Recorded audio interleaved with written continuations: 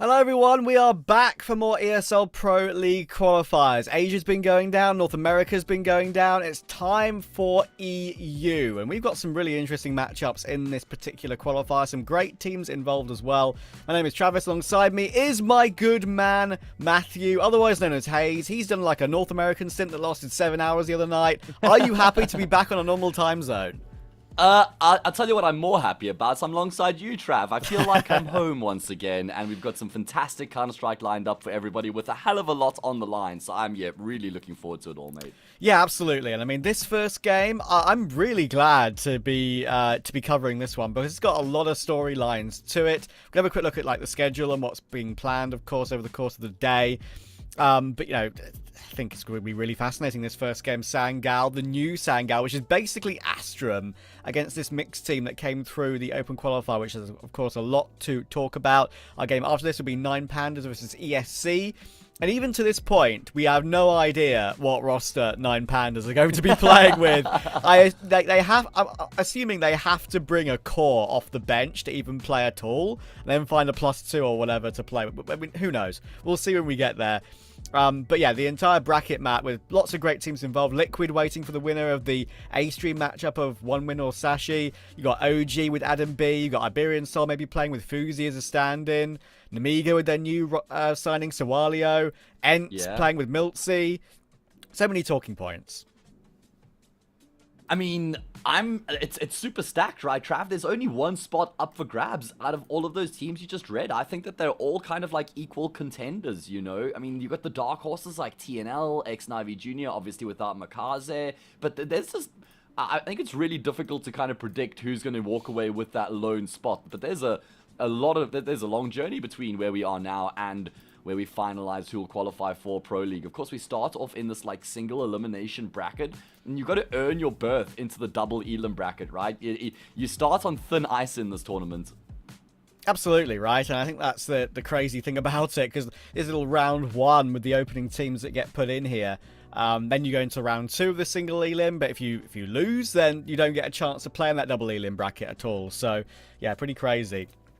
And yeah, you know, got Fnatic. I didn't mention all the teams, of course, who are involved, but you got Fnatic, Paravision, Passion UA, like so many rosters which you'd expect to make it through to that stage 2. But let's have a talk about Sangal quickly, because what's really fascinating about this team is that it's not the Sangal we really have known from history, right? It's a Russian Sangal now. They have their Polish core of Masked, Beanox, and Mary bought by Eternal Fire to give Eternal Fire a slightly better VRS ranking. So they bought a core of their own, and honestly, a much better core at that. Astrum's core of Klax, Patsy, and Norvi. Losing Grix, of course, who was playing for Aurora/Astrum, was inevitable. He eventually moved on to Heroic, obviously. Yeah. But thankfully, Sangal already had an AWPer on their books from their previous roster in Danists, formerly, of course, a rifler on BetBoom. Yeah, he has plied his trade as an AWPer, I think for a bit after that BetBoom roster, if I'm not mistaken. I think he was AWPing in Sangal. I remember seeing him doing some AWP work pretty recently, so it's not like this is going to be the first time he's picking up the big green gun. I just want to point out the irony. You know, Misery loves irony. Remember that this Astrum, they're formerly known as Astrum, were playing under Aurora before. They got dropped for the Eternal Fire team. They picked up the Turkish team. So now what we have is Sangal, the Turkish organization, picking up a Russian team. So it's almost like come full circle in a way, like just trading positions in some weird sense like that. But I'm glad that they've landed on their feet, Trav. We do have to mention, Kenzie's not formally a part of this team anymore. Correct. He's actually just standing in for this competition, which I found quite peculiar. I guess they're really trying to bring some new blood into this project, because it did kind of feel like they were starting to stall out and it was getting a bit stale towards the end of Astrum. Yeah, I completely agree with that. I think it's a surprise, because I've always thought Kenzie was a great player, but he's been in a bit of a slump for quite a while now, right? So yeah, this is a stand-in for these qualifiers. In general, Astrum's season before they've moved to Sangal as the core wasn't great consistency-wise at all, but they did at least win one tournament in Yellow Compass to keep at least a relevant VRS ranking, which is why, of course, Sangal picked them up to become relevant again themselves. That is the way the VRS core stuff kind of works in the modern era. But let's have a talk about Mix, of course. This is a really fun one.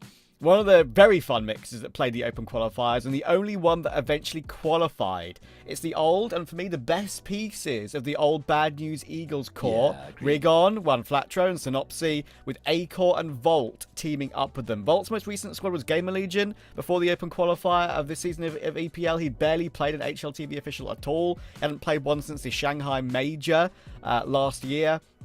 However, he has been grinding Face It pretty hard, and I think he's been playing pretty well on this mixed roster in the times I had a chance to catch them in those Open Qualifiers. So I genuinely think this game today is going to be very close.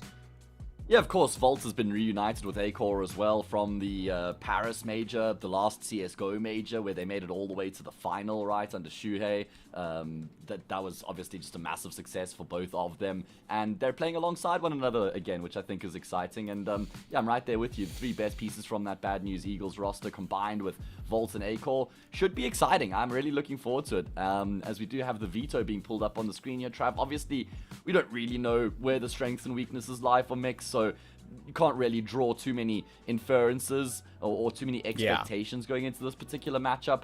Train for the Sangel team, or ex-Astrum, it was the map they were picking a bunch under the Astrum banner. In fact, they've probably arguably got their three best maps coming into the series here, Trav. Yeah, I think that there's a couple of maps I saw Mix play. You know me, I'm an Open Qualifier fiend, and I did stream a couple of their matches in the Open Qualifiers for this event. They did play a little bit of Anubis. They did play quite a bit of Anubis. They did enjoy playing it as well. I had a very, it's not necessarily hard to have a great T-side on Anubis, but they did have a very good T-side on that map. So I think it's probably smart from Sangal to not leave it as a decider just in case. And a reminder as well, Train as Sangal's pick, that Astrum core picked into Train a hell of a lot when they're a part of Astrum. So it's definitely a comfortable choice for them. So I honestly, a map like Ancient, I've seen the likes of a Synopsy and a Flatro do some of their best work, actually, historically. We all very much are aware they're very aggressive players, and Ancient is a map that can lend itself to aggression toward both sides of the map, and mid, to be fair.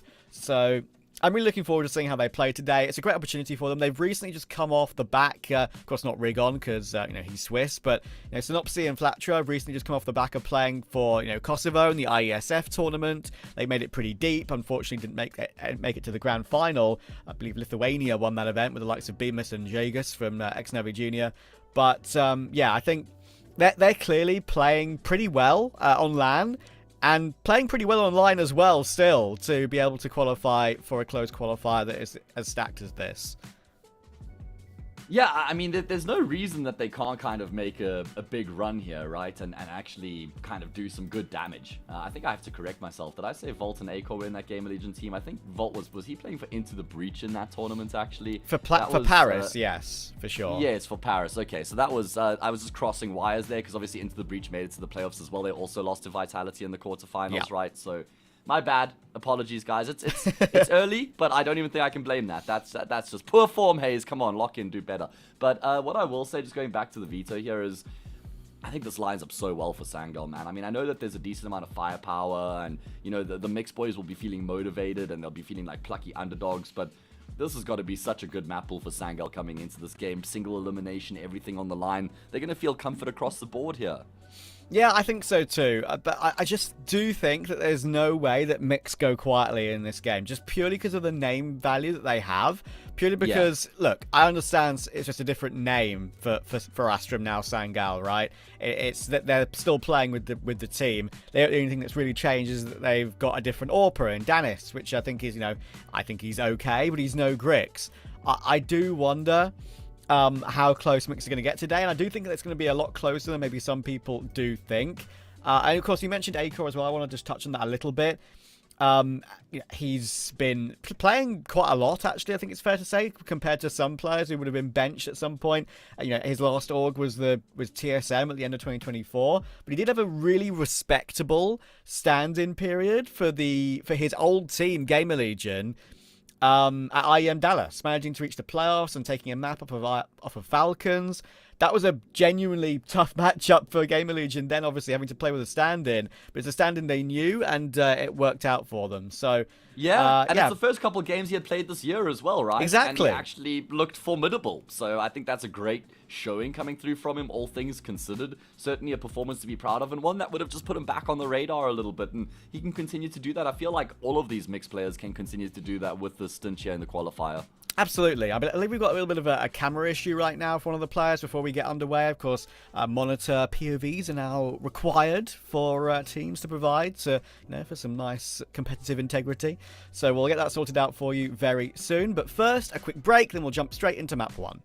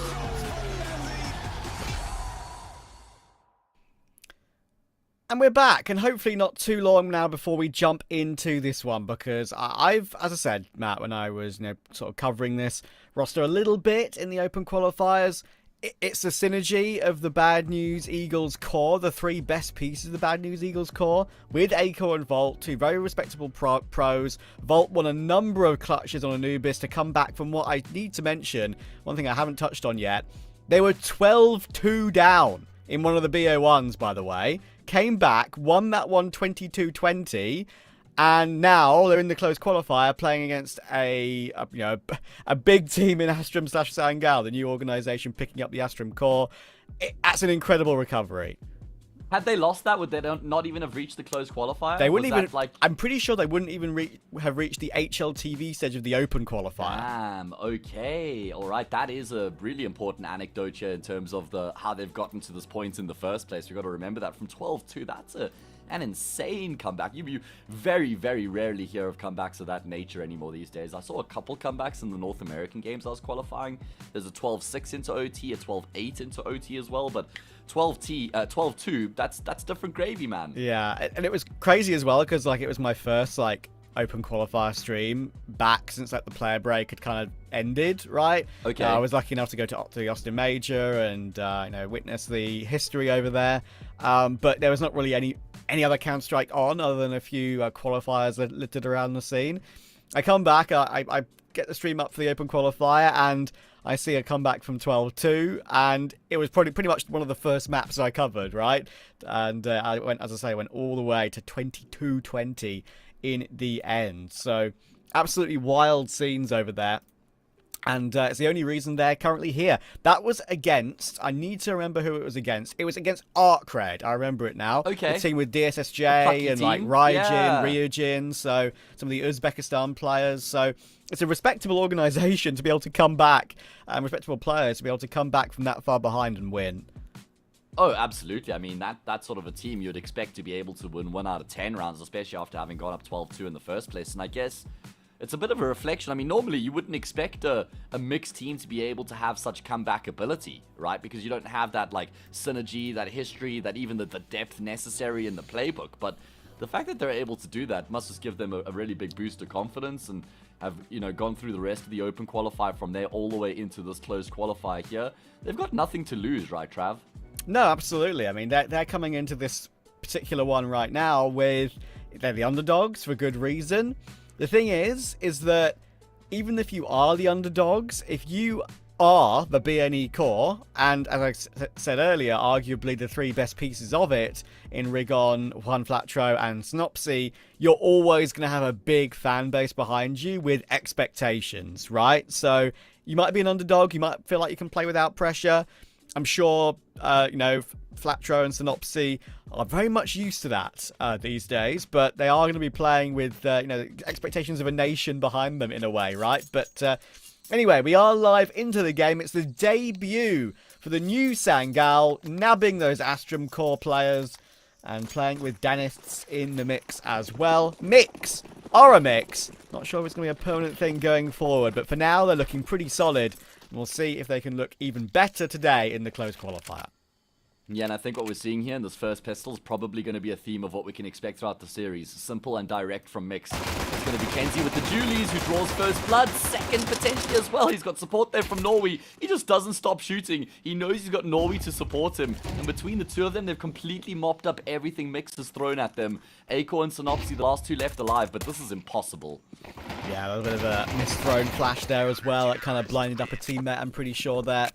And shows you that when you are a mix, there can be these communication issues and these synergy issues, which a team like Sangal, having played together as that core for so long, obviously, other than the fact it's the debut for the org, they maybe won't have as much. So, a bit of a rough start. And once again, Matt, the duo that I have seen such great stuff from historically, when they were on Aurora, whether they were on Astrum, Kenzie and Norvi, both of them, bit of a slump between them, especially with Norvi being a bit more of an in-game leader these days. He's not really a guy that can puts up the numbers as much anymore. But that duo, historically, has always been incredibly talented. Yeah, I remember they kind of came into they came onto our radar as that duo in 2022 when they first signed for Aurora, right? That's a really nice flash through the smoke, but full eco, obviously. Anyway, they came onto our radar in 2022. I feel like 2024 was a bit of a car crash of a year for both of them, just compared to the level we had seen out of them previously. But I'm thinking, I wonder if they're like, listen, we need to find a way to motivate Kenzie. Let's tell him he's being benched, and then we bring him back in as a stand-in, but we actually just trying to see if he has what it takes to just reinvent himself, reinvigorate himself. I mean, maybe that could be the motivation he needs, Trav. That's a funny way of looking at it, I mean, fair enough. Who knows? I'm clutching at straws here, but oh, perhaps. you are. Honestly, do you remember that Thunderpick World Championship match we covered of Aurora when, Aurora in a big tournament like that, there's a lot of player, obviously the player cams are on and we can see the expression. Kenzie was absolutely mauling in that tournament. Yeah. And I wonder if like remember. that sort of thing has like eventually caught up with his, I guess, attitude on the team, and that's the reason why they will maybe try and move on from him at some point. I don't know. Who knows? I'm only guessing. This is a faster round coming in from Mix toward A. I really appreciate that, but unfortunately, A-Core has been caught from the Clax MP9 through the smoke. It's a good recovery from Volt, but there is damage done here to the Mix players, but Synopsy standing tall, tapping away, bursting away. He's found both Patsy and Norvi. Now, Kenzie and Danis working their way back in is going to be very difficult when they've got 3 players holding the line. It's all down to Kenzie, the technical stand-in to clutch here. He has got position. He maybe could try to hold the defuse behind the site. They're going to be a bit panicked at that one. He's running forward. First kill coming through for Kenzie. And another tap, but he's out of bullets with the M4 and rig on. USP was drawn. He jumped in for it. But there was probably no time left to defuse the bomb anyway, so that's why he did leap his way in. Mix get their first round. Yeah, it felt like that was always going to be futile for Sangal on the retake. A good attempt nonetheless, but there just wasn't enough time for them to really get that one across the line. And again, as I said in the pistol, I think this is what we can kind of expect from Mix on their T sides in general. Just clustered together, grouped up, trading their way forward onto a bomb site. And Sangal have to read into this, Trav. They've got to recognize, okay, there's going to be very few defaults coming through from this Mix team. That means that there should be some space elsewhere on the map for us to try and find gaps, get some quick flanks, and get key information. Exactly. Let's not see it. And this is exactly what Ancient can lend itself to, right? Just go for these like contact pushes up toward B. So at A last round, T-spawns are just in a good position to always go for plays like this. And this is the broadly style that this sort of team has been known for years. Rigon's going to get himself one. Patsy tries to force the issue toward Flatro, but he does get that kill with the Mac 10. Should go down to Kenzie and Will. And that's a free M4. And now presence on the flank as well. Very difficult for Volt and Synopsy to hold on to. Oh, there's a smoke on Norway as well. No kit, but they can just straight up smoke off cave and then just try and force these mixed players to come through the smoke to deny the defuse. And they're figuring it out. They've realized, okay, there's nobody long. There's no one back at the bomb site. There's no one in the site. They have to be in cave. First frag found. Volt will double down, though. Kenzie has tapped the defuse. He's trying to draw Volt out, and he will. But Kenzie gets the kill, and I think it might have been just in time. Yeah, he's got it. Just about, but he's got it. Volt was one of the main men for this mixed team in the open qualifiers. He got so many clutches involved for him, and he was the man to clutch out the game for Mix against Arcred from that 12-2 deficit, recovering it 22-20. That final round had like a crazy 1v2 on Anubis, in the end dropping 38 kills in that game with a 1.47 rating. So he's been in the clutch multiple times for this roster recently, and he's been looking very good at it. Nice try there, but not to be on this occasion. We'll correct myself a little bit from earlier. It wasn't the game before the Open Qualifier stage for the HLTV stage for the Open Qualifier. It was the first game on the HLTV stage at the Open Qualifier for Mix. Had a chance to cover that, as I said, and yeah, they pulled off the Alamo, whatever they call it. But still, I think Sangal... The Alamo? Yeah, the 3-1. Good start for them. I don't think I get the reference, to be honest with you. Don't even know what Alamo means. Remember the famous Hiko clip from Quad with the Tech 9? Oh, the commentator said pulling off the Alamo from behind Quad. Oh, alright, okay. Fair enough. I still don't know what that's a reference to, but, you know. I know the line. So. It's got to be an acronym for something, yeah? Cool, alright. Maybe. Well, Mix have gone for a bit of a half investment here, interestingly enough. There is an M4 that's been picked up. Kenzie was dropped early on in towards cave. And they're going to just pivot. They're going to pivot. They've got Rigon in position to continue to try and keep the pressure up on this B bomb site while the rest of the team heads over towards A.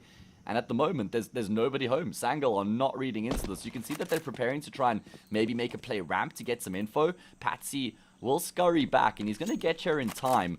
Problem for Mix is there's no utility to aid their cause, Trav. The timing, decent, but then eventually Rigon will get caught, and Patsy can realize, okay, he's moving towards Donut. That means they're probably going A, and they are. Thing is, though, like in these sort of situations, when they have a buy like this, Flatro, especially, is going to be very, very willing to take these heads-up duels when he's got the M4 in his grasp. He'll just go for it to relax the round, and he's done exactly that. It's going to force a save out of Sangal. 2 MP9s will be kept along with the Danist's AWP. And yeah, I mean, you touched on it earlier, right? Danist's was known for his rifling, really, on Bet Boom when he was picked up at the time. Then moved to, I think, Team Space, if I remember correctly. That's when he started AWPing a little bit. And then he AWPed, obviously, in Sangal as well. And that really weird mix they kind of had with, like, Blitz and the Polish core that's now eventually moved on to Eternal Fire. So, yeah, it's probably the one of the moves that actually really does make sense in this VRS core era when you buy out cores. Some of them don't make sense. Do feel like the Polish core going to Eternal Fire is more of a temporary thing before they re-establish a ranking again. But for this team, it makes total sense because you've lost Grix and you already had an AWPer on your books anyway. Oh yeah, it's just 1 + 1 = 2. It's as simple as that.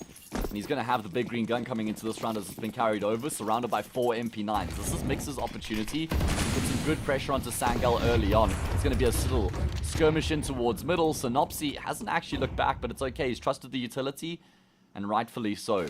And again, it's just going to be this big 4-1 split, 4 players grouped up in A main. It's Klaxia for the time being, but with a measly MP9, he could be in some trouble. Synopsy will be allowed to get up toward the corner of red, but at only 48 HP, it's just a position to maybe hold for an unsuspecting push through, one that doesn't check a corner. And yeah, with the MP9s, 4 of them in play. It'll be easy to hold on if you're Patsy at this sort of range, and Acor will get his first kill of the game instantly toward Patsy. And now Clax rotating in on this tight angle in towards CT. You can only really expect one from here.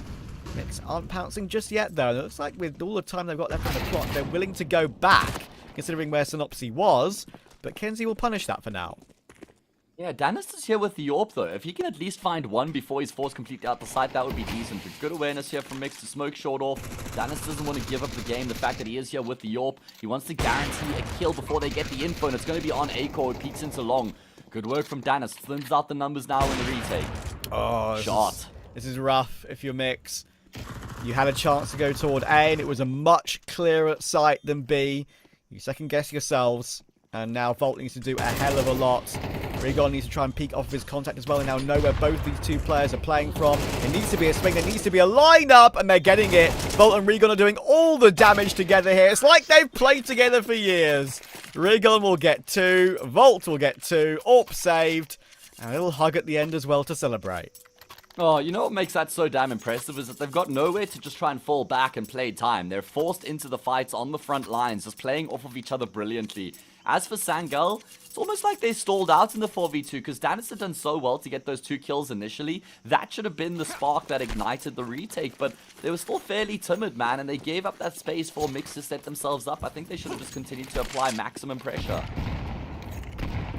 Yeah, great opportunity to recover the round for Sangal, maybe get an economy broken on that T side, but now it's theirs that is broken. They have to go for the full eco. Only Kenzie with a P250.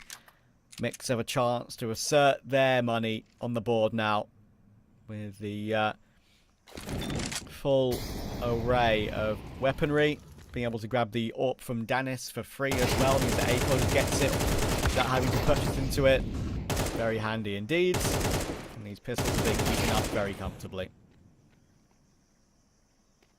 Yeah, Mix are looking pretty damn solid in the past few rounds. It's nothing expansive, it's nothing too technical, not a huge amount of depth.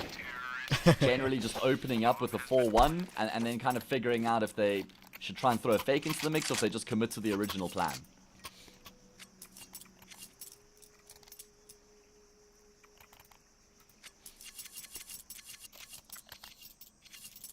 Yeah, Patsy was able to just grab one more kill there with the USP at the end, which is fair. A little bit of damage at least. Taking Synopsy and Flatro out. You've got nothing to work with at all. That's all good. And their full buy is back in play. Flatro will see all the utility come flying in toward the bottom of mid. Oh, Danis has missed his shot. That could cost him and cost his teammates as well. Rigon's been able to take Patsy out the round, but Danis has recovered. He's managed to find Rigon. Even though they did lose Patsy, he got his 1-for-1. They've been able to stabilize in a 4v3 with Volt 4 HP after all that. Yeah, and remaining in full control of middle. I mean, I know Danis misses the first shot, but he's able to follow it up with the second there. That kill is enough to just stifle the attack and send Mix packing. With their bags packed, they're going to head over in towards this B-bomb site and pay Norway and Kenzie a visit.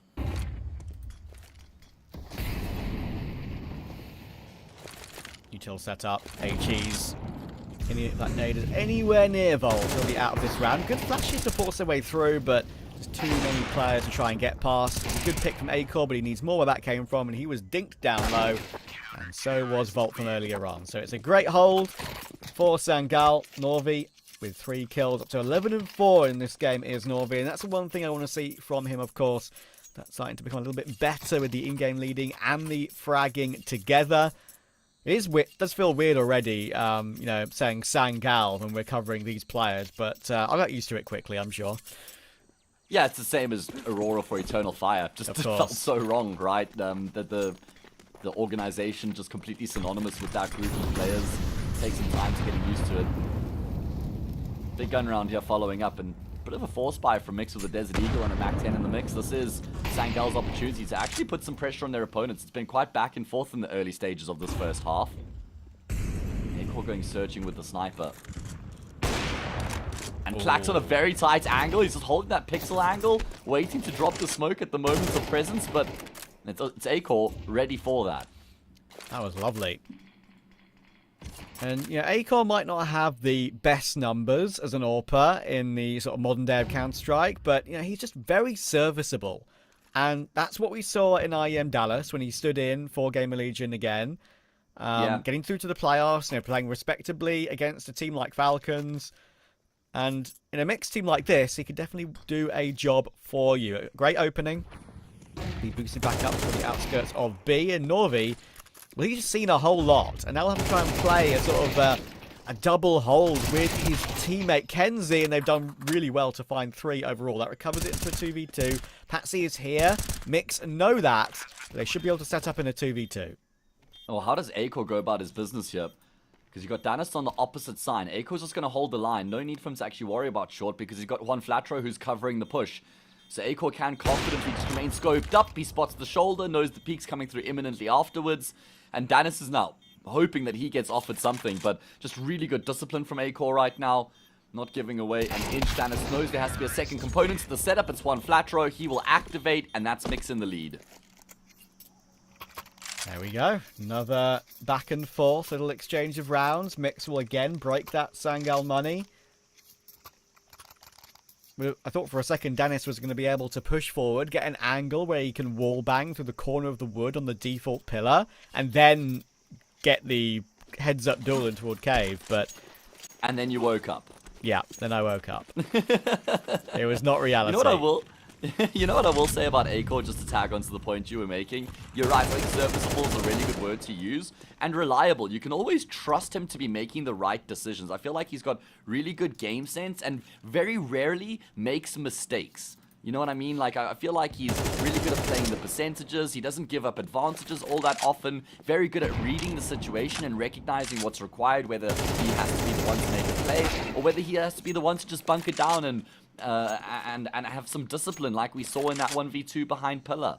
Exactly right. I mean, you know, I can forgive him for missing shots. Everyone misses shots. And maybe he's not the most consistent in terms of that, in terms of like the world's AWPers in Counter-Strike. But you're right. Decision-making, movement, you know, positioning, usually on point. So that's what you can rely on him. And also decent support utility usually as well.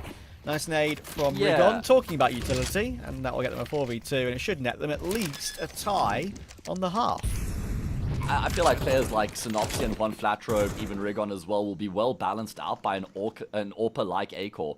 Kind of gives them a bit more leeway to play their natural style, that aggressive, front foot kind of style, taking the fight to their opponents, backing themselves, full of confidence. Acor strikes the balance with those sort of riflers, that trio, because he's the one who will be slightly more reserved.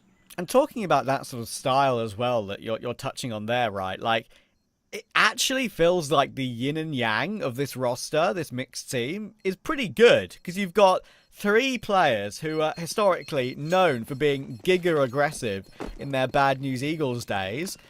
And you've got Volt, who was maybe a little bit more of a passive player when he was on Gamer Legion, which was, you know, the right thing for them at the time, but they wanted to move on from that. And you've just described how Acor is as a player as well. So you've got like the best of both worlds in a way. You've got giga aggressive players and you've got a insurance policy rifler in Vault, who, as I've said, I've seen clutch many, many times, even in just these couple of days for this mixed team, whether that's in the open qual or now in this closed qual. So, yeah, pretty fascinating, honestly. I don't know if they're going to be playing together for much longer, or if it's just a mix with qualifier, I'll be honest with you. But it's looking good at the moment. That nade's going to remove Patsy from the round. There we go. But Norby did find Rigon in the meantime. Synopsy will force his way out mid. Stopped by Danis, but also stopped by Flatro. Danis will stay alive, though, and manage to trade that. So they have a 3v2. It should be a 3v1 now. As Volt tries to creep through the doors. There's a gap in the smoke, and Kenzie will take advantage of that. Oh, well, now we've got Acor in the 1 versus 3 club. He's got some time to work with, and he's being offered up fights as well. Completely unnecessarily gotten ahead of the smoke here. Norway might not expect this.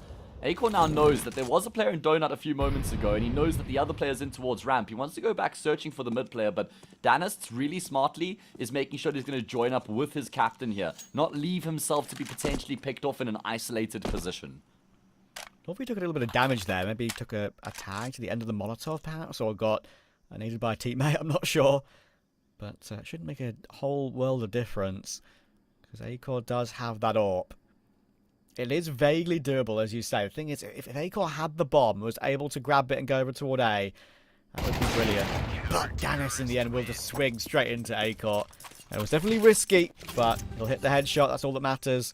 We'll close the gap to 1 again. Money is okay for Mix. They can get some form of buy in this final round of the first half, but it's not going to be perfect.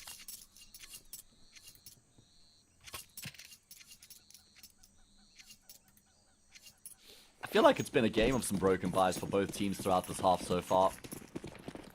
Mix have kind of thrived in and amongst that chaos, as you would expect, as has been kind of synonymous with the core. Sangul have done well to win that gun round. Really important, because if they go down 7-4 with a broken buy in the last 8-4 looks likely, and considering that they started out 3-1, that would be far less than desirable. Norby 14-5. He's having a game, Trav, as is Kenzie. Patsy, a name we haven't said all that much. Probably got to be looked at the star. Looked at as the star, rather, of the Sangul roster, right?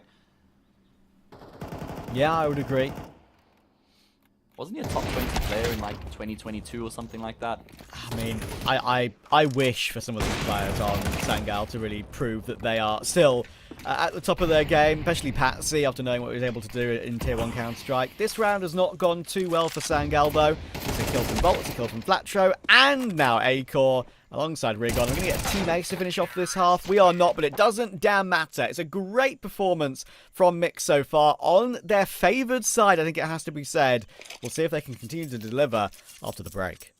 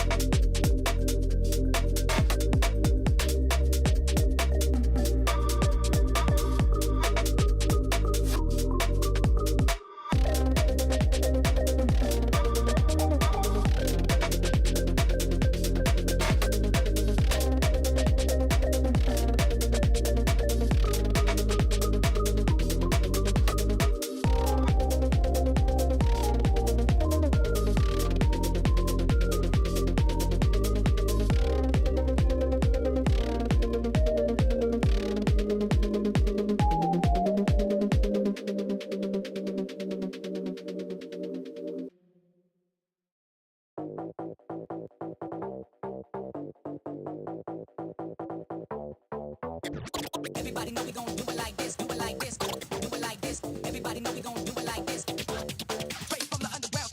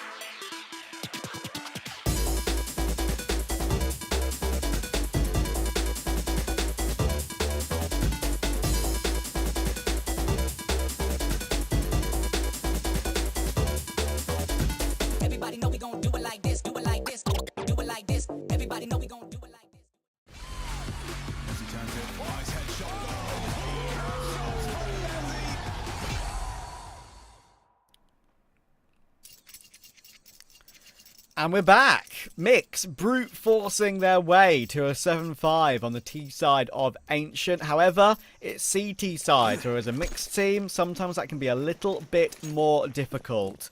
Can Sangal recover this one? Yeah, I think Sangal are going to feel a little bit frustrated that they don't get more than 5 rounds out of the first half. They were up 3-1 at one point. They only won, I think, 2 gun rounds throughout the rest of the half there. So not super convincing from them. They've got a lot of reps on this map as well. So certainly an element of comfortability now coming into this T side. Danis goes searching with the P250 and Rigon says, I'm going to stand and bang, mate. I'm not falling back at your presence. Flatro's got an incendiary of all things in the pistol round, which actually does keep them at bay. Sometimes you can just disrespect that because of how bad the incendiaries are, but it's done its job for now. It's an expensive one, but it's kept them a little bit back in toward Jag and Shelf and Lane. Delayed them a little bit to allow for a bit more of a rotation. Bomb is over toward the B side of the map right now. They do have a lurk in Clax over toward A. They are kind of dispersing around the B site now, are Mix, looking for information, pushing into Jag. This could be really bad timing. Kenzie spotted one. That is Flatro.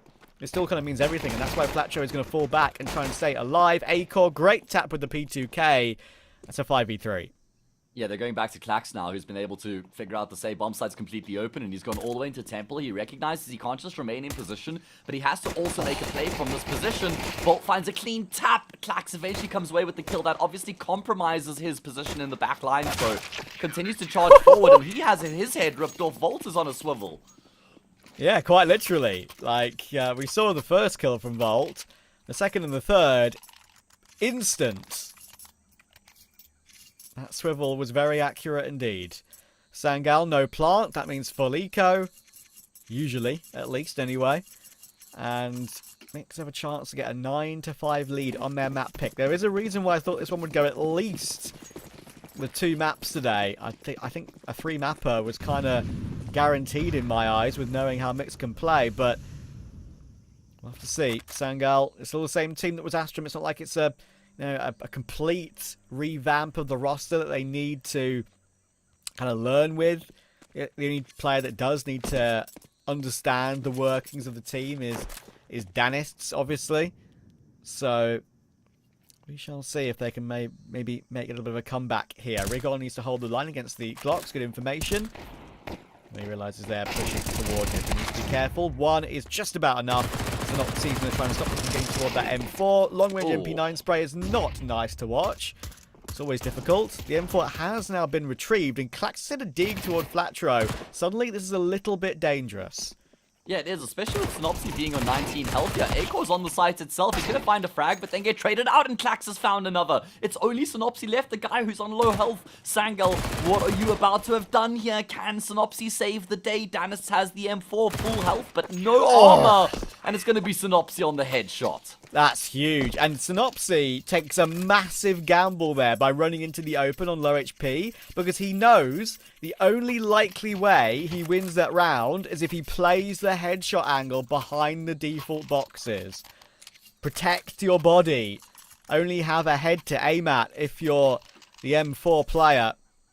And Mix will get away with it, just about. But now, of course, with only surviving with 1 alive, they didn't build up any cash at all against a 0 investment round from Sangal.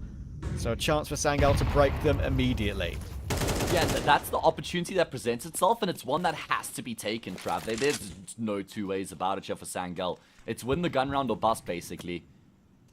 And that's a great way to open up straight through the smoke. Rigon's just been destroyed by Norway. Perfect crosshair placement, great timing on the shots there as well. And now Synopsy is the only player on this half of the map, and he's dead as well. Yeah, just a massive wide swing from Norway.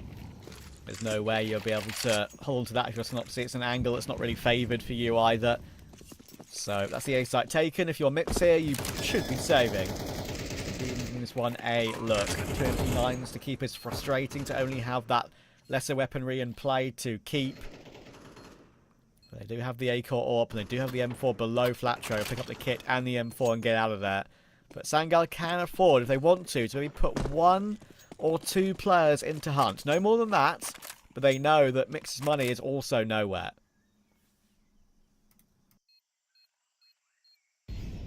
Of course, we've concluded a couple of the qualifiers in some of the other regions already. Or have we? We've done the Asian... Oh, these are the open qualifiers, right? Okay, I'm getting a bit ahead of myself here. Let's have a look at the closed qualifiers themselves. Now, Yeah. still some time before we figure out which teams qualified for Pro League from the respective regions. North America, the closest to being concluded. M80 surely got to be the team in North America to grab that spot. That makes the most sense to me, at least. It does, but, you know, that Getting Info roster did beat them in that upper final, so...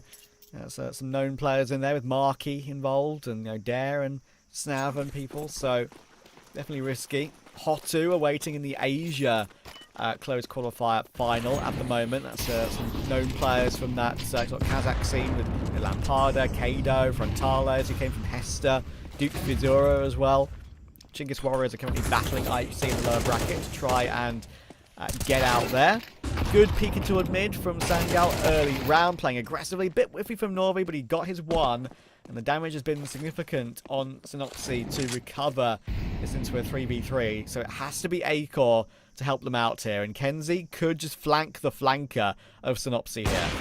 Problem is the timing, Trav. Acor's going to get the kill and he's going to get out of dodge. And I think that Synopsy might be too far ahead here for Kenzie. He's going to round the corner. Dennis is a dead man. Bomb has been dropped. He's going to go back. He's spotted the head out. He's now got the info on Kenzie's position.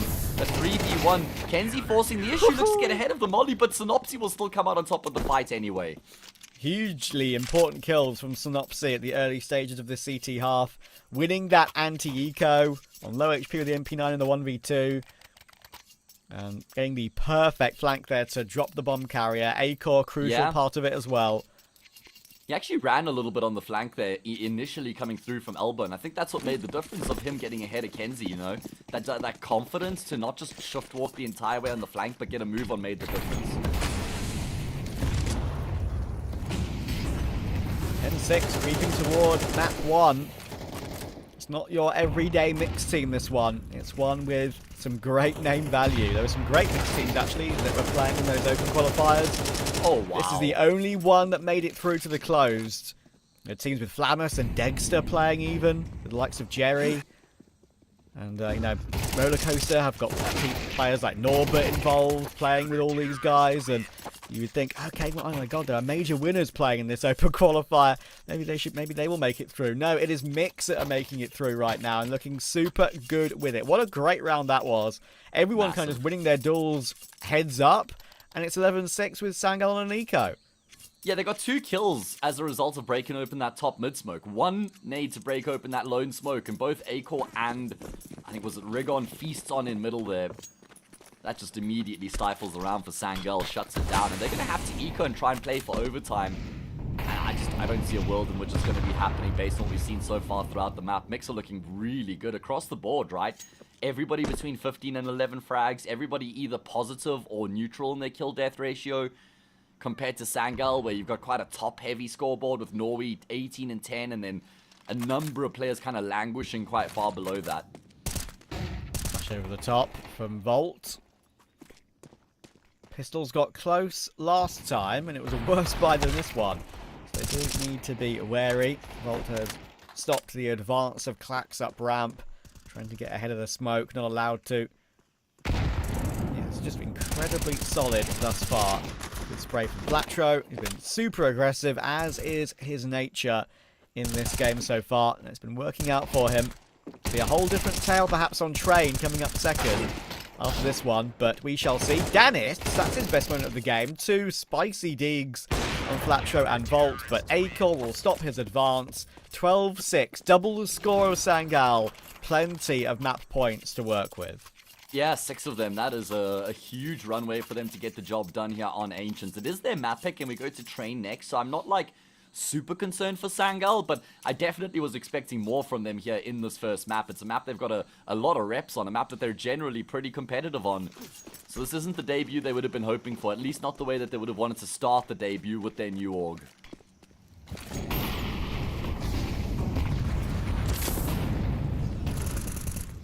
More fighting on the front lines, more aggression coming through from Mix, and it's going to be Volt also looking to try and get in and amongst the plays being made. Sangel will punish Volt though, and that opens up a path into the B bomb site. One Flatro not expecting Kenzie to have come through the smoke, and Rigon can't do much about it, at least not immediately. Kenzie's going to get some support now as well from a couple of his teammates, and this is looking great for Sangel. Yeah, that was really nice from Kenzie. Not just slipping the gap on one, but then actually just not over-peaking toward that push from Rigon. So, we will delay it a little bit. There's no win for Mix just yet.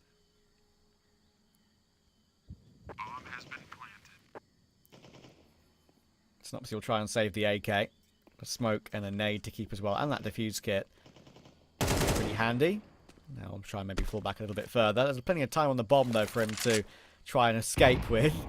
If he wants to, he can actually try and look to do some damage, but that is what he tries. Danists will say, not today.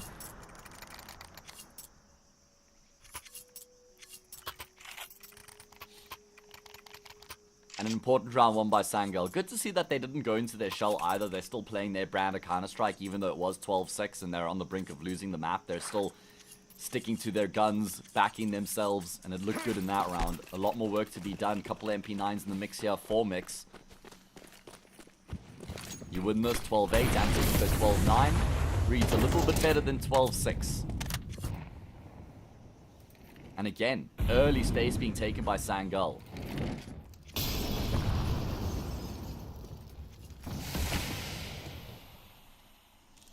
Oh, Acor looking to get in on the mix here as well. Going to phase through the smoke, gets the frag on Patsy. And all that does is now potentially bait in Juan Flatro as well. Damn, what a way to get the opening kill. Flatro's not been, as you say, kind of telegraphed at all here for Sangel. Great, really entertaining map this has been. Could be about to be closed out here.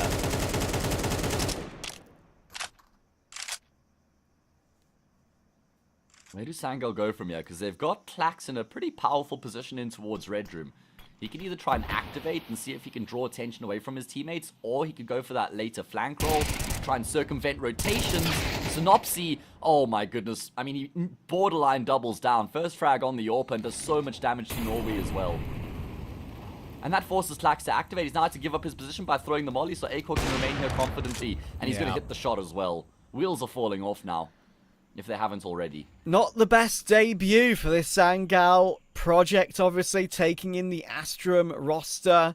Still technically playing with a stand-in in Kenzie, but he was a part of the team before. So, this is not a great look to begin with. This mixed team is dangerous, and we're seeing that firsthand. Kenzie, great kill there, but Acor, great reaction again. 3 kills for Acor. It's down to a 13 HP Norvi clutch with an AWP. He's managed to get in toward B and get that bomb planted. It's going to be very, very difficult to win. And Acor just completely outpeaked him with the AWP. Quad kill to end off the game. And Mix have won the opening map. It is their pick. Train is next. That's usually the confident home of the Sangel players when they were playing on that Astrum roster. But they're going to have to deliver because they could be on the edge of elimination.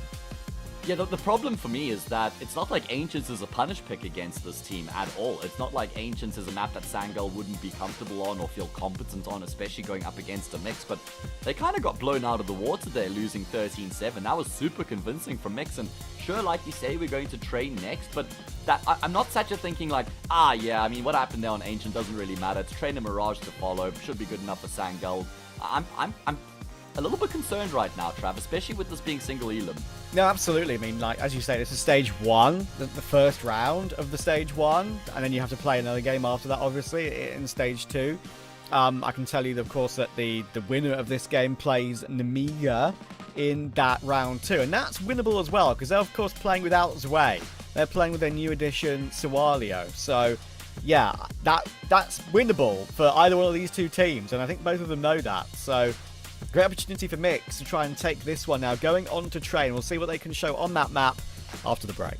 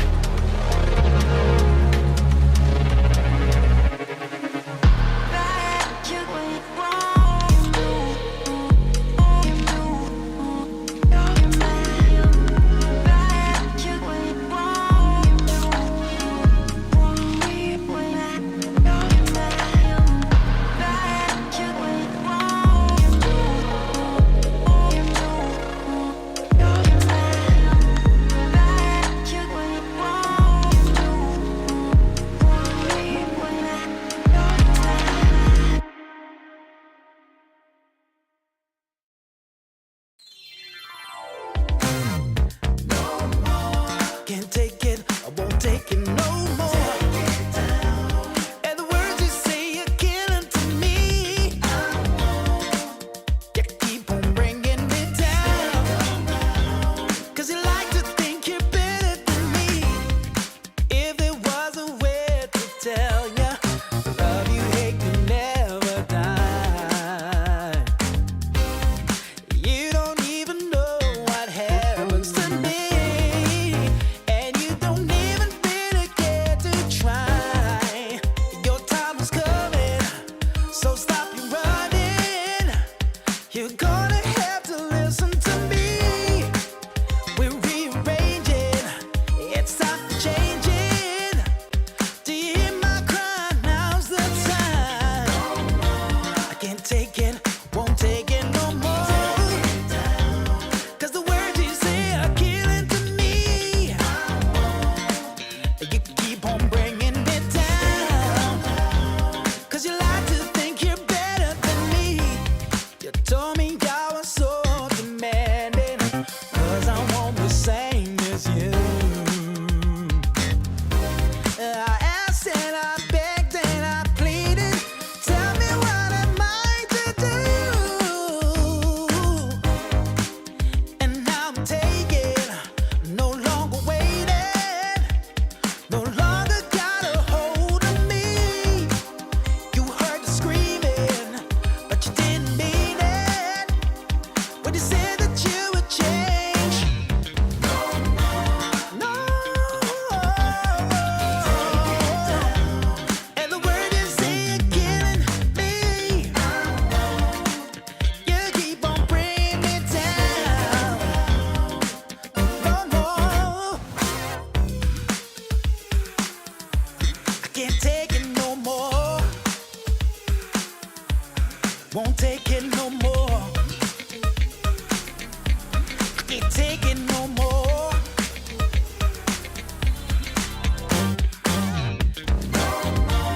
No. 'Cause the word you say they're killing me. Won't let you bring me down. Even though you think you're better than me.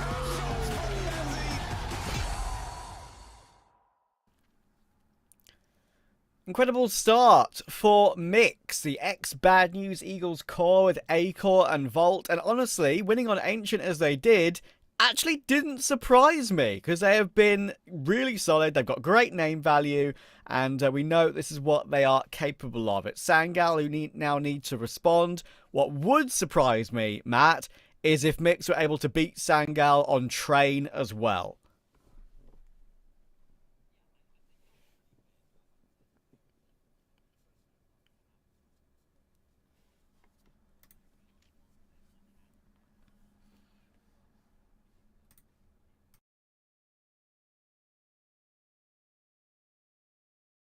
Yeah, Trav, you're bang on there, mate. You're right that it would be a massive surprise should Mix be able to get the job done here on Train as well, because this is a map that Sangal have relied on for so long, going back to their Astrum days, even to their Aurora days before that as well. I feel like they were one of the first teams to actually make Train a home map, right? And they've kind of kept up with that for a long time as well. So yeah, I'm quietly confident in Sangal answering back and leveling up the series. Yeah, I'm looking forward to seeing if they can, because we've been touching on Train a little bit.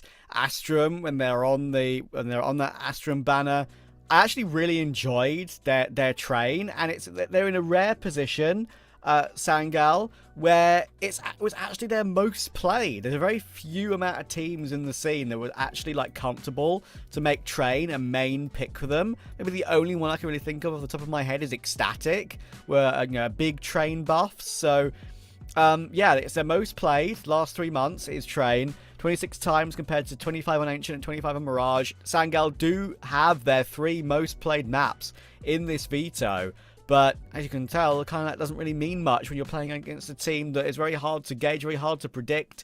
It's a roster that has historically always been an underdog and always made upsets happen. And yeah, I mean, the core could do it again today on Train. Well, we shall see. Yeah, I mean, I just think it is one of those situations where Sangal have to put behind them what happened on Ancient before this and just kind of back themselves now going into their map pick. No, Mirage is the decider as well. Sangal's 2 best maps are objectively Train and Mirage. So even though it wasn't really ideal what happened, it still is something that they can still fight back from, right? I see we got it wrong on the HUD here. Just going to have to fix that, where it was Mix who won the first map, and pretty comfortably as well, Trav. I never really felt like they were at risk of losing on Ancient. No, it was totally comfortable, and yeah, even though there were some rounds in the middle of the game where you could say that it could have been back and forth, it could have broken the economy the other way, they recovered from that quickly. They won a couple of the important rounds to keep Sangal's money honest, and yeah, they go in 1-0 in front into Train. And mentioning about Train and how much the Astrum core have played it, they've lost it to NIP recently, but they've beaten Ruby, they've beaten Monty, had a streak of beating Big, Passion UA, Paravision, Sashi on the map back a couple of months ago. So it's definitely one they're very, very comfortable on. And obviously Mix, coming in as a brand new Mix together, they're not going to play a hell of a lot of Train. They've played it once as the Bad News Eagles core, but that was back quite a while ago, back a couple of months. So that doesn't really count. Let's see if they can show what they're made of with A-Core and Volt here. Pistol round is underway. Norvy's got the utility, and we're walking our way toward Brown Holes.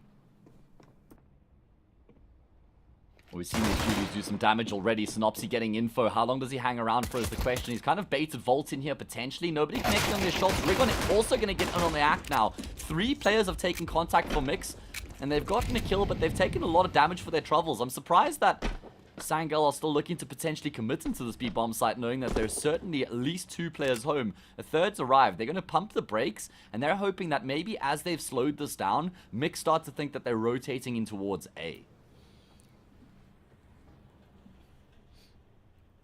Yeah, that's why Synopsy's going to have a push upper to try and look for some information. He could catch one. Oh, I don't think he's seen any.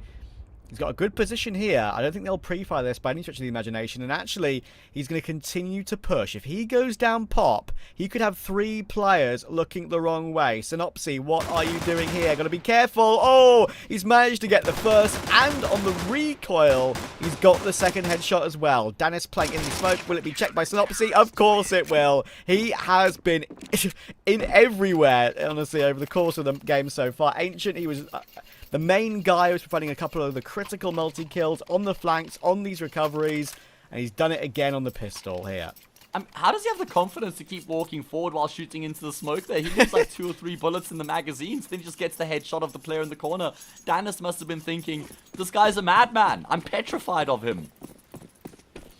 That was beautiful. They're in the mines of Sangal. Synopsy is, at least. Volt will hear them charging through toward B, get his utility down ASAP, and it's pretty good utility at that as well. He should get 1, he should get 2, but a little bit whiffy. Does it matter? Probably not. Look at the damage Synopsy has done. Look where Acor is.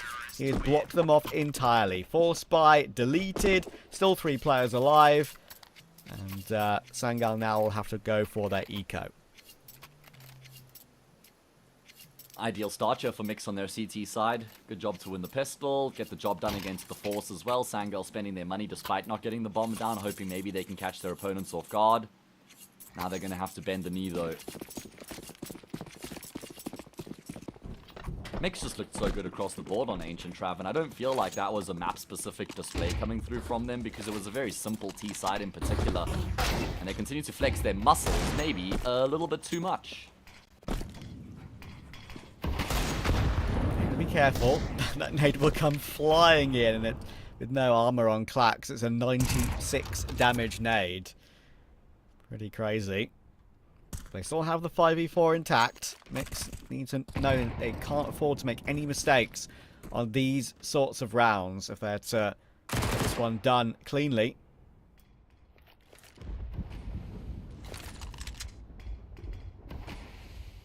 Yeah, you don't want to lose too many players here unnecessarily. You don't really have to go searching here either. They play by their own rules though, Trav, as they always have. Oh dear. MPI Man, is... guys, this is against the eco. Why are they searching everywhere? It's bad news Eagles, dude. It's the know, bad I news know. Eagles mentality. I understand BNE as a full 5. Like, I've done kind of nothing in the last couple of years, right? But they've still got something about them, and you know, I think without Scenarii and GXX, who I would say, this might be rude, but I do think arguably they kind of held them back a little bit. This could be a new era for these 3 players, and I'm not saying that they're going to win everything or anything like that. I'm just saying they're going to maybe be a dangerous team in Tier 2 with this new roster if they continue to play together. That's a good point. I mean, it certainly is exciting. Volt going to get the frag for free, steps out for more, cleans up Kenzie as well. It's kind of funny there for Synopsy pushing through brown holes. It was like he was playing a game of whack-a-mole with the 3 players on the stairs, all just peeking up one by one. Eventually gets overwhelmed. Not a bad eco round for Sangal, collecting 2 kills in the process. As we go into the first gun round, there won't be an AWP in play here on the T side of the server, which means Acor is going to have free reign. Now, I'm going to watch him closely here on the CT side, Trav. I mean, remember, Acor on Old Train was a beast, an absolute menace. With his kind of movement in CSGO, this map was his bread and butter. Obviously, CS2, completely different in that regard. We shed a tear as a result, but let's see what Acor can do on the half of the York here. Yeah, the playing around the trains on the old train was definitely one of the skills of the likes of an Acor, the likes of a Fallen. Obviously, he's probably the main guy that everyone talks about. If you to pick up a player or talk about a player that was god tier on the old train, you'd probably say Kenny or Fallen. I think those are the 2 for me that you should remember the movement of those 2. And, yeah, Guardian. And Guardian as well, to be fair, yeah. Just remember the movement and how they used to play it, and how they used to jump around the trains and make themselves look like they're unbeatable. So, yeah, we're waiting to find a player who can maybe do that again. It was Woxic, funnily enough, in the early stages of Train when it was added to the pool. He was incredible on Internal Fire / Aurora on Train, but they fell off pretty drastically on the map after that. Anyway, to the here and now. Volt has repositioned toward Cloud. He's got support from Rigon. Once again, Sangal wandering over toward B. Are they going to send everybody through heaven right now? They've got 4 players. And they're going to be breaching through off the back of a flash. Rigon's going to get caught with utility out. That's a really good first frag found. And they've got the info on Volt's position. Normally, this position's really good to at least get a kill before you have to give up the game. They now know that he's here, and they'll be able to root him out. It's a solid take. And, as you say, rooting out the positions of Mix there. Acor knows that falling back with the AWP, maybe getting back toward Ivy to keep it into the next round is imperative. Especially with the deep control that Danis has toward that CT entrance. So, Yeah. Very important opening T round for Sangal. They're going to keep 4 players alive as well by the looks of things. They need that as a settler, for sure. Yeah, Mix was just never expecting so many players to be coming through from the top side of the B-bomb site so quickly. Rigon caught with the util out, Volt not able to get a kill. Akor's gonna hang around, and he gets around the corner. Still looking to find some parting frags, though. I don't know if it's really worth him hunting this much. I mean, keeping the AWP is actually of utmost importance right now, which he will. And that means they'll be able to drop a couple weapons here and have a full arsenal of weapons going into the next round.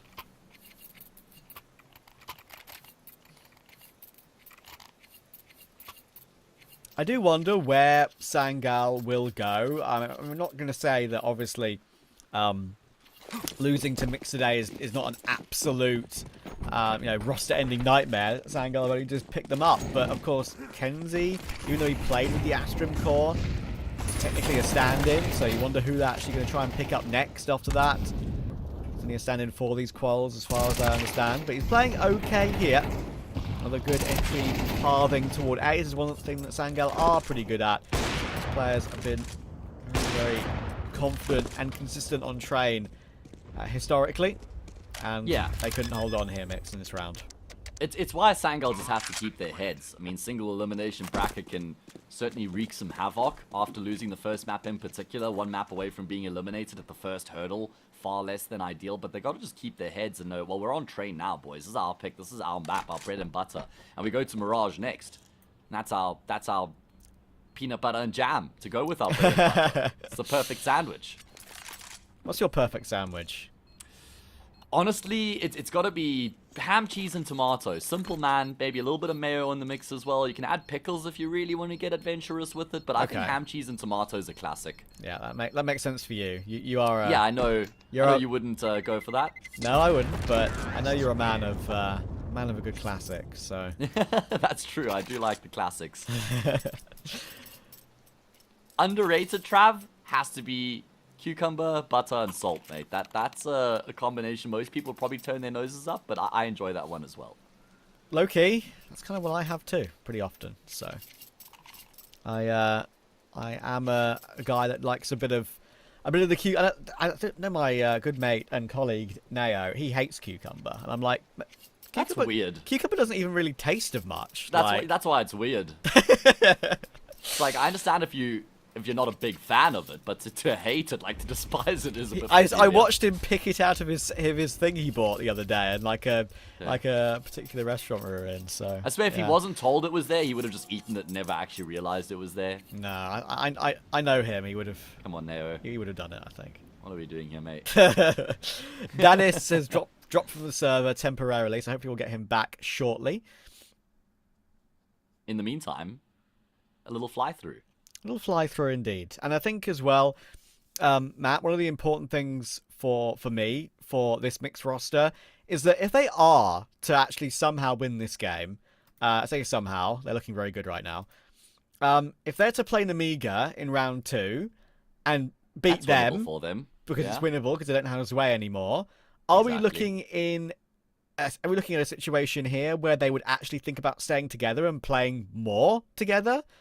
Surely, no? I don't think reaching the next stage of the brackets is enough for them to be like, okay, this project has to be fully invested into. But you got to also then think, well, what is the alternative? If they don't have any other alternatives, then why not, right? Yeah, quite possibly.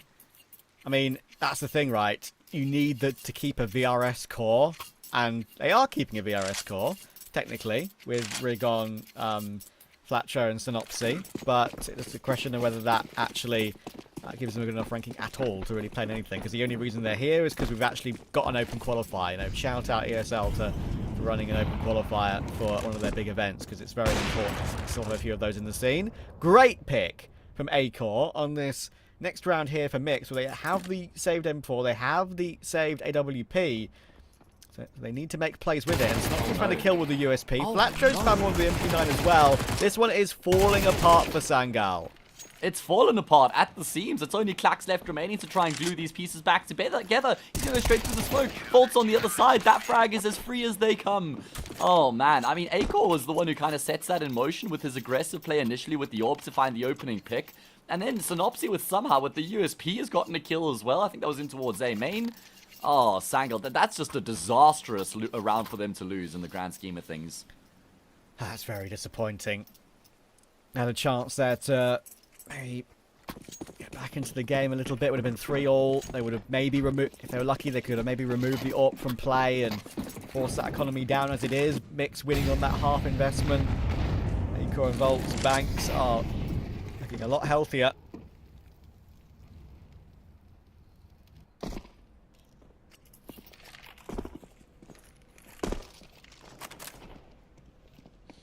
If they lose this round here, Sangel that is, 5-2 becomes 6-2, and then I think that the panic might start to set in. The realization that they're actually on the brink of getting eliminated from the qualifier at the first matchup they've been seeded into. Going to slow things down quite drastically compared to what we've seen from them in the rounds they've won. First round they won, the first gun round was just numbers out of heaven into B. Second one was just barreling out of A main into A. Here, a bit more of a tempered approach. It's going to be utility into the A bomb site, sandwich smoke thrown to try and draw the attention away from Ivy, but Acore still kind of checking back occasionally. Oh, lovely pop flash. Everyone blind, but he can't connect. Yeah, that's classic Acore, I feel like. Holding an angle as tight as this, though, is going to be very hard for him to hit it. Now he's been flashed off the angle, so a bit of a taste of his own medicine. Well played, Dennis, to get that one. That leaves Rigon kind of walking around the site, unsure of where to look first. There's still multiple players here, but Flatcho can't connect with more than one. And Patsy will trade out Synopsy in the end. Volt's rotating in from Pop, but 4 kills will be too much for him. Yeah, it does feel like Acore had to respect that flash, right? He couldn't afford to peek back into that angle. It was well worked from Sangel, just really good util usage.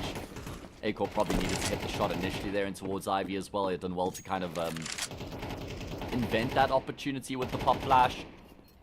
But it's going to be Sangel with a bit of a contrasting approach here compared to how they've won the rounds before this as they draw within one once again.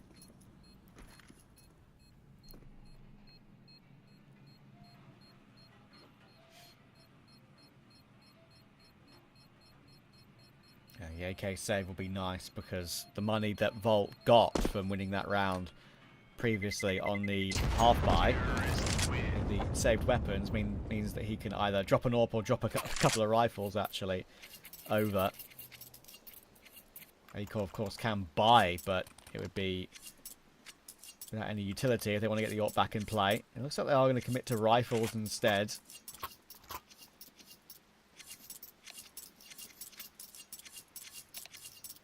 Maybe slightly surprising considering how imperative the AWP is on train. Yeah. I think they want to try and keep up as much pressure as possible here. We do have a bit of a pause to maybe discuss the situation a bit more before we get into the action. Talk about how they want to distribute their money.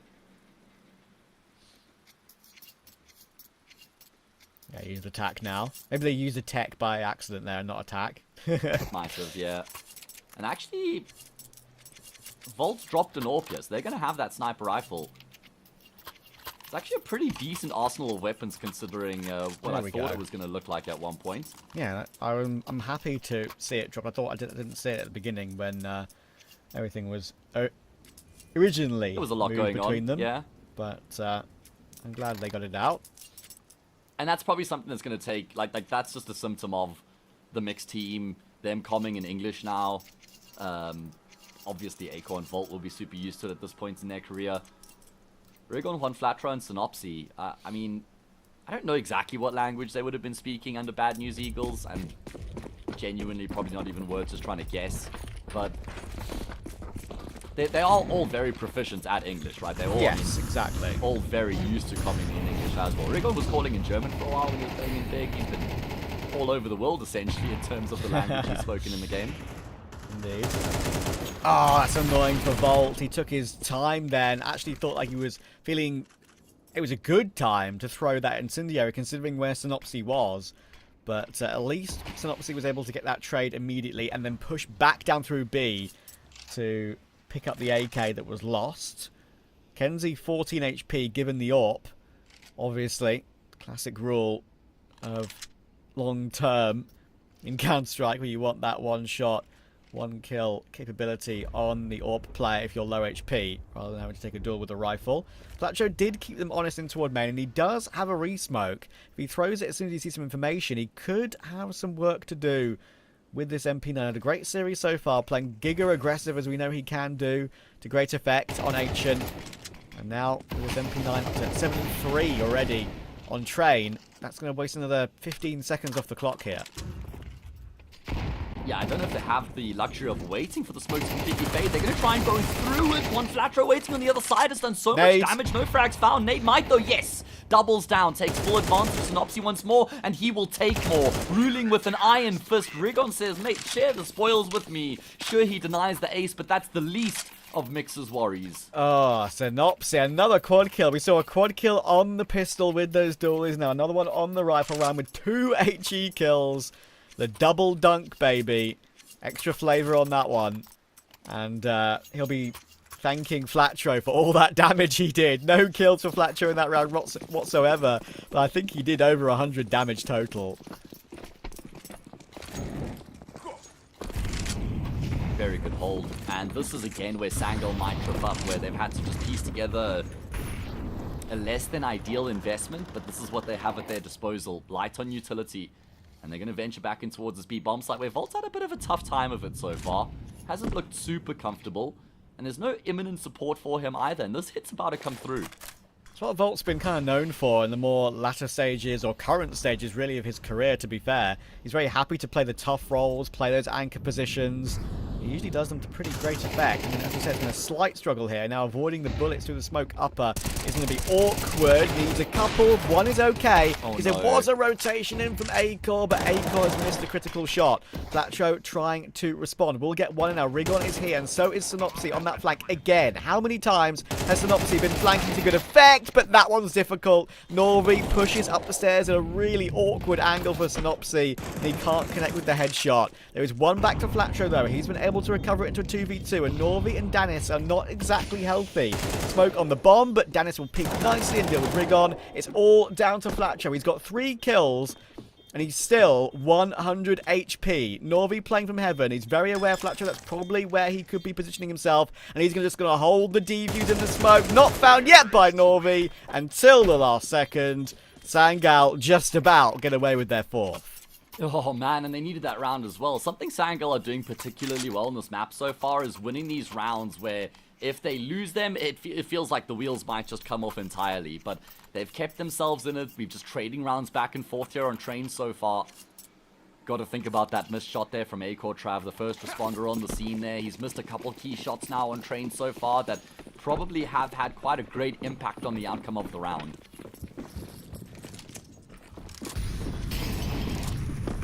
Yeah, suddenly that changes things a little bit, right? Mix are now 5-4 in the lead, but they're on an eco here. Synopsy should be checked. There we go. Something cheeky. Never going to work out really from there. Pistols will try and force Norby out the round. It will. And Patsy actually, he gets one before he has teammate support. Teammate support in the end takes him out of the round. But it doesn't matter. Danis got 3. They kept 3 players alive. We're getting toward the end of the half anyway. Back even at 5. All the Mix will be able to get that AWP back out on Acor with their full buy. I think 5 is still actually somewhat doable for Mix going into their T side here on Train. I know it's a CT-sided map, but it's not like a mega CT-sided map like it was historically. I think just, with the prowess that they have across the board on all 5 of these players means they're such a dangerous T-side team when they're just grouped up playing their 4-1 hits.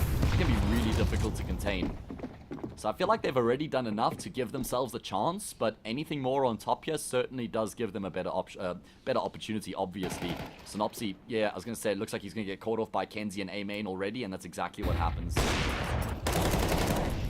And a good kill from Flatcho. Doing a lot of amazing work on the M4A4 right now, and sometimes he can just get into these flow state moods where he just doesn't miss the spray downs, but he will eventually go down, and now Acor naded out from the backside.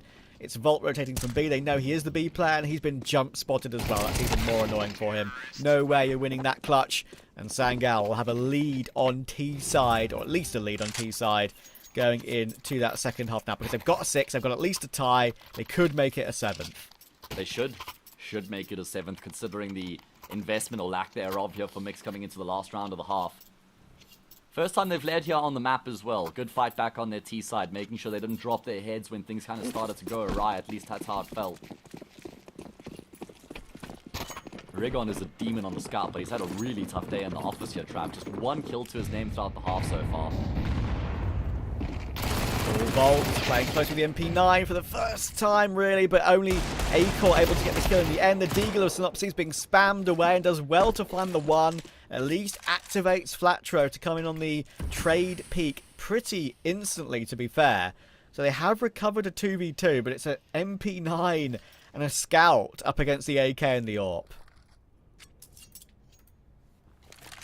Yeah, not really too even in terms of the weapons that the teams have coming into this. Danis, is he just going to phase through the smoke? That is insanely confident. He decides against it, though. And in fact, they're going to just pivot now through pop into A. They're hoping with the utility that they've thrown in the presence, they've shown is enough to draw the attention away from this bomb site. But Rigon might not be expected to come through from here. He's going to get smoked off. In the meantime, Juan Flatro already on his little bicycle. He's already got the flank being committed. Rigon's gone through with the USP. He won't be able to deny the plant. He gets the kill. The activation from Pop going to come through in time. Only just. Oh my word. How on earth have they been able to recover that with that weaponry in that situation? Rigon only just, as you rightly said, getting that USP kill. It allows Flatro to win that clutch. And they will just not go away. It's 6-all at half on train. See you in a minute.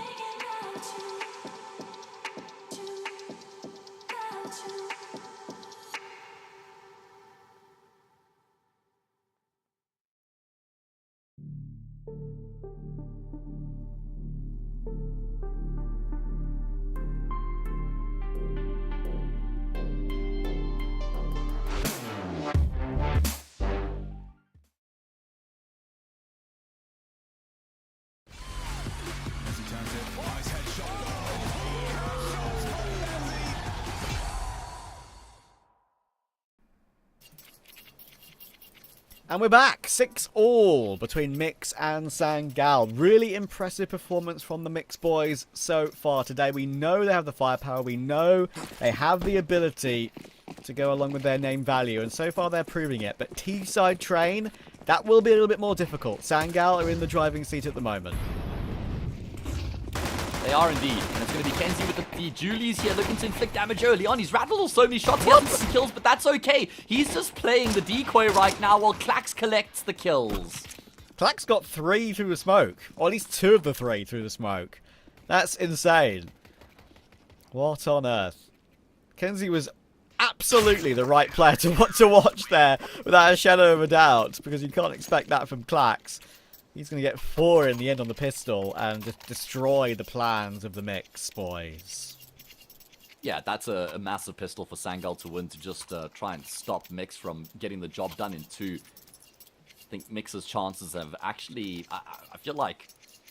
Okay, it's not like there's no chance of them winning the map from here, but I feel like their chances have dropped off quite drastically after not being able to pick up the pistol, which is generally the most, like, volatile and random aspect of a half. I think that would have aided their cause massively. Oh, okay, Flatro. Shot. That's Klax removed. The hero of the pistol down already. Synopsy looking to try and creep through upper on a timing. Oh, Norby, you ready? You were looking at it, but you're going to get caught. That's a FAMAS now in the hands of Synopsy. Surely not.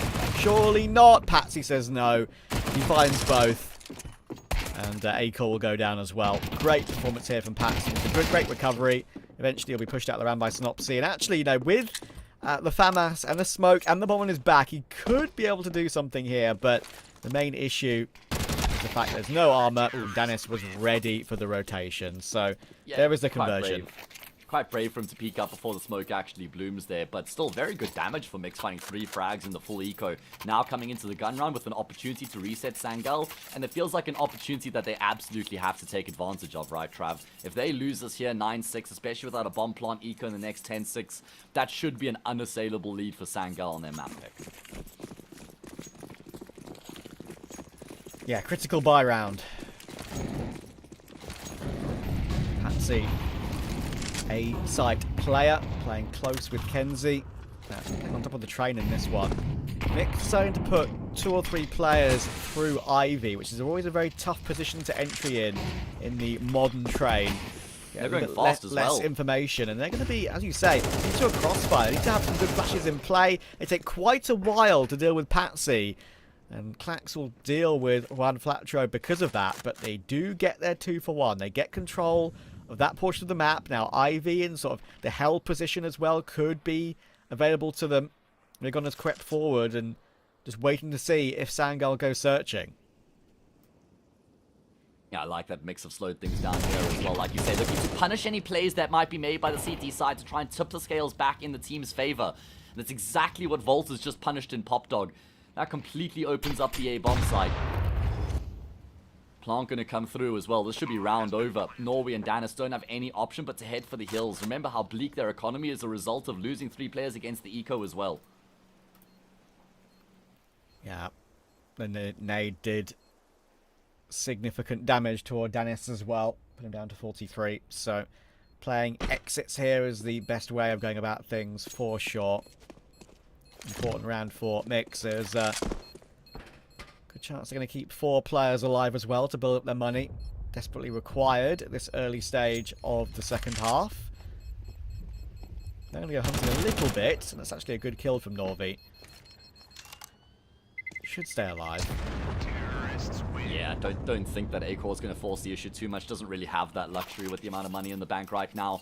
Mixed draw within 1 once again. I spoke about how important that gun round is, what a key round it is early on in the half here for Mix, and they've been able to get it across the line. Now, we look at Sangal coming back into the equation with a force buy here, Trav, a scout, a FAMAS, a couple FAMASs in fact. Patsy's going to get an MP9. This is a brilliant opportunity for Mix to put Sangal on the back foot.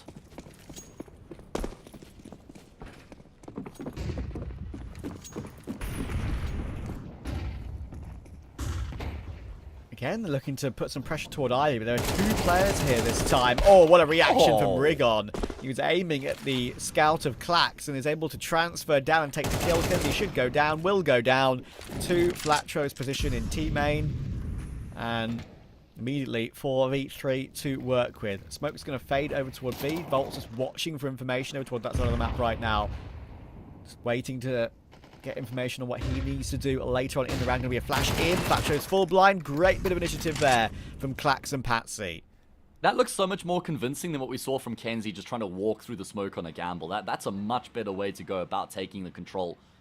Seen a couple gamble pushes through smoke from Sangal so far. That one was a bit more egregious. Either way, Norway's had to go back into the B bombs fight. Decides to actually take the fight there with Volt. Kind of gives up his position. Volt's calling for his teammates to rotate into this B bomb site. Norway has at least been able to get a foothold in the site itself, but won't be able to do much about the plant. No, this is the one position you kind of can play in Cloud that kind of delays it a little bit. It's not easy going to clear it properly. How's He not does reading that, not. though? And I agree. That is a bit of an oversight from Synopsy that should have been obvious to him. So, it's Volt and Acor, the 2 non-Bad News Eagles core players, to try and hold on. But Volt in a clutch, I've been mentioning it. He can come alive. 2 kills, but only 19 HP. Thing is, it's 8 HP on Norvi, but he has a better angle because he sees Volt's body first. He's got the defuse kit, and that is a critical 9th for Sangal. He also has the confidence to edge his way forward in the 1v1s that when Volt steps off the site, he's not expecting Norway to be so far out at that point or be as close as he is, so the crosshair's not placed correctly. Just by virtue of really good decision making coming through there from Mr. Norway. Get the job done. He's been fragging like a madman throughout this match so far. He was doing really well on Ancient, kind of a shining light on the map there, and he delivers the goods here in this important round as well to stop Mix from leveling up the scoreline. Yeah, he was playing very well on Ancient. It was all in vain, unfortunately.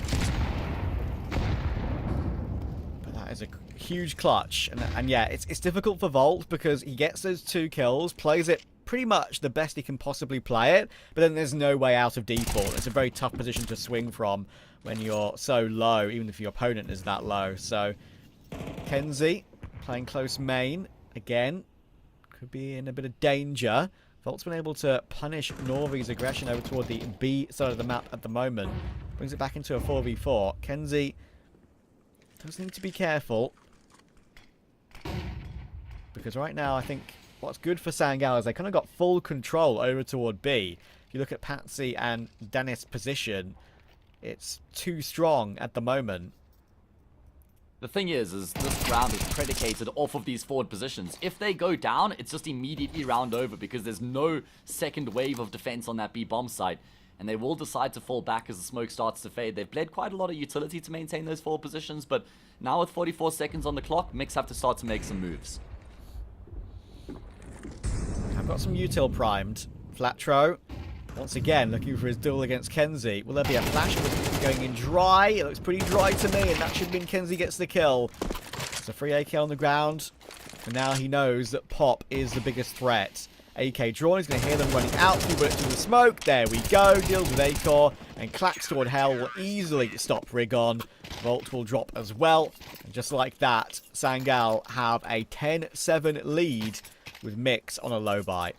It's all coming together very nicely for Sangal here on the CT side. I mean, you can see that they're feeling confident with the way that they're setting themselves up, with the way that they're taking fights on the front lines right now. They're suffocating Mix. They're never really letting Mix get into the swing of things in the round. There's always some sort of a play being made by the CT side right now.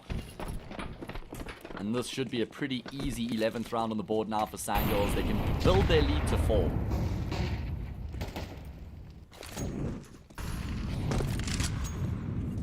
Finally some comfort in the series. They haven't had any of it at all, really, Sangal. Train is usually their comfort home. And it's Mirage and X-Trav, which is like almost equally as comfortable for the Sangal roster. That's why I was saying it's really important they keep their heads after having lost on Ancient, because that can happen. It's a good map for them, but it's not as good. It's not the same echelon as Train and Mirage, and that's where they have to keep their faith. That is very true. The thing is, you've got to remember that historically, One Flat Show's having a good series here, and Mirage has been one of his playgrounds, like, for years. So, He's looking forward to seeing if he can step up as well. Nice shot Acor, but he will go down. 11-7 Sangal. Little update, of course, what's been going on elsewhere as well. We've got a bit of a goofy one in the other match that was meant to be played in this bracket. I believe One Win did their veto, all well and good, but then they didn't ready up on time. So Sashi got a forfeit win.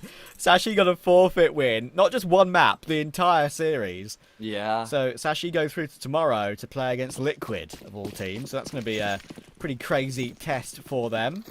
I mean, imagine you wake up in the day, you know, okay, cool, we're setting off in the closed qualifier today, opening match against, you know, pretty winnable team in Sashi for that 1-win roster. Cool, we've done the Veto boys locked in, DMing. Wait, what? What's that? We haven't... What? We're forfeit? That's the end of it? Like, we didn't even get to play a single round. That sucks so much for them, but sounds like no one's fault but their own. Yeah, we don't know the inner workings of that one. We only know what it says on HLTV, so we'll just keep it at that information for now. We'll have to figure out maybe we'll see some tweets later, actually, what went on there. Who knows? Must win round here for Mixed Trav. Indeed, it is. And Acor's already been tagged down to 38. There's a much better performance from Sangal thus far. Expected as such on CT Train. Have been a lot better on this map compared to many others in their pool. Rigon's having a bit of a struggle, I'm afraid, as well. 3 and 15. Yeah. Unfortunately, his time in the server hasn't really changed all that much as he switched halves. Still having a tough day in the office.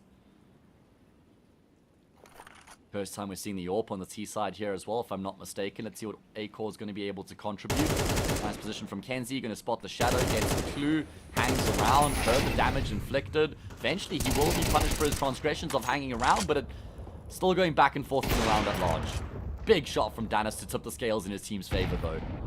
And Acor's been naded out by Norvi. It's now down to Synopsy. He's done amazing things on this map so far, but he's distracted by the pop player. He knows there's a rotation in through Ivy, though, and now he's been shot once more by Klax, and he's got a path through to B to plant. Just enough time for it as well. 7 seconds on the clock. He's going to go for a fake, but Klax has read it. Klax has read it. I can't believe it. Klax is in the mind of Synopsy.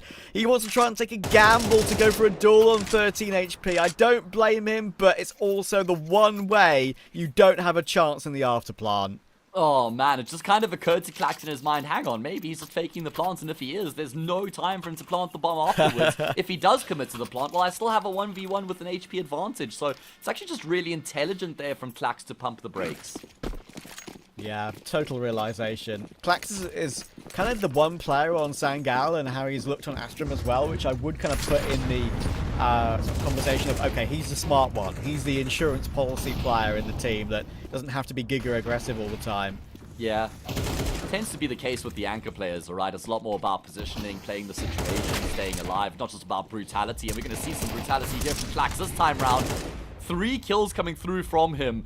Oh my goodness, he's just dropping the hammer on Mix, and it's going to be Mix who dropped the map. Sangal level up the series. And that was a very good display coming through from them on their map. Especially on CT. 6-6 first half, Mix find 1 round on T-side Train. And that's honestly, you know, for a mixed team on a map that you've barely played, in fact haven't played at all, this particular roster, only with the core of B&E a little while ago, that is to be somewhat expected, right? So that is a great win for Sangal. They now go into Mirage. That is going to be a fascinating one because I do think Mix will have a little bit more to show on that third map decider. Flatro has always been a bit of a gamer on Mirage, always puts up great numbers there, and he had great numbers on Train. So really looking forward to see where this series ends up. Is it Mix? Is it Sangal?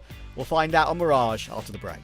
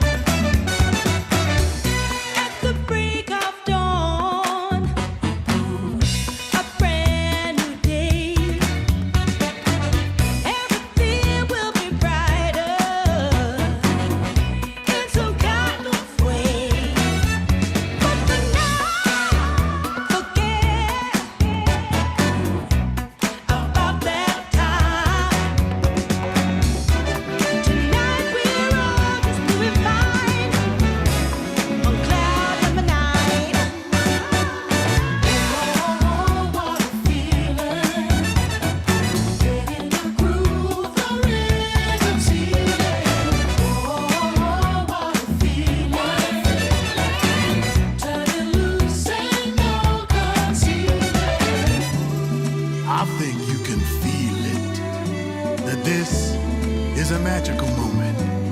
And not every moment can be precious like this. So come on, here's something you don't want to miss.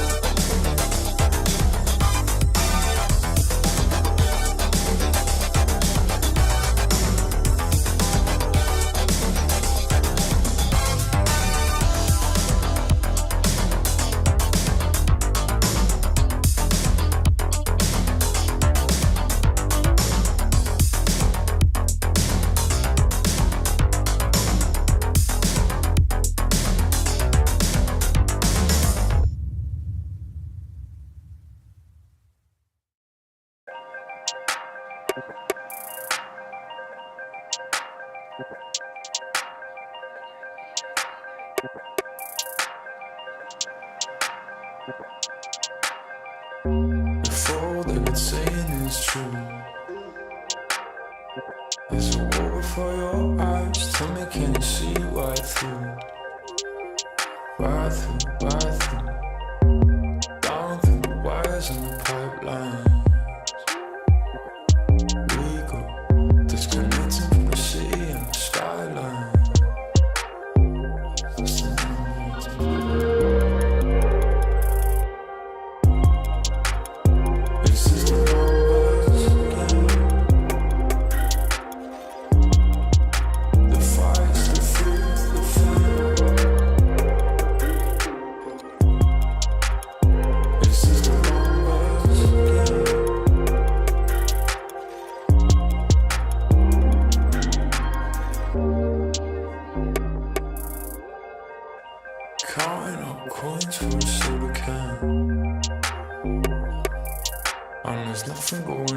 no game plan, no plans.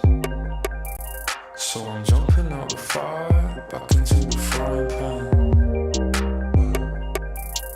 I'm trying to disconnect from the stats and the spray tan. Just another piece of data.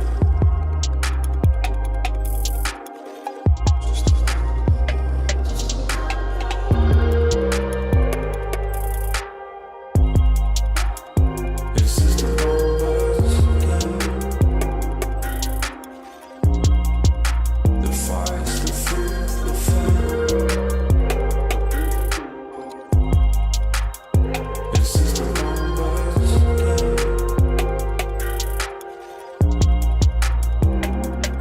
It's just another number, another number, another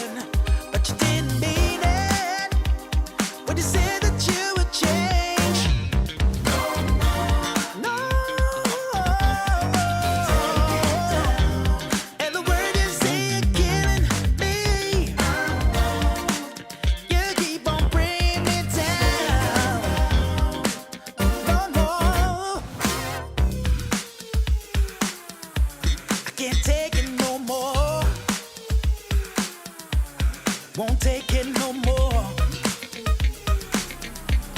Can't take it no more.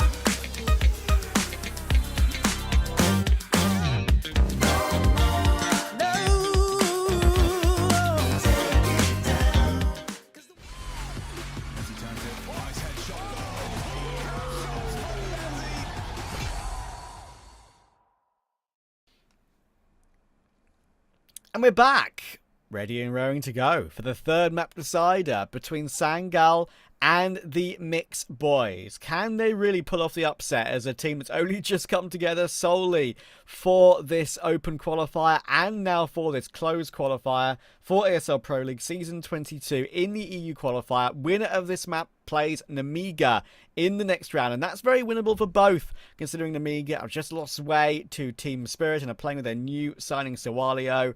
A lot on the line here. Absolutely, and I think I'm backing Sangal to get the job done from here. I mean, especially with the way they were able to corral themselves on train, you know, being able to come back after what had happened on Ancients, an uninspiring display there from a team who are pretty good on the map in Sangal, but they looked a whole lot more convincing on train, just across the board, right? All the players had good moments. Klax looked really good. He's the A anchor on Mirage as well, so to have him in good form will certainly bode well for them. I think Mix have shown glimpses, but they also did look a bit rough around the edges on train, Trav. So, yeah, I'm kind of leaning back in towards Sangal here. Yeah, for sure. It would make sense, right? It's the factor. It's the Juan Flatro factor. You know, there's something about him and playing on Mirage historically, which has always looked so damn good, right? I mean, you look at his match history recently. Yeah, he played it, of course, a little bit for, you know, Kosovo on LAN at the ISF Championships. Yeah, played very well there, has got a pretty good rating to boast of the last 3 months as well. And Mirage, I've always seen him just be a nuisance around mid, push into window, get himself control of Murder Hole, and maybe even get a couple of kills in that position. You'll see that a couple of times this half. I'm sure Sangal will be very aware of that, but you never know. He could deliver once again, and we could see a bit of an upset here. We saw it in map 1. With how good Mix can play. We'll see if they can do it on Mirage, a home where they're a little bit more comfortable with, but as you rightly said, Sangal are also very comfortable here themselves. So we shall see. We're underway. Pissed Around is ready. Norvi has a smoke and a flash alongside with Klax's flash, and they're ready to go toward B. Oh, Synopsis here, jump spotting with the Incendiary. There's going to be the Utilda comes over and gives him the clue. Incendiary's missed the mark, though. That's a huge problem. It's not going to buy even a second for the rotations to come through. Synopsis gets run over by a truck. That truck has a name. That name is Danists. And it's going to be Sangal in full control of B with the plant. Can they somehow find a way to get a couple of kills at least? Great pre-fire from Juan Flatcher, and they haven't been able to trade him instantly. There's a possible glimmer of hope, but Danis will be the man to snuff that out in its entirety. 2 more kills from him. He'll go down, but now Volt and Acor have both been goosed down to very low HP, and in Acor's case, quite literally the one. He'll try and get away. He actually will get away.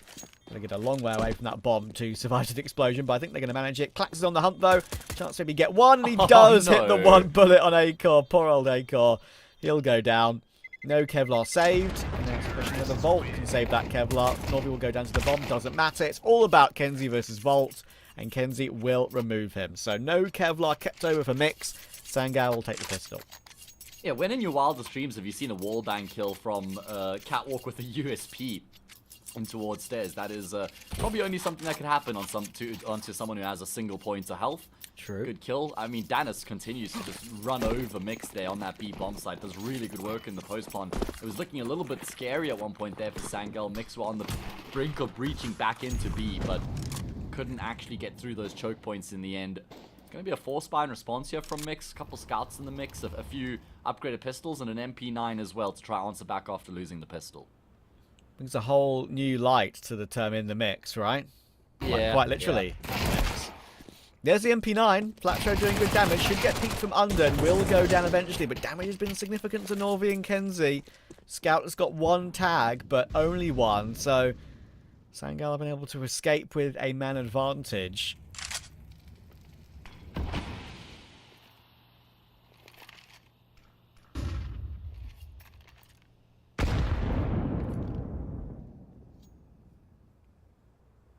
Yeah, you don't mind it if you're Sangirl. Sure, you've taken damage, but you've got full mid control, you've got a man advantage as well, still have a decent amount of utility to work with, and Mix have decided to go for a gamble. Also does make sense in their case here. Just trying to roll the dice, stack up on one side of the map, hope and pray they come in that direction. If they don't, you save your guns. If they do, you have a chance. Unfortunately for them, they bet incorrectly. So, Sangirl get full control of the A bomb site, and with that, we'll go clear 2-0. Yeah, it's unfortunate. Always feels annoying when you have to save your force by. Rigon will give that up, though, on the Deagle. Which is nonsensical, Trav. Like, you've committed to the stack on the B bomb site to give yourself a chance, and like I said, if they don't come your way, you save your guns. Now you've just not even been able to save the gun. And for what? Maybe getting a kill at range? Is that going to give you any chance in the retake? Probably not when you're so far away. That just felt a little bit unnecessary, and Synopsy is making the same mistake. Yeah, I mean, look, he's got one toward Norvi. Should surely fall away now. Volt has nothing to save at all other than the Deagle. It's not like he's got armor, which would actually be a little bit more valuable, I feel like. But he'll keep hold of it. Of course, Synopsy grabbing that Deagle, you could argue, as actually Volt does find a Mac 10 flying around on short, which is definitely handy. Can now drop a Deagle to a teammate and keep that Mac 10. Yeah, I'm doing the opposite. I'm dropping the Mac 10, keeping the Deagle, I think. Yeah, true, actually. When Well, he got Kevlar. He bought Kevlar, so maybe he does go that way, the route that I mentioned. But yeah, at least Synopsy is able to pick up that Deagle that Rigon lost. So they actually technically haven't lost that much. They lost the armor, but they can still drop the Deagle over and have what they would have had anyway. Yeah, and they get $2,900 if they lose this round as well, so not any concern in terms of their investment in the round that follows. Like you say, a few pieces to work with here, a few proverbial banana peels from Sangirl. They're going to have to be careful if they don't slip up, and that's a good opening kill from Tlax.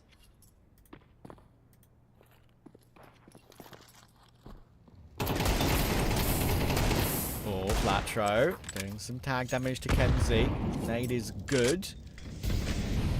Ways, to be fair.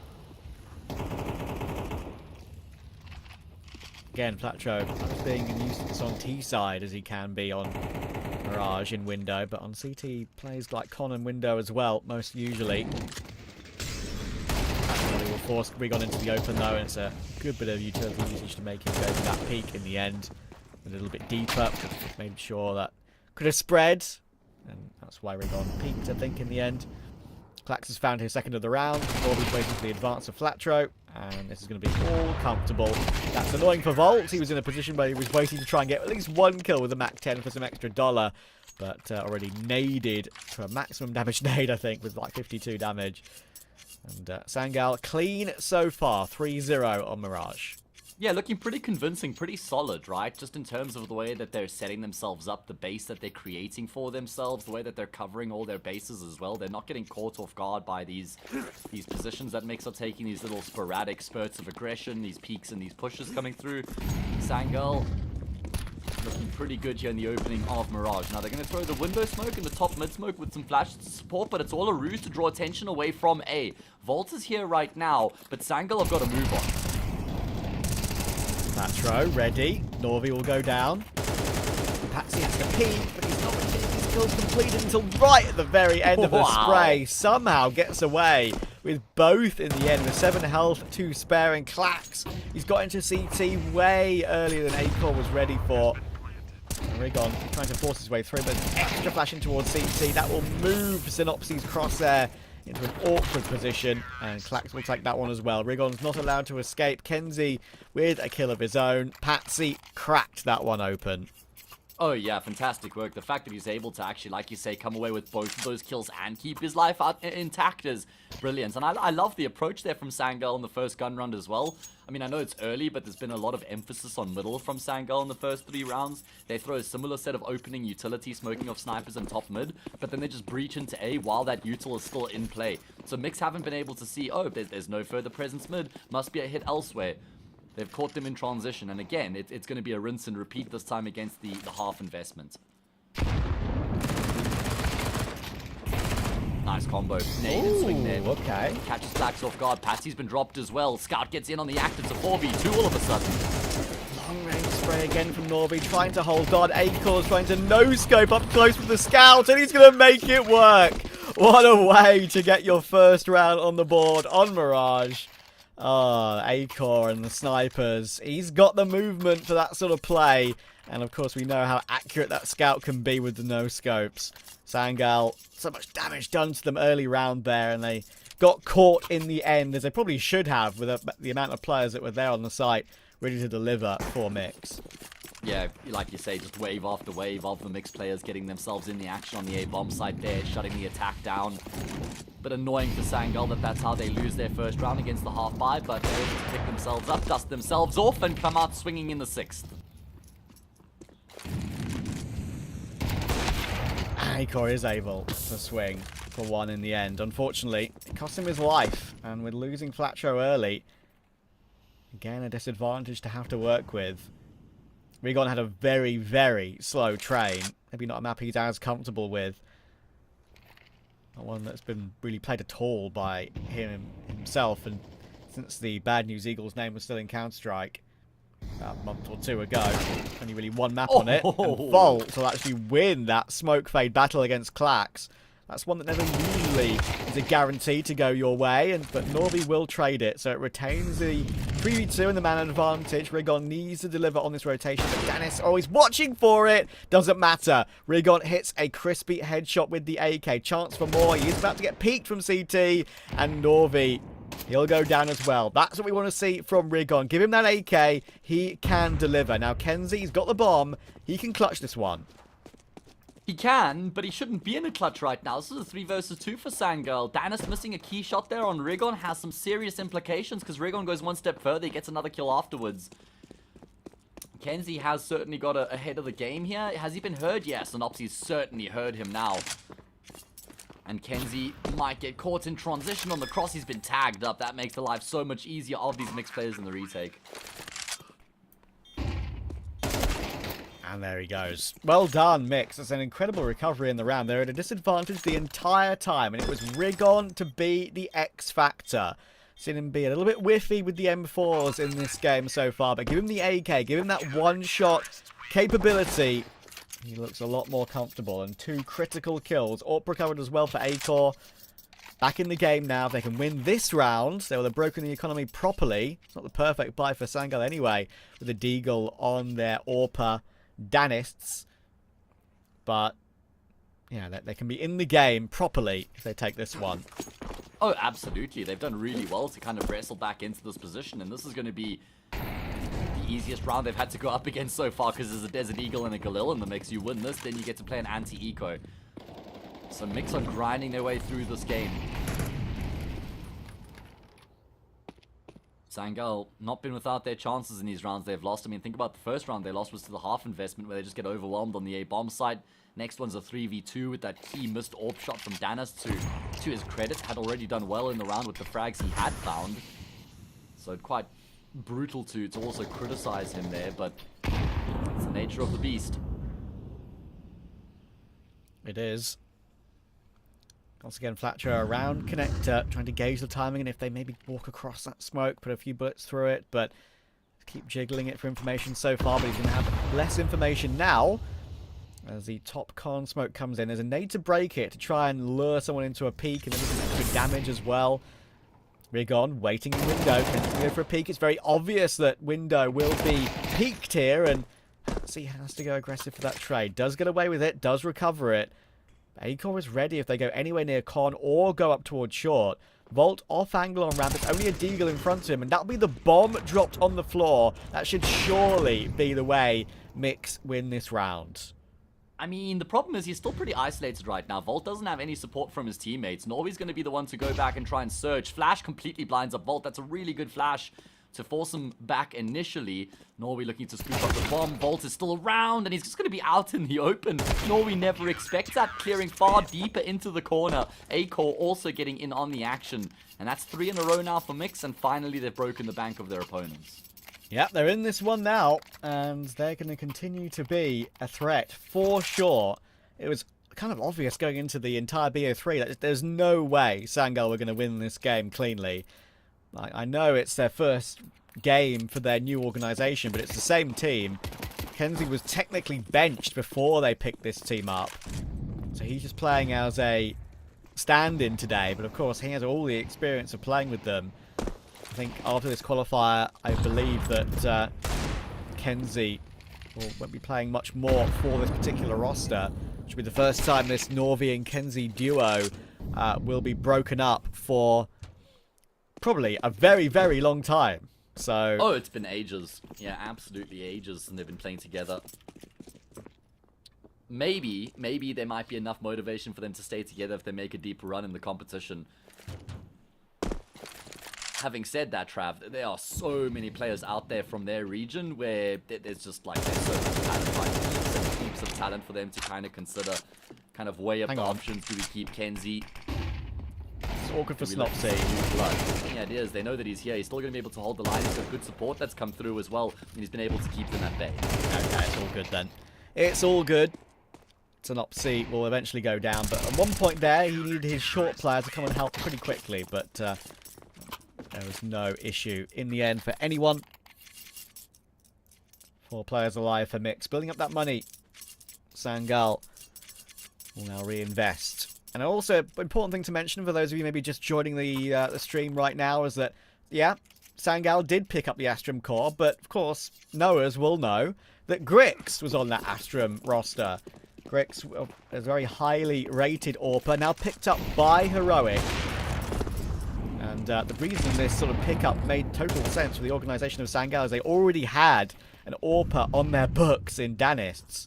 He used to be a rifler when he played for Bet Boom, transitioned into the AWP role when he moved onto rosters like Team Space, and then onto that sort of weird EU Polish Sangal. Sangal had their Polish core bought by Eternal Fire. A Polish Eternal Fire definitely is something that makes you think, am I in an alternate universe when you look at HLTV? But that is the reality we live in with the VRS core era. If you need a better ranking, try and buy a core if you've got the money for it. And now Sangal are back into relevancy as well. Or pay to participate is probably a better way of putting it. True. This is a big round here for Sangal, Trav. I mean, they started off 4-0. They then lost to the half investment with that big push into the A-bomb site. They lose this round here, down 5-4, no money. Feels like things start to fall apart quite rapidly at that point. It's going to be Rigon who looks to try and ignite the round with a peek in towards lowers, but that costs him his life. Heavy emphasis on middle here from Sangal again. And this molly, though, is certainly going to just force them out into the open. I mean, it actually somewhat works out because they're able to get the kill on Synopsy, but they're not going to expect Volt here as well. Yeah, that's a really good. And he's been able to avoid Danis trade as well. Volt's done that really well. Just kind of baited in somewhat. He delivered really nicely. Klax now needs to do some work, and he's done that work. Flatro tries to go for the instant trade. That's probably how you should go about it, but he gets punished, and Volt cannot catch Klax on the cross. If he phases his smoke, he's walking into the AWP and the AK. He's going to try and make it happen, though. They need to rush it because of the time on the clock, and they will eventually get that bomb planted. The Volt, I mentioned, so often in the clutch for this team, not just in this close qualifier today, but in the open qualifier, in their run-through. They were 12-2 behind against Arcred in that open qualifier. Came back to win 22-20, and Volt was the instigator for so many of those clutches, but not on this occasion, I'm afraid. Danis will just catch him through the corner of the CT wall, and that's a big one for him. Honestly, I'd love to have caught that from Danis' perspective because he barely even caught a glimpse of his opponent there on Volt and he hits the shot. I'm actually kind of backing Volt in that 1v1 because Danis is the one who's searching forward. And I thought he might get caught off by Volt's position, but no, he hits that instantaneous shot, barely even sees a glimpse of his opponent, but it's all he needed. Sangal regained the lead. They deny Mix getting the lead. Tiny bit of breathing room for them now. Not much though for either team, Trav. Whoever loses this is going to have to eco in the next. So this one's 2 for the price of 1.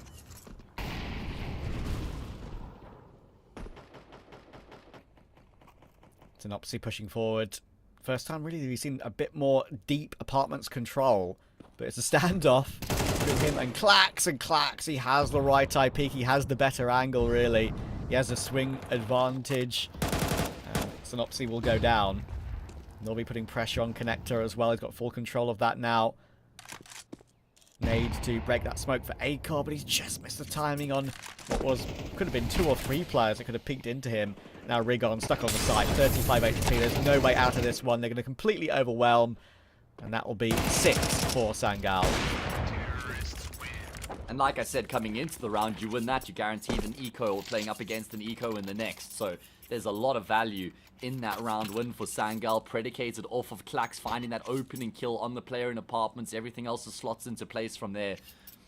I feel like Klax is one of the more difficult players to catch off guard here in the Sangal roster. But we were talking about it on trainees. He's got a really good mind for the game, fantastic game sense. He's always hyper aware as well. You never really catch him napping.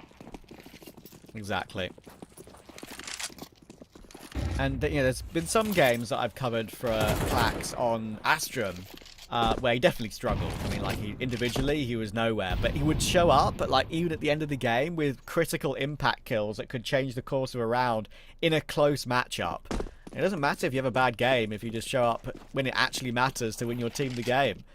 Wasn't that the game you and I were casting of them on Mirage where it was like 1 and 13. Yeah. Yeah, or even worse, and it was like 11 all, and then he had multi-kills in the last 2 rounds of regulation and they won 13-11 or something like that. I believe you're Does right. That ring a bell? That was a Yeah. Compass match, I believe, we covered. And Yeah, exactly. As I was kind of touching on in the pre-game of this entire series as well, you know, one of those Yellow Compass series is the only thing that the Astrum roster kind of won all season. So, yeah, that was a critical one for them to retain some sort of relevant VRS ranking. Nice. Kenzie. Nade helping out against Flatro. Now just the Deagle of Synopsy to get past. And they will do that pretty comfortably. Acor may have his Deagle, but he's on the wrong side of the map on 10 HP. It's going to be 7 on T, and it could be 8 for Sangal. They're starting to properly stabilize now. I think it's important to mention that Mixed, I do think they are better on their T sides than they are on their CT sides. On T side, when you're a mixed roster like this, you can play like a pack-based mentality and win a lot of rounds purely off of like trading and teamwork. CT, it's a lot harder to get protocols in place over time, over a short period of time. Yeah, so we kind of think, okay, there's still a chance here for them, but I reckon they need 5, Trav. I don't think that 4 is going to be enough for them going into their T side. On the converse, or on the flip side, really important that Sangal have this little streak of rounds towards the end of the first half, because they were up 4-0 and then they lost to a half buy. If they ended up, like, losing the half, that would have been a disaster for them, but now they can breathe easy. They're sitting pretty comfortable now on their T side up 7-4. Can they double up on their opponents going into the second half?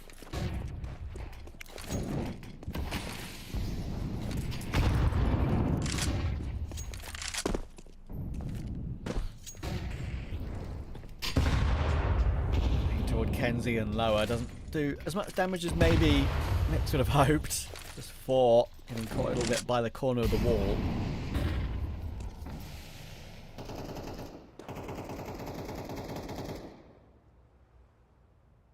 There's been so much emphasis on middle from Sangal throughout the entirety of this half, and Mix are kind of looking to that here in this round as well. They've got 3 players dotted around connector. One on Cat. Synopsy's going to be the one to go down, but it's made up for by Rigon and Acor. In the meantime, though, all that space over towards B as a result of the heavy mid lane from the CT side will be taken advantage of by Sangal.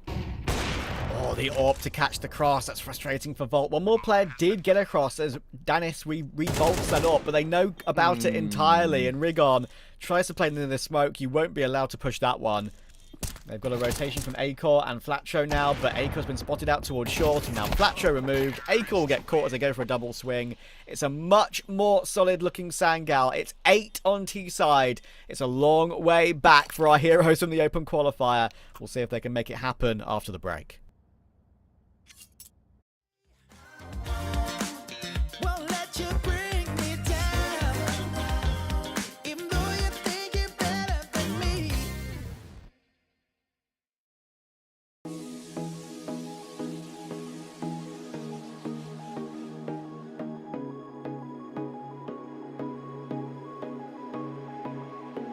Lately, I feel I can't find my feet, pushing closer. My heart skips a beat, and now I'm falling deeper than a fly. I can't control it. Dark against the sky, it's not so black and white. It's like I told him, there's things that I can't fight. I just keep going. I just keep going.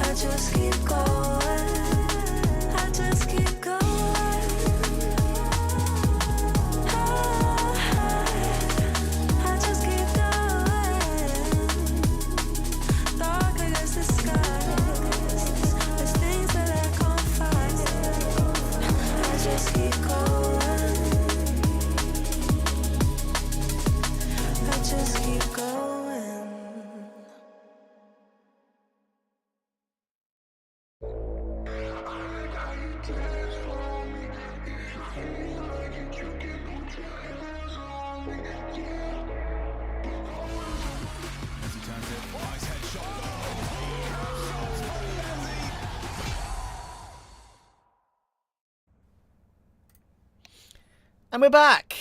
Sangal in the driving seat now. 8-4, the last half of this best of 3. Winner plays Namiga in the round 2 of this single elimination portion of this qualifier. With a chance to get through to that double elim, the safety of a double elim bracket. Can Mix find a way back? On T-side Mirage, they played this map many, many times in their careers. You know, Volt and Acor played it a lot when they were on Gamer Legion. Flatro, Rigon and Snopsy proved like it was one of their best maps when they're at their peak in Bad News Eagles. But it's going to be a whole other test. Kenzie and Dennis will get the start to the round. Flatro could trade, but they have got the advantage now, Sangal, with good map control as well. Other than Flatro, what did I say about him getting in toward window? He's done it already on the pistol. Yeah, Dennis is read into it though, Trav. He's ready for it. He's cut one Flatro's head right off. At least Volt will affect the trade, but the man advantage persists here for the CT side. Oh, and Kenzie, you can always bet your top dollar. CT side pistol, he's got the Julies, he's got a job, and he's got no head. Acor's gotten the big frag there. Klaxman, the next man, being called into action, and Volt and Acor just working around as a duo right now, looking to try and take fights together, and they've gotten another. That's huge. They can go for the boost up in window as well to get the bomb through short and planted on B. Klax, if he actually held toward Con, see, they're so worried about Klax peeking them from Con that they've delayed this one quite a lot, and he still could get caught. And maybe overthinking this one a little bit, and now Klax should be winning this clutch. Volt is 2 HP. 20 seconds for a plant. He's allowed Volt to get up towards short eventually and plant the bomb on B, but as you say, I mean, they're playing in tandem there, Acor and Volt, but it's just a little bit of overcooking. It leaves Volt in a really tough scenario, but a big swing in toward the market position, and he gets the immediate headshot on Klax. Lifeline for Mix. So much confidence there from Volt as well, with only, 2 points of health to his name, able to just step out, get that instant headshot, some really clean shooting from himself and Acor there. What a duo, what a dangerous duo. And the first time that they ultimately separate, Trav, is the first time we see them actually suffer a loss, right? But, yeah, in the end, Volt will still get the job done, gets the round across the line. Such an important pistol round for Mix to win as well. If they lose that 9-5, especially if they don't get a bomb plant, it could have been a disaster, but no. They make it work. Now a force buy in response from Sangal. It's all about avoiding this force now. If Mix are able to convert this, you've got a proper game on. Acor will know that there's no reason to keep him more. He's a little bit stuck, but this is where it goes awry. Oh, Acor's going to get run down. Acor's going to get run down. The Deagle of Norvy's found 2. AK's picked up B, just though. like that. They've got B, but 2v5. There was some afterpoint utility, but if Snopsy goes through, he's a dead man. What? Oh, just hold the murder hole, Snopsy. That's surely a way for a free kill. I don't even know what the point of that is, though, because so what if you get into snipers? What can you even do from there? You can barely even do much to the players pushing onto catwalk. Rigon now left alone. He overcooks the pooch there, I'm afraid, Trav. And that's going to be 9-5. You were talking about how important it was to try and navigate their way past the force buy successfully. It was anything but that, I'm afraid. Ah, so frustrating. Because it's not like they go one by one anywhere. It's not like they don't try and play with teamwork, because they saw Acor stuck on Delpan with no way out, so they double swing to try and help him get out, and they kind of both get one-digged. So it's like, what can you do at the end of the day? Yeah, It's just type good shots NS hit. in chat, I guess. Yeah, exactly. Yeah, exactly. Yeah. Well, they're going to force back here our Mix. I mean, at least they were able to get the bomb down, give them a little bit of extra money coming into this round, but this is a make or break point for Mix. Lose this round here, it's going to be really difficult to contest into the rest of the map.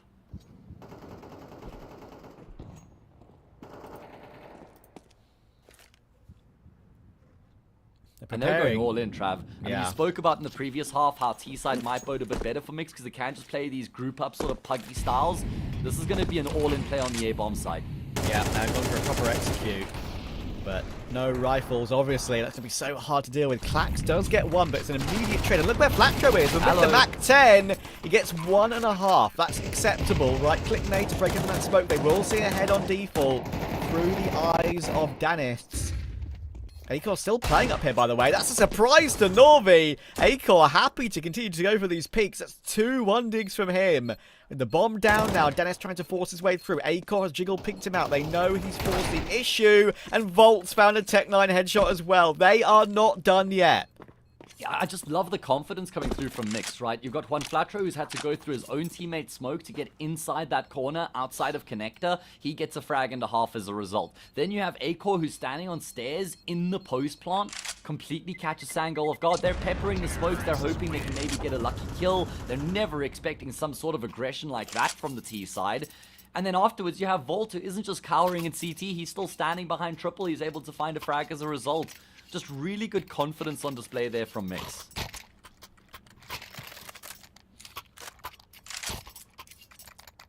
Yeah, they win it with multiple players alive as well. That helps a little bit their future bank. 3M4 to pick up if you are Synopsy as well. And now Sangal, their buy is good too. We haven't been the force buy wall somewhat, but it's a pretty even buy coming in here. Yeah, you're right. Surprisingly, I mean, normally you don't have this many rifles in Sangal's position. They're quite fortunate to have so much firepower.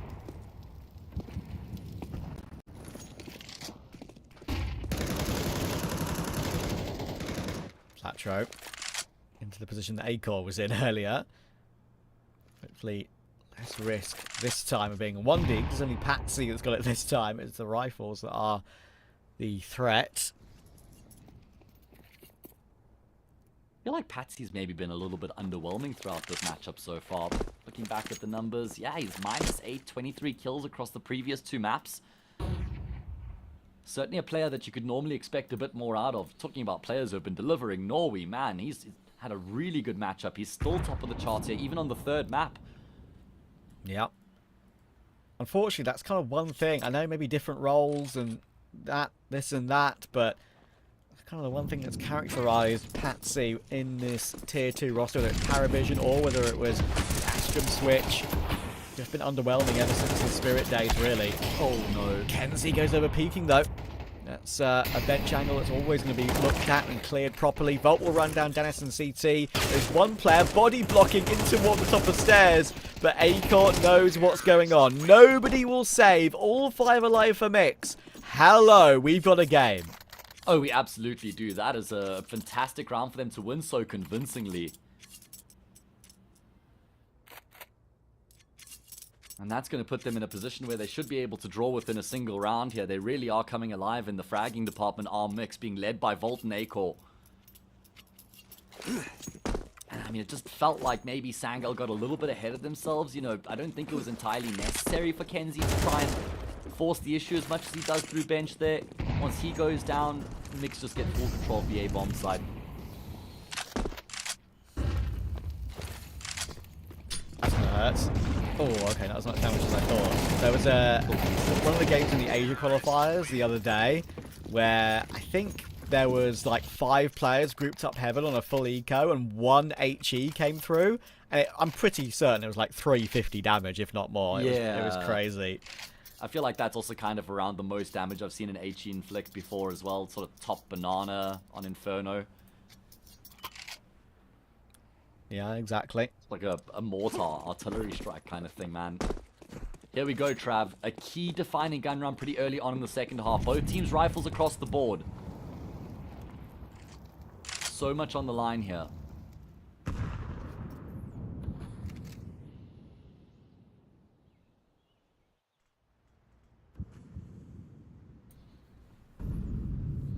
Oh, And they're going to go searching. no way. This is a crazy decision to go for a pick like this on this sort of round, but if you're playing a buddy system, then why not? You have an insurance policy. Clax doesn't even need that.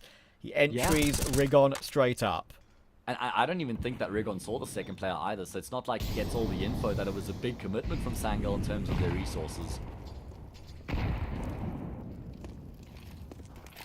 So full belts of util on Volt and Flatro, but it deserves to be mentioned that they've just used their last smoke from Flatro to block off top con.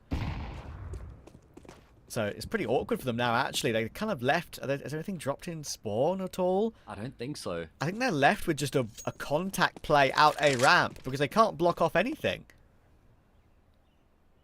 I mean, it is only Clax between them and the site right now. He's below half health as well. In the meantime, look at this from Norway. He's gleaned so much information, yeah. And look at the rotation as a result. That smoke at the top of at the top of ramp right now has bought some valuable time as the rotations come through. And Clax gets support, but not in time to try and keep him alive. Oh, they're brute forcing it. They're just brute forcing it. This is classic. Oh, BNE Core and Kenzie. He's whiffed his lines. Flatro finds another. 3v2 out of nowhere. Bomb planted default. Nori will clear vault properly, though. And Patsy on the retake on 16 HP. This might have to be Nori to do it all by himself. The wallbang damage toward Flatro is ridiculous. He has got out of dodge with 1 HP, but not for too much longer. That nade will always remove him every single day of the week. Synopsy, 19 health on the clutch. Patsy low. It has to be Nori. They're going to clear it properly. Synopsy holds the line, gets the instant headshot. But there was always going to be a trade from Norvi. Norvi continuing to be critically imperative for Sangal in this game, and they will reach 10 first. Oh, fantastic teamwork coming through from Norway and Patsy there. I mean, there were a number of moments where that round could have fallen apart for Mix, right? Because first of all, it's Clax on the A-bomb site. He goes down without getting killed. You have Danis, the first responder, coming through from CT. He's looking to catch them in transition, but it's just great awareness there from Mix. Always got their heads up and their guns out. They get the kill on Danis. Then there's a third player who comes through from CT as well, but they're also able to deal with him. The 2v3 retake for Sangal, ironically, is actually what gets them the job done. And they took their time, Trav. It was a good methodical approach, really good util usage to get the kill on one Flatro towards Firebox. And then they just combined. They just doubled up. They pushed forward together, put the low HP player in first. They get the trade. And like you say, double digits first. Kenzie trying to make up for his whip in the previous round. He does get 1, but not 2. Once again, Flatro finds an important kill. He's only 13 and 15 in this game, but he's finding a lot of trade kills, a lot of impact. Patsy's going to try and cut this one off. Oh, Synopsy getting a chance, and he goes back in for the swing. And look at Patsy. Are they going to check under properly? They are. They should still get a multi-kill. Oh, it's falling apart now. Rigon, 1v3, out of nowhere. He's last alive, and the positioning from Sangal has just about recovered this round. And Patsy very smartly has no interest in trying to hang around and cover the bomb. He knows he's done his damage, and getting out with his life intact is way more valuable. Rigon is looking to track and trace right now. Bloodhound in the server, following the footsteps of Patsy all the way into this A-bomb site. But look at how smartly Patsy's positioned himself on the stairs, tucked in behind the wall. Rigon's never going to anticipate this, and Patsy will time his peak to perfection. So much impact. I was talking about how I wanted more out of him, and boy does he deliver in a key round. Yeah, huge for Patsy. Great to see as well. Unfortunately, not for Mix. That's a painful one. They had, again, a man advantage to work with. And they didn't necessarily give up fights one by one. It was only Synopsy who did that. He went back in toward Norvi to take that duel. He knows if he kills Norvi, he probably has the site open to himself. They didn't have information about Patsy. It was checked by Volt. They're sort of like half cleared. And that was the main thing that got them that round in the end. Patsy's positioning and expertise. Opening in the following though for Mix via Acor's AWP. Not done just yet. Yeah, Mix just having heaps of money here, losing 2 rounds prior to this, but still able to afford a really good investment, that AWP making a difference. And now they're going to group up and head back through T-spawn in towards A, re-smoke in towards snipers, means that they will still try and keep the emphasis on middle here. And it's done the trick, because look at that. The A-side anchor, Clax, is now focused on connector. Got support there from Norway as well. A player in snipers. They're not considering A at all. It's exactly where Mix are going. Norvi swing, but he's going to expose himself to Flatro on the balcony. Does well to find Synopsy, actually. Norvi considering that. Clax will try and clear mid to make sure there's no lurk. Still in position. Or maybe give this retake a little bit of a look, but their money isn't amazing. Keeping hold of the M4 and the AK does seem like it should be the ideal move, but they do have a kit on Clax. He is sticking around, but I think maybe now he's looking for an upgrade, and that's all. They're going to fall away. Yeah, this makes the most sense for me when you look at the finances for Sangal as well. They can afford to drop a weapon, going into the next round. They'll have basically a full buy. Klax has been able to upgrade to the M4 at least as well. So I think this is a conservative decision, but a smart one considering the state of the game. And I'm glad that they didn't, like, feel out the round, lose someone, and then commit to the save. They just cut their losses immediately, which means they get the most afforded to them going into that next round.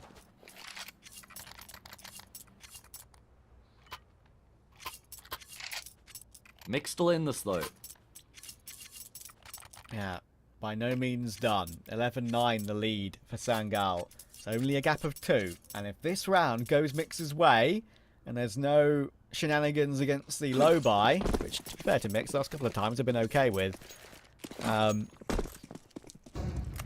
chance of getting to at least around 24, maybe even more than that. Yeah, I mean, both maps preceding this have been pretty easy for the team who have picked it, right? 13-7 in opposite directions, both teams winning their own map pick. We have a contest here on Mirage. Klax forced his way into ramp off the back of a flash. Volt completely blinded up, just holds down mouse button 1. Had support there as well, and that's going to affect the opening frag. Yeah, he'll be saying to his teammates, did I kill him? Did I kill him? Yes, you did, my friend. Got away with it, and Rigon. We mentioned we wanted to see more impact from him after the poor train he had, and he's got a critical headshot working his way up connector there. It's a big miss from Acor, but they still have a 4v2, but Rigon's gone a bit too aggressive there. You just need to hold on to the site at this point. Norby can go aggressive and maybe do some more work, but Volt actually held the line on 25 HP. It's down to a Kenzie Clutch. He's now 8 points of health, and he's not getting past Synopsy. 11-10, no money for Sangal. Here we go again. So much damage done there through smoke grenades, man. So many kills coming through smokes. Really good work from Mix to just combine, clustered together. And again, that term we've used a couple times now, just brute force their way through the round.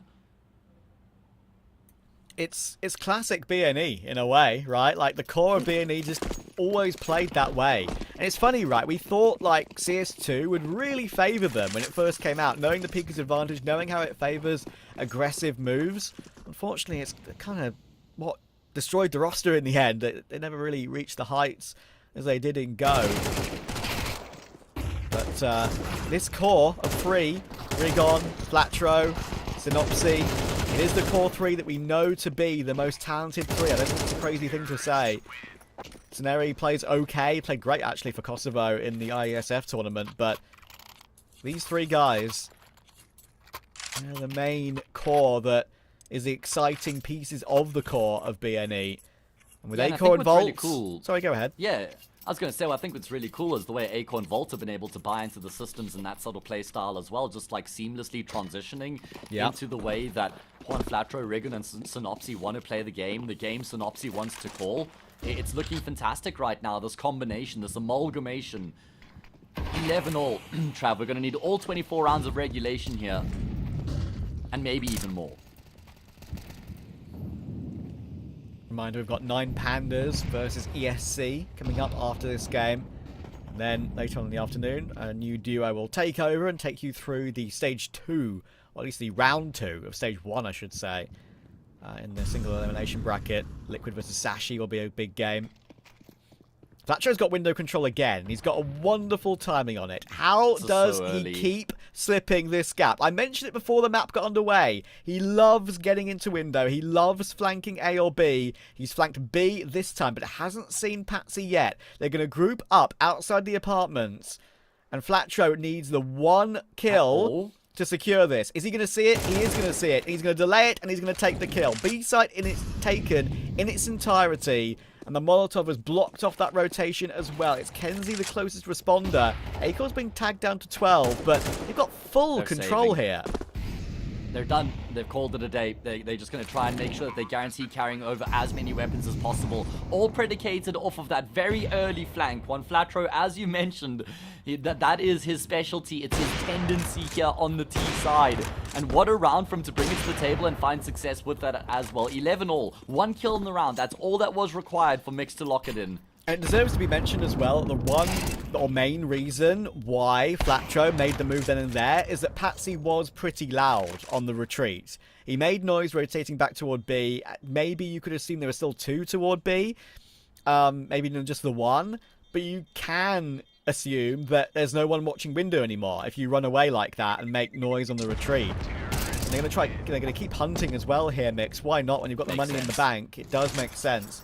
Sangal are just going to get away with saving 3 weapons. But Mix, the team from the Open Qualifier, reminder to the viewers watching who maybe didn't see it, they were 12-2 behind to Arcred in the Open Qualifier in that 1HL TV game. They won that 22-20. They won their BO3. Now they're here, and they have a chance to beat Sangal.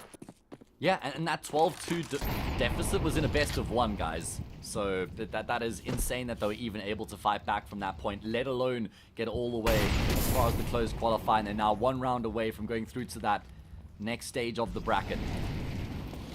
Yeah, At and least for Sangal, they have a full arsenal of rifles coming into this all-important round to try and give themselves the best chance possible. The deficiency, the problem, is there's no AWP on Danists, and I don't really remember too many rounds from him outside of the AWP rounds. Maybe a deagle round here or there, but hasn't been too proficient with the rifles. That could be a problem. it's a very good point. Dennis used to be a rifler when he played for Bet Boom, because I think he would have played with Zorti, right? So, Yeah. yeah, it was back in his rifler era. So he's definitely not bad with it. Just transitions to the AWP to kind of prolong his career, even though he's not old, right? Just make himself a more attractive prospect as an AWPer rather than just another rifler in the scene. Anyway, this is it. It's round 24. Patsy playing window. Slow creep up mid for Mix. 3 players here with 2 to a ramp. It looks like they're going to go for a split. Once this smoke fades, can they get up con without Patsy getting some kills in the back here? There's the damage. There's the kill. Flatcher's gone down, but it's a wonderful trade from Volt. That's huge. Kenzie, can he get 2? He can. Oh no! It's not 2 kills for Kenzie. It's Rigon and Synopsy both timing out. I cannot believe it. I thought they were waiting in the It's smoke. only A-core left. It's only A-core left. Don't be deceived by the 4 A-cores on the right of your screen. That's because there's only 1 of them remaining. I can't believe that's happened then and there. I thought they were waiting in the smoke. It looked like a normal, patient wait. And they'd actually both just disconnected at the worst possible time. I cannot believe it. That is literally worst case scenario. I mean, Sangal, by divine intervention, have been gifted overtime. I say that. It's not like they were out of contention for forcing it into OT, but they have just been gifted overtime here. That is brutal for Mix. The players and the team, they've done so well to get to that point. At least they weren't down 12-11, Trav. At least they have the insurance of overtime to fall back on, but damn, that sucks. That's a very, very good point, because if they lost the game like that, with actually a great trade from Volt and a position in connector where they definitely could have traded Kenzie out of the round. Oh my word. I don't think I've ever, I've watched hours and hours, hundreds and hundreds of hours of Counter-Strike. Every single game is different. Every single round is different. That's what makes this esports so wonderful. But, I don't think I've ever seen that timing on a disconnect. Not just because it's last round of regulation, but also because Kenzie was about to try and frag them, but they both just disappeared in front of his very eyes. But it's also like map 3, single elimination, EPL closed qualifier, how much is on the line, how far they've fought to get to that point as well. You're right, it certainly is a unique situation, a tragedy, in fact. The good news, Trav, the good news is Juan Flatro is already reconnected. So what that means is it's probably not going to be an unresolvable issue. There we go.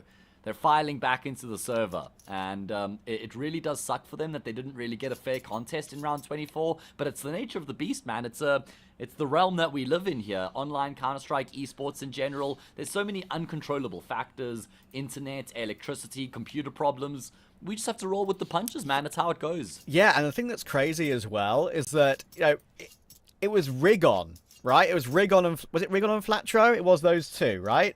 And Synopsy, I think. I think they're all 3 disconnected. Okay. Never mind. Flatcho got killed from behind from Patsy, right? But He got peppered, yeah, but exactly. maybe he was having issues too, because for both of them to disconnect like that, it was only Volt and Acor left in the server. Exactly, I'm yeah, that's why assuming I'm saying all 3 must have DC'd. exactly. I'm assuming Rigon, Flatro, and Synopsy are still playing together somewhere. They did, obviously, the 2 of them, Flatro and Synopsy, did just play IESF together the other day.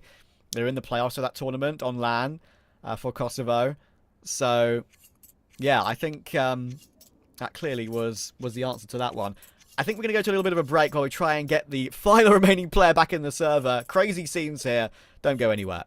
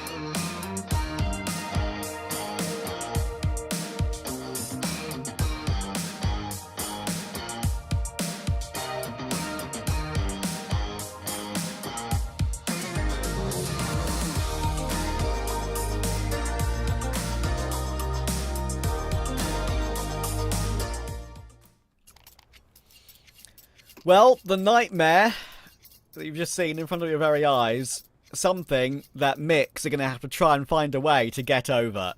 Who knows how that round would have played out. Unfortunately, of course, it was what after damage had been done. Can't reset that round. That is the rules.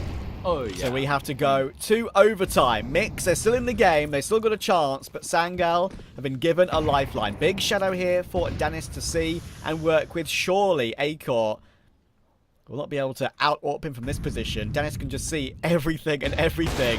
Flash, though. That's the way to go about it. And luckily for Acor, Dennis flicks down a tiny bit. It's only a leg shot. Oh, okay. Well, it's just going to be action breaking out in towards middle. Kills going back and forth.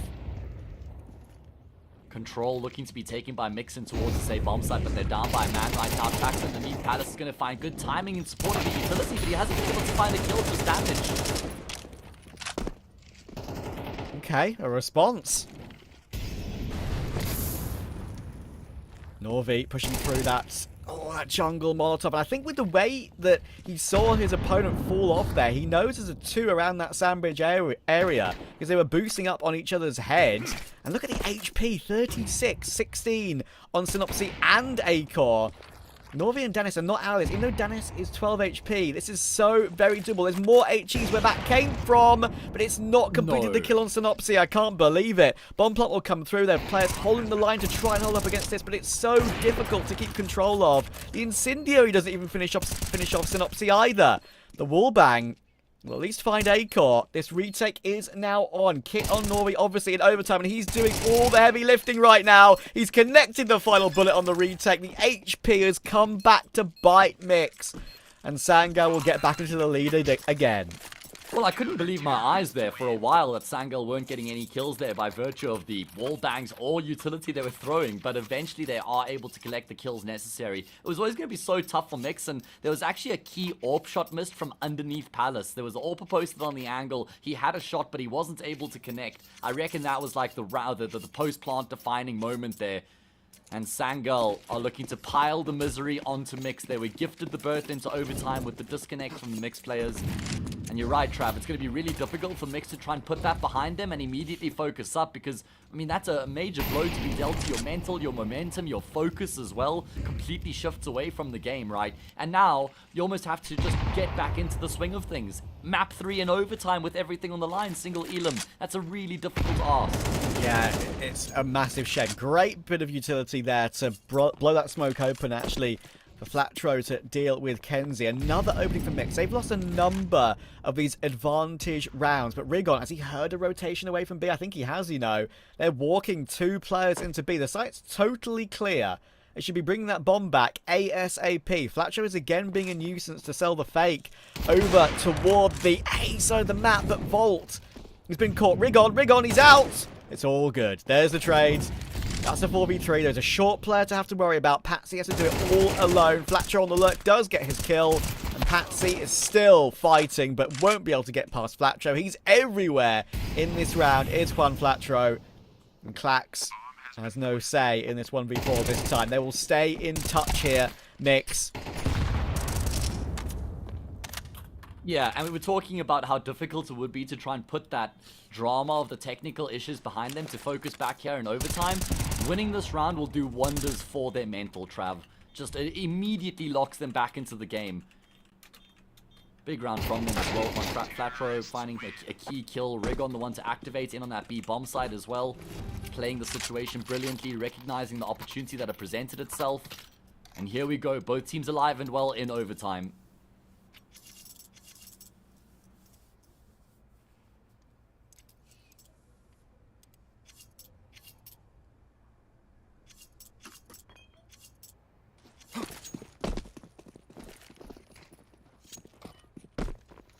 Who gets a little bit of a lead going into the second half of OT1? Who gets their noses in front? Remember, we had an 8-4 half in regulation for both teams on their T side. So if you can get 2 rounds on your CT side here as Sangal, you're sitting pretty. Alternate entry toward A. Got a Molotov for Ticket. Firebox is not being checked, though. Some players often put a few bullets through the corner of Firebox there. And if he did, maybe he would have taken down Norby, but not this time. Rigon, of course, now known about in Palace. Flatcho is again behind enemy lines. So how many times will he be able to do this? But it's only one. Oh, that's so frustrating. Damage done allows Rigon to trade at least, and he leads one more, and he will find one more. Rigon recovering it again. Clack still here, trying to fight his way through. Now Rigon needs to clutch. He knows where both these two remaining players are. Clax is 33 HP, goes for a swing, just about gets it. Madness on the A-bomb site. Keeps on going down between these two. But as you rightly pointed out, Sangal with the 2-1, that could be the nail in the mixed coffin. Oh man, they do so well to negate the impact from Juan Flatro. A flurry of frags there from Sangal and a moment's notice there gets them a big advantage. It was still looking very doable for Rigon. He was looking like a live wire in the clutch, but he just gets sidelined. He just gets destroyed by Clax, who displays a huge amount of confidence with that big wide swing. Double AWP invested into by Mix. Synopsy with one, A-Core with the other. What a time to bring the double AWP to the table as well. First time we've seen it in the series, if I'm not mistaken. Yeah, Synopsy pulling it out. Why not? A-Core will be spotted going for his pick. Tries to grab just that pixel of the headshot. But has to hop away. Whatever happens, it's been an incredibly fun game to cover. Yeah. We know Flatro is often quite, let's say, loud on Twitter. I wonder what you'll say about the bad luck that they've encountered in this game. But it is what it is sometimes. They had vague luck to get through this position to begin with, coming back from a 12-2 deficit to win in the open qualifier. It was all their good work, but they have a little bit of luck to make those sort of things happen. This is a great hold here, though. A-Core and one Flatro will get a kill apiece. Kenzie responding. But there is a bit of A presence here from Clax. He's out towards Sandwich already. There's a Palace player. There's a CT player. He definitely is aware of that Palace player. But Rigon, he should still find at least a 1-for-1 here. A-Core's quite far up towards CT. Can go for a peek at any point, but could get surprised by Clax. That's exactly what happens. And they know about jungle, but Rigon's going to hold the line. Well played, Rigon. Out of bullets, but he's caught his Danis between two separate players. And Volt will get the kill. 14 all. They will just never say die. Oh man, it's a really good round from him. I thought that Juan Flatro had overplayed his hand there, bitten off more than he can chew and connected with the repeat into Kenzie. He goes down, kind of gives Sangal a way back into the round, but Rigon does a fantastic job. And also worth noting there that Volt goes through the Molly and Palace so that he can join up with Rigon to just aid and abet him in getting that last kill. Clax was also just looking so mechanical with the way he was clearing out that A-bomb site, but eventually he does get caught off by Rigon from jungle. Scoreline leveled up again. No end immediately in sight. And 9 Pandas and ESC will wait to play. If they are going to play, we don't know just yet, of course. 9 Pandas have a fully benched roster they'd have to play with pretty much if they are to compete here. Keep you guys up to date on that as we go into the afternoon. Me too. I really hope they do. Me too. And I feel like it would be a team that could do some damage even if it was just like a puggy kind of approach from them with someone like Result on the server. Always fun to watch. Anyway, 14 all. Scoreline leveled up here between these two teams. Third map, single elim bracket, everything on the line right now. And A-Core, wow, my goodness. I thought just with the X-ray I knew Patsy was there, but he must have caught a glimpse as well. Volt holding the line toward ramp. Great kill on toward Clax. A-Core now tagged down. Should get wallbang through triple and will be. Norby finds that kill, but there are still 2 toward A. And look at Volt's reposition. He's in Sandwich. I'm not sure that's something that's going to be properly hard cleared. And he's still got teammate support as well. Volt's got the confidence to swing. He's helped out by Rigon. Suddenly, it's all down to Danis. It's going to be another match point for Mix. Can they finally play one out with all 5 players being able to play the full round? They've got another opportunity to make the dream happen. This does feel deserved, that we kind of end back in the same position we were in at 12-11 in regulation, a map and a series point here for Mix. It's what they had afforded to them at the end of reg, but obviously with the tech issues didn't really get to live up to that chance by no fault of their own. Here now, they have another opportunity to finish off the job. Sangal yet to win a round on their T side here in the second half of overtime. It has to be this round here, otherwise they're eliminated.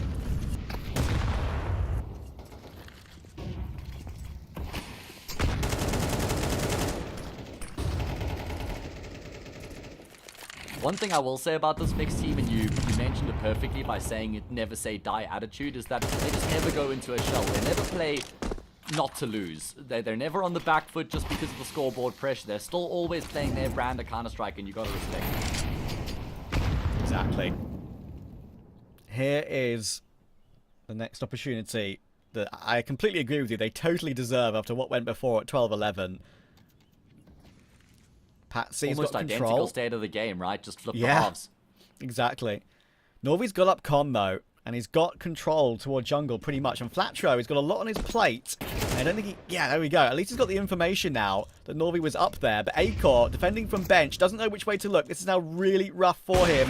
How many kills can he get? Gonna have to leap away. He's got rifling support, but they're whiffing their shots right now. But he's been able to find Clacks in apartments. Not the second, though. One more player on site, not seen, but now heard. Smoke up is really awkward. Synopsy's almost gone down, but he's still dancing around the site. How is he doing this? No. Kenzie finally finds him. Oh my word, that was another... So many micro situations there for Mix to maybe get this win done, but shots missed, awkward repositioning, and Sangal will stay alive thanks to that.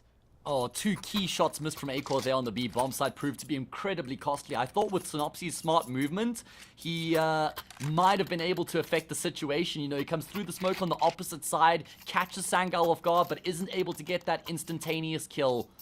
And that means we run it back into double OT. This time fully deserved for Sangal. Damn. We go on. I'm glad as well, because if there is a chance we don't get a second BO3 today, let's make this one as exciting as possible. It certainly had everything about it so far. Drama, disconnects, incredible talent, incredible skill on the server. Acor, oh, surely he gets caught in mid here, but no, he reacts. Teammate spotted, and Patsy gets distracted, allows Acor to get the opening kill. Oh, and Mix looking like they're going to regain the lead here, at least initially. Acor and Volt finding some good opening kills between them. And Sangal don't really have much to show for it here. Venturing back in towards middle in the 3v5, they have got a healthy amount of utility, but they're going to have to start to get some kills. Yeah, that's the second time that Volt has out-dueled Clacks in toward that Palace position when that smoke has faded. Rigon has been a bit shaky on the aim, it deserves to be said, but he's hitting his shots. It's another 1-for-1, but Norvy has traded it, and now it's awkward. Surely with the positioning here of these two players on A, they can peek off each other's contact. Volt and Flatro. Flatro may be low, but Volt can peek whenever he wants, and there we go, it's perfect. No way in for Norvy or Danis, and Mix are back in the lead. Well, and Flatro and Volt have actually combined beautifully a number of times on the A bomb site throughout these CT side rounds we've seen from Mix. It's been a really solid duo. Playing off of each other, supporting each other, trading each other. Looked really good between them. Mix will regain the lead here. Sangal have been chasing throughout most of these rounds towards the tail end of Mirage.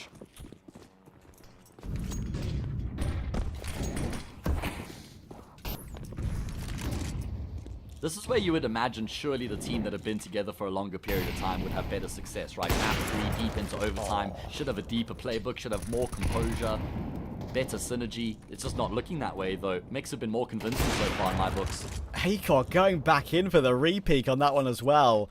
He already tagged up Clacks on the first duel. It's like, okay, that should have been my kill. I'm going to just push for it again. Rigon's got the secondary AWP this time, but this time out-dueled by Danis. Again, it's down to Flatro, maybe from jungle, playing through the smoke. Oh my goodness, Flatro. This is a Flatro moment! He's got 2.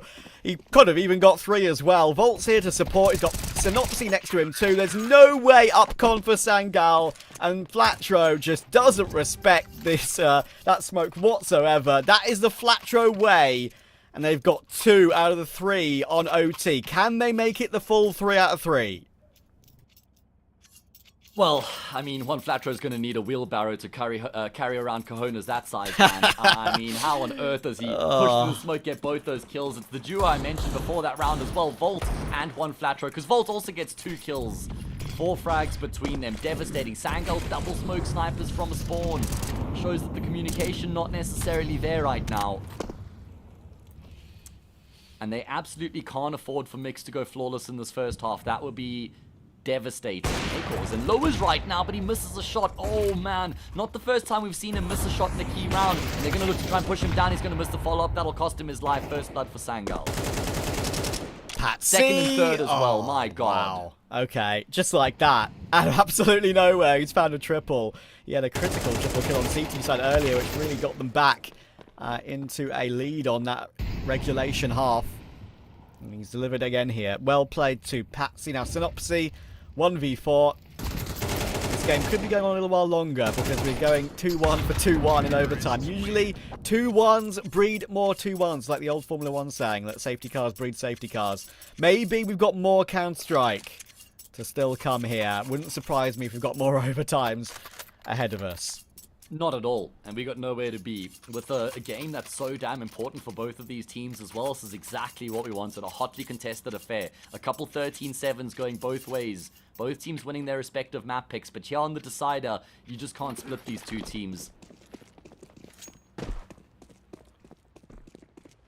And here we go, into the second half of OT2. Acor again looking to be the guy to open up the round with his Zorp, and he's caught a glimpse. He might get more than a glimpse, yes. An opening kill as he fells Clax. And look at Juan Flatro immediately taking all the space, Trav. Oh, he had his crosshair in a decent position. I thought that was going to be another entry from him, but Kenzie this time will take him. Acor toward ramp, looking for the AWP pick in toward CT. As you kind of mentioned earlier, right, Acor is so reliable for these sorts of picks, but this time he's been peppered by Util. No way out. Rigon needs to deliver. There's a couple of players in the open toward A, but he was getting pressured from behind. The AWP in toward ladder. He'll use his Util to try and lock him in there. He knows he could be in the murder hole, in the ladder room. He goes for the swing, but Dennis is ready for that of all things. And they've now exited the situation entirely. Volt and Synopsy are both walking B. Sangel seem very aware of that. And they've got no utility to get actually into the site properly here. It's all about the timing. Does Danis appear back in this direction with his AWP? There's a bit of a gap in the smoke that he could try and exploit to get back into B, but he won't. So the plant will come through here for Mix. Yes, sure, they're down by a man, but the pressure's on Sangal to retake.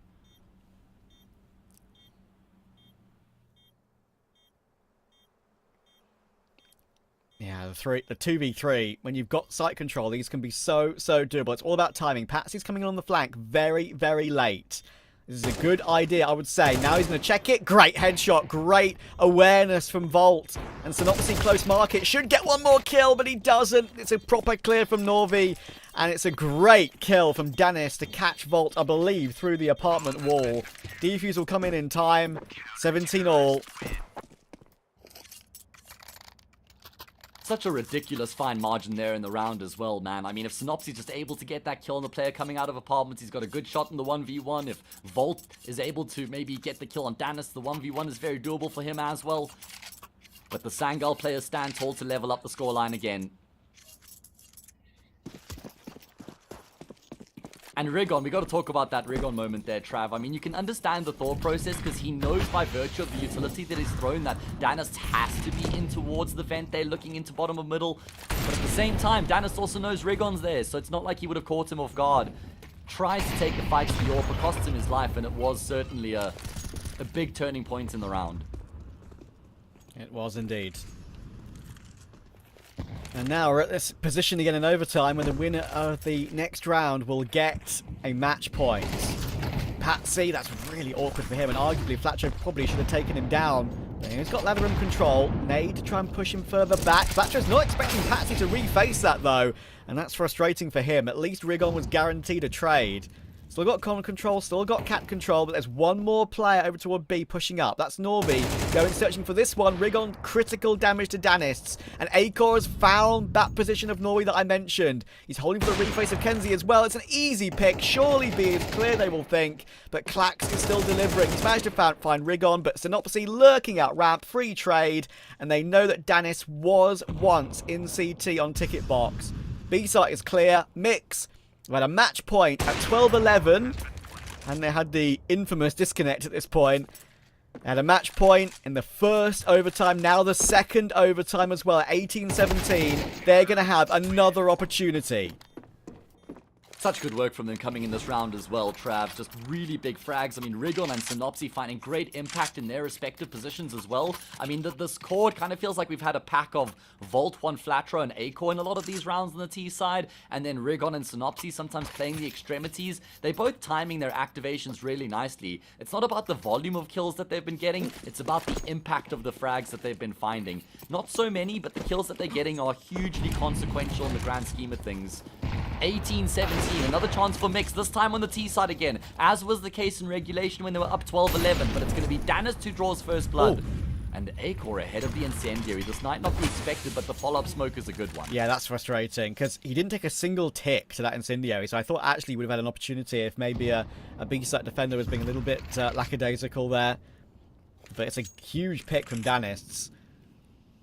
Up to 26 for the game. It's been very even fragging across the board, actually, from everyone in the server. Volt and Norvi currently leading the way. What a game. What a ridiculous game in the battle for Pro League. Synopsy trying to lurk his way up short. It had a decent timing on toward Patsy, but he looks back at the right time. And more where that came from toward B. And surely in a 3v5, there's no way in for Mix. Volt's found one, but he's stuck in the apartments. And Acor now is 1v4. I mentioned 2-1s breed 2-1s in OT.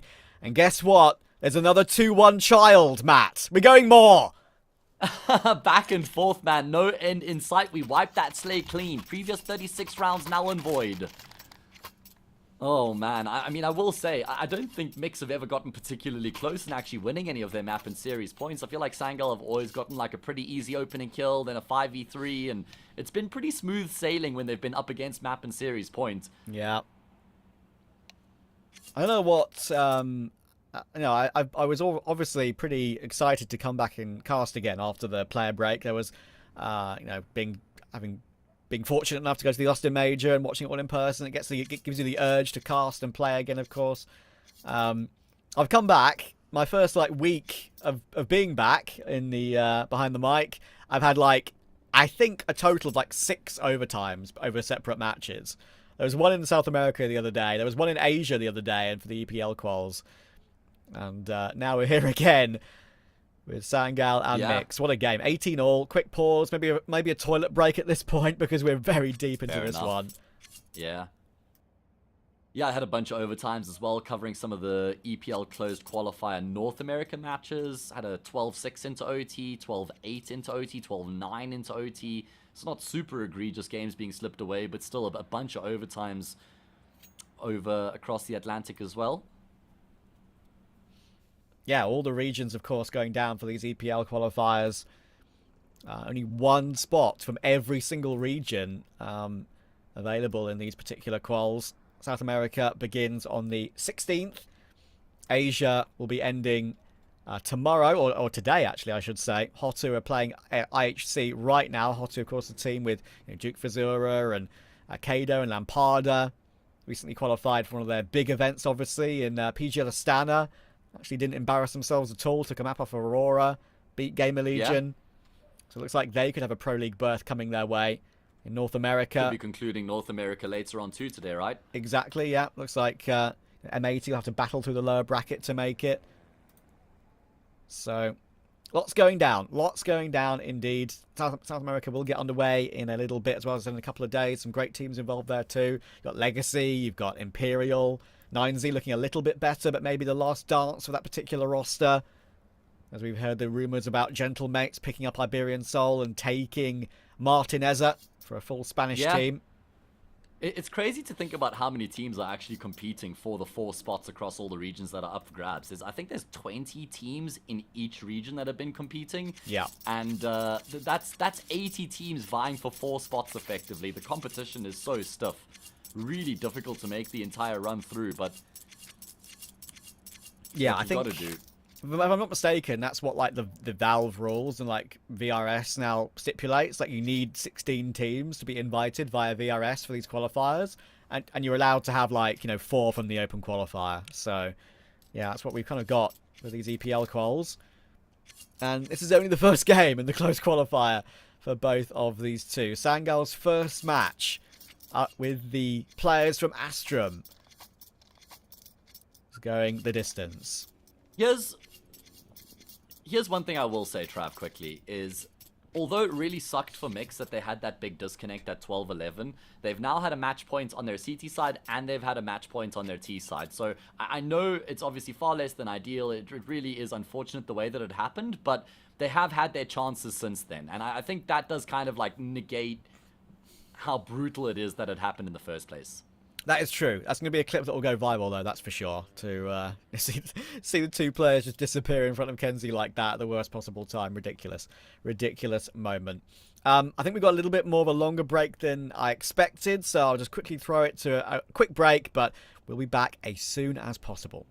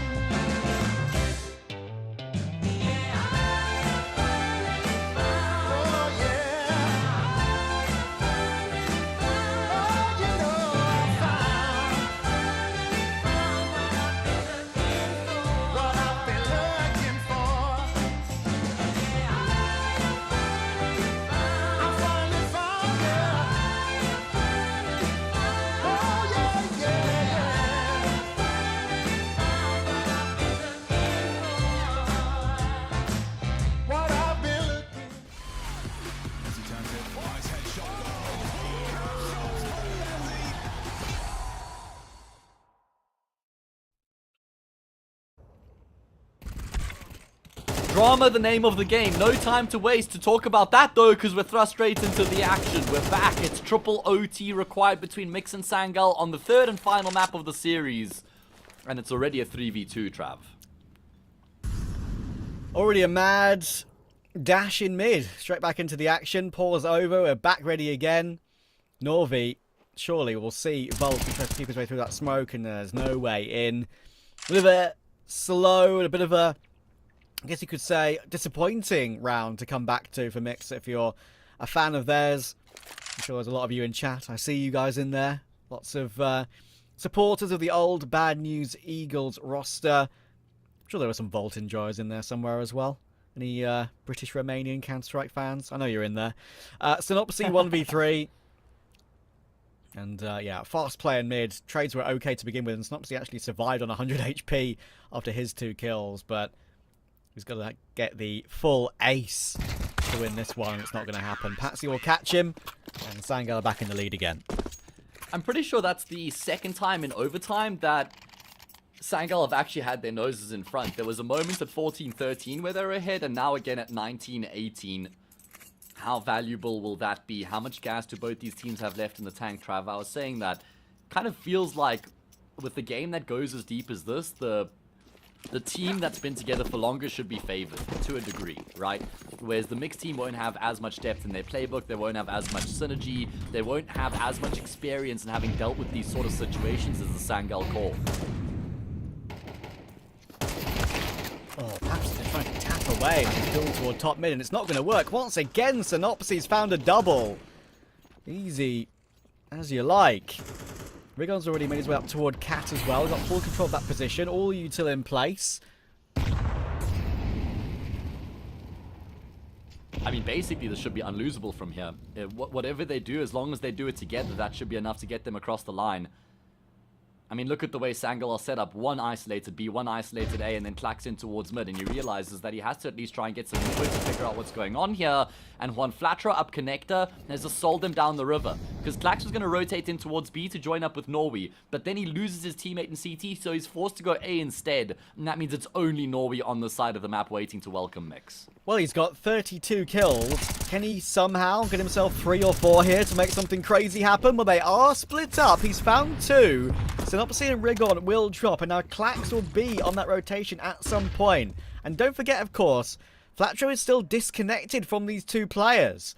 Mix are perhaps overcooking this round again here, because Clax still full HP over toward A. He's reliable in these sort of situations, but he's been spotted out. Surely they can team up toward him now. 20 seconds to find him. That nade will not get the kill, but it'll do more damage, and he's managed to find Flatro at least. Norvi, with those 2 kills already we've just seen, there's a chance at more. Nade for triple box, lots of damage to A-core, and Volt isn't exactly full HP either. They're fumbling around the site, and Volt's gonna get away with the headshot just by the skin of his teeth.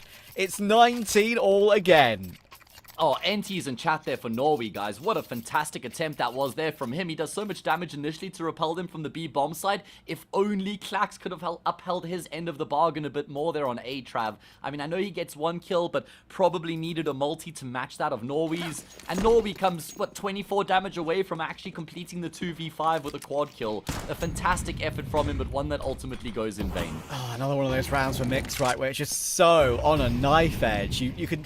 They feel so comfortable when they're in like a 5v2, 4v2. It's like, surely they can't find a way to let this one go. But yeah, they almost made the worst possible decision.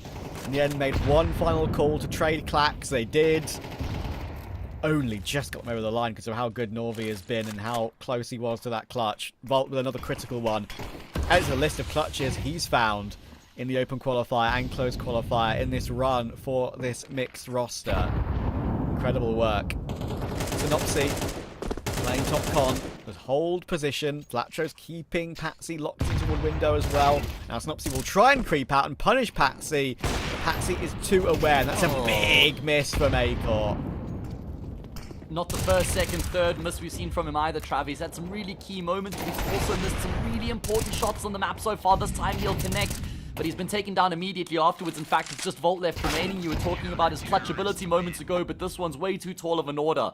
And Sangal are going to be able to sandwich the half with another 2-1. I believe we've only had 2-1s throughout the entirety of this in terms of 2-1s on the CT side, right, Trav? I don't think we've had more than a single round 1 on the T side in any of these halves of overtime. 2-1, 2-1, 2-1. Can Mix stay in touch? You mentioned to me, you know, funnily enough, at the beginning of overtime, that if you get 2 on CT, maybe that's the way, considering the 8-4 halves we had. The irony. The irony. It's gone the other way, funnily enough. Well, here we go. There's going to be pace coming through from Patsy out into the A-bomb side. Dennis draws first blood, and they now have information on the player in towards default, who's low, but Synopsy comes through to support. Good nade. And Snopsy's trying to hold them into that under position, and look where Acor is. Falling all the way back, managing to find Clax. And these two are just locked together. 20 rounds all. Unless Kenzie can win a 1v4. Sure, 2 players walking wounded. Tickleable. I like that word. Tickleable? Are you ticklish, Matt? Yeah. Very much so, yeah. Are you actually? Yeah. Okay. But it's that kind of ticklish that's just, like, it just gets annoying and frustrating. Like, you're laughing, but you're not actually enjoying it. Okay. Your nervous system betrays you, basically. Because whoever's doing it to you is like, oh, look, he's enjoying it so much. He's having such a good time. It's like, no, I'm really hating this right now. Unlucky. Anyway, Kenzie left alone 1v3. Nothing funny about this one, mate. No. Should be a kill for Rigon as he's crouching into that angle is Kenzie. And it will be. 2020. It was a crazy year. It was a wild year. Don't want to go back to that year. Did 2020 ever exist, Trav? I don't remember 2020. No, personally, I think 2020 and 2021 never existed. And I'm actually 2 years younger than I am. So, there you go. Yeah, everybody is. Yeah. You're just like, it was a glitch in the Matrix. Skipped forward a frame or two. And here we go. Scoreline again leveled up. 40 rounds of Counter-Strike played, and we aren't any closer to the finish line. Well, the magic number for Mix was 22-20 in that open qualifier, and they were 12-2 down to Arcred. Can that 22-20 be magical again? Volt's playing anti. That's why he's looking at the floor right now, trying to avoid flashes while that smoke is up. But Incendiary Dam will give him a chance to deliver, but those flashes are so damn good. Can he get out of this position? The answer is no. And Synopsy only finds one. Flatro can't connect. And a push through that bench smoke might be the only way in for Rigon. It's watched by Norvi. And it's Sangal to find a match point. Finally. It'll be their first one. Yeah, they have not had a map and series point yet here on Mirage, unless Acor can do the unthinkable, man. But this would be just out of this world if he was somehow able to win this 1v4 for his team, turn 1v3. Nothing on offer right now from Sangal. Really good post-plant positions being taken up. Palace, CT, triple. And Sangal recognized, well, the only way he wins this is if he comes to us and he hits some ridiculous shots, but Clax has just swung for no reason. It's okay, though. Dennis will get the trade. And like you say, Trav, for the first time here in this matchup, Sangal have a chance to close. Crazy. 12-11, 15-14, 18-17. All chances for Mix. Now 21-20. Maybe 22-20 will be there. Will betray them. That scoreline. It's a chance. Or are we going more? Every single time we've kind of got to a match point for all these teams, the round's kind of ended in a bit of a damp squib, honestly. Yeah, it's true. You're right. It hasn't ever been particularly close. Not the first time Acor's done this. He's going to go searching, looking to just try and insert himself into the start of the round, looking to try and force a first frag here. And he could get caught in the open. He's going to miss, but he will still be able to fall back to the safety of the smoke. No! He's actually looked for more, and he's gotten a kill, but it will cost him his life. That's wild from Acor. I appreciate it. I mean, fair play on getting 1 for 1, but you kind of want the AWP alive a little bit longer in a round like this, don't you? So, that means no more Acor. And could that be his last say in this BO3, this wild BO3? Each team taking their own map pick pretty comfortably, actually. And then the brawl of all brawls on Mirage, as we thought it might be. Historically, these mixed players have always been Mirage players for their various teams, whether it's Bad News Eagles or Gamer Legion. Sangal played a lot of Mirage under Astrum, the Astrum banner, of course, of late. It's going to be an A push coming in for Sangal. Volt under. Is he going to get cleared properly? The answer's no. That's a bump on the floor. Advance up from Volt through the fire. Somehow gets 2, but they lost Flatro in the meantime. Back into this 2v2 now. Nade toward default. Rigon has to connect, and he will connect for both kills. They keep on going, do Mix. This open qualifier feels like it's destiny for them to make it through at least one more round. Well, they're yet to say die. Never say die for Mix. I can't believe that from Rigon. It looked like Danists and Norway, I think it was, were kind of tripping over each other there. They didn't really know exactly what they wanted to do in the 2v2, the fights that they wanted to force. They knew that there was a player in CT, but they still get picked off by him so easily. Or Rigon makes it look easy at least. And Sangal had their chance, they had their moment, they weren't able to seize it, and that means we run it back. Well, you know what? You know, some people might say, "Oh, this game's going on forever. Get it done, get it done, boys and girls." But honestly, news has just come through. 9 Pandas obviously recently benched their entire team toward the end of sort of like the earlier point of the year, end of like a couple of months ago. They will not be playing the following BO3 after this. Just to confirm to everyone watching, if you're waiting to watch 9 Pandas versus ESC, ESC get a forfeit win as 9 Pandas cannot put a full roster together. They would have had to have brought noises here. Indeed. They would have had to bring like a core off the bench and maybe find a +1 or +2 to actually play the qualifier to keep their VRS ranking slot. So 9 Pandas still in the process of figuring out what the hell they're going to do with their team.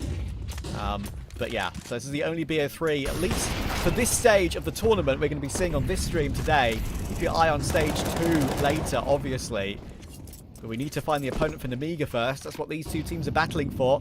Danists down first. Kenzie should get this kill toward Acor to recover it to an evens once again. I'm surprised we haven't seen many simple and direct approaches from Sangal here in overtime so far. Feels like they've had emphasis in towards middle in every round, and that kind of plays into the setup here from Mix, but Patsy somehow going to come out on top of that duel with Synopsy to get the man advantage, and now they look to get a move on into the safe bomb site, but one flat post tracks and traces. Shot. Rigon in on the act as well, and all of a sudden a 3v2 turns into a 1v2. Great catch from Rigon there with the AWP. Not exactly been known for an AWPer in the past, and he's been missing quite a few of those shots, but actually flicks into the shot rather than just holds a crosshair angle. Maybe sometimes in those sort of situations, the harder the flick is, the easier it makes the shot, weirdly, rather than the easy ones. So gets away with it from CT, but Klax has got the bomb, and he's got a free path to the B bomb site. No after-plant utility, sure. It's going to be down to the gunfight. It's Rigon who's got a smoke and a nade. That could be critical to the late stages of this round.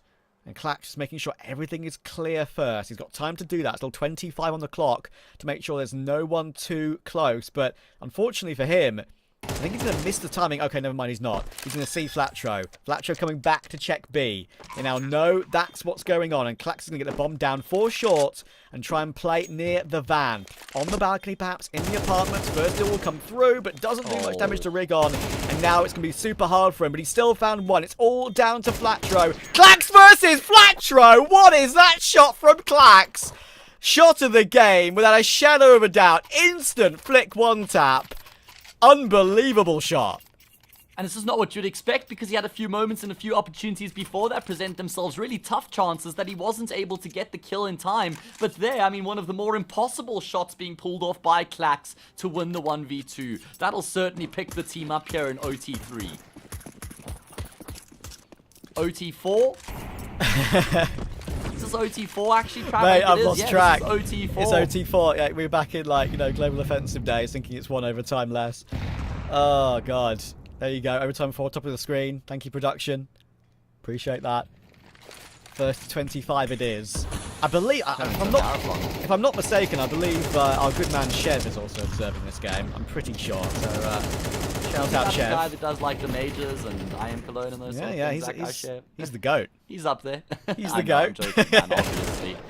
Klax waiting for Flatro to continues advance. to frag, and eventually he does prove that he's mortal, but good impact found. Man advantage here for Sangal, looking to get their first 2-1 on the T side. Oh my word.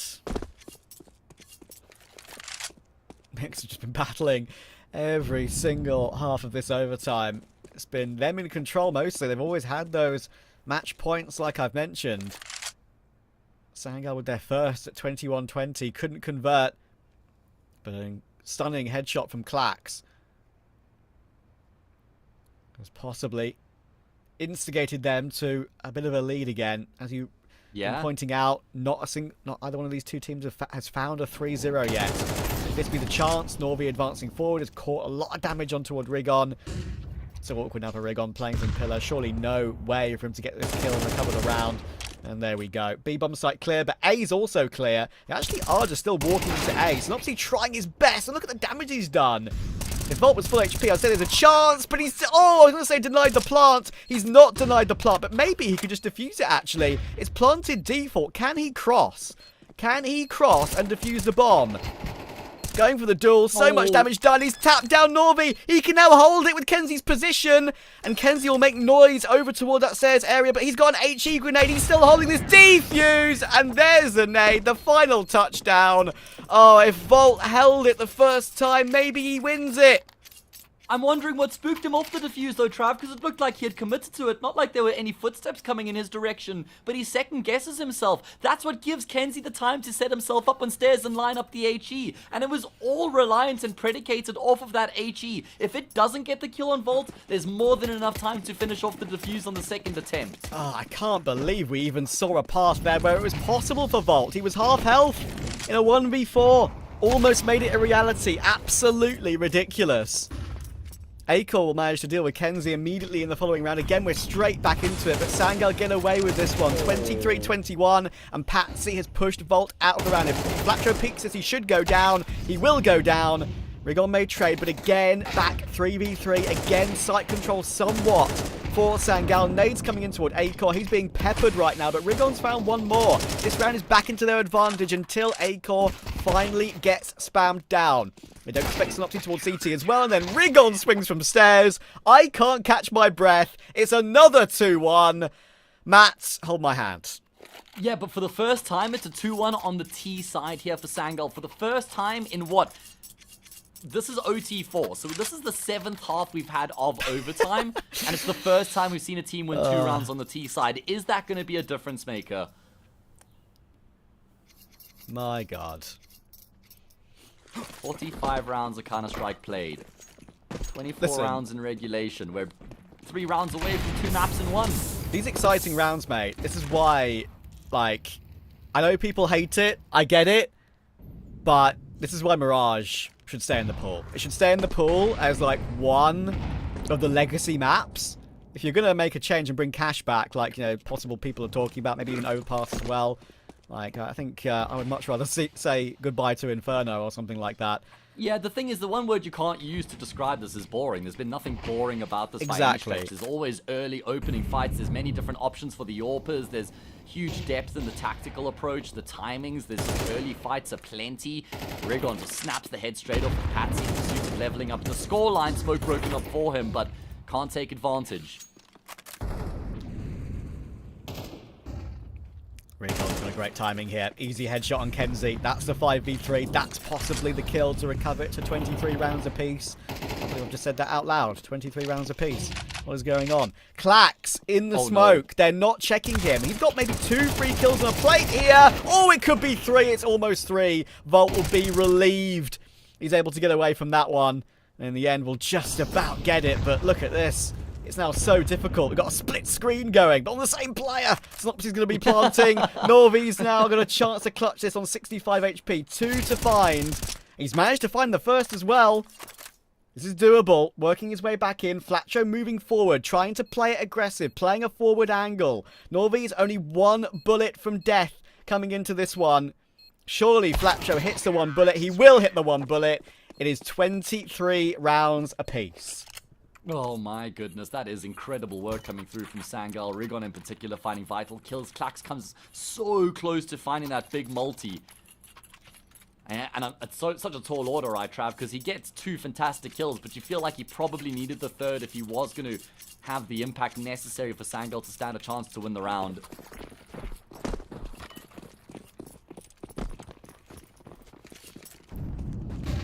I do like a good split screen, but we need to see 2 separate players if we're going to see it, you know? So I think, yeah, not only that, but it's also when, like, everybody's still alive, it can be a bit more confusing.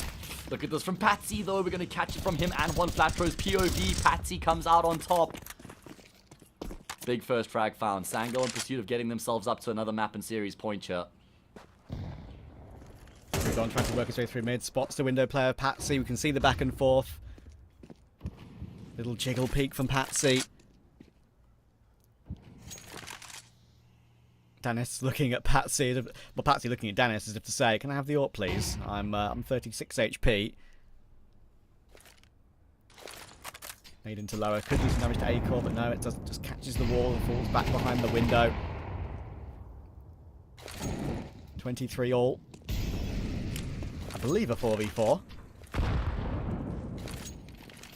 Yeah, that's what's tough to tell. We can't see the minimap and we can't see the util. We can't see exactly how many players are alive. But you're right, it should be a 4v4. Kill going both ways so far. Acor looking to scale up connector, but I think this is going to end as a B split for Mix, or at least just numbers up Catwalk, and that's a really big kill. It's now only Patsy between them and B posted on the angle with the AWP. He'll connect on the shot. Oh, he almost a tag to the corner of the short pallet as well. Quick rotate in and a great kill towards short as well. Catwalk player taken down. Patsy 4 HP. Bomb might be down for Mix. But it's so difficult for Synopsy. He's got Volt support. But to be able to hold on to this one would be ridiculous. Patsy now still so low, and actually, hang on, there's more damage being done. Look at the damage to Synopsy. He's 1 HP, but he's still found one more kill. Ridiculous. But no more than that, I'm afraid. Patsy will get the kill. 4 health to spare. And they're back in the lead at 24-23. Don't forget, first to 25. So they have another match point. Such good work there from Patsy on the second AWP as well, posted on the angle, and then the decisions and the moves he makes afterwards to continue to find impact on the bomb site. Really good work. And another map and series points, another opportunity for Sangal to close this game out. Last time they had the chance on the T side, right, Trav? This time it's on the CT side.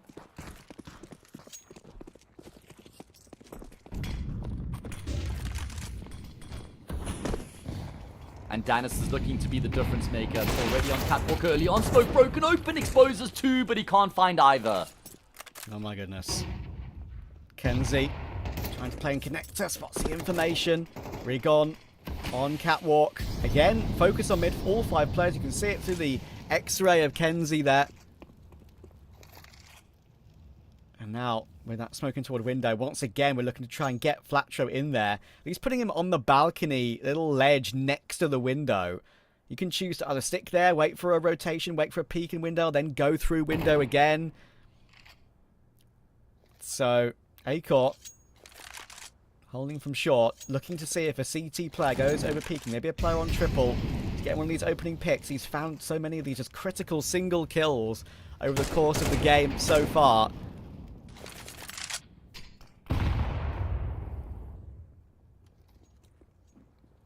They're going to work their way up under.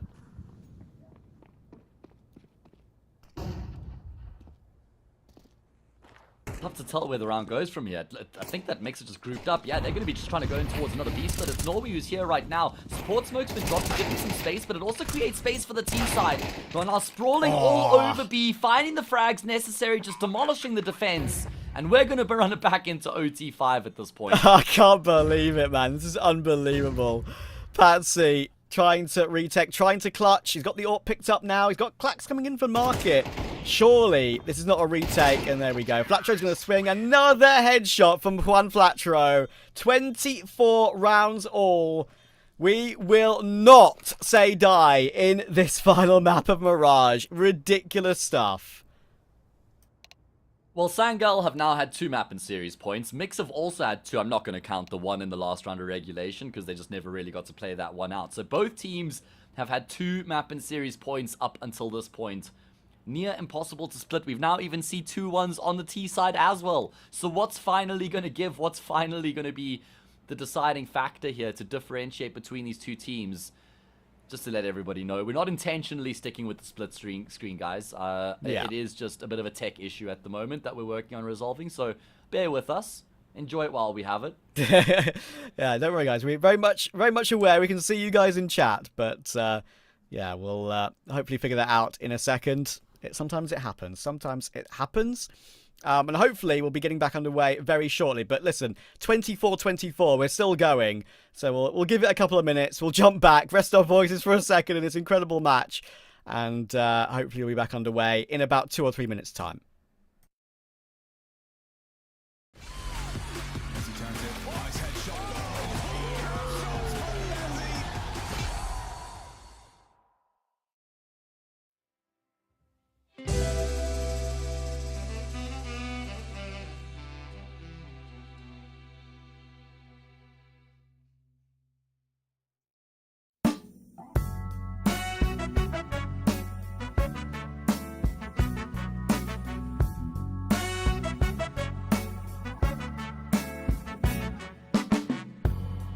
When the world is cold, you hear people say, gotta chase the dream of yesterday. But the stories told, the golden memories, ain't a truth but just a fallacy. But there's hustlers, stealers, liars out on this road, and they'll feed the fire and watch it all explode. Gotta put those flames out before we burn it down. Gotta plant new seeds in this ground. Don't let yourself be troubled or think on yesterday. Keep on moving, come on, don't stand in my way. Some people wanna pull you under. Some people wanna make you cry. Some people rolling in like thunder. We gotta fight the feeling, we gotta do it right. If the hustle and grind breaks your stride, do you turn and blame the other side? If the hustle in your mind makes you decide, it will crack and strip you of your pride. Oh, but there's hustle.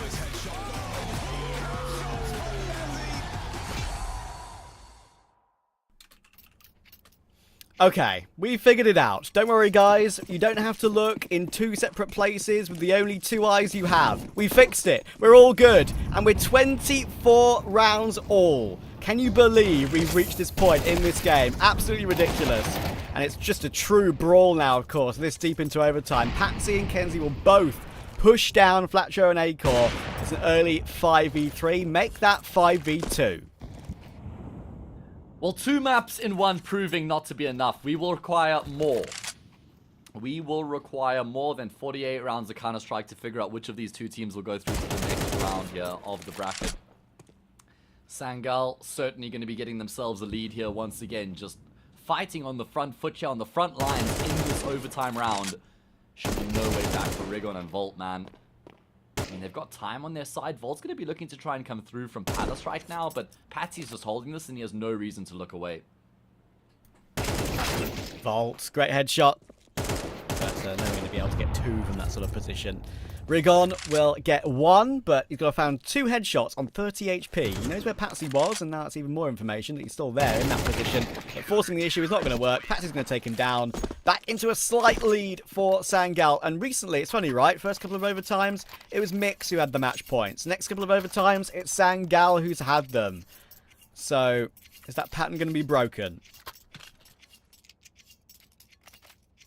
I just love the way that they kind of rip that round apart there for Sangal, especially after a bit of a tech pause.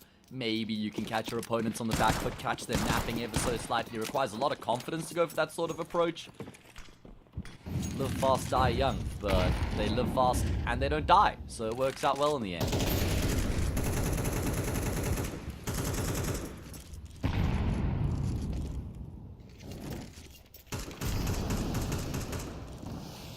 Don't want to fall behind by 2 though here in overtime. We've just been going back and forth throughout. Then the scoreboard pressure could start to mount.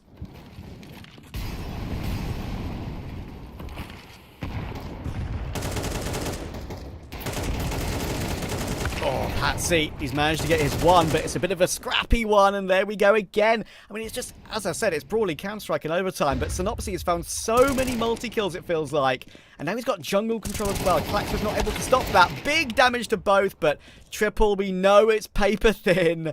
And Dennis is not going to be winning this one. There is one. There's an easy kill for Volt. 25-25. 25 plus 25. What's that? It's 50 rounds of Counter-Strike. Half a century, mate. Half a century is what we've managed to raise your back, lads. And we're still going. So good there from Mix to make sure that Sangal don't start to tear ahead either. They're still sticking to their guns, persisting with these mid plays round in and round out. I don't think we've seen any like super fast B punchy plays coming through from either of these teams in overtime. Neither one willing to kind of break away from the mold that's gotten them to this point, to try something different, right? Such a big risk to try and change up what's been working for you in the hope of catching your opponent off guard though. And it's just going to be more pace and ferocity to follow.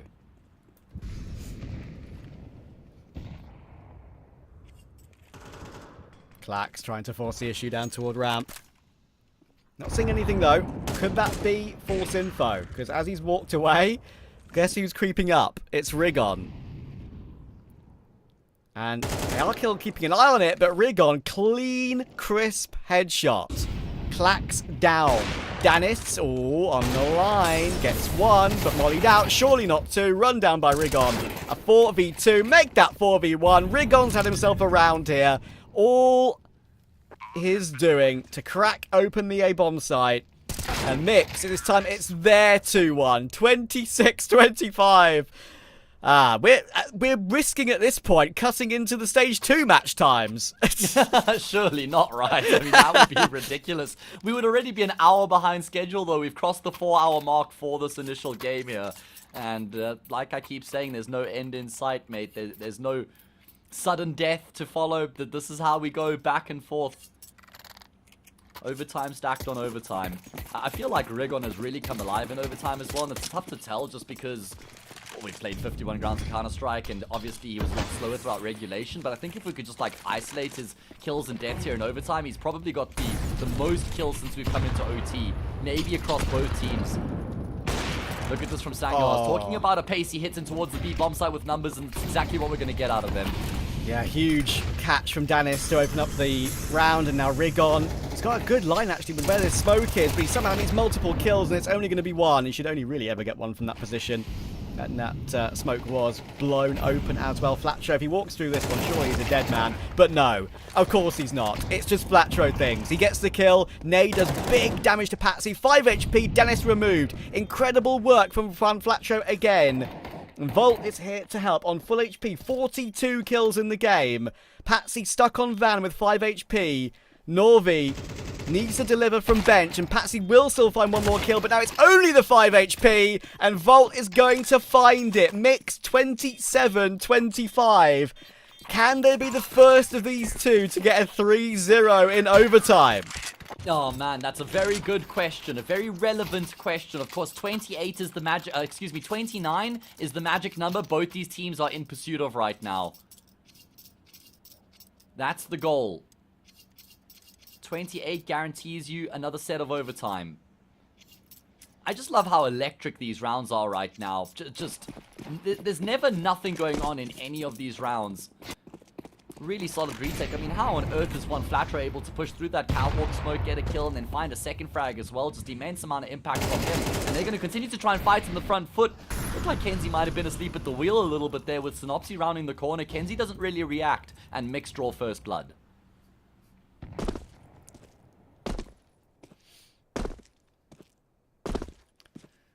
Here we go.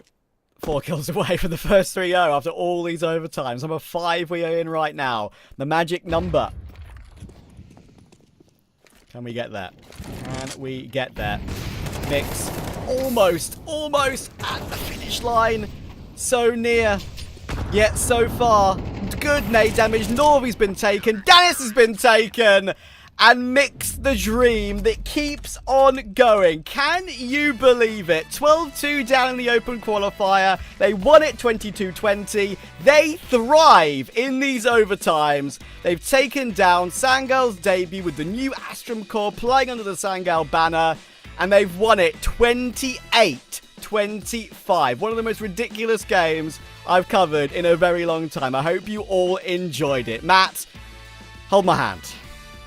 Well, Trav, that is just an incredible game of CS. What a display coming through from both the teams. And whoever walks away from that having lost the game, it's always so brutal and devastating. It does, I mean, it's really tough to kind of pick a team that you feel like deserves to win that, because they probably both do, to be fair. But Mix, I mean, you know, having had that tech issue at 12-11 feels like a lifetime away, but they will eventually get the job done. I apologize. I did slip up. I said 29 was the magic number, Trav. Yes, I got 28. called off by us being five sets of overtime deep. Not like you picked up on it either, mate. We were both just so deep and lost in the sauce that I just sold everybody Well, down don't worry. the river on that one. As soon as I saw top of the screen and it said first to 28, I was like, okay, now, yes, I realize what I've done. I'm going to build it up to the match victory now, as I saw Mix getting all those realized, kills. and it wasn't like, okay, well, now they're up to map and series. Oh, wait, nope, the game's over. Yeah, okay. yeah, I'm glad I noticed. But great stuff there coming through from Mix. I mean, what a journey it's been. That's just the first round in the closed qualifier for them, Trav, but it feels like this has been such an incredible journey so far.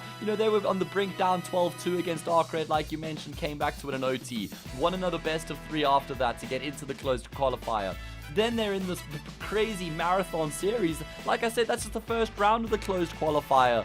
But they're still alive, and that's ultimately what matters, one game at a time. And it's crazy, right? They've got now like an hour and a half, an hour and a three-quarter break until they have to play Namiga in the next round. And that's Namiga, of course, not with Zwei, who's moved on to Spirit. That's Namiga with Sawalio. That's genuinely a winnable game, I feel like, for these boys. What a ridiculous map and series of Counter-Strike we have just seen. I hope you guys all enjoyed it. Unfortunately, I believe we're not going to have a second series because, of course, 9-pounders are not going to be fielding an eligible roster. They will not be available to play, and it will mean the ESC go through to that stage, or that second round of that first stage, of course, that you've been mentioning. They will play against Fnatic this evening, 7 p.m. UK time, and, of course, Namiga, it will be 4 p.m. UK time, where they will go up against Mix. Plenty of exciting matchups coming up in round 2 today. Liquid versus Sashi, Iberian Soul versus OG, TNL versus 9, X-Navi Jr. versus Hester or Alliance. You've got Paravision playing Ents, that's a fun one as well.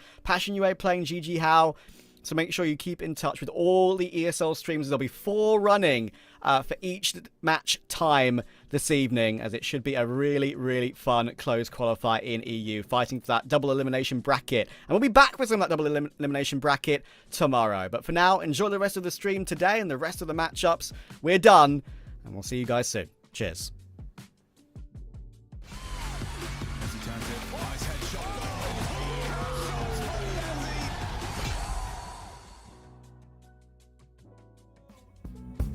And they'll feed the fire and watch it all explode. Gotta put those flames out before we burn it down. Gotta plant new seeds in this ground. Don't let yourself be troubled or think on yesterday. Keep on moving, come on, don't stand in my way. Some people wanna pull you under. Some people wanna make you cry. Some people rolling in like thunder. We gotta fight the feeling. We gotta do it right.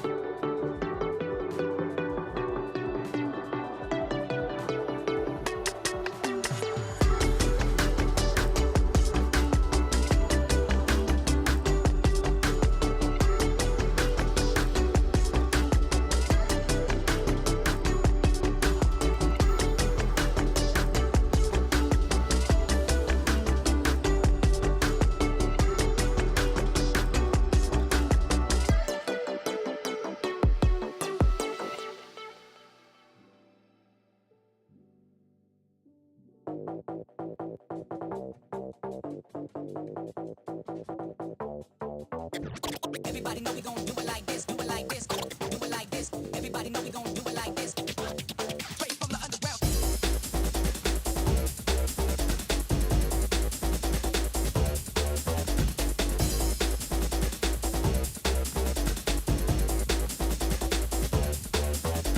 Everybody know we gon' do it like this, do it like this, do it like this. Everybody know we gon' do it like this, do it like this. Straight from the underground. Everybody know we gon' do it like this, do it like this, do it like this. Everybody know we gon' do it like this.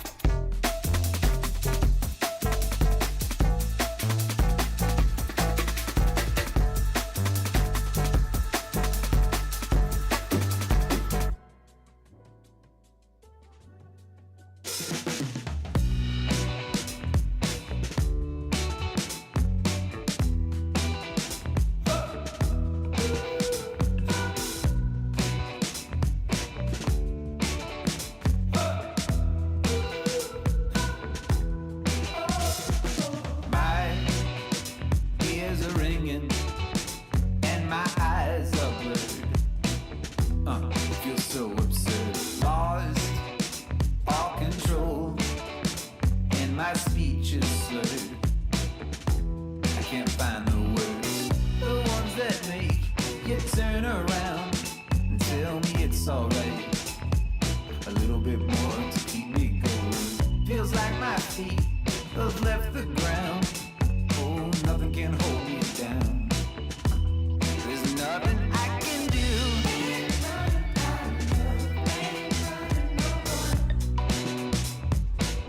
Baby, I'm telling you the truth.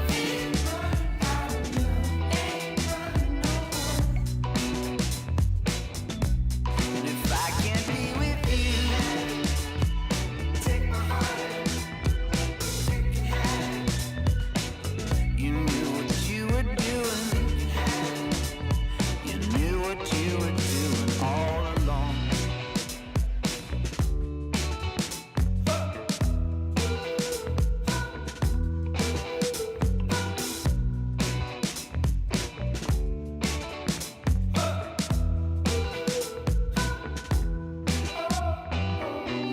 Tried to disappear. You can't find me. You can't find me here. Soon the world will be far behind. I tried to get away, but you keep sending me a sign. Oh, baby, there's nothing I can do.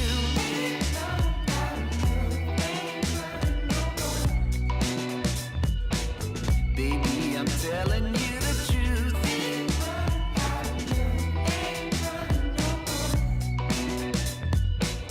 You always keep me on my toes.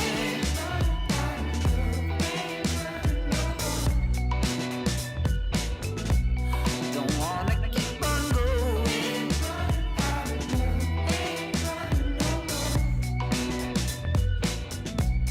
If I can't be with you, take my heart. You knew what you were doing. Take my heart. You knew what you were doing all along. Take my heart. You knew what you were doing. You knew what you were doing all along.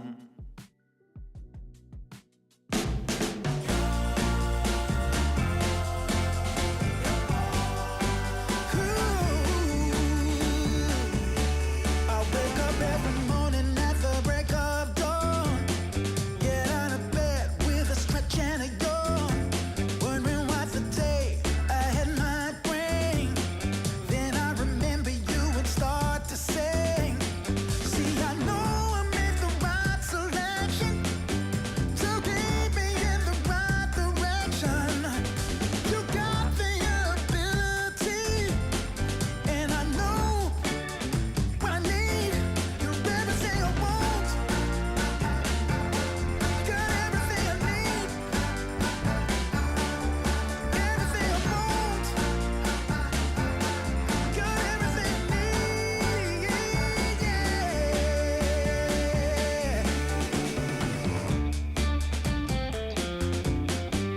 All right.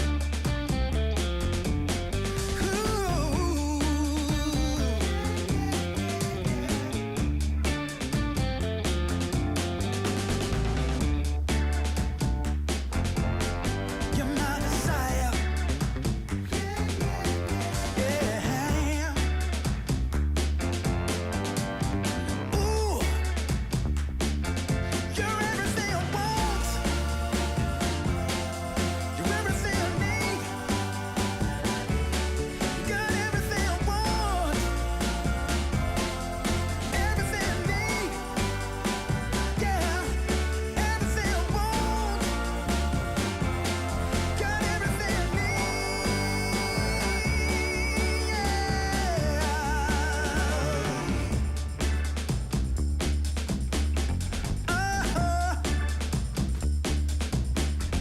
All right. Yeah.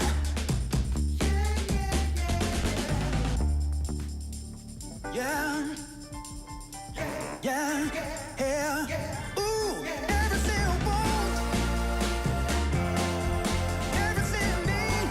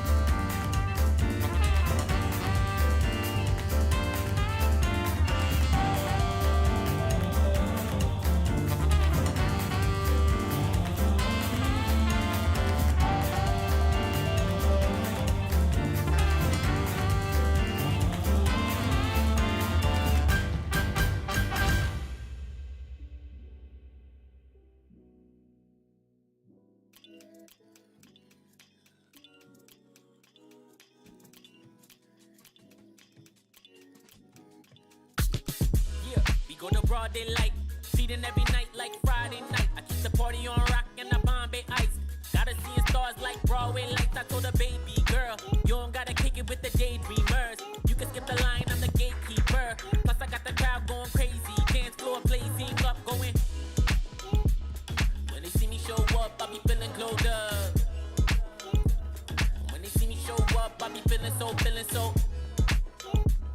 When they see me show up, I be feeling glowed up. When they see me show up, I be feeling so. With the VIPs in your city, getting litty as a BIC, huh? Yeah, screaming life's a gift, so we live to the fullest till we DIE. DJ, put it back on, keep it hype, we don't wanna hear no sad songs. Everybody up in here just wanna celebrate. Sip a little drink, get the dance on. That's all, listen, everything good over here.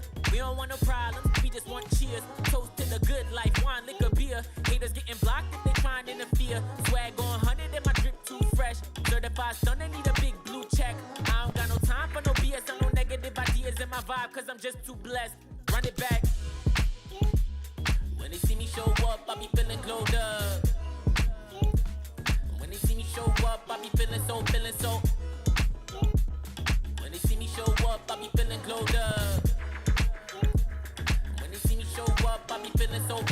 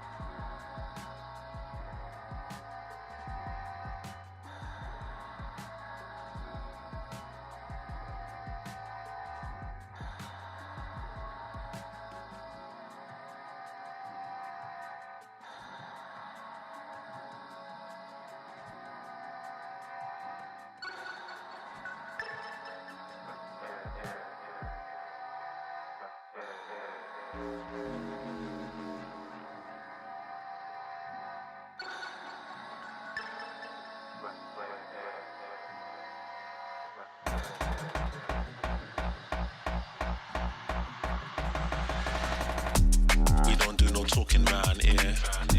We don't play no games round here. We ain't never slipping round here. This another level, this one over here is very rare. We don't do no talking round here. We don't play no games round here. We ain't never slipping round here. This another level, this one over here is very rare. Rhythm got me skanking, had me feeling like I'm Fred Astaire. Bread was kinda short, but I was smelling like a millionaire. Claimed their opposition when we stepped in, they were running scared. Man, we're louding up the atmosphere. Too much chatty, too much catty. I just lit a fatty, and it came from Cali. I'm not really here. I was in the clouds, I don't ever take the stairs. We don't do no talking round here. We don't play no games round here. We ain't never slipping round here. This another level, this one over here is very rare. We don't do no talking round here. We don't play no games round here. We ain't never slipping round here. This another level, this one over here is very rare. This another level, this one over here is very rare.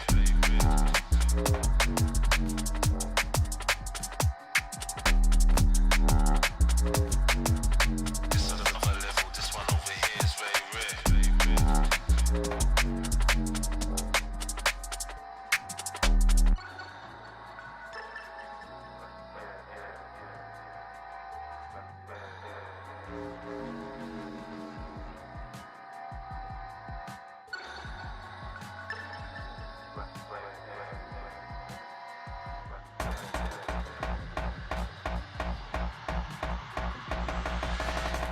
I was in the corner sweating till the lights came.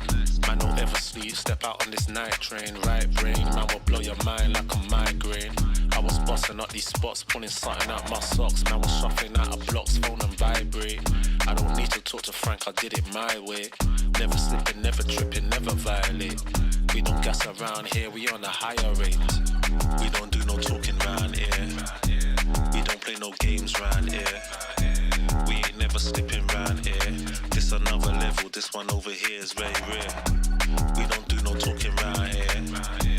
We don't play no games round here. We ain't never slipping round here.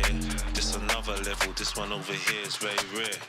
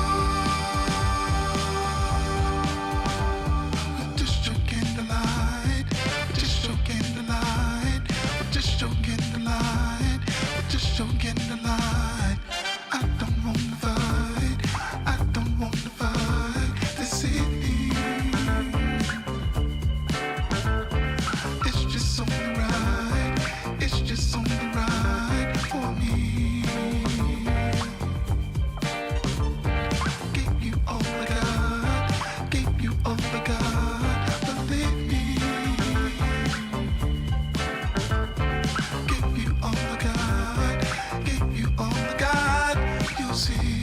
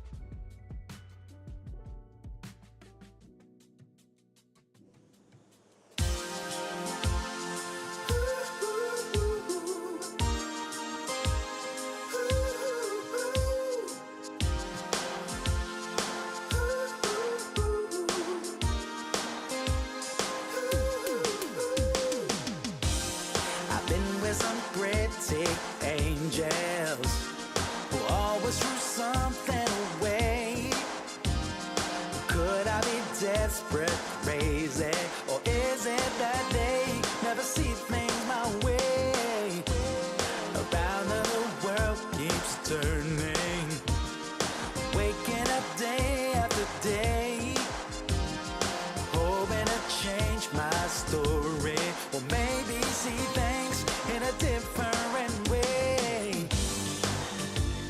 Maybe if I took a chance and got out of my way, a different point of view would maybe change the day. Gonna find somebody who's gonna treat me right. I know they're out there. Yes, they're out there. I won't give up the fight. No, gonna find somebody who's gonna treat me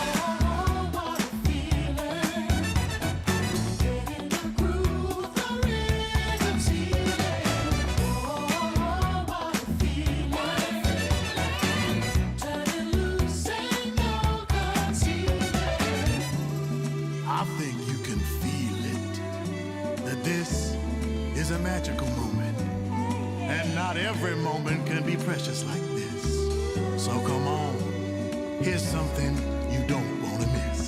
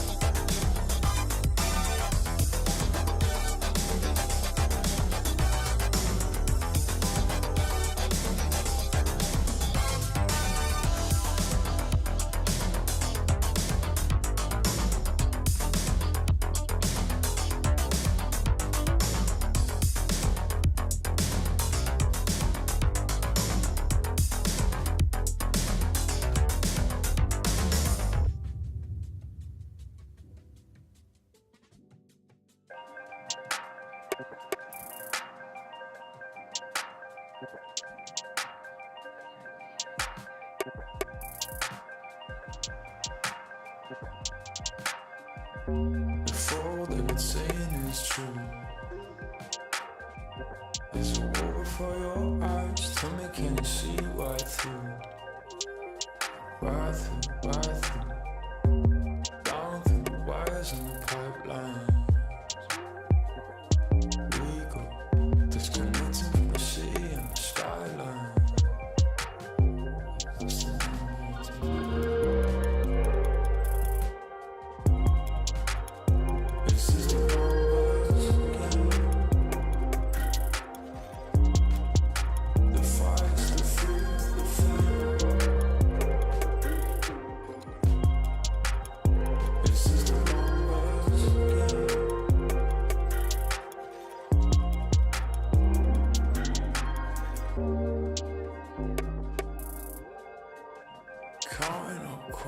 a soda can.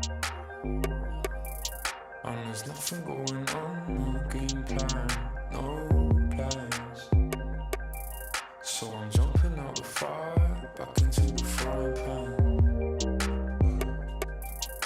I'm trying to disconnect from the stats and the spray tan. Just a piece of data.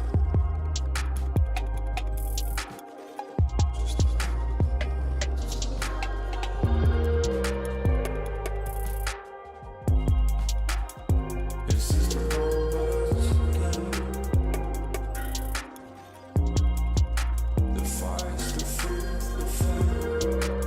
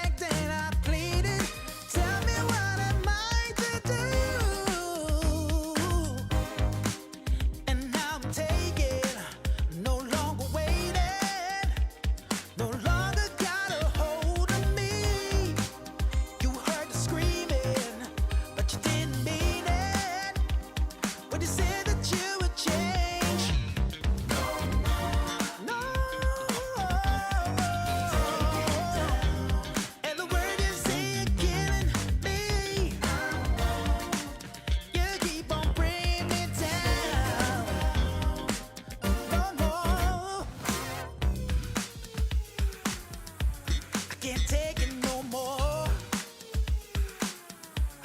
Won't take it no more.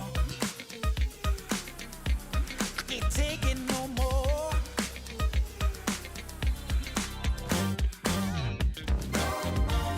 No. 'Cause the word is say they're killing me. Won't let you bring me down. Even though you think you're better than me.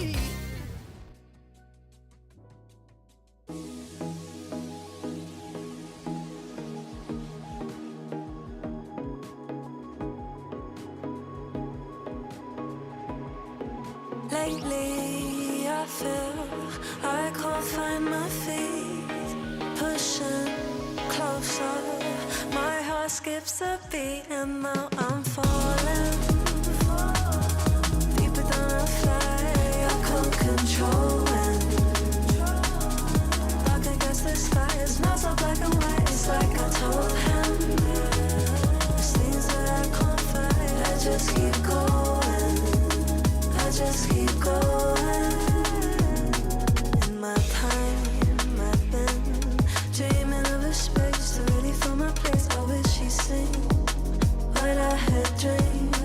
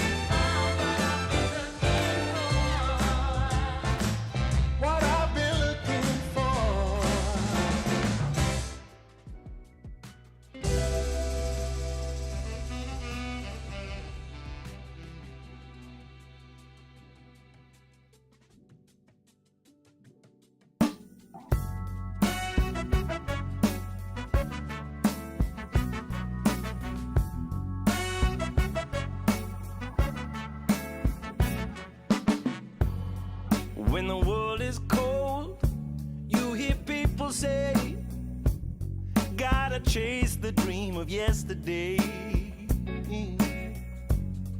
But the stories told, the golden memories, ain't a truth but just a fallacy. But there's hustlers, stealers, liars out on this road, and they'll feed the fire and watch it all explode. Gotta put those flames out before we burn it down. Gotta plant new seeds in this ground. Don't let yourself be troubled or think on yesterday. Keep on moving, come on, don't stand in my way. Some people wanna pull you under. Some people wanna make you cry. Some people rolling in like thunder. We gotta fight the feeling, we gotta do it right. If the hustle and grind breaks your stride, do your turn and blame the other side. If the hustle in your mind makes you decide, it will crack and strip you of your pride. Oh, but there's hustlers, stealers, liars out on this road, and they'll feed the fire and watch it all explode. Gotta put those flames out before we burn it down. Gotta plant new seeds in this ground. Don't let yourself be troubled or think on yesterday. Keep on moving, come on, don't stand in my way. Some people wanna pull you under. Some people wanna make you cry. Some people rolling in like thunder. We gotta fight the feeling, we gotta do it right.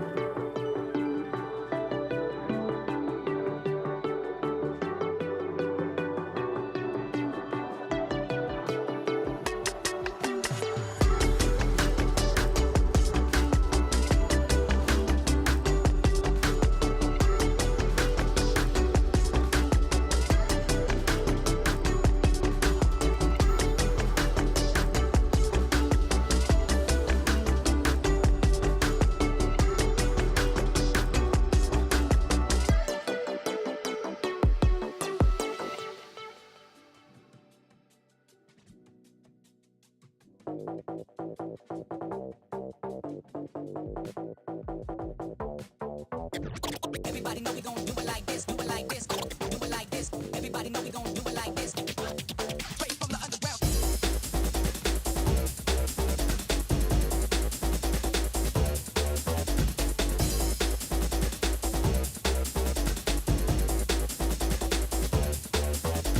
Everybody know we gon' do it like this, do it like this, do it like this. Everybody know we gon' do it like this, do it like this. Straight from the underground. Everybody know we gon' do it like this, do it like this, do it like this. Everybody know we gon' do it like this. Straight from the underground.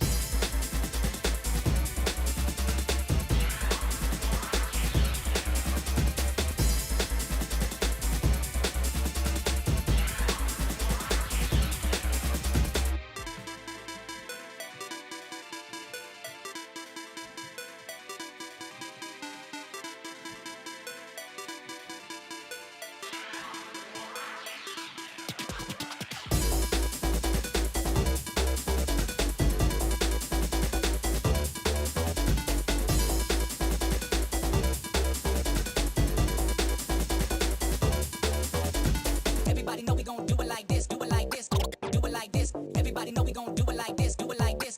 Straight from the underground. Everybody know we gon' do it like this, do it like this, do it like this. Everybody know we gon' do it like this.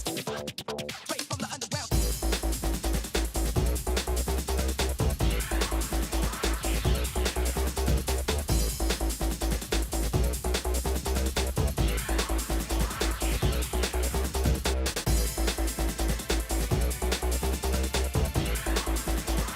Everybody know we gon' do it like this, do it like this, do it like this. Everybody know we gon' do it like this. Straight from the underground.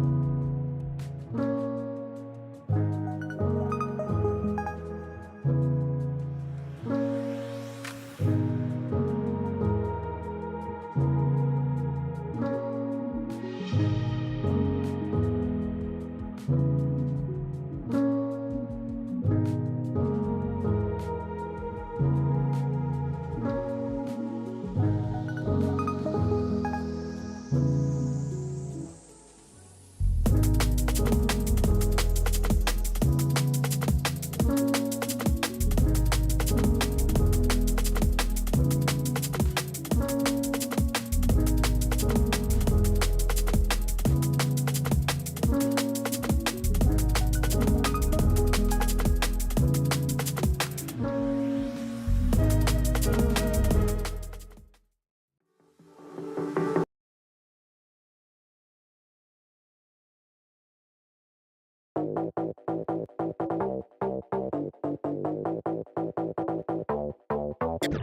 Everybody know we gon' do it like this, do it like this, do it like this. Everybody know we gon' do it like this, do it like this. Straight from the underground.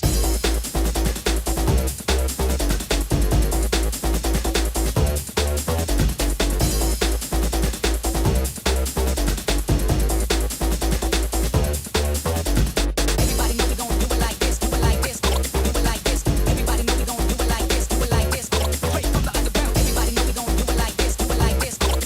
this. Everybody know we gon' do it like this. Straight from the underground.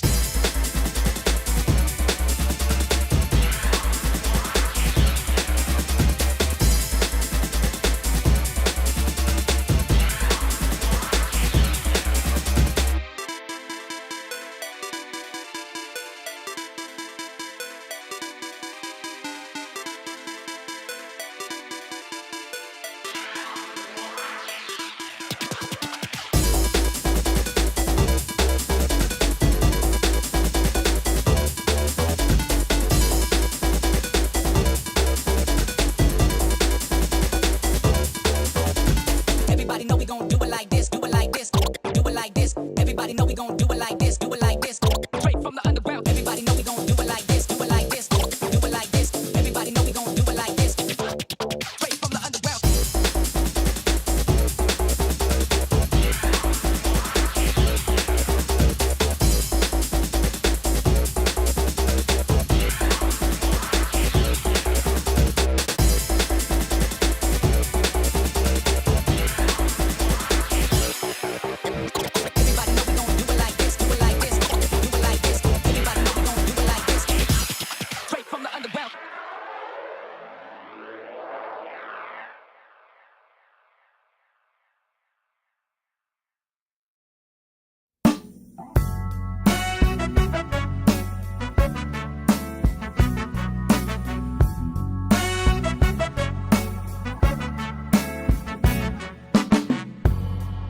When the world is cold, you hear people say, gotta chase the dream of yesterday. But the stories told, the golden memories, ain't a truth but just a fallacy. But there's hustlers, stealers, liars out on this road, and they'll feed the fire and watch it all explode. Gotta put those flames out before we burn it down. Gotta plant new seeds in this ground. Don't let yourself be troubled or think on yesterday. Keep on moving, come on, don't stand in my way. Some people wanna pull you under. Some people wanna make you cry. Some people rolling in like thunder. We gotta fight the feeling, we gotta do it right. If the hustle and grind breaks your stride, do your turn and blame the other side. If the hustle in your mind makes you decide, it will crack and strip you of your pride. Oh, but there's hustlers, stealers, liars out on this road, and they'll feed the fire and watch it all explode. Gotta put those flames out before we burn it down. Gotta plant new seeds in this ground. Don't let yourself be troubled or think on yesterday. Keep on moving, come on, don't stand in my way. Some people wanna pull you under. Some people wanna make you cry. Some people rolling in like thunder. We gotta fight the feeling, we gotta do it right.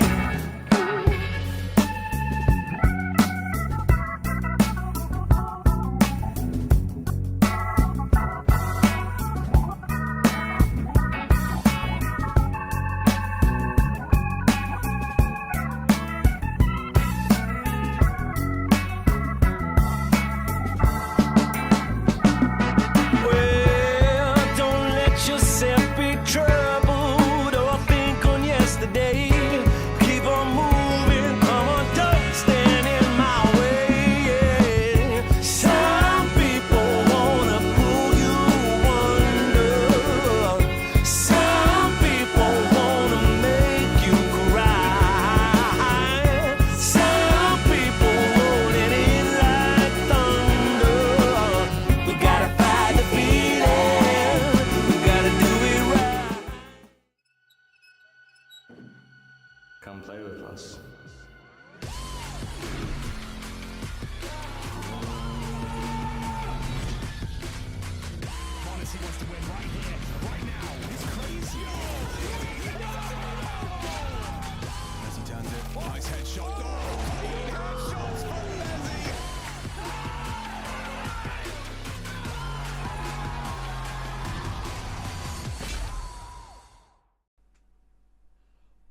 Welcome back to the qualification process of ESL Pro League Season 22. We've shifted to Europe. A-Stream's already been on Europe, but we just got done with Asia a little while ago. Of course, one slot per region available. I am T-Time, joined by Michael, Yumi, Cassidy, as we try and find out who is going to make their way through Counter-Strike's greatest region.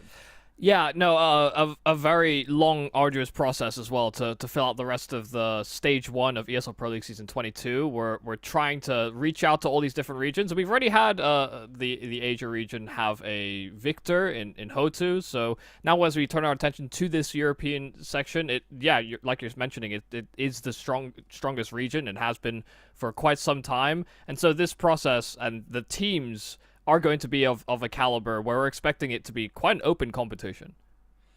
And of course, we've got ourselves some interesting matches going on today. Obviously, Sangal finished, well, they got finished, I suppose, in more ways than one. And then now we've got Iberian Soul versus OG, Nine Pandas versus ESC, and later on we have Navi Junior versus a team that we're going to find out in the process of getting there.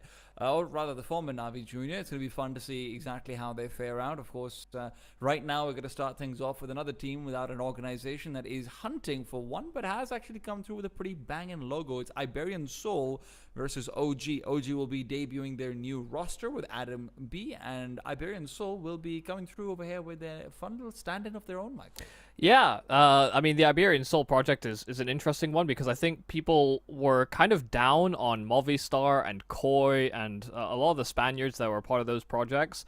And for them now to be in an unorganized state, for them to have not only brought in Alex away from, the NIP project, and the fact they've not filled out their roster completely is a little bit concerning, but they have put in a familiar face from back in the Movistar days. They've brought in Smooya for this qualifier. And it's going to be fun for me because obviously Smooya's trying to make a couple of comebacks happen, I would say to varying levels of seriousness and commitment. Obviously, sometimes with an organization, sometimes just a stack or whatnot. He's obviously found a lot of success for himself as an influencer and as a streamer, but his talent once upon a time was undoubtable. We're gonna have to wait to see exactly how it features on the server. For now, though, we have our quick little pick coming through for Inferno, Ancient, and Nuke as the decider. Inferno, of course, having been picked up by Iberian Soul. Alex has always loved this one. OG picks up Ancient for themselves, and like I said, Nuke is our decider. Yeah, I mean, OG will be very happy with this draft. I mean, they get 2 first-round picks, but Iberian Soul, pretty much the same story. So, in fact, it could even be argued that they get 3, given that if you look at their past 6 best of 3s, it's Inferno, Nuke, or Ancient as the 3 maps that they're actively picking in that first round. So there's definitely I mean, it will be a nice head-to-head to watch, but I think a lot of this will come down to how quickly both these teams bed in those new additions or temporary pieces that they offer up to this series. And I think on the conversation of Smooya, I for a while, and even his removal from Movistar in the first place, to me was a little perplexing because he actually played really well under Movistar, and there were definitely moments where he would miss a key shot. I still remember watching an Inferno where it has a kill dead to rights on short, and he just over flicks and they lose the whole game, basically kind of spurring on from a round loss like that. So it wasn't without its disappointments in certain aspects, but also felt like it was kind of unjust in his removal. And the projects that you're talking about, I think he has been fairly committed to the idea of coming back. It's just whether or not you can actually get one of these mixes to perform, that becomes a harder question. We see a lot of teams, a lot of players that float around in free agency try and pull these mixes together, and even then, regardless of some of the nameplates that and the heights of what their careers had to offer, it's not quite so easy to climb up the rankings considering the field has become so competitive. I mean, it's true. You're looking out towards some of the players that he's generally been playing with, and maybe leaves behind. You will recognize every one of the players that is there, right? I mean, of course, Into the Breach probably had some more notable ones, and Boros and whatnot as well, coming into it. But yeah, a comeback that is still yet to fully materialize into CS2. There's been a lot of discussion already, I think, across pretty much the entire world about how it is more difficult to op. It does feel like you have to have a lot more flexibility as well. There are very few operators who can take over a server with raw skill, which is what Smooya could sometimes do, especially in a lot of these, online matches versus tier 2 Counter-Strike. For him to do it over here again would be pretty fun to see. Obviously, just standing in, so not too much pressure on him. The rest of his team as well is going to have a lot to prove. Alex and Mopos out on towards Inferno. Always love me some Davey G over here as well. That's fun. But then it's Ancient where it feels like things get a bit more interesting for me. OG having picked it.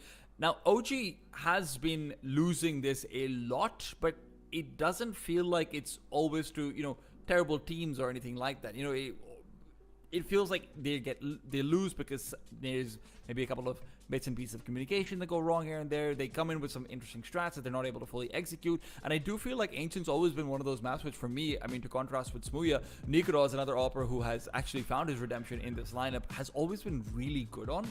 pretty much since the inception of his career. So I am always surprised to see OG not really necessarily lean into it as effectively in terms of their win rate and everything. I won't lie and say that I've watched every single one of their matches played, but whenever I've seen it, especially when they were destroying my beloved Dailu in the major, I just felt like, hey, this is actually pretty good showing from them overall. Iberian Soul and Michael always have liked Ancient. Like, this is the thing.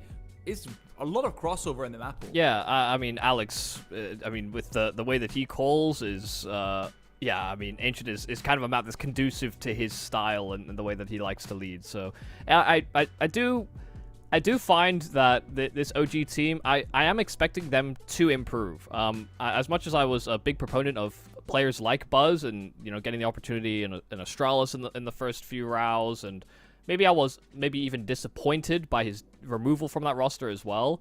He had seen I think a bit of a decline in consistency as this sort of aggressive rifling piece, and maybe that speaks to, you know, a disjointedness within the team, or, you know, the team not being structured properly to his sort of aggression. But that's where I'm expecting the Adam B fit to slot in properly for this OG roster. Maybe starting a little bit more fresh, a player that's I think probably more willing to change or sort of adapt to what he's coming into, as opposed to the in-game leader having to take some liberties the other way.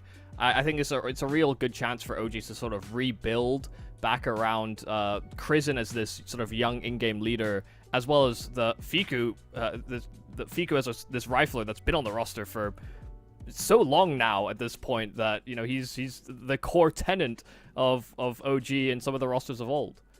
I mean, Fiku is basically their franchise player, and it's kind of crazy to think that he's only 22 years old. And look, ever since I think it was AGO that he was on, ever since his AGO days coming into OG, it felt like maybe he's lost some of the luster that was initially associated with him, but he's still a very good role player when it comes down to it. And it does feel like that's one of the reasons why we've seen him persevere through and through.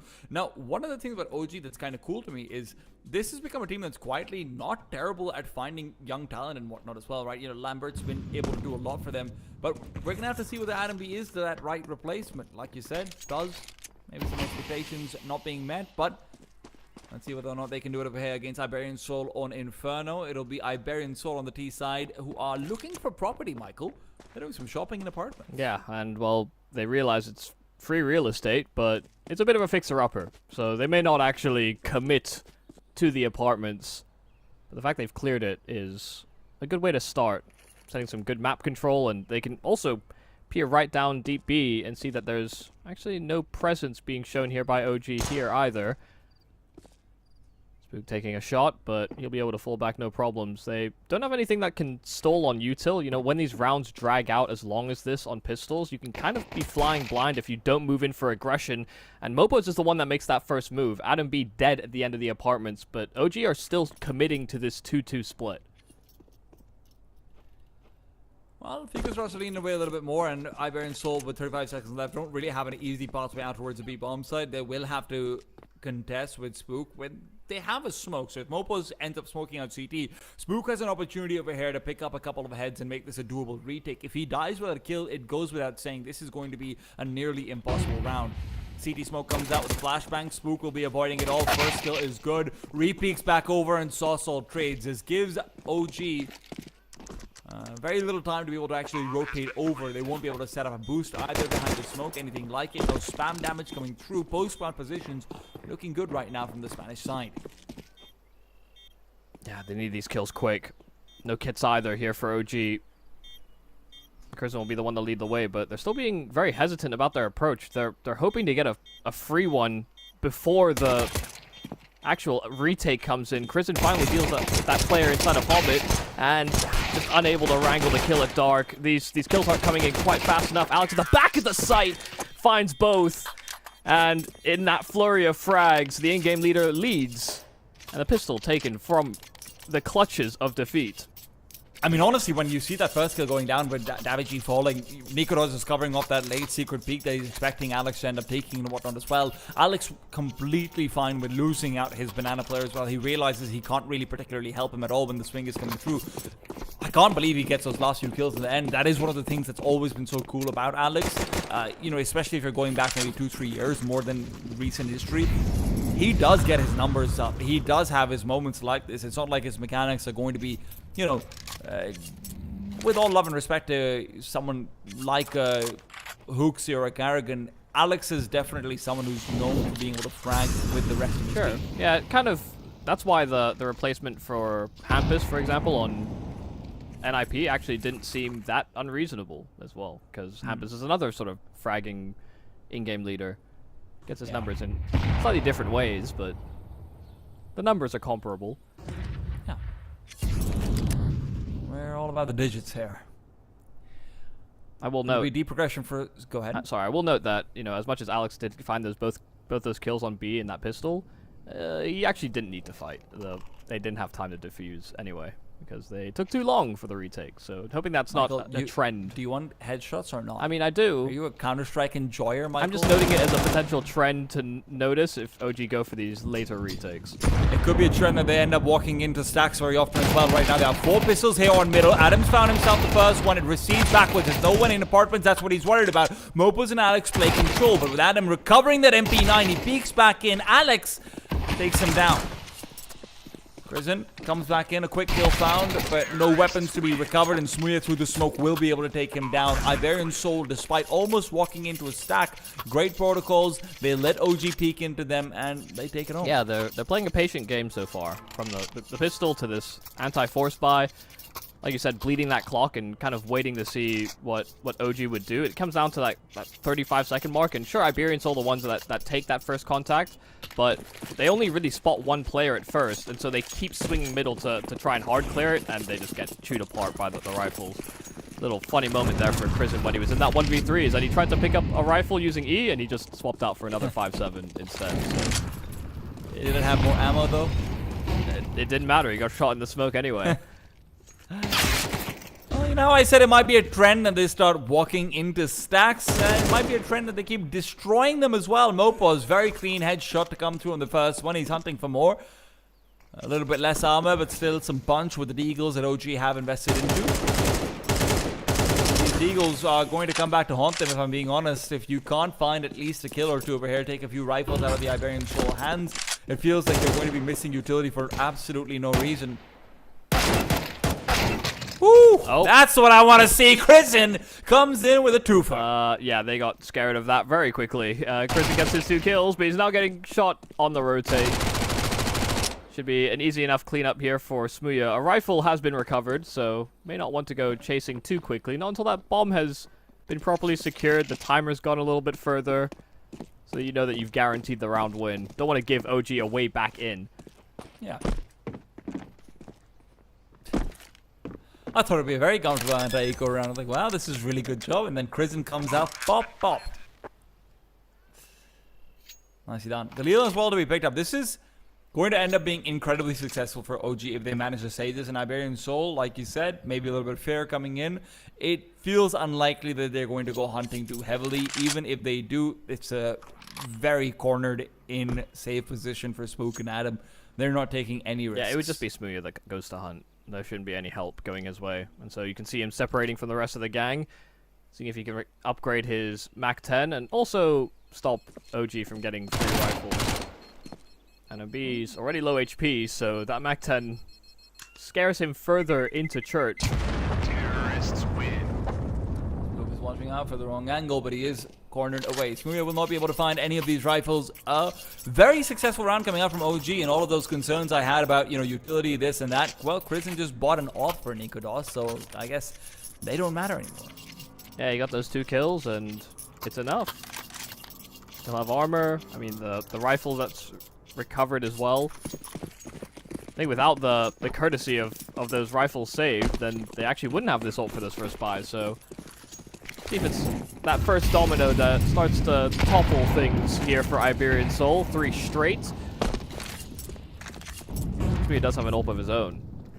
Kristen also has the most deadly weapon you can save on the CT side. A T-side Molotov. Spook, however, forced away from his angle, will be giving up Brackers without really contending with it. There's only 2 players on the same bomb site, so if Iberian Soul want to start moving in faster, this would be the time. David G certainly investigating that possibility. Kristen relays over a lot of that utility, but in shuffling it, it does cause a slightly worse timing. Now, Davy doesn't push forward. The flashbang will allow Chrissy to peek as well. Nice protocol. Secondary flashbang to come through. It'll sail deep, so Smooya will have the angle, but he gives it up early on. Nice peek from Smooya. Regardless, finds Chrisen turning around.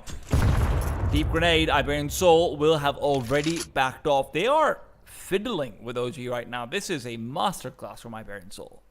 Look at the re-aggression. Deku, a chance. Nades were drawn, and damage is good downrange. Nikonos has the tight line on the AWP, but the flash catching him. And Iberian Soul are actually ahead of that incendiary, but only via one player. Smooya is still reinvestigating in through brackets and has backup coming his way as well. They're just bouncing between these bomb sites. Smooya, the first kill's easy, but jumping around the corner, not prepared. Adam B able to get 2 kills as a result. 2 on 3. Deku past the smoke, but Alex deals with him, and this will be a call to save here for Nikodos. You're right on the money. Iberian Soul were toying with OG in these rotates. Credit out to Smooya, man. I mean, both those kills are so incredibly important. The second one, it felt like he should have died, of course. 6 HP, whatever. It's a great adjustment to come through. The first one, though, is what really unlocks the round. They take advantage of the fact that, oh, Nico, hey, buddy, there's a Mac 10. Yes, you're going to live. All right. That's fine. But they really take advantage of the fact that OG are stacking so many players out towards that B-bomb site early on. I do also wonder if Smooya gives the call himself to try and peek out towards long when Davy already has that space. He feels like he's cleared out Cubby and whatnot. It's nicely done, man. It's also just a good understanding of what was happening. I mean, a flash from pit to Moto. I mean, you hear the flash pop at Moto, and then you see this secondary flash sail out from deep. He's expecting a player in library from that point, and he just happens to catch this good timing of Chrisen trying to cheat out past library and play it a proper 3-man setup inside the A site proper. So it's just good forecasting, but OG were trying desperately to plug up a gap as they lost brackets control far earlier than they anticipated given the 3B start. There's been a couple of issues so far for OG.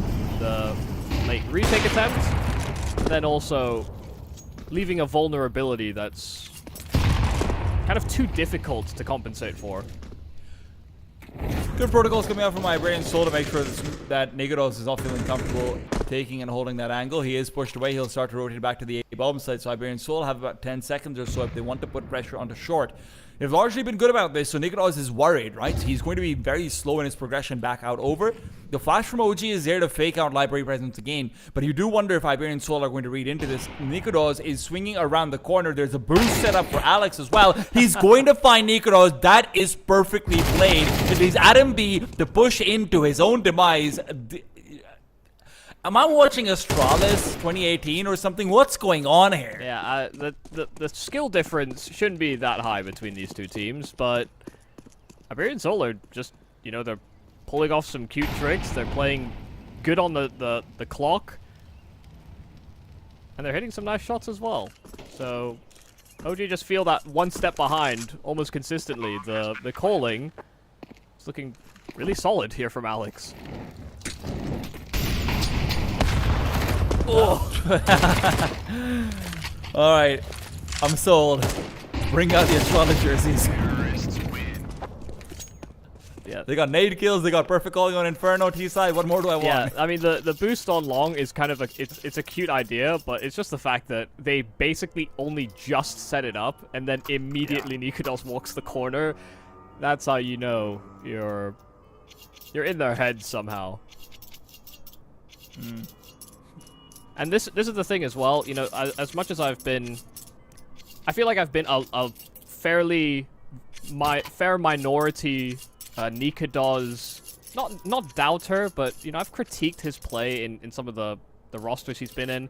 Even with Copenhagen Flames and their major run, you know, he definitely had moments where he seemed like a weak link, and it was something that I thought he'd have to develop past that.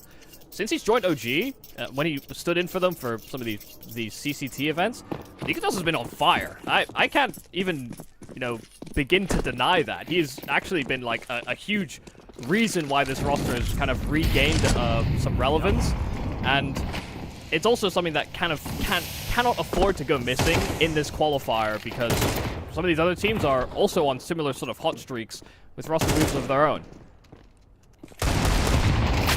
Apartments is having a little bit of playground moment. Banana is much the same. This is a deadly playground though. Mopos is trying to dodge out with whatever any damage he can.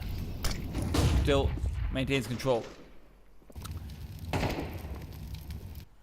Spook likely going to start pushing through. Now, OG has half bought into this one, Michael, so they will have a buy in the next round regardless. Nikoros is just trying to hold up the position. Molotov Flash is coming over. Iberian Soul are looking good to clean this one out. This is the thing about Nikoros, like, I completely agree with you, but this is also why I'm happy that, you know, a team like OG actually gave him a chance. Sure. Soul Soul will be waiting for this double pass. MP9s, they get the kill, they get the rifle, and if Dabby G can't deal with that... Why is Mopo still running around with a Glock? He doesn't want his rifle sticking out of the smoke or something. I don't know. I don't know, man. I don't know what's going on, but I know it's going wrong. I'm so confused. Christian now has an opportunity to end this round. He can go through the smoke with a flashbang, and considering that things could go very well for him, should even one player be blinded, this could be trouble. Spook tosses out that flashbang. Christian will not be able to find anyone blind, and as a result of that, suddenly chances are looking a little bit worse.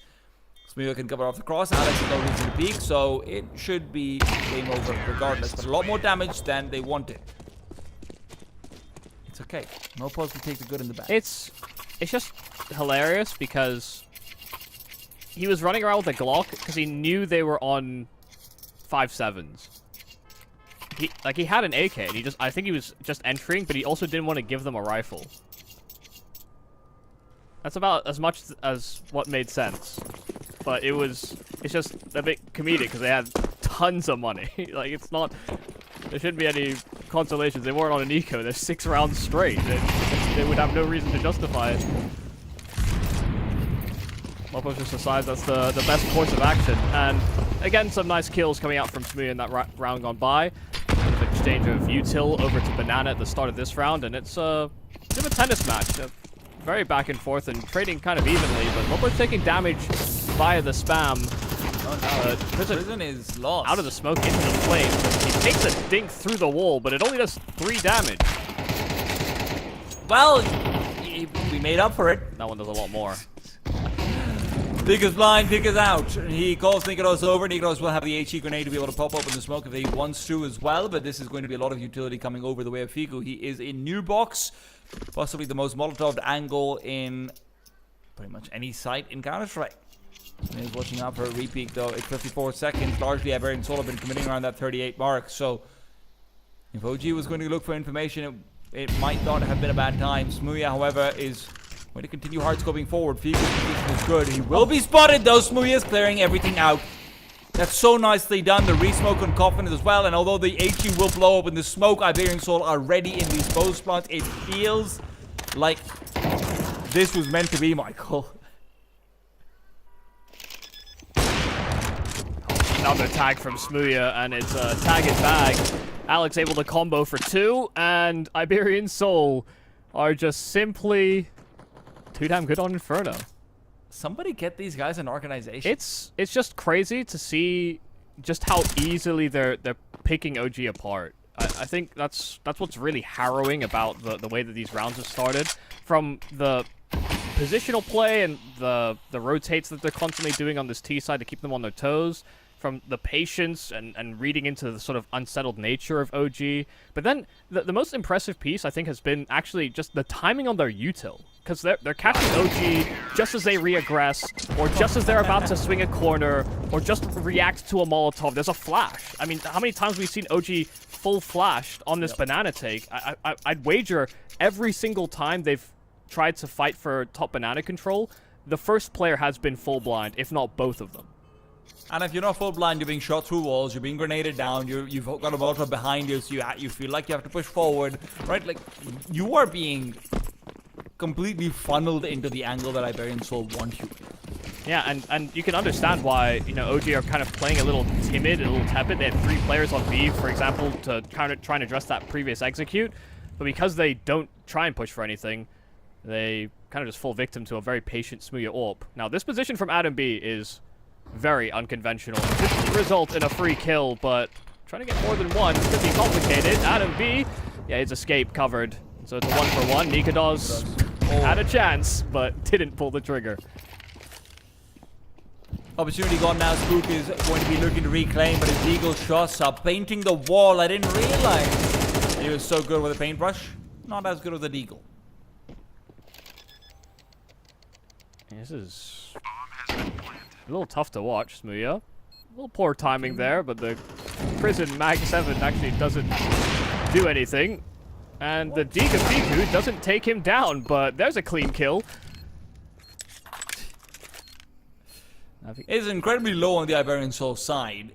The unfortunate thing is that Kristen has a Max 7 instead of an MP9 or something like it. Otherwise, if he could have just run at them, there's a world where something goes wrong, yada, yada, yada. And I know that I sound like I am, you know, hoping for something a little bit ridiculous. Oh, something going wrong, this and that. He doesn't have a kill. He's gonna die here, right? Yeah, I'm pretty sure he's dead. It's a Veto plan. It's a corner. Yeah, it's a corner plan. So, yeah. Well, 8-0. OG now have Alex 10 and 2. Rather, Iberian Soul have Alex 10 and 2. Smooya have Smooya on 10 and 1. This is a power duo right now. Yeah, Smooya's probably speaking through the microphone. Alex, why'd you ever let us separate?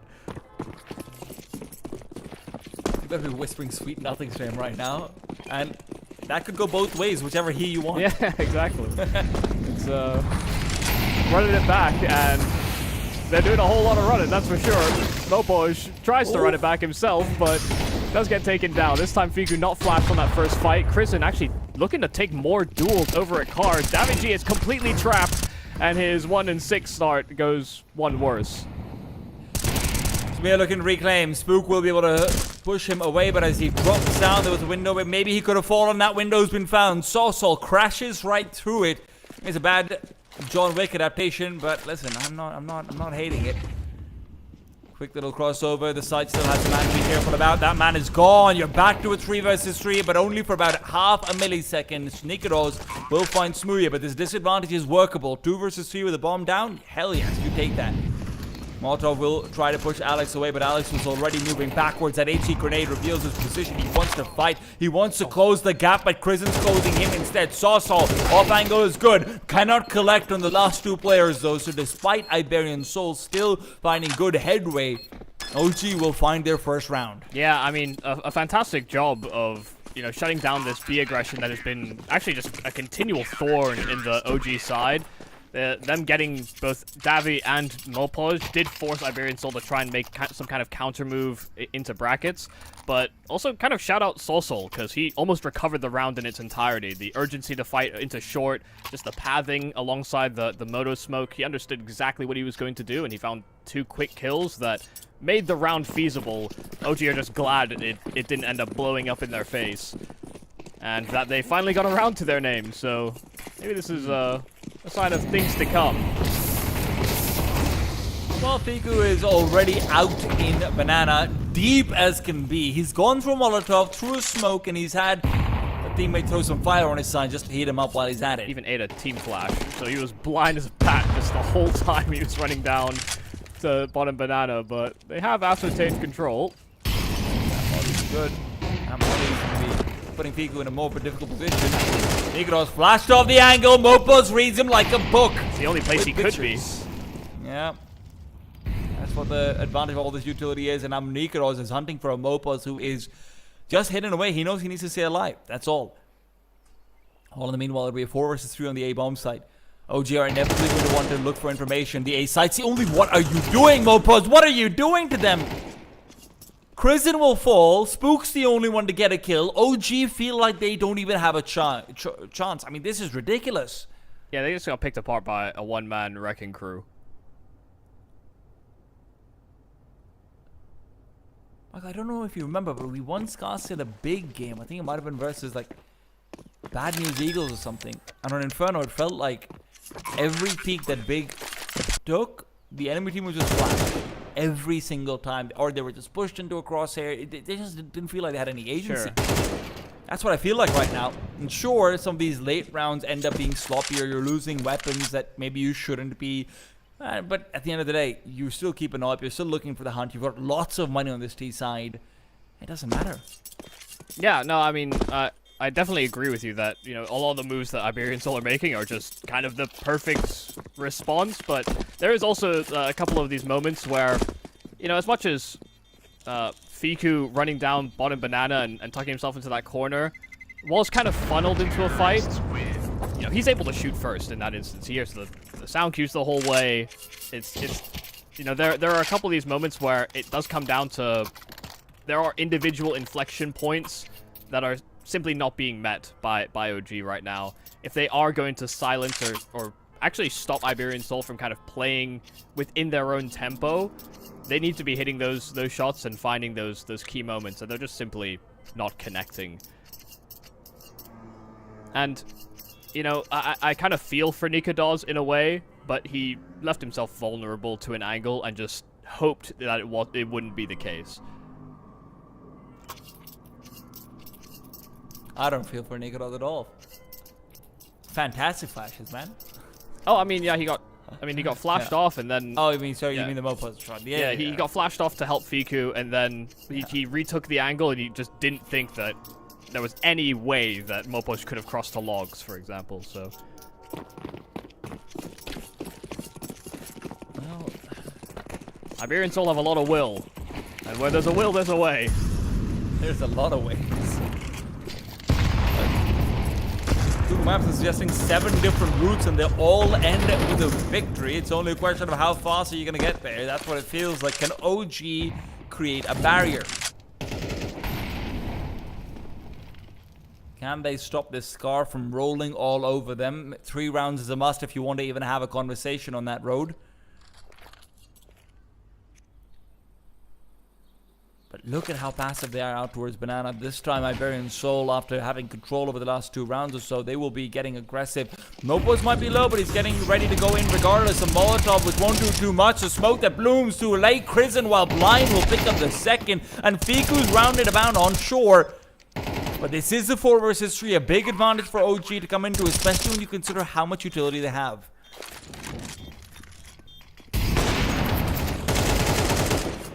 A shot from Smooya is certainly not great either, but Soul's come through. Gets the compensation out. Incendiary grenade, everything's going back towards the sandbags, but Smooya is the one we've got our eyes out on. Krisen will be pushing forward. Smooya, another missed opportunity. Sosol's the one picking them all up. Davy as well collects where Smooya neglects that shot. And as Krisen is hunting for a man unleashed, it is Davy with 3 in this round. Might not have been having quite as fantastic of a game as the rest of his team, but this round is great from him. Yeah, even the quote-unquote weak link up until this point is pulling off some nice multi-kills. I mean, Davy has always been actually great in sort of mid-round moments like that, where you can kind of allow him to work around cover. I mean, the trading was good there for Iberian Soul. Even if they 50-50'd on the wrong angle, it is still... It keeps on coming up Iberian Soul's way. The Molotov of Soul, even dealing with the one player inside of the apartments, and they know another one's there. HE to try and track him down, but Krisen's still surviving on 20 HP. He might just end up spammed. Nikados dead in the smoke. Krisen still just boxed in, and that B-bomb site is just wide open for business. So this is looking like an 11-1 is guaranteed. There's going to be an awkward halftime break, I can tell you that much, but it's coming over here. 1-11 for OG on their new roster debut. They've got a lot to talk about. We're going to lead them to it. We'll be back in just a bit. Stay tuned, guys. Can Iberian Soul close this out? Who knows?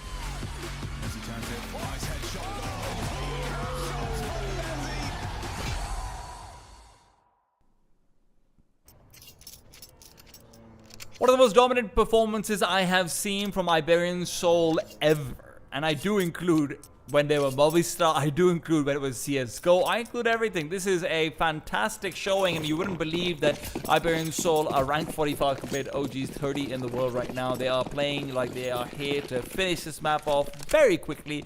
11-1 this pistol round. Well, this game is very heavily tilted in their favor. Yeah, that's really saying something. Gotta win this pistol, OG. It's also me just saying things that are deeply obvious. Mopo's dead, and Alex at the back doesn't get cleared, but he also whiffs everything, and that seems to be... I mean, it seems to just be an illness for all the Iberian Soul players. None of them could really hit any of the heads, and OG take the site quite simply. Is OG the GOAT? They're so back. They're so back, baby. They got that dog in them, and you can't spell dog without OG. Well, I'm not gonna give the obvious implication of what that's missing, but yeah. Listen, we obviously have to remind the viewers about what's sort of going on. You know, game number 1, Inferno, it's Iberian Soul's map pick. They were expected to maybe be at least somewhat favored in it, but you know, we're thinking, hey, maybe they're They haven't played with him in a very long time. 2021 is when he was last on the Spanish core. They've hit things off swimmingly. After this will be Ancient, which is OG's own map pick, which as we discussed a little bit, they have had some troubles on at times. You know, at least that's what the numbers would say. The few times I've watched them, they've destroyed some of my favorite teams in the world. So you know, I'm maybe biased about what I think about OG's Ancient performances, but hopefully it's going to be a bit more competitive than what we've had so far in Inferno. Yeah, I'd like to think so as well. I mean, we understood that both of them were making roster moves, or are kind of in the midst of roster moves. Iberian Soul have not landed on a 5th. They're just using Smear, who is a familiar face and, you know, quite skilled, as it has been demonstrated so far in this map. And the addition of Adam B was something that I was trying to sort of hype up coming into this game. And, you know, so far it's been, if we're looking at players that are trying to drive initiative, it's actually just been like Fiku, really. That's been trying to take, you know, more aggressive duels. Krisen himself actually is kind of trying to lead from the front, and that's something that I've seen him do many times before. But I actually expected, because Adam B was kind of playing as this sort of entry headstrong rifler in Metasport, that would be a skill that they try to transfer and utilize as much as possible coming into this season. But maybe because the addition is so new, they're also not adjusting all their positions or adjusting who's doing what just yet, and it's not looked good so far, but there's chances to turn it around.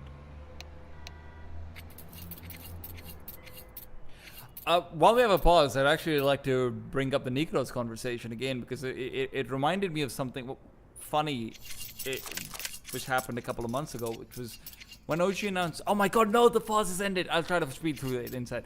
When OG announced that they were benching Moto, I actually tweeted out that I really hope that they'd pick up someone like a Surson, because this was when OG was like ranked 75 in the world or something. They were doing really badly. I remember you messaging me like, but why?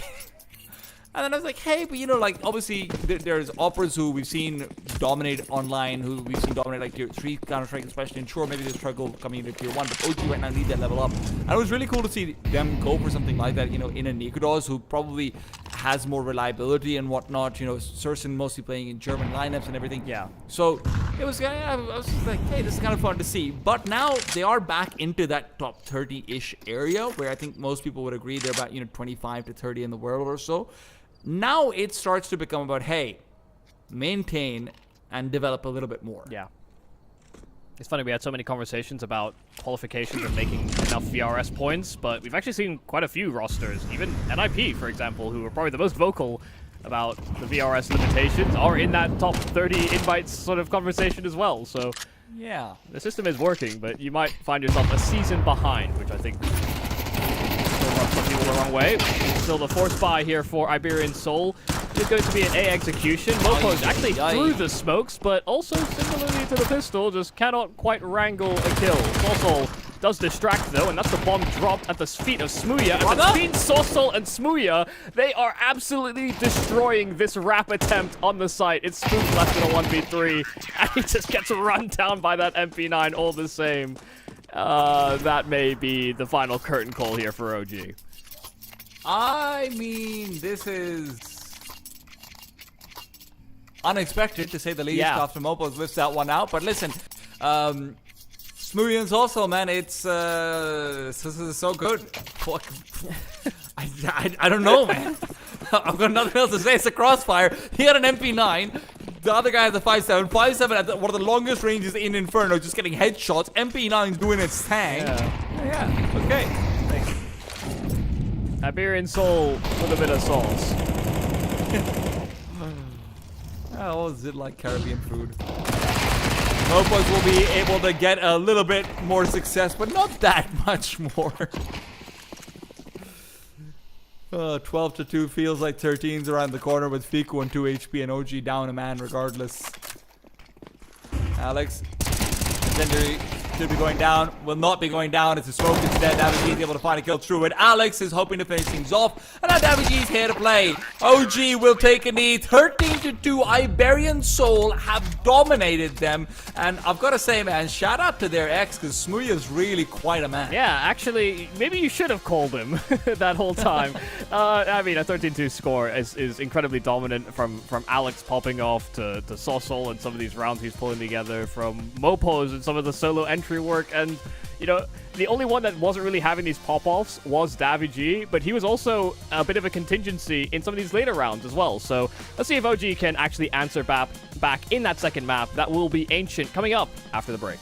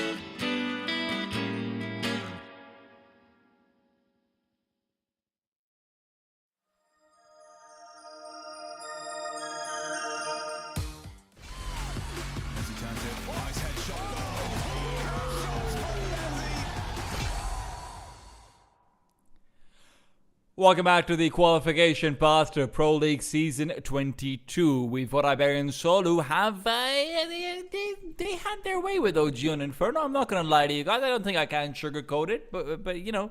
Yeah, I'm Teed. I'm joined by Mikey Newman Cassidy, and he's here to tell you all about how UK CS is the best CS. Mezzi won a major. Smooya is the best stand-in known to the Iberian region. What's going on here? And, yeah, that might actually be all the positive points I have.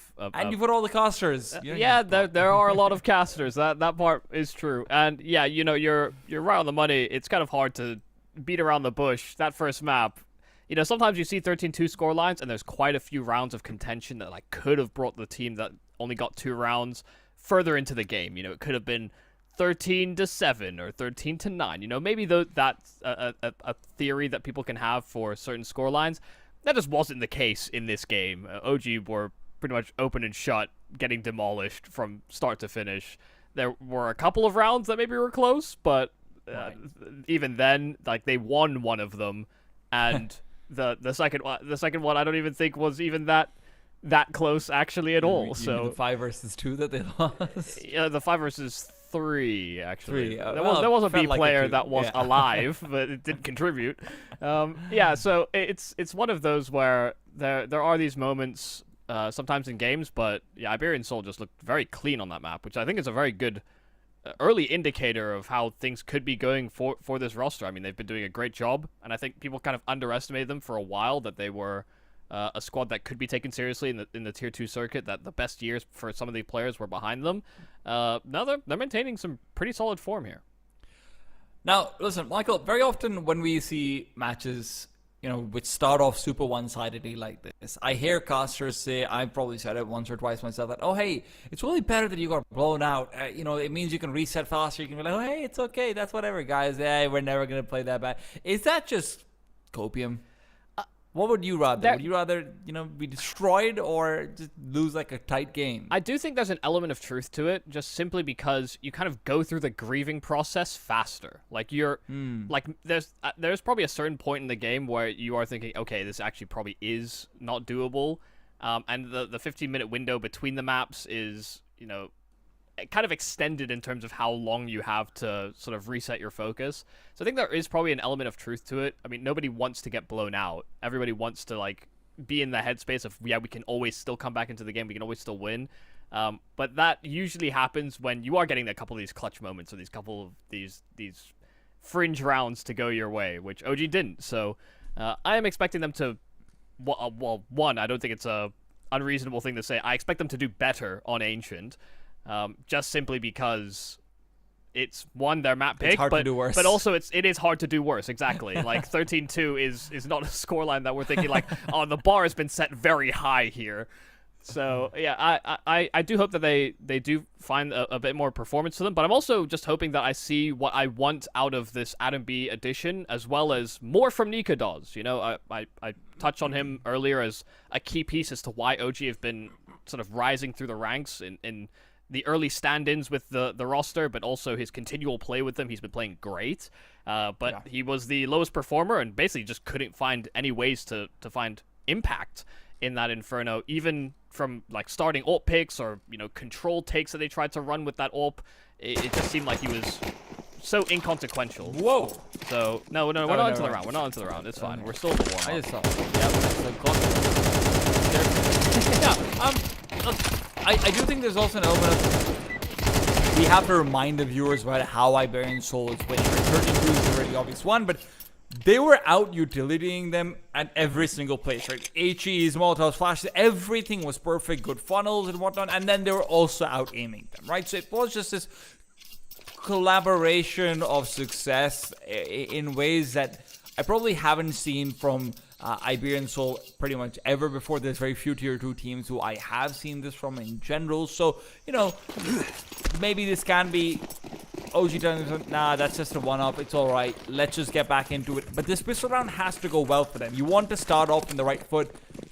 Right now it's Spook who's going to be chasing forward. Smooya takes that peek right down B lane. Davy G is with him, but he's been tagged down. There's 4 players from the CTs in the middle, so it'll be a fast defense of B if you want to rotate over. But that rotation will come after the bomb's already been dialed in. Spook still staying back. He can threaten the flank on a cave rotator should there be one, but tags are coming back to Adam B and Fiku. Smooya slows it down. Fiku speeds it up, and he is speeding up there. That's alright. He's going to continue just tagging forward, forcing that kid away, and all in the meanwhile, there's duels taking place in the back lines in B ramp. It's Nikoros who's found one and hunts for more as Adam B pushes through. Smia's left alone. A 1 versus 2 with 2 kills already on him, but the kid too far off. So he'd rather try and save his Kevlar. And I think, by God, he might have just done it. He's found the one spot in Ancient where you don't take damage. Yeah, I mean, a nice reaction there from OG. They kind of realized that Iberian Soul were going to flood and overload mid on that pistol and recognized and hit the weaker bomb site. Mopo's didn't really want to stand his ground and try and take duels because he had that kit smoke for a late round situation, but they never really get into positions where they can make use of it. So, already jump starting the engine. OG, of course, did win the T-side pistol on Inferno as well, only to get, upset in the force buy. So they'll simply hope that that doesn't strike again. But this Iberian Soul squad, it is nice that they're playing with a good amount of temperance. I mean, it felt like on Inferno they were reading everything OG wanted to do before OG even did it. And whether or not that's Alex and the calling that he's pulling forward, or whether that's the influence as well of their coach in DeLong, that's kind of to be determined, or I guess it's at their discretion. But anyway, they had good information and they played very well. You see if they have that same recognition of the capabilities and the instincts of OG on Ancient as well. Flank timing for a Spook is actually very nice. Alex looks to check it, and the MP9 at distance does a lot of damage. Doesn't quite wrangle the kill, but Smooya does at least collect on that final that frag. Mopo's just getting wrapped in from both sides. They don't clear for him, and so Mopo's comes away with a double upgrade to the AK, but on 17 health. He may think to save, but he could also potentially win this with a clever reposition. I thought for a second we're going to see a repeat of what happened in Inferno after OG win the T-side pistol round, but no, it's not quite as bad. The flank, sure, is not successful, but at least the rest of OG is able to find success. I'm surprised Mopos is still revealing position here, if I'm being honest, but maybe just hoping that he can make them think twice about coming over to CT to try and save or something like that. Yeah, I mean, it wasn't even about that. If he got a kill early enough in that retake, I mean, 17 health is obviously not great, but if he brings it down to a one-on-one, that's great damage, but also he has the capacity to win the one-on-two there. So he tried to reposition, take a cheeky angle, and catch a player off, and once he failed to do that, yeah, now it's a save. So twice a CT will take Sanctuary in T-spawn.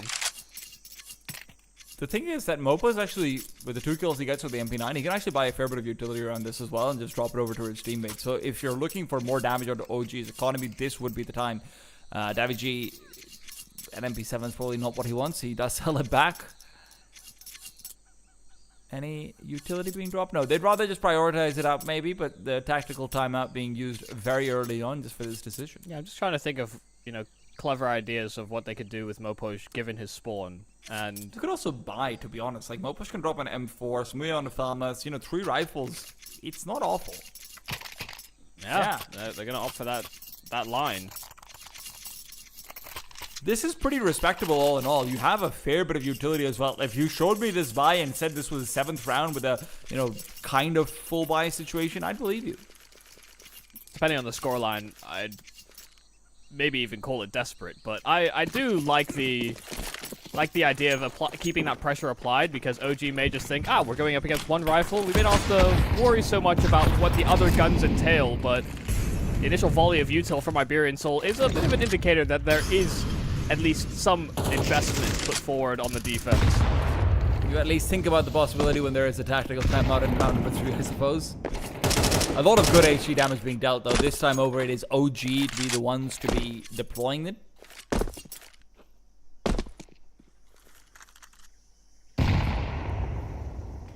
Alright, that could have been deadly. Not quite so much.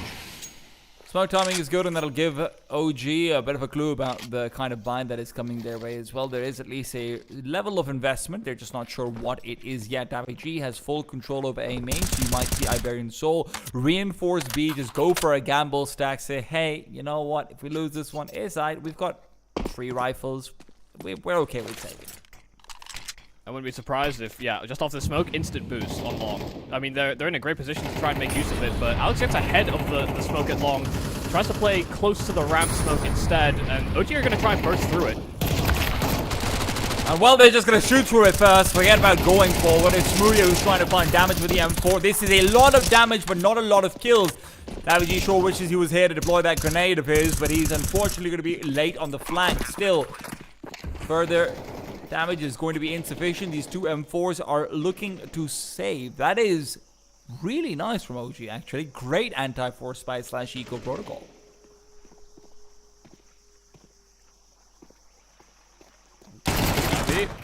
Let's at least find a rifle that now makes it a 3 rifle save. So what they buy in, they may be able to scrape out into the following round.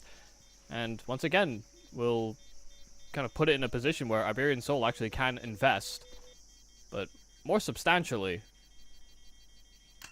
And OG will make no desperate effort to take these rifles away. So 3 rounds straight, another one of these B-side finishes, and this time off of the execute. Just good presence of mind, I think, is the important piece. I mean, they get their util out for the execute, but that smoke is kind of not fading as soon as maybe they had anticipated, and so by spamming close, they find the entries they need. And Iberian Soul, the only sacrifice that they have going into this round is a little bit of utility and Smuya's AWP that he will not be able to afford out.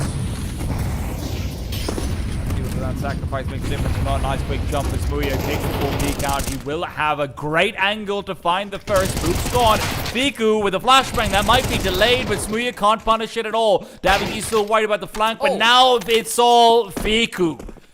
3 kills on the man, and Iberian Soul. Well, you know that save you went for last round. Go for it again.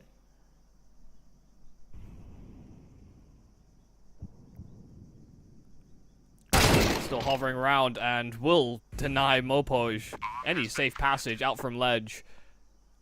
Had that kill gone quickly for Mopoj, there could have been an incentive. I mean, there wasn't a lot of util here for Iberian Soul, but if OG had overstepped, could have been punished.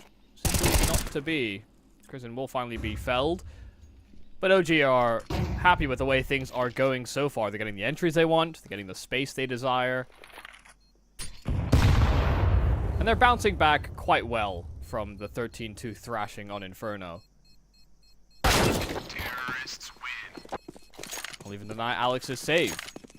So, I mean, I have to say, I think that the tempo of that mid take and what they were doing, everything kind of felt right there for Iberian Soul, but they were doubled up watching the smokes, and even though they were on a 3 mid take, and there was still a smoke on elbow, it is kind of peculiar to me that the players on mid-floor actually weren't able to support or provide any extra help to Smuya after the flash.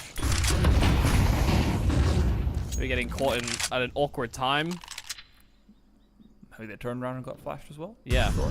There's always that as well. This is the thing about being a caster. Sometimes you have to be a little bit results oriented, because Iberian Soul, after all of those fun, smart buys and saves and everything, are now down 0-4, likely 0-5. Nikodos, quick clear, and Smuya's been spotted on the M4. Well, they will find the trades. Take possession of Cave as well. Also will try and press the boundaries, however. Spook hidden behind the doors. Adam B not quite close enough by to guarantee that trade so easily. And Alex will get his one and dip out. Doesn't actually pick up the M4 on his path out, and the spam from Chrisen is very well timed. Alex thought he had a bit of safety, a bit of time to reset, and then all of a sudden he gets shot in the back. But it now might end up becoming a foot race. A reposition, a substantial one at that here from OG through spawn, back the other way. And they could go and reroute back to mid. But no, they're just opting straight for main. Smuya still clearing everything inside of middle, but he has no idea about which site it actually will be. Yeah, unfortunately, his intuition is going to be a little bit wrong. No, he's double back. Okay. Going back over towards the A side, confirmation comes, but it doesn't come with opportunity. Smoke Molotov combination would have kept him away. He wouldn't have been able to push forward and try and spam or anything of the sort. Instead, it is right in he goes. He's trying to use his enemy's smoke, the HE grenade to clear it out, and it back over in. He could try and stick the defuse. Decides against it. He's full HP, yes, but would rather look for the fight.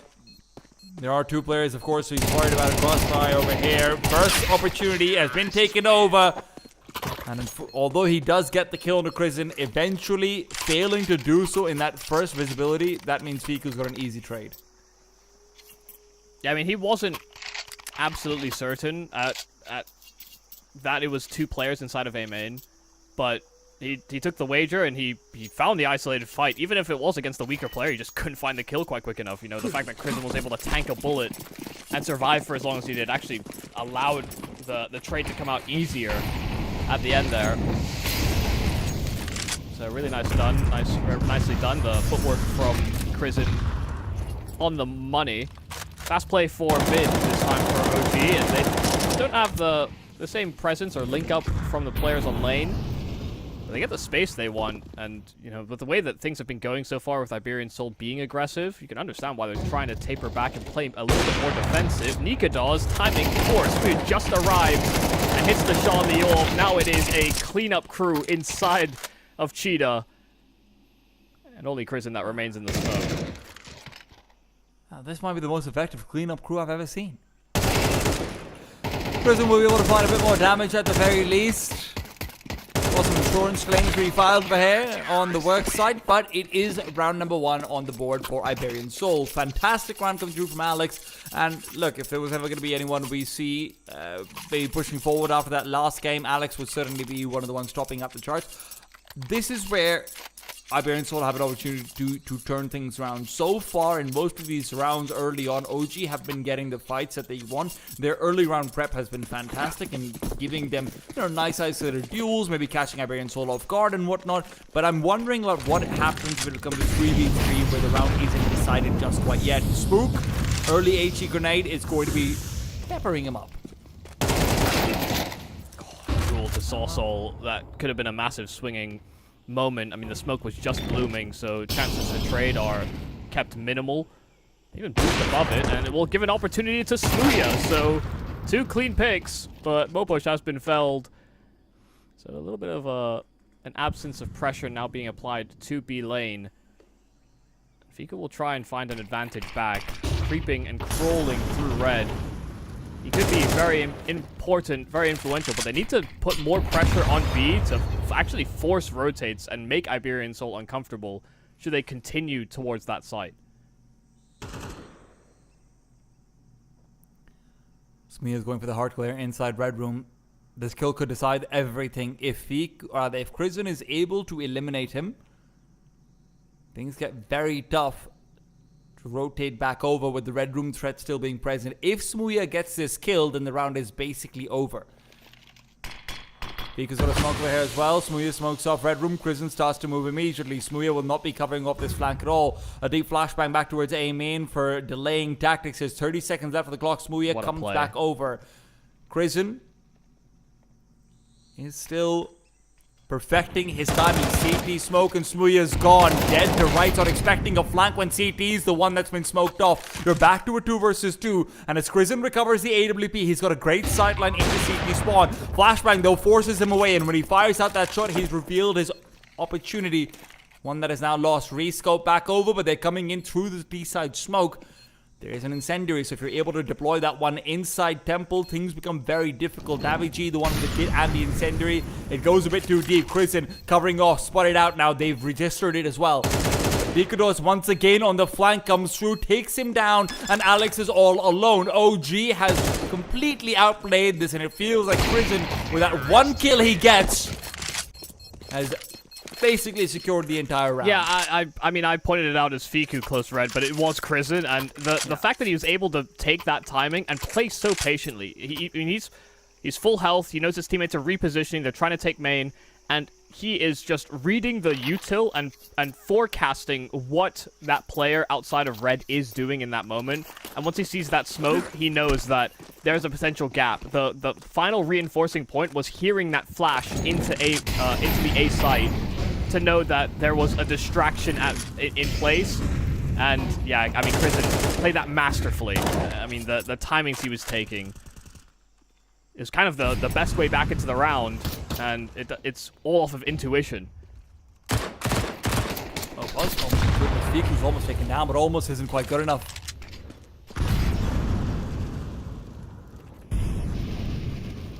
What was supposed to be Iberian Soul's window back into the game is now looking a little bit more difficult to see through. It's gotten grubby, it's gotten dirty, and Mopos, this is where he normally succeeds.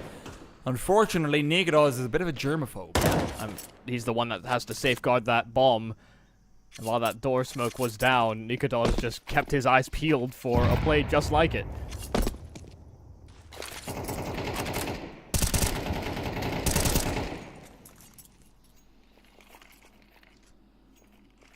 A good display of control and patience so far from OG. Gone with some of these pacier takes. They're trying to read and adjust their tempo to see how they might be able to counteract what Iberian Soul are trying to plug up.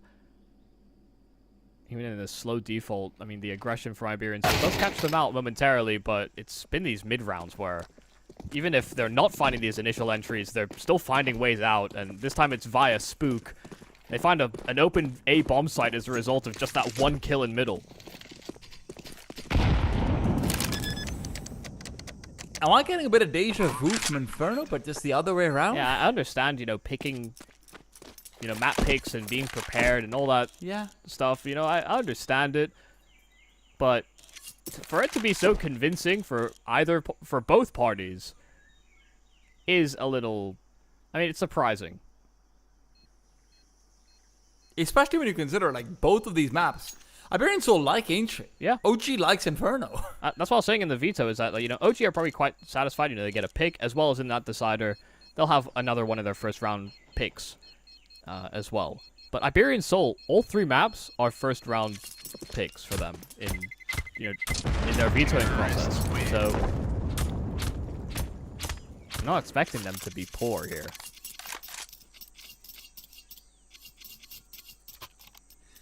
Is anyone ever expecting to be poor, Michael? There's layers to that question. Yeah. Somebody calls it bourgeoisie. Even with the tack timeout, it would still... the answer, I feel like, would have to be too long. I hope that the answer that Iberian Soul comes to is a little bit shorter. It does feel like part of this might be a slight firepower differential as well. Obviously, very often Iberian Soul have been on like an MP9 versus an AK, something like it, right? You're almost getting a kill, you're getting a headshot, you're getting your damage in, but it's not enough. Mm-hmm.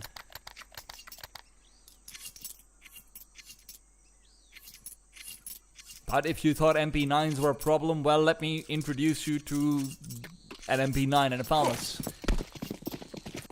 It'll still be a pretty good buy, right? It's not something where you can look at it and say, you shouldn't be winning this, but you are, it's not an impossible round. Maybe slightly tilted in the favor of OG. But Spook goes out and over, finds the first kill before the flashbang spot, but I think it might have even been a team flash where Alex isn't able to push forward, rather Davy G isn't able to push forward.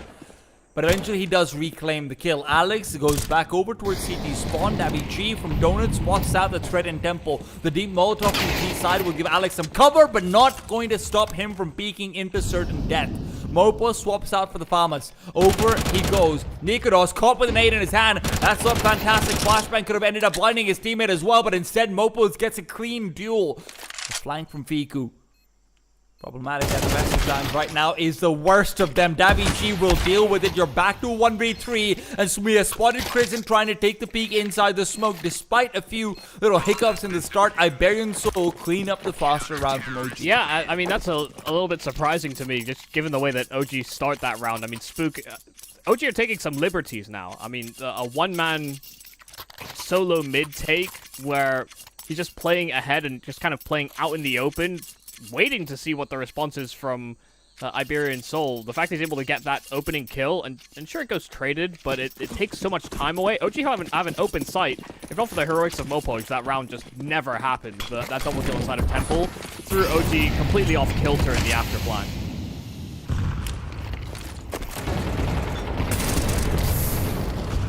And wow, now it's just a slaughter for mid control. Solso gets 2.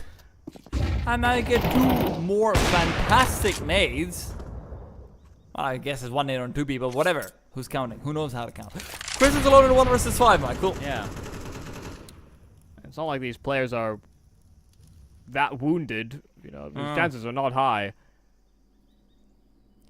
And this is where OG, in a couple of these rounds where things have gotten close, maybe start to sweat.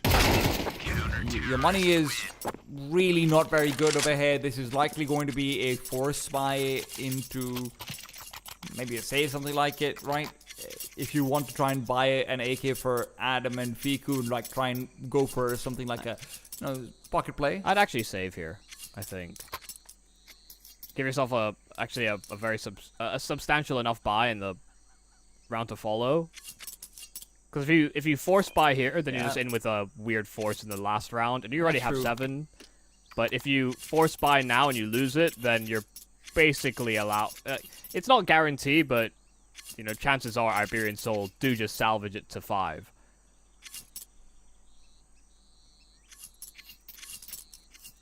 Oh, they're actually buying a little further down than even I'd prefer. Yeah, because 2,400 isn't that much. Hey, look, you'll be able to get all of your utility, right? You're going to be able to maybe miss out on a few flashes for Nikodos.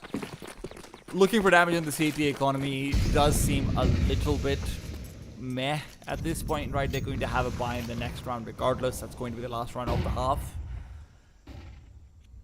Smuya exploring out in middle. The solitary lurker, he'll miss his shot, and that means that there's a threat to come through from Red Room. Incendiary used early from Sawsall, and he'll replace Smuya. Back over he goes to look for the hunt on Prism. Prism turns around, Hip is spotted. Smuya has been taken down by the Deagles. It is 2 kills very quickly found. Davi G long range, hoping his range would help, but it really doesn't. Not in the face of the baby op.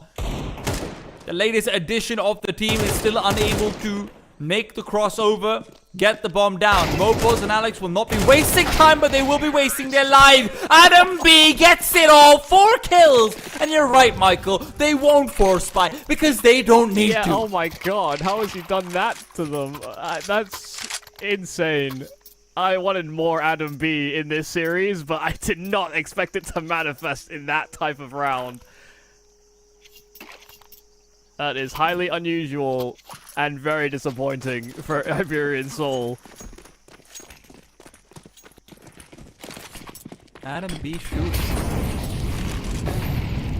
Well, it's not quite fortunate enough to be able to get that boost up, but it doesn't matter. Nikodos still dies instantly. Smuya, well, he's not going to be able to do much with flashes in his face, but at least he's got company. That's a good-ass friend right there. Sawsall avenges twice, but Iberian Soul will only have that 1-man advantage. Adam B is going to swiftly remove it, and if you were scared of him before, don't stop now. Bomb is not in their possession, but it can be swiftly. Yeah, it's just Adam's going to move back and recover it. There's just so much time on the clock where, you know, they're aware of Fiku, but they have also opened themselves up to timings where he could have escaped into the B bomb site for all they know. They're going to be very uncertain about whether or not they even can reposition to get information, but they're going to have to take a risk at some point. Well, he almost agrees with you. He's taking that risk. He spots out Fiku. At least he knows that there's no one inside the B bomb site. Unfortunately, the trade-off is he can't be inside it either. Eventually, he'll have to fight. And he's still worried about Adam B coming over elsewhere. Remember, he doesn't know where the bomb was, so Adam's repositioning has not been right into. Daviji also is expecting there to be a man outside of B, but he'll hear the footsteps in Donuts so he can move back over. A main likely to be checked. Adam B will be able to get the bomb plant out. He's faking it, and this late push from Opus into A main might actually work for Daviji, rather for Daviji into main. Daviji makes his way over, will not be able to catch the timing. Adam Back in the donut he goes. They side have a good position, but the nade incendiary combo could be an issue. Kit ready for Mopaz. Feel like they can throw out utility. Adam's taken 1, Adam's taken 2. It's 9 for OG and 11 to 5 for Adam B as he has super powered these last 2 rounds to success. OG looking to close out their map pick after a break.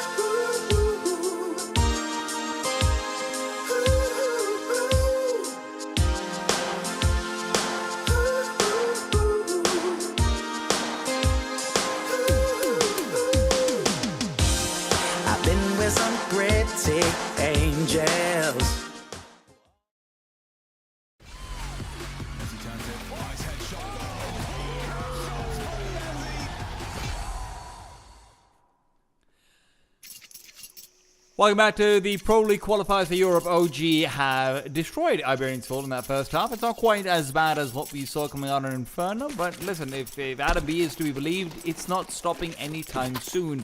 A fantastic last 2 rounds, but OG on a 9, largely courtesy of him. Iberian Soul fight from not just the back foot, but it feels like a completely different track. You say not quite as bad, and sure, it's not an 11-1, but, you know, let's not forget, OG only got 2 rounds on Inferno, Iberian Soul have 3, so you're not wrong, you know, it's not as bad, but if OG close out, it's also just very, very similar. There you go, there's your closing out. Never mind. And they have access to the bomb because they got dropped back red when they killed that first player as they tried to sneak their way through. Soulsol, good damage, good kills. I mean, 3 in quick succession. Finally, Nikodos puts an end to it, but now it's Alex in a 1v1 versus the AWP of OG.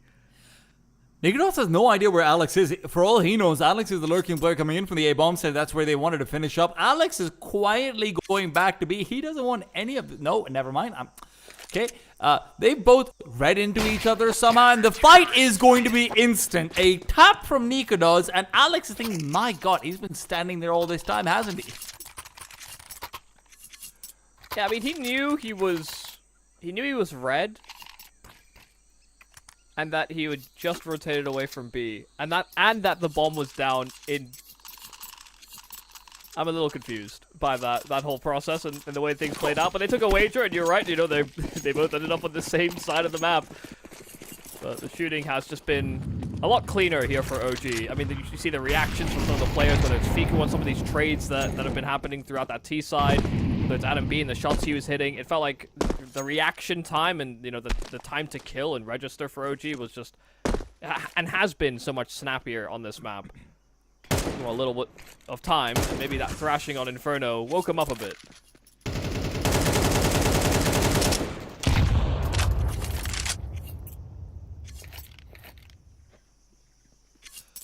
OG have stocked up on the MP9s.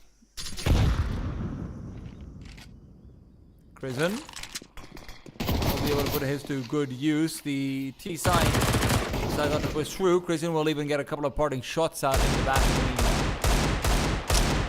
I won't be counting any deagles out of the question, not after what Adam B did, especially when they have armor to cover them quite often. Yep. Alex is an AK as well. That's not fair. Based on the util as well, Iberian Soul basically have to go B. They have one smoke and a couple of flashes. That's not enough to get from ledge to red to donut. Actually, no, there were two smokes. Yeah, one dropped underneath the feet of the util thrower in Smuya, and Nikodos actually just tucking away. He has teammates nearby, so creating a little hidey hole and allowing the plant. And he's been spotted trying to move back as well. Sorsol trying to hold him off. Sorsol had a fantastic few kills with the Deagle. He's hoping to do the same with with the Glock. He's hoping to do the same with the Deagle. Smuya pushes in the back lines, picks up one, stays alive, will not be able to get much with the upgrade, but Mopos is the flanking man. Two massive frags. That Mach 10 comes into play, and Nikodos, who's been the one that they've been fighting for consistently, has been put in the hero's seat. It's a seat he does not want to hold. He stands up, he leaves, he's off to save, and even that denied. Yeah, I mean, that double kill from Mopoj, once again, in one of these dire moments for Iberian Soul, Mopoj comes up with a big multi-kill. I mean, that late flank, OG had no idea that was coming. And even after he gets those two kills, he thinks it's clear, he reloads, he checks, and, you know, he doesn't overstay his welcome. He hadn't committed himself all the way in, and it's more than enough for Iberian Soul to close out the round just off of the kills he gets as well as the info on that last player. So some speed bumps for OG as they hope to close off a substantial lead in that first half. So another force buy.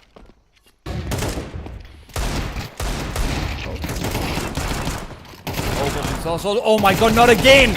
Not again! What is it with the Swedes and the pistols? Smuya, hoping that they can do something, but it just can't. Adam B and Spook. 4 kills amongst the two of them. Leaves Davy G alone, about to be flanked out by Nikodos. Not even needed! These Nordic sidearms. Oh dear. Oh dear. Those first 2 kills on those 5-7s was, I mean, they were immaculate. If they didn't get the killer, the first player jumping, then they probably wouldn't have been able to acquire the second target deeper down the ramp so quickly. It's, you know, it's so fast how it happens. And Iberian Soul thought they could have set up and run a default and work the map, but no, not against the pistols. Nikodos hyper aggro ahead of the Molotov, and Alex doesn't even turn. Mopo's tries to run through the flames to find a trade, and they're dancing back and forth. Nikodos is somehow close to the smoke, but he's not the one that got targeted.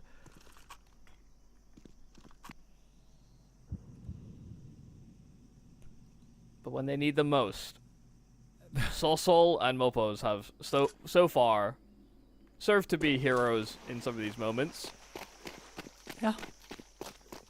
Not enough of them so far, unfortunately, but maybe, you know, in Darkest Dawn or something, yeah. Green Lantern's light. Let's bring it in. Adam B. However, he's hoping to shut him down. Low players with pistols. This is just what he deals with. They'll let the bomb be planted. They're not too worried about Iberian Soul having more money going into the next round. It is all about Soso right now as he's coming in from middle, but he doesn't know where to go. If he goes into red room, Fiku could get the flank on him. If he goes back for Donut, it might be too late. And with Smooya going down, it feels like his decision-making process has been interrupted for too long. He spots up the hip. He can't get the kill. There is a kit available for Fiku. He's quite far away, but it shouldn't matter too much. Soso will just be saving the AK. It'll be 4-12. OG firmly in the lead.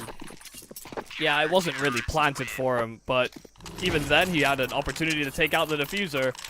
It just simply didn't connect.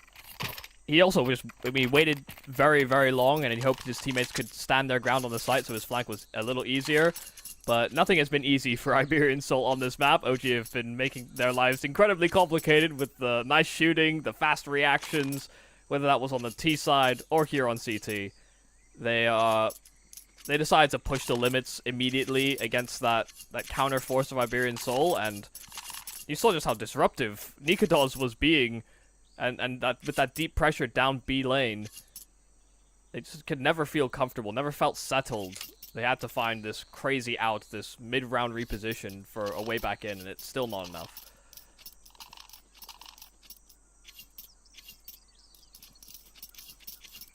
There's just a composure, and also it does genuinely just help that OG are hitting their shots more so than they were on Inferno. I touched on it before, but in that 13-2 scoreline, there were moments where you just thought, and you knew that they could have shot the first bullet, they just didn't react or shot slow. And they were getting hit by perfect util a lot as well. Yep. And it has not been a trend that continues into the second map. On the other foot, and OG are wearing them nicely. What are those? A double kill for Krizen. And he's looking for even more. Sossel has no idea. Pre-aim completely off. Krizen, a absolute menace. Well, it's been a game of map picks so far. But now we're out of them. At least I would assume, so unless Davy G and Smooya are about to pull out the greatest round I have seen from them in all of Ancient. Not much of a sample size when Iberian Soul is only 1-4, but hey, it would be the greatest. It is factually correct. Davy G exploring out towards Donut. It is Spook who is watching out for that possibility. Smooya moves forward. Krizen's already found 4 kills. Why not look for 5?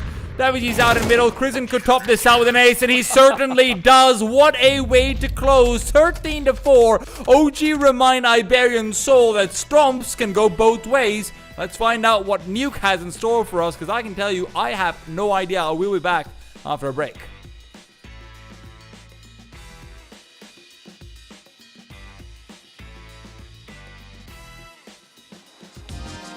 Could I be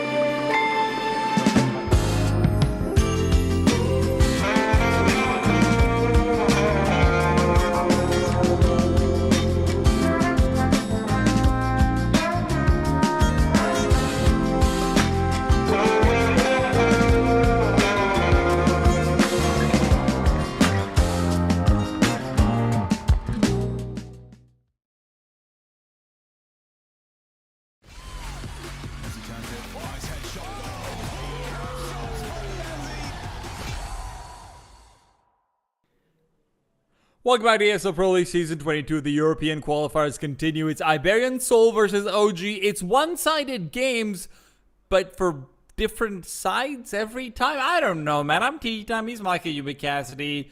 Explain, Michael. Yeah, they pick map. They do very good on that map they pick, and they do not so good on the opponent pick map. It has really just been a story of map picks and form, actually. Strangely enough, Iberian Soul came in very guns blazing, good form, good, shooting, the teamwork looked great. OG, not as much of the, finesse or teamwork elements, kind of harder to make it work on a map like Ancient, but the shooting was definitely there, and they were bold, they were brave, and they really took the fight to Iberian Soul from start to finish. So it has really just been strange to watch the two sides, effectively yin and yang each other on their map picks. Yeah. And now we head into a nuke, which, given the way that I've seen some one-sided games that have gone in this similar fashion, usually the decider is very close, but I'm also not confident, given that these are both effectively fresh rosters, with the recent addition of Adam B to OG, but also Smooya standing in.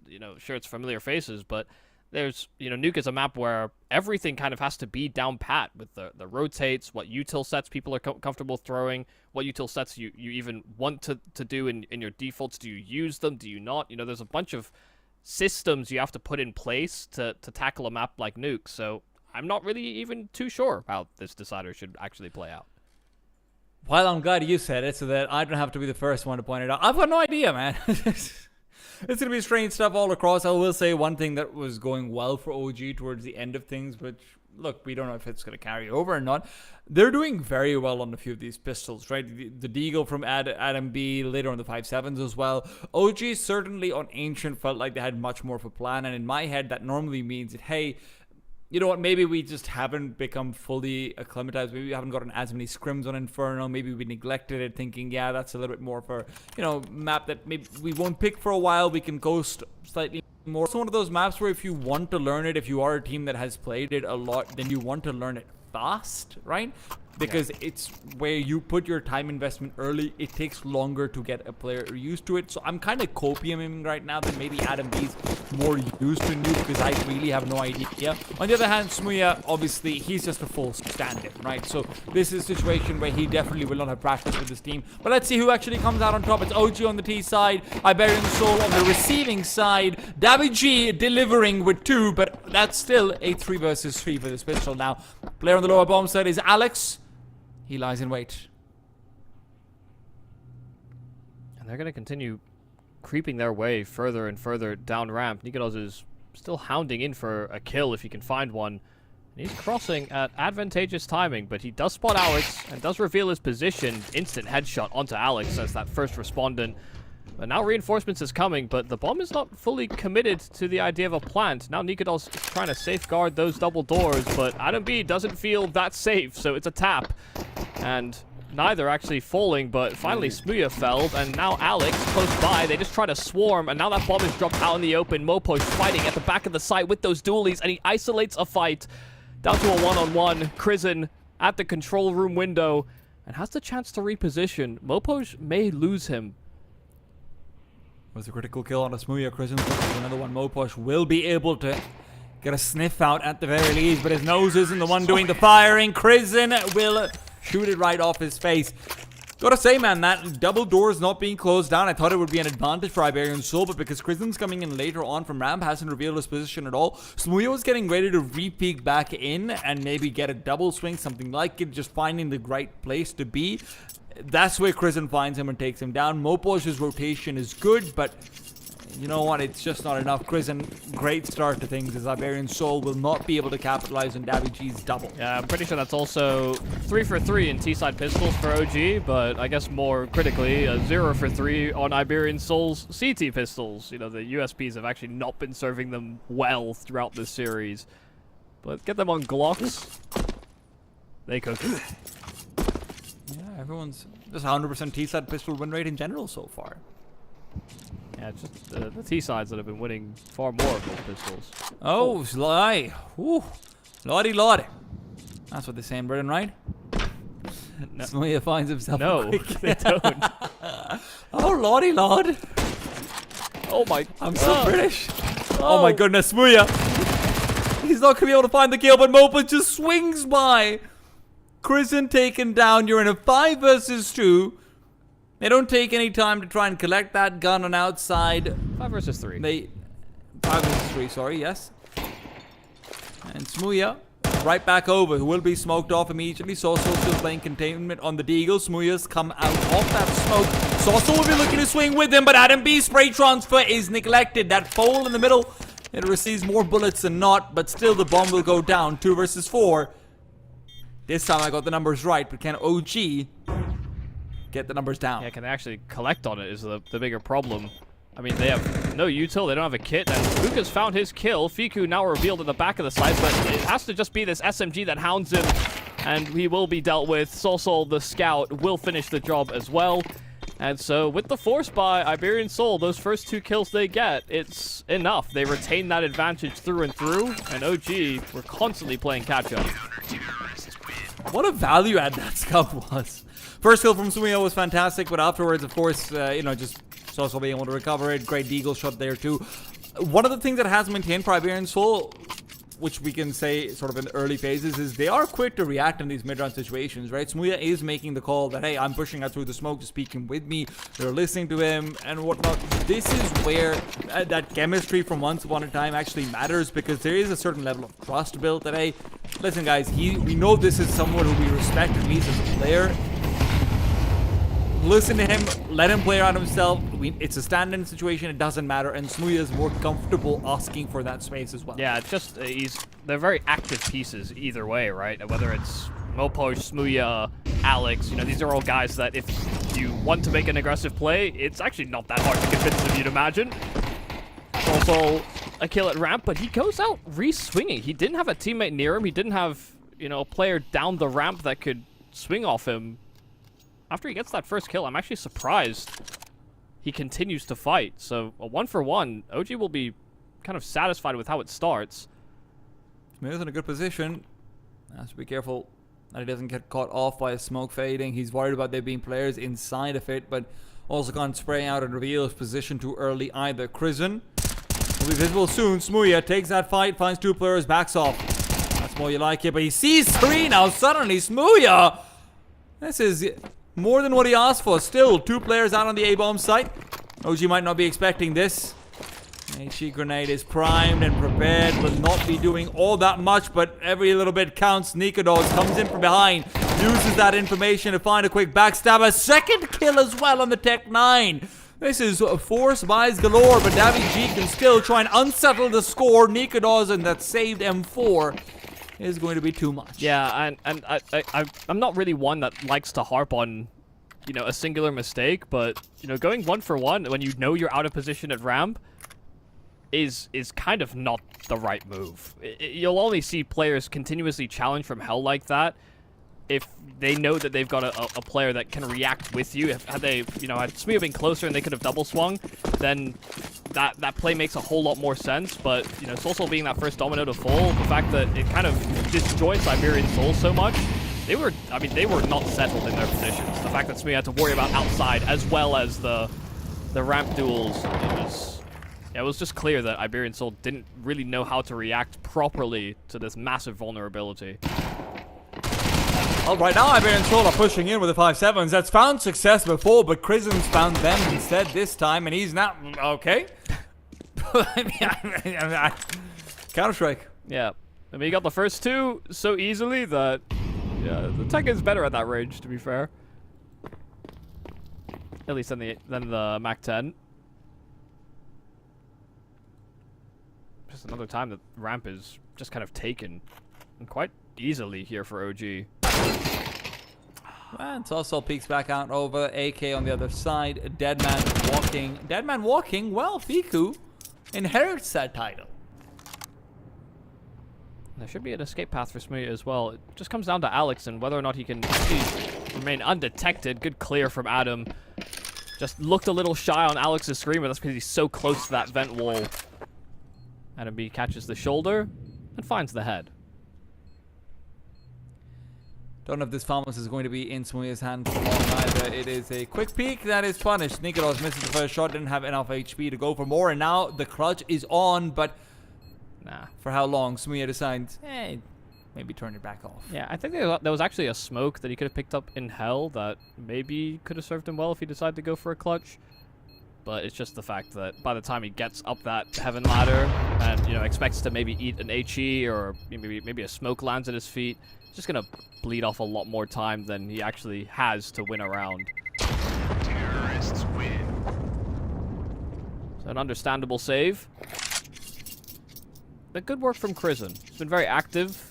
Gets 2 kills out from the hut, and even if he dies, it's just OG are allowed to work one of the extremes of the map effectively for free. You know, ramp is typically not one that's, you know, it is given up fairly frequently by B anchors, but typically the vulnerable area is outside with the variety of wall of smokes you can do, the, you know, double execs outside.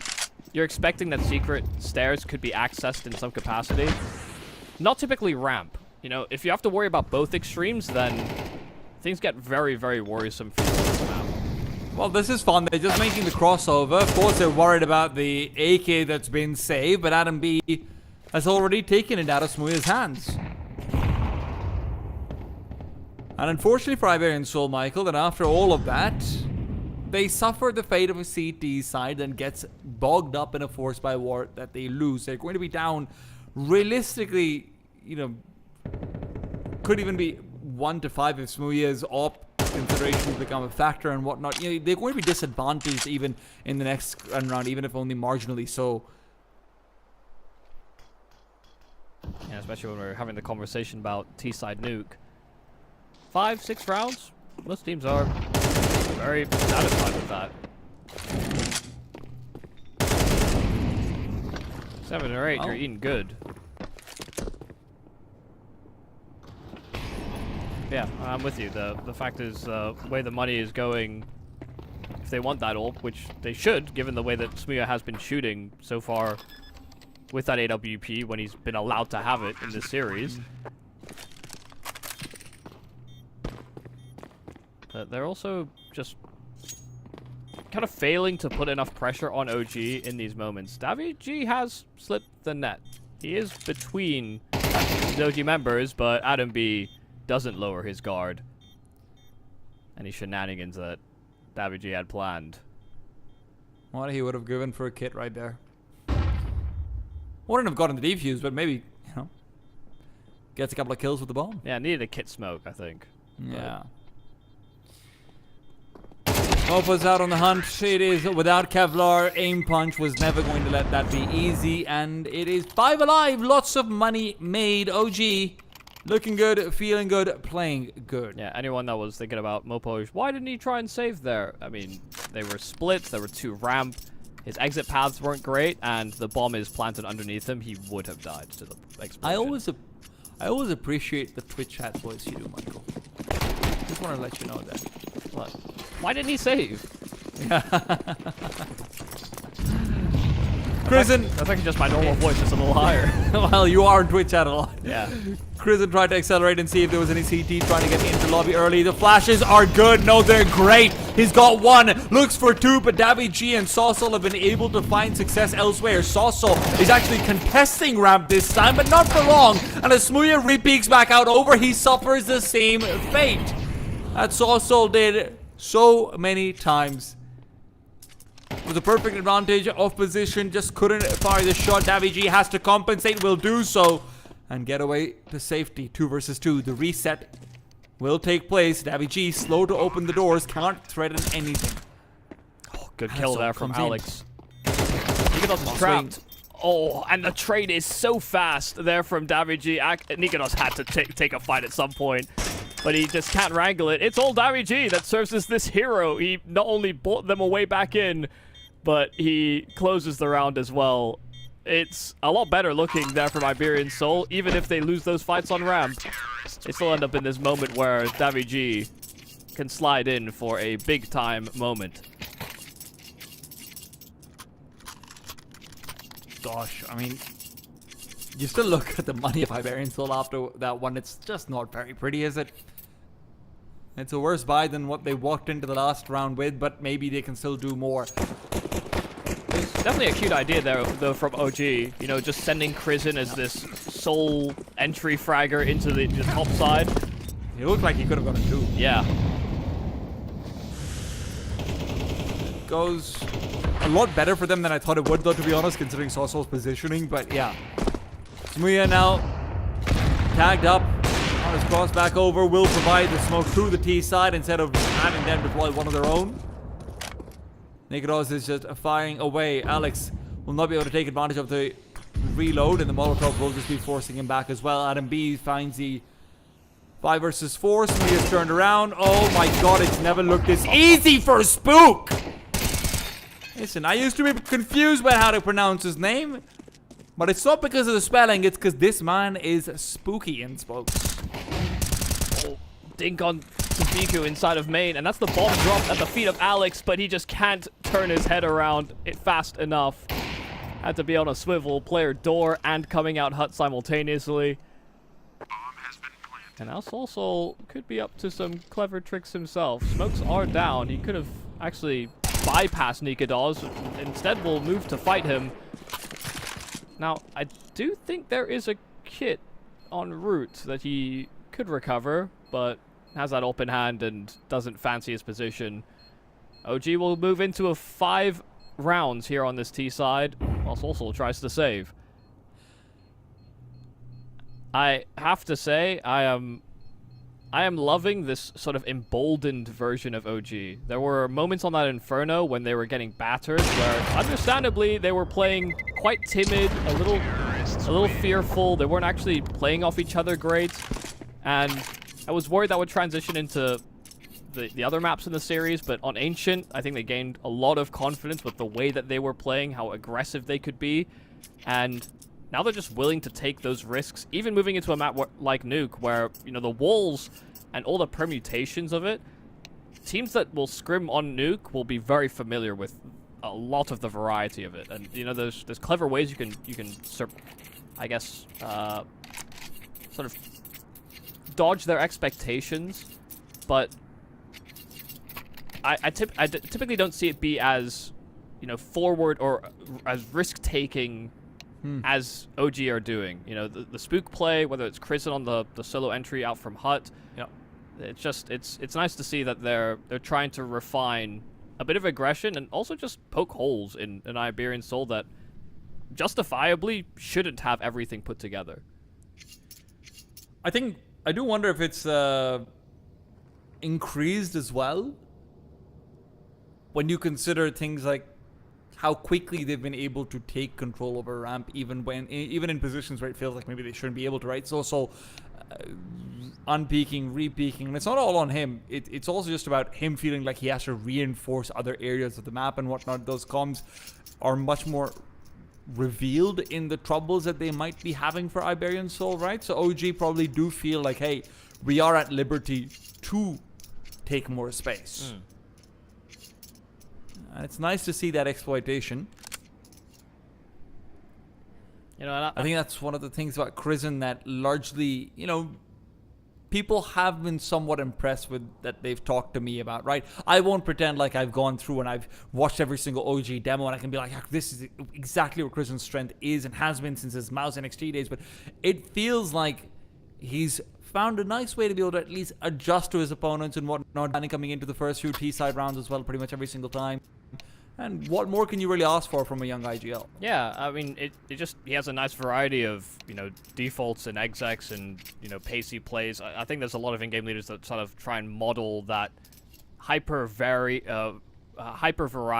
You know, there's very few that really just lean in heavy executes, because it just, you know, if you only play one style, you become a little easier to read or interpret. And I think what has been nice is actually, as Krizen has gone from different rosters, you kind of see the I guess not the style change, because it's still the same sort of variety-based organization, but you definitely see the win conditions change between those rosters. And, you know, some of that's the players that you have around you. An in-game leader is supposed to make use of the tools he has, as well as organize those tools in a good fashion. So yeah, that's what makes it quite exciting looking at him as a young in-game leader, is that, like a lot of the young in-game leaders out there, he's still growing. Nigados, in the meanwhile, is not growing because he's been cut off. Krisen and Spook will be right there to compensate for that. Those Smoothie as AWP will not be finding anything easily. It'll be in the 3 versus 4. And he can open the door and look for a fight. This might be perfect positioning. Iberian Soul have everyone ready to receive, but this welcoming party is going to be finding very few visitors. That HE grenade feels like it reveals intentions as well. They know there was an all likely saved round. Smoothie has found the kill and the bomb's been dropped as well. Now commitment to the B-bomb site is a must, but he's inside the flames. He's been burnt alive. Adam B and Fiku shut down the round. OG might sweat, but they take the tan and they move on. Ramp is a real problem. I don't think I've seen a nuke CT side where Ramp has been hit this many times and Successfully. It's been so successful, sometimes uncontested. So it is going to put Soulsoul in a bit of a pressure position. I mean, he's getting his kill. It's just so frequently the Ramp player is one that has to be able to get his kill and get away, or get a multi. Yeah, it's one of the reasons why Nuke's one of the few places where the quote-unquote B-anchor is one of the strongest positions in the map because of how easy it is to back off traditionally. It's given to star players. Yeah. And Soulsoul has been doing a great job on the come-up of Iberian Soul of serving as that star player, but now kind of struggling, and the flash is perfect onto Alex. I mean, look at the pace now from OG immediately after that kill. He's not going to be bothered by the Molotov, but he does back off. He's worried about being flanked in from the side. Krisen making plenty of noise, but not plenty of movement. It's alright, Krisen. You can't have everything. Entries, strats, we'll forgive you one. Flashbang's been dodged, but 2 players spotted. Krisen stays alive. Spook finds Smoothie elsewhere. Now Spook's trying to push up and play distraction. Krisen uses it to perfection. And Mopo's had already dropped down to the side looking for fights elsewhere, but now he's looking for teammates as well. 1 versus 4. Krisen reunites him. Here's your teammates, buddy. 7 rounds for OG. It's actually almost comical. The ways in which OG are just kind of almost disrespecting them. Like the start of this round is very standard. Smokes outside, slow crawl, creep.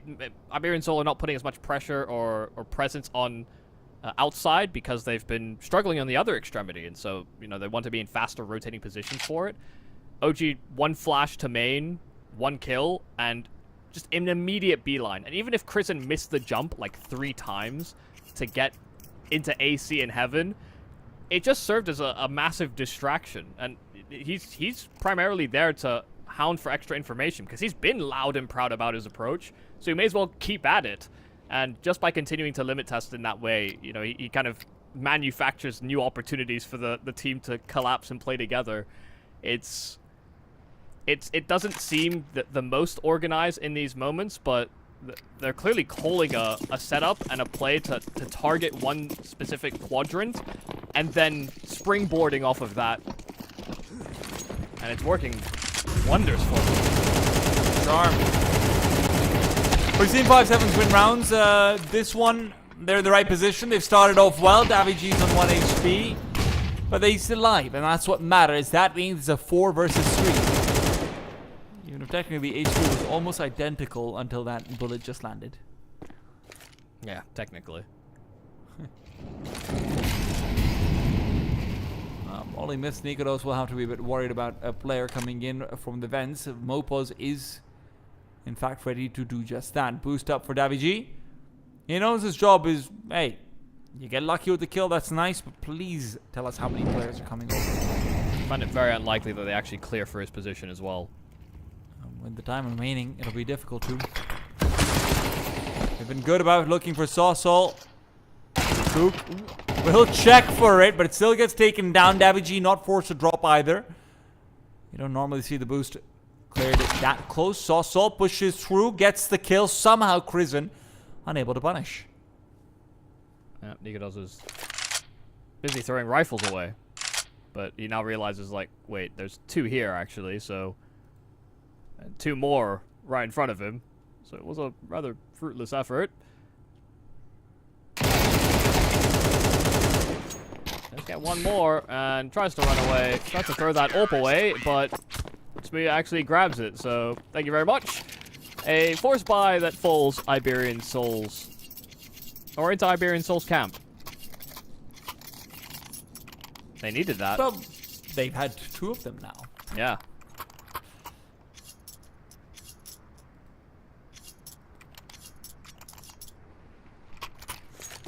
They also need 5 rounds at this point. OG has already done more than their job on this T side, but at least Iberian Soul can look for a little bit of solace. No kits other than Davi G. Enough money on Smooya and Saucel to buy, but they have elected to save that money, maybe understandably so. There won't be much presence outside, but that grenade is good. Alex only wishes he was slightly closer, so he'd have a better chance of taking down Crizzen. Yeah, the fact that he's not able to punish that is actually incredibly disappointing, because the timing on the play was perfect. You just needed to capitalize, and so now Crizzen could have, you know, more than just the one player down for all OG, or rather Iberian Soul now. And I will expect that, you know, in the next 20, 25 seconds, they'll have to try and make some sort of information gathering play. Looks like a play coming in for Mini. That seems to be the plan at the very least. Smooya, nice name, popping open. Mopos, what's going on over there? Fiku turns around, maybe to head away from the flashbang, but Alex is the one to find out the kill. Smooya's missed shot is quickly compensated. Saucel, who was set up for the flank earlier on by the AWP, will be able to activate, leaving Adam B alone. Alone he can do a lot though. We've seen what he's capable of. That capability will not be showcased here and now in this round. Yeah, I mean, the HE blow there from Smooya actually, I think, almost wins them the round. It's strange to say that one piece of util throws everything off balance, but OG, because that smoke got blown and it was their main source of cover to wrap into main, they were actually scared of getting shot by a player back garage, CT spawn, as they were breaching into that fight, and it actually allows for the initial A-side defense to have that extra sort of 1 second buffer, the fact they get that first kill, and the trades can be so quick, or the rotation happens that 1 second faster as well. So, I mean, really astute move, even if it is rather simple in the end, given that it was a fresh wall that OG deployed. But without that HE, and the way that OG have been entering, I actually think that, you know, it likely would have been a round in which they mitigate a lot of good angles for Iberian Soul if they were just going to try and play the mid-round. We have a drop connection, but they rejoin quickly. Last round of the half. Last round to salvage this CT side, which has been riddled with holes so far. At the very least, they'll have a bad buy coming out of OG, right? Although, to be fair, with the way 4 spies have been going in pretty much this map and the last one, I don't know if that's quite going to matter. Yeah, I think they're 3 out of 4 or 4 out of 5 on 4 spy wins so far this series. Many is all I can say, Michael. Yeah, OG's hit rate with it has been very, very solid.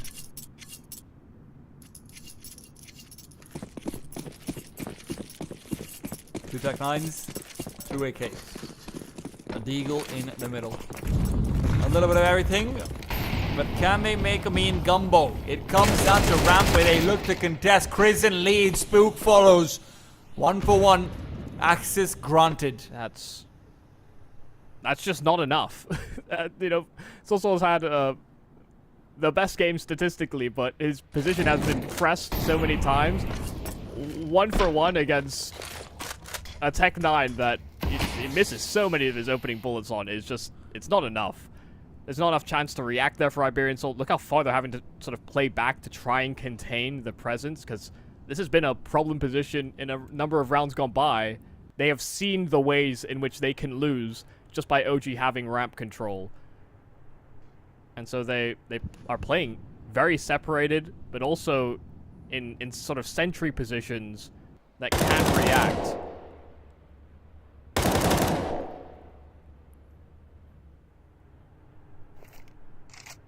What is the reaction going to be over here? If Iberian Soul start to push, it will be leading right into the OG camp. Alex, so starts going back up heaven. This is the problem. Davi G's fully alone. Iberian Soul are expecting an upper side hit. And now as OG will start to commit. No, OG is waiting. Michael, they're really hadn't quite expected Iberian Soul to be quite this massive. Davi G. Here's footsteps now, but he's being fired back on. He has to be careful. Smooya with his AWP, but reveals that position as well. Now, CTs are going to have to set up for a flank to come through from Alex. He's coming in from behind. That activation will be right about the time these smokes start to fade as well.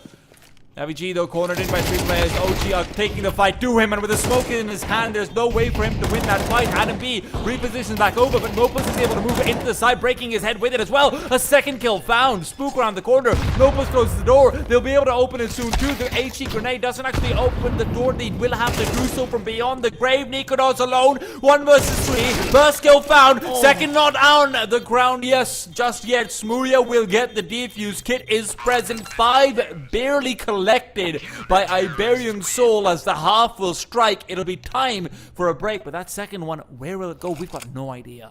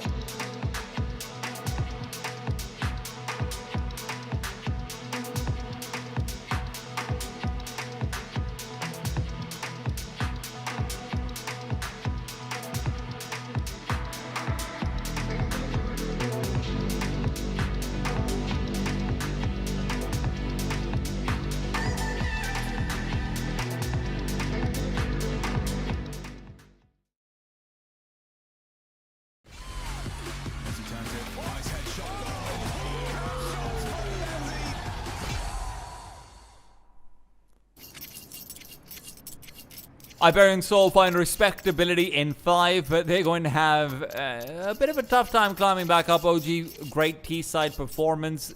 They do get destroyed and monetarily towards the end of things. They're not able to quite close out what looked like a very possible forest fight. Still, 7 rounds, more than good enough.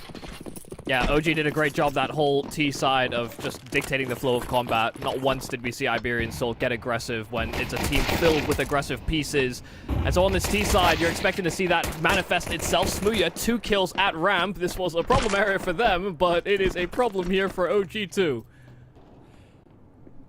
Maybe it's now a tale of halves instead of a tale of sides, I suppose. I don't know. Iberian Soul shouldn't even need to be able to shouldn't need to be planning the bomb over here. They can just run down the remaining player. Fiku, position known, and yeah, there you have it. 6 on the board. OG only finding a single kill, and meanwhile, a great start to things coming through from the Spanish side. Yeah, Seaside Pistols have just been on the rise through this series. 100%, right? I think so, yeah. Yeah. 100% T-side pistol win rate across 3 maps. That's a fun stat. There's been a lot of force by Winzo. Let's see whether OG can pull together what Iberian Soul demonstrated in round number 2.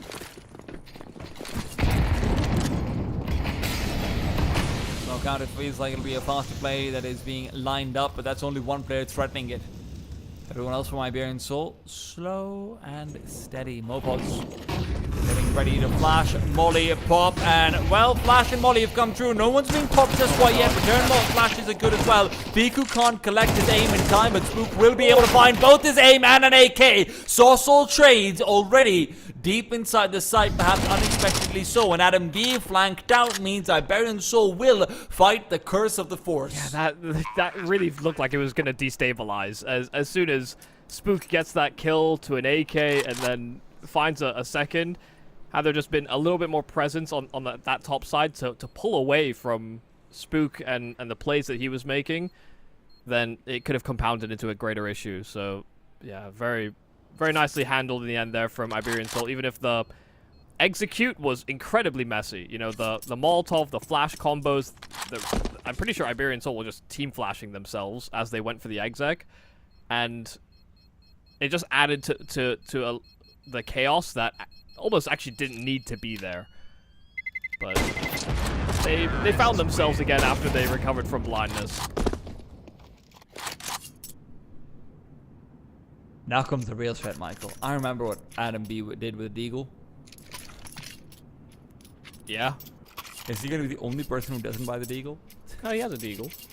Oh, no, that's Spook. Oh, no, he's got a CZ. I still don't understand the appeal of the CZ. In a world where the 5.7 is actually better on almost every statistic. But is it better on the Vine? Well, if I have to reload at a snail's pace, yes, actually, the 5.7 does beat the CZ on vibes. Well, I've got to introduce you to Sprezzatore, Michael. That gun deserves a nerf, to be honest. Or maybe the 5.7 just deserves a nerf. No, I think the 5.7 is probably staying where it is, if I'm being frank. There's a bunch of weapons that could get rebalanced. May as well make them all strong. Well, stability in weapons is very often defined by the AK-47. It has been doing the same thing for a long time. It has been dying to pistols. Adam B to deliver.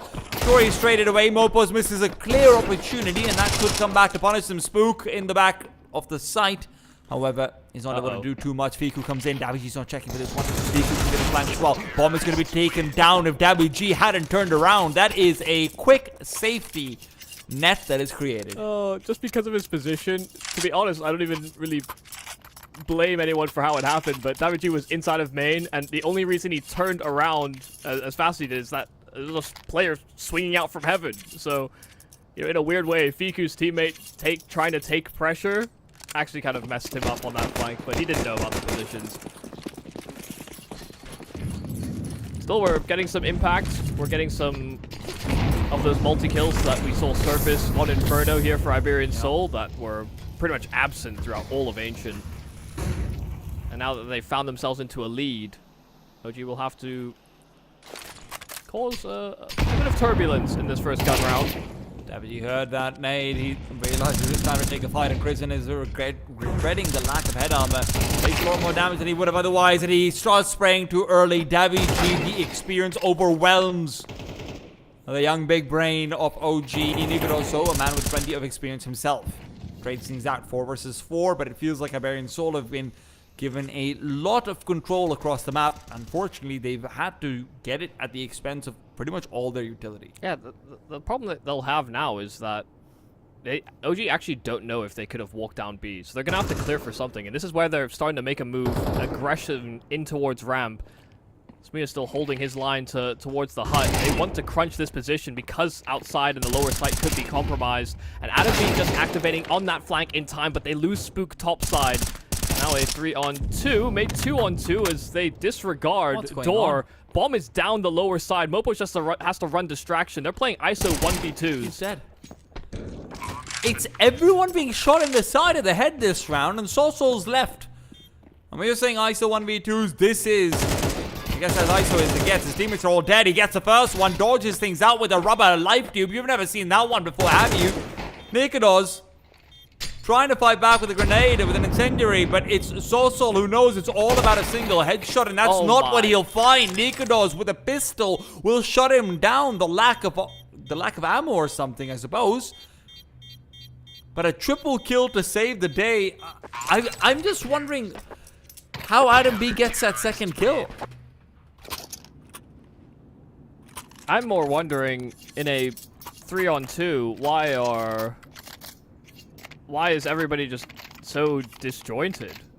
A player main throwing util to heaven while one's creeping out huts and the other is diving the vents. You know, it just felt like nobody was on the same page about what they were going to do in that moment. And maybe the main player was going to drop into the vent with the bomb. And, you know, Mopoj would just hover around and try and play alert. But you just got flanked control, or you just got flanked radio. You just killed 2 players top site. They're expecting that to be the ramp player. You know, Adam B, I just don't. And the I don't funny thing follow is, the Marco, logic. I was about to commend Iberian Soul for, like, look at how good their comms are. Smuya, sure, he's died to the ramp position, but because he spots out Spook backing off, he's able to communicate it, and then now they're gonna have this great side presence and everything. And the second I'm thinking this, it all falls apart. Yeah, the main player dives to the door, and then they're completely split. It's just I'm not following the logic, and I'm sure maybe I'm missing something, but they are too. It was a very disjointed round and a very disjointed moment. Oh, slow peek from the AWP. Smuya. Well, shots been landed. Crizzen. It won't do too much to avenge him, but hey. He might be able to carve out a path to retreat over here. Taking a lot of damage. Mopos has somehow found 2 players pushing into him. Fantastic punishment. Yeah, magnificent work as the solitary man in charge of holding on to lobby, and he even walks the door smoke, but like the gun actually covering Nikados' presence right under his nose. But just by getting those 2 kills, Adam B started to re-aggress towards the trophy room, where he sees a lot of position over at ramp. Cannot do anything about this plant. They are a man down. Crizzen's wounded, and this should probably be a save. They're so deeply out of position as well. That's all Mopoj. Just one-man army inside of lobby.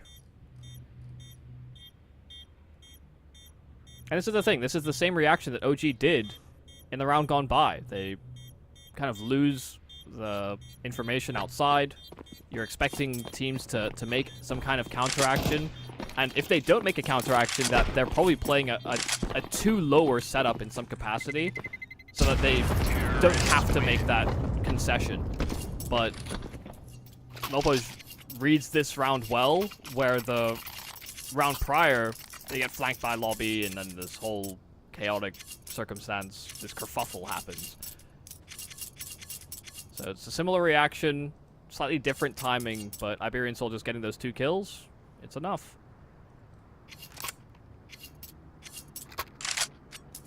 Come on, Mopos, just need to do that every round.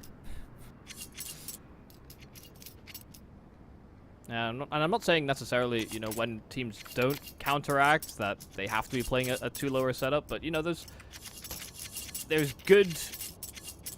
strong reinforcements and there's strong counteractions, and sure, you can still survive on slightly weaker choices in favor of a stronger site, for example, but everything is a compromise.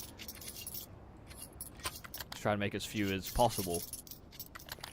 That's what made Iberian Soul CT side so hard, is that you know, they were getting a 1-for-1 at ramp so frequently, but they were also losing ramp so frequently, so they were just, yeah, their compromises had to be made almost every round. David, fantastic. He's spotted out by Nikodos, but not before he can find the 1-2. Oh my god, he backs off Crimson. It's just being ruined outside. Yeah. Crimson was playing with such confidence, a real stride to his step on this T side with the pacey plays, the entry work that he was doing. And now David G giving him a bit of a taste of his own medicine, but not overextending, not continuing to push. Finds his one and just plays position.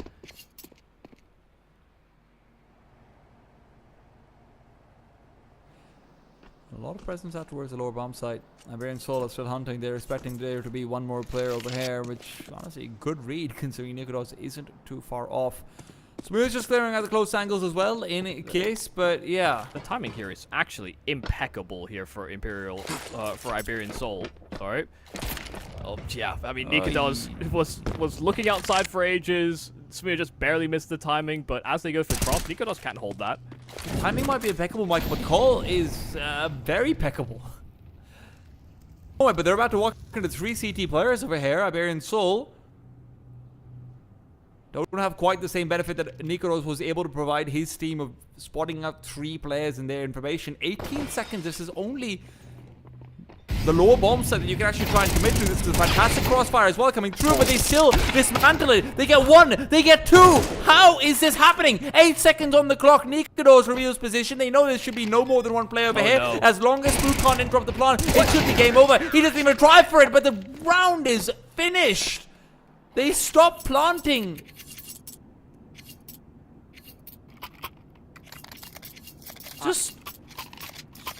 Spook just needs to kill the planter. He just needs to kill the planter there. But Yeah, but they still win. yes, Because OG know that as well. but he didn't even target the planter. He didn't need to because they weren't looking at double doors even though they were planting for it. Yeah, I know. And Alex didn't. Yeah. Yeah, he just didn't commit to it. I mean, you have Guys, no time. it's a team with a stand-in, okay? Copium. Why didn't Alex just stick it? He knows he has no time. I'm choking on copium. Yeah, that's. These moments are getting incredibly flustered. I mean, from both sides. I mean, OG did not make the optimal choices either there, but they manage out by time. And now Nikodos, a very cheeky play around the smoke, but gets a little bit more than he bargained for. They still have a big advantage. Yeah, they hear Soul drop as well, so they know that they're working towards heaven. But they've also given up a lot of space on this top side, so it's not like they can immediately address it. Yeah, because Spook's all the way deep. So A side is technically empty. It is open. But for how long? Surely Spook starts to return at some point. OG might not be expecting this to be as fast of a play as it is, and David G will be able to recover the angle that he just left behind. Huge kill. Absolutely huge kill. And the Maul event will slow down their rotate. The fact they retain heaven control as well for this post plant. It's not like OG are in great positions, but the health is definitely in their favor. Prison will be spotted out over here, but he still wins out the duel. He struggled so far on the CT side, but maybe those struggles are over at MB as well with the cracker of a shot. Soso left alone, and that heaven control is the only thing standing between them and a loss in this round. Soso, first kill is good, but unfortunately, 1 for 1 just not enough when you're in a 1 versus 3. OG recovered the lead. Yeah, and some great headshots on that retake. The rifle work there from Crimson, just pry barring their way back in from door is that first domino to fall, but the fact that both those players were so wounded and had taken damage earlier in the round definitely contributes. You know, that's one of the things that the AK M4 argument always is that when you're equal shooting, the AK almost always overpowers. And it just simply wasn't enough in that instance, even if Solsol had a moment to shine. Needed to shine real bright. Double digits and smokes. A failed set of It's not diags. failed. There was a CT incendiary that was sent to interrupt it. Yeah. Well, the smokes failed because of it. It's a forced error. Yes. Is what I'd like to add, yeah. I was getting to it. I watch enough tennis for this.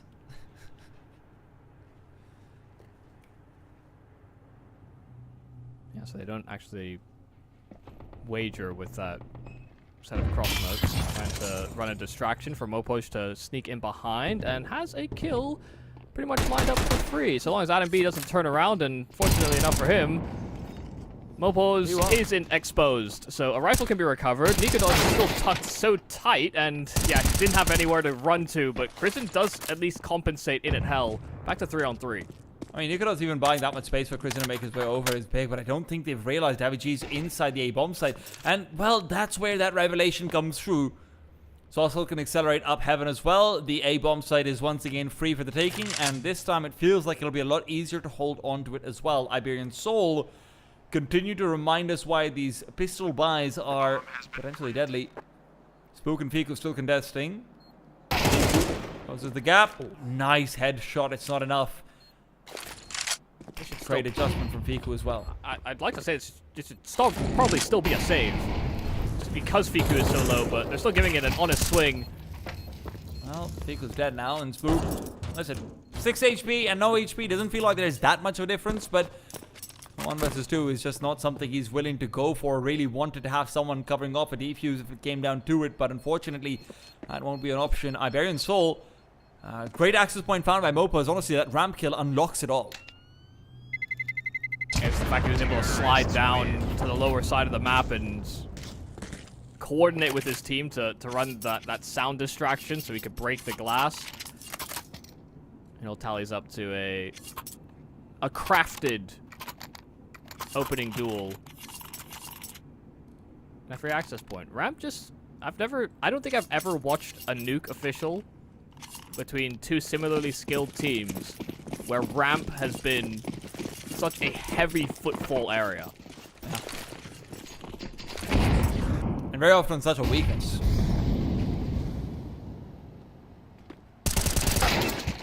Speedily out into the open is Davi G. This time Nikodos, his victim. Last time it was Krisen.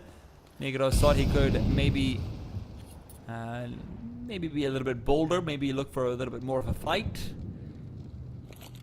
Yeah, Davi G's consistency of success outside has been a little staggering, actually. Kind of crazy. OG's force spy could still go very right away. Position, waiting, pushing forward, though, is a mistake. Krisen, HE grenade will do absolutely nothing. Davi G is also still waiting. They won't realize how deep he is. Krisen will deal with him, though. There is another Molotov expended. Krisen will be taken down. Smuya makes sure of it, and OG in the process of stacking the lower bomb site, the place where, you know what? There was a lot of footfall coming in from Iberian Soul. It's just, it doesn't matter. Oh, good reaction there from Spook to get that kill at least. But he'll want to try and save, and oh, well, he realizes the player in spawn, and he did not have his FAMAS anymore. That was a little awkward, and I don't think it could have gone any worse for OG. They committed to a force buy. They went for a gamble after they lose that kill outside. And it blows up in their face. Iberian Soul taking that lead again, but really putting pressure on OG as their money is pretty much shattered.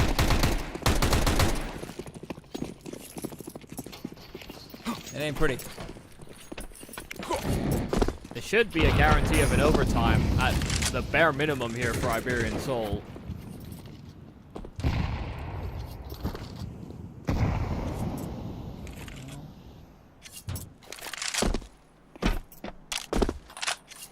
Never say never, Michael. That's why I said should. Happy? I'll say never, okay?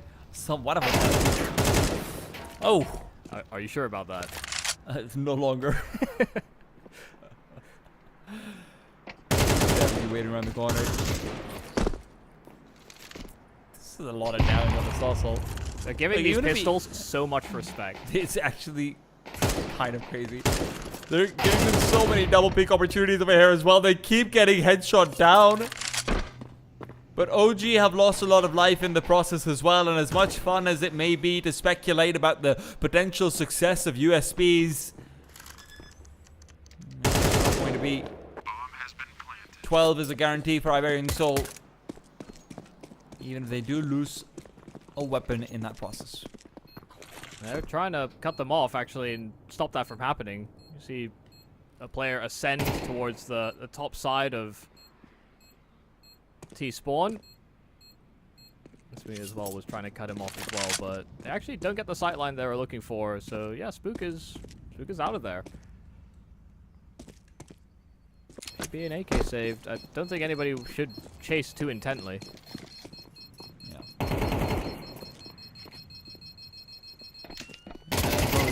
Go all the way back to the spot.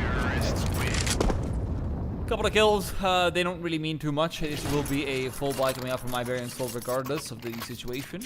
Next round shouldn't be too bad for them either, even if they lose. But here, OG have an AK to help out. Will that be put to use? Yeah, the other problem will be that they don't have that AWP, and sure, Nikodos is one of those. He's barely ever had it in this half, Yeah, it feels like. I mean, I think both sides, to be honest, have kind of, you know, Smee has had it maybe more, for sure, in that CT half. But it wasn't doing them a whole lot of good. And we saw the duel outside to Davi-G. If Davi-G is going to continuously, you know, take these fights past smokes and try and play pacey, an AWP is actually a good weapon to kind of address that type of play. True. Especially because Nikodos has been trying to make outside a major point of presence for himself.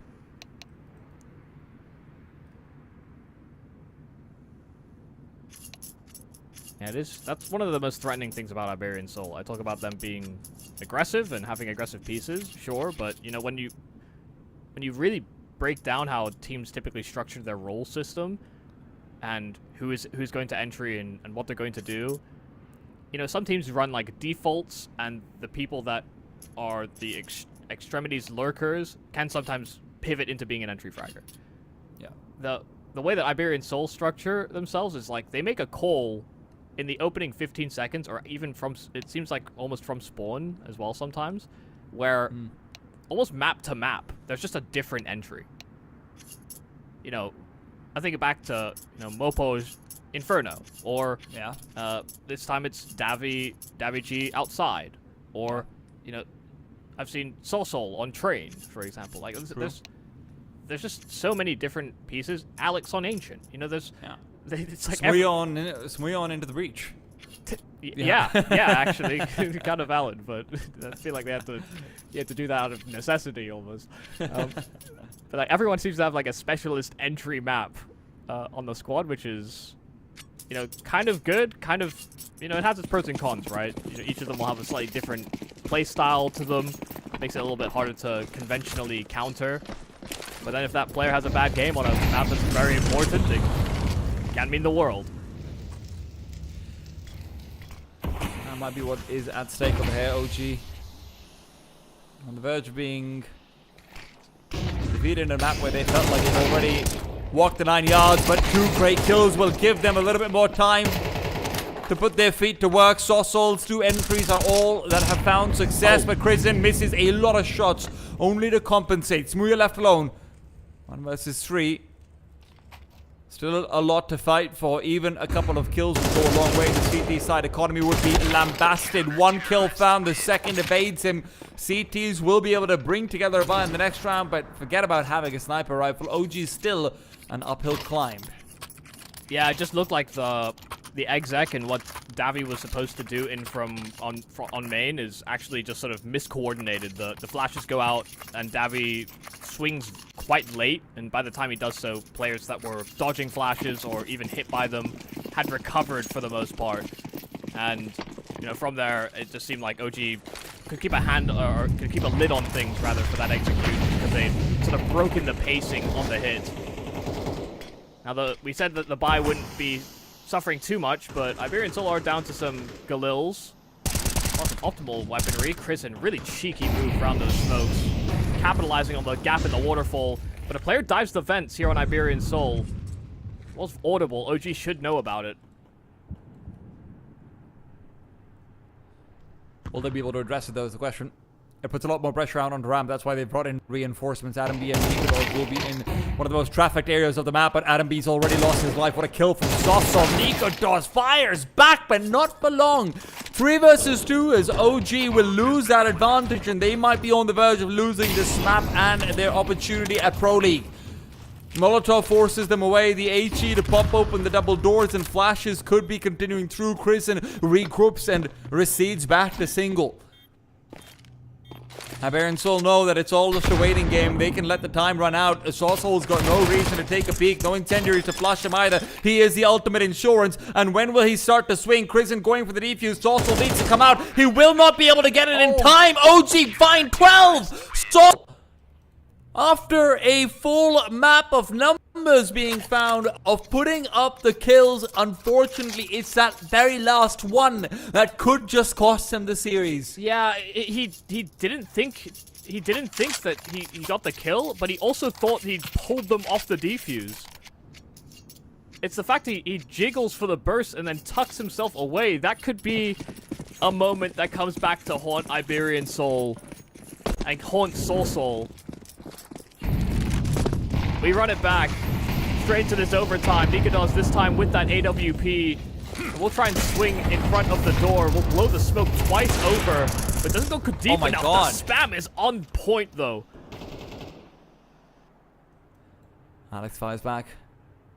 Sossol, how many times are you gonna find this? Sossol, you've got to be kidding me! You were being abused! That CT side, you had kills, but you couldn't hold ramp, and somehow you've come back like a jilted lover. He's learned their techniques, using them against them. And now he's silent. He's climbing back up to heaven, and he's got company. Smooya playing oversight, and OG don't know it, but that bomb's about to be planted. Molly down the vents as well. There can be no fast reaction. It could only be Krisen, but he's so separated, so staggered from the rest of the squad. Has that ever stopped him before? Feet spotted. Position known. Chances blown. There's no way Nikodos comes up here. Surely not. Yeah, it's not worth it. Well, if he would have lost the up, he could find another one, so... Won't be easy for him to back off. He'll still have to win a couple of fights in that process, and he can't win them all. Terrorists win. I mean, lovely work from Sossol. I've been a little critical of him, even with all his high kill count. You know, can't knock him for getting his kills, but on that CT side, had some issues. In this T side, I think it felt more like it was on, you know, pieces like Mopoj or Davi G in terms of finding openers, but in this round, it's pretty much all him. I mean, the entry, the space he gets, and just the opportunity that he creates. Those are opportunities that are often fleeting, especially as we get into an OT where each of these rounds is worth its weight in gold. Oh, Smooya misses out the play. He's not quite had the same bombastic performance. Nikodos with the deagle. If the father can't do it, the son will. Oh my god, he's still hunting. He feels so confident.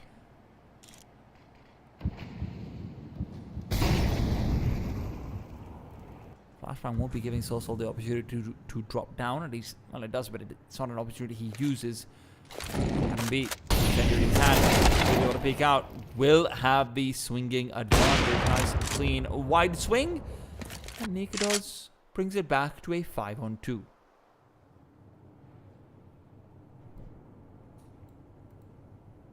Don't know if they're going to find a way out this time. Sossol might have to pull off some magic here at ramp. Probably their best avenue in. Steep position from Adam B is nice, though. Nikodos can take that first contact, and Adam can swing alongside him. 35 seconds, a smoke blooms at their feet, and Sossol does find that entry, but they won't know about Adam. They may be suspicious, but he doesn't reveal until they're all the way down the ramp. Sossol kept his eyes trained on that position the whole damn time, and 20 seconds remain. Soulsoul finally dealt with. Alex cannot make up for lost ground. A real commendable effort there from Soulsoul to bring the round back, but OG had that one from the start. I thought he was about to kill Fiku. I won't lie to you. I just love that he was just deadlocked on that box as they were descending the ramp. No, Michael, that's in beta. How many people would do that? Crazy. I mean, he's almost up to 30 kills right now. And to think he would have been happy with 25. Yeah. Well, tag time out here by Iberian Soul. May as well, when you're in these overtimes, you get a new one. And they're not carried over, don't forget. Can't just pop out 6 tacticals at the same time in like the 5th overtime. Blade just retrains his entire team. Yeah, you're not using a single tactical until I call it.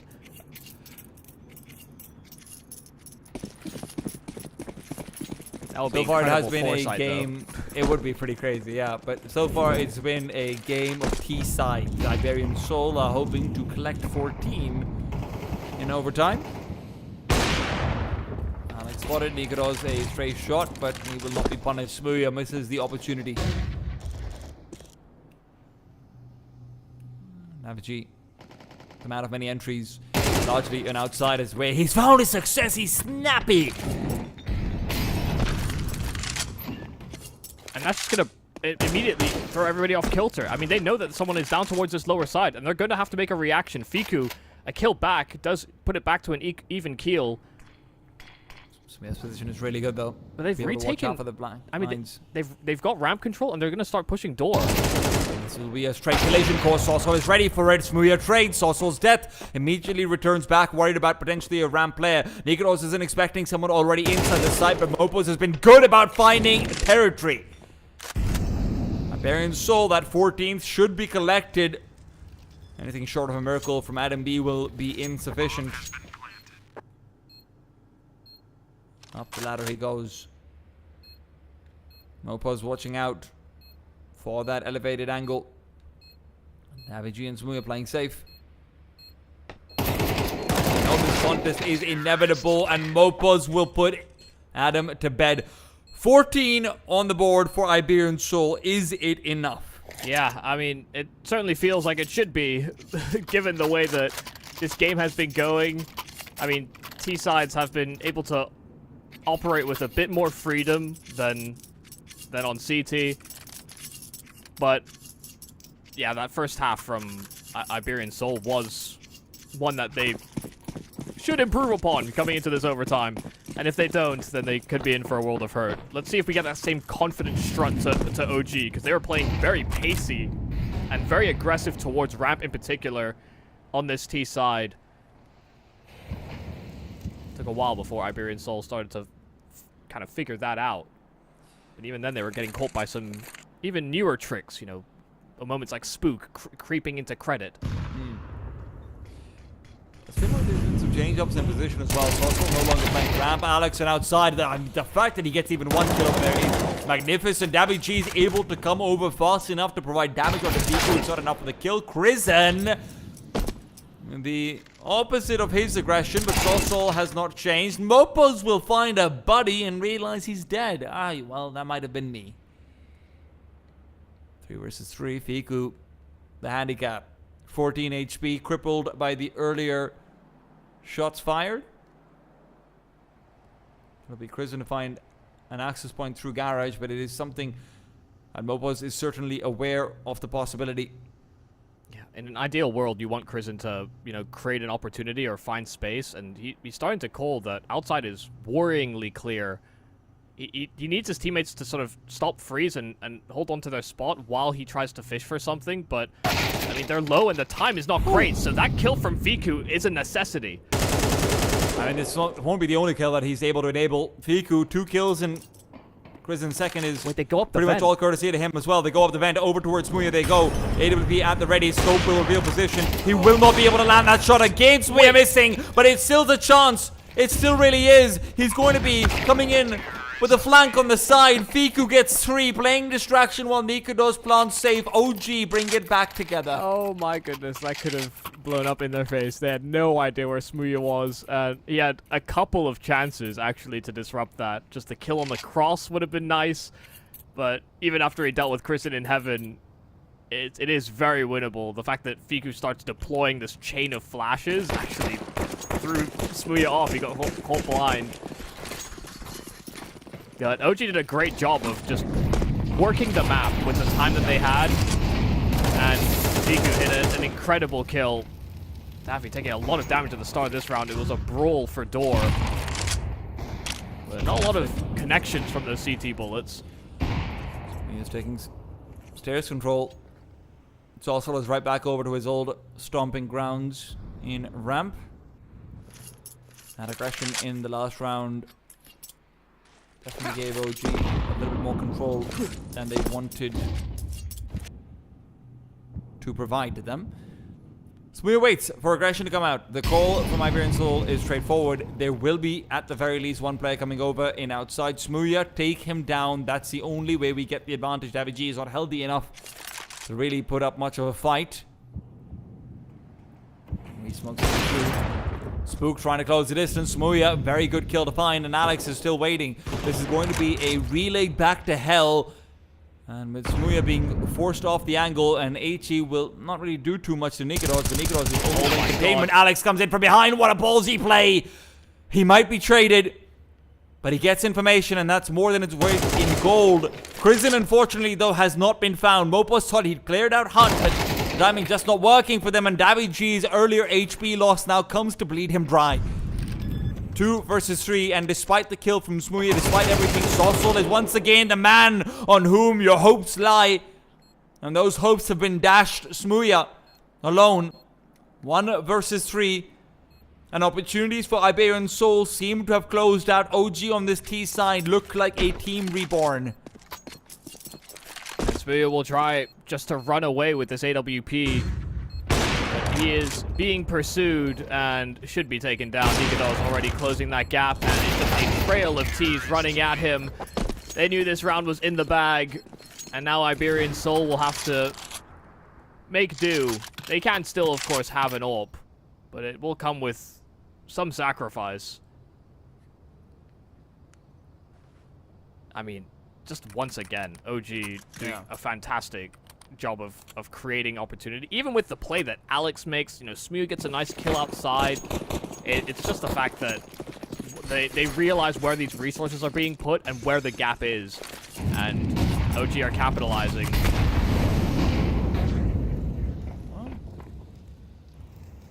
Eyes wide shot.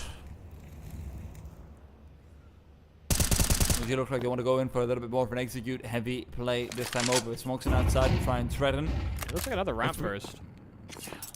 It's been a lot of very heavy outside play. Lying on Saucel positions to a more aggressive angle, but he drops down and he doesn't realize how close he is to death. In fact, that drop down might have saved him. Grison finds David G elsewhere. He's not been able to transition that success from T-side entering into CT, and Saucel will at least find 1, make it 2. Not bad at all, but Spook and Grison never slowed down. OG, now that they are so very close to meeting their mark of making stage 2 of the qualifier, Mopos dying to the HE will certainly look to help raise their spirits. Iberian Soul will be going back to that last round of regulation as the best chance, maybe the only chance they had to win this one, because right now Alex feels like he is hopeless and now he is headless. OG take him out 16-14 in that overtime. What a performance from the young international side. Yeah, I mean, a fantastic showing. I mean, we had convincing starts to both, to this series, both teams picking a map and absolutely destroying their opponent on it. And we were hoping for a closer game here on Nuke, and we got exactly that. I mean, back and forth endeavor, definitely a very convincing looking OG when they were in winning ways. Some of the rounds that Iberian Soul pulled together were a little bit more scrappy. They were winning 4 spies actually to keep themselves above water. And when we ended up in that overtime, it actually looked like maybe even the momentum had shifted fully into Iberian Soul's camp. But OG, from the start, had a fantastic T side, and they showed that much in overtime too. Just through the stage 2, the question is who else will be over here on Stream B? We're going to be back with the former Navi Junior team going up against Alliance after a short break. Guys, stay tuned. You don't want to miss it.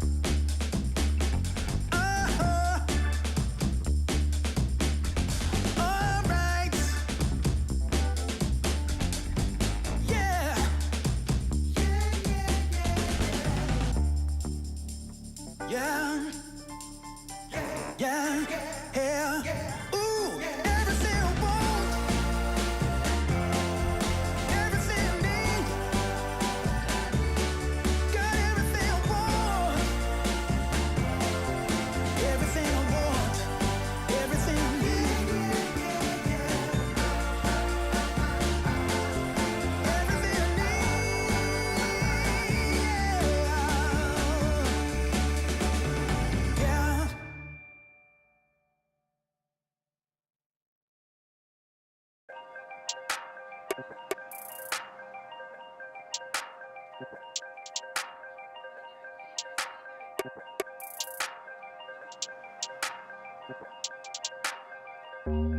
all they've been saying is true, there's a wall before your eyes. Tell me, can you see right through? Right through, right through.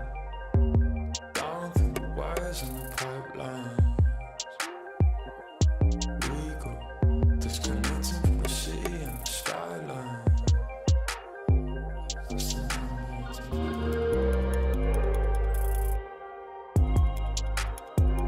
is the numbers again. The fights, the fear, the fear. This is the numbers again.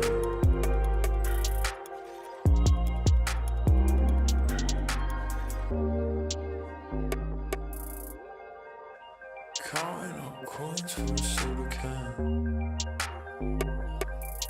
And there's nothing going on, no game plan, no plans. So I'm jumping out the fire, back into the frying pan. I'm trying to disconnect from the stats and the spray tan. Just a number, pieces of data. Just a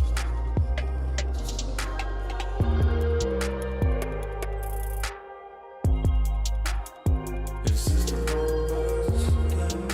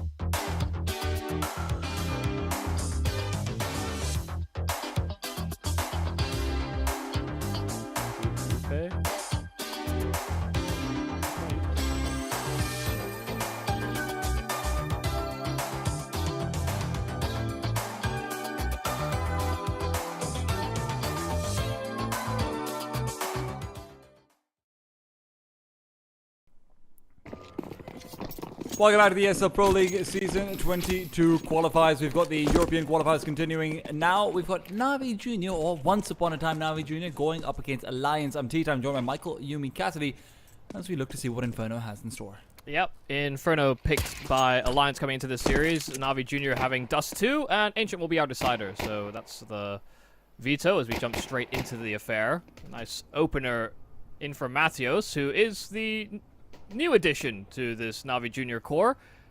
Fine with Demon. They're finding advantages, and Juga's able to continue that aggression. Alliance are getting picked to pieces.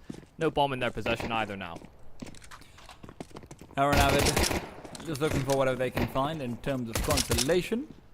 And it doesn't feel like there's much consolation over here at all. Navi Junior, of course, formerly Navi Junior, of course, coming towards one of the hottest team of prospects ever since Mouse NXT. I would dare to say maybe even considered better. They have, of course, lost out one of their players who has been recently promoted up to the Nada Sensei main team. Makaze, goodbye. Mathios, hello. Yeah, I mean, Mikaze getting the promotion actually felt fairly logical with the way that things were kind of going for Navi and the changes that they were likely to make. And it did seem like Navi were actually interested in selling the Navi Junior squad, but the fact that they've had separation now is actually kind of nice for the players, given that they hold this ranking and they want to be able to compete at events and actually have these chances to qualify to events without getting snubbed for the fact that they're a part of an organization that is more than likely going to frequent the VRS invites.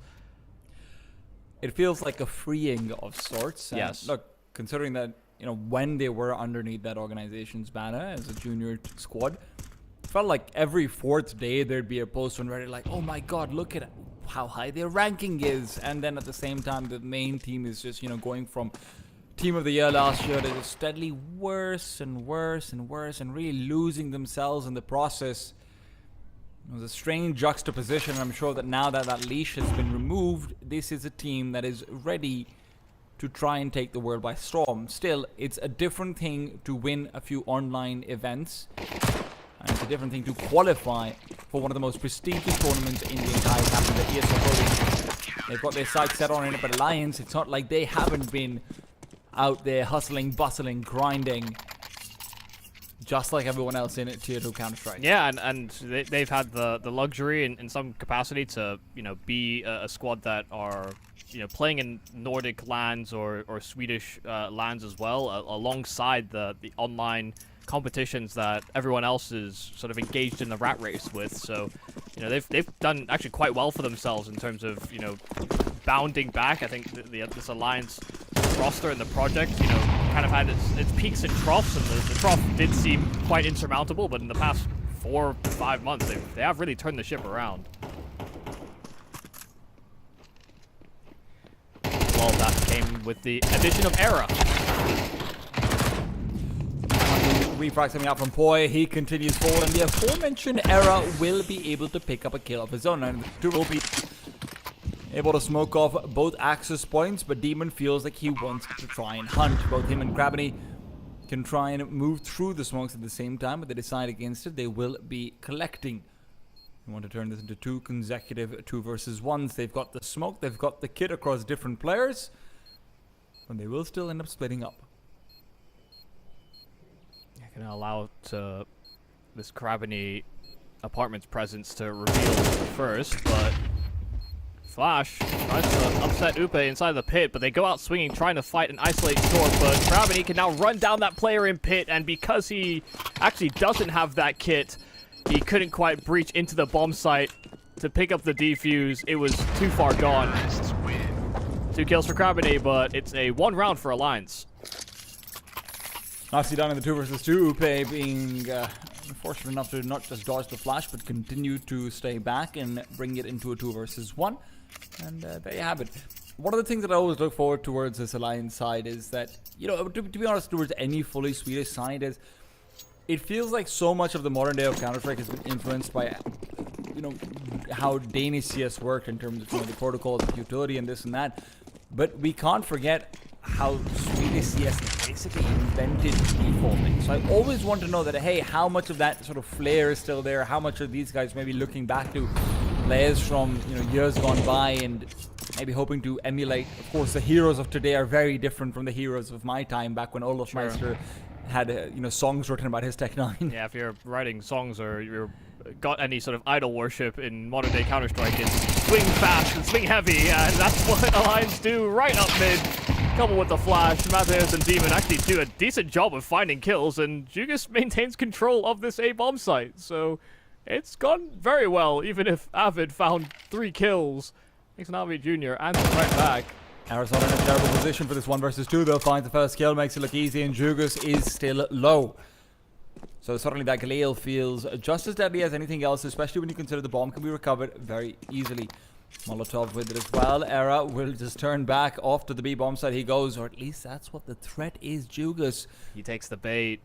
And he will be caught hook, line, and sinker, but question is, when the bomb is planted, will Era take a forward position or try and play it conservatively? Jugas has to be so annoyed. He knows he's just been hoodwinked simply by that one step Era makes receding in from mid, so Era can be absolutely anywhere in this after plant. And now Era comes in from behind. Picture perfect. What a round from Era. Second round on the board from Alliance, and the former Navi Junior side will be reset economically.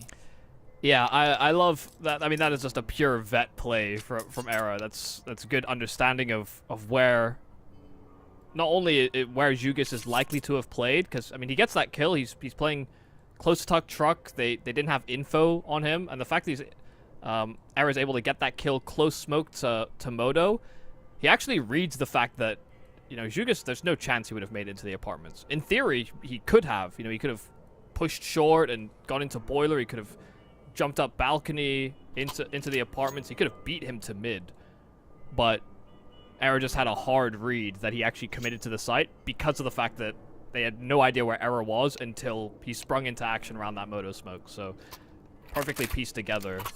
A very intelligently played clutch.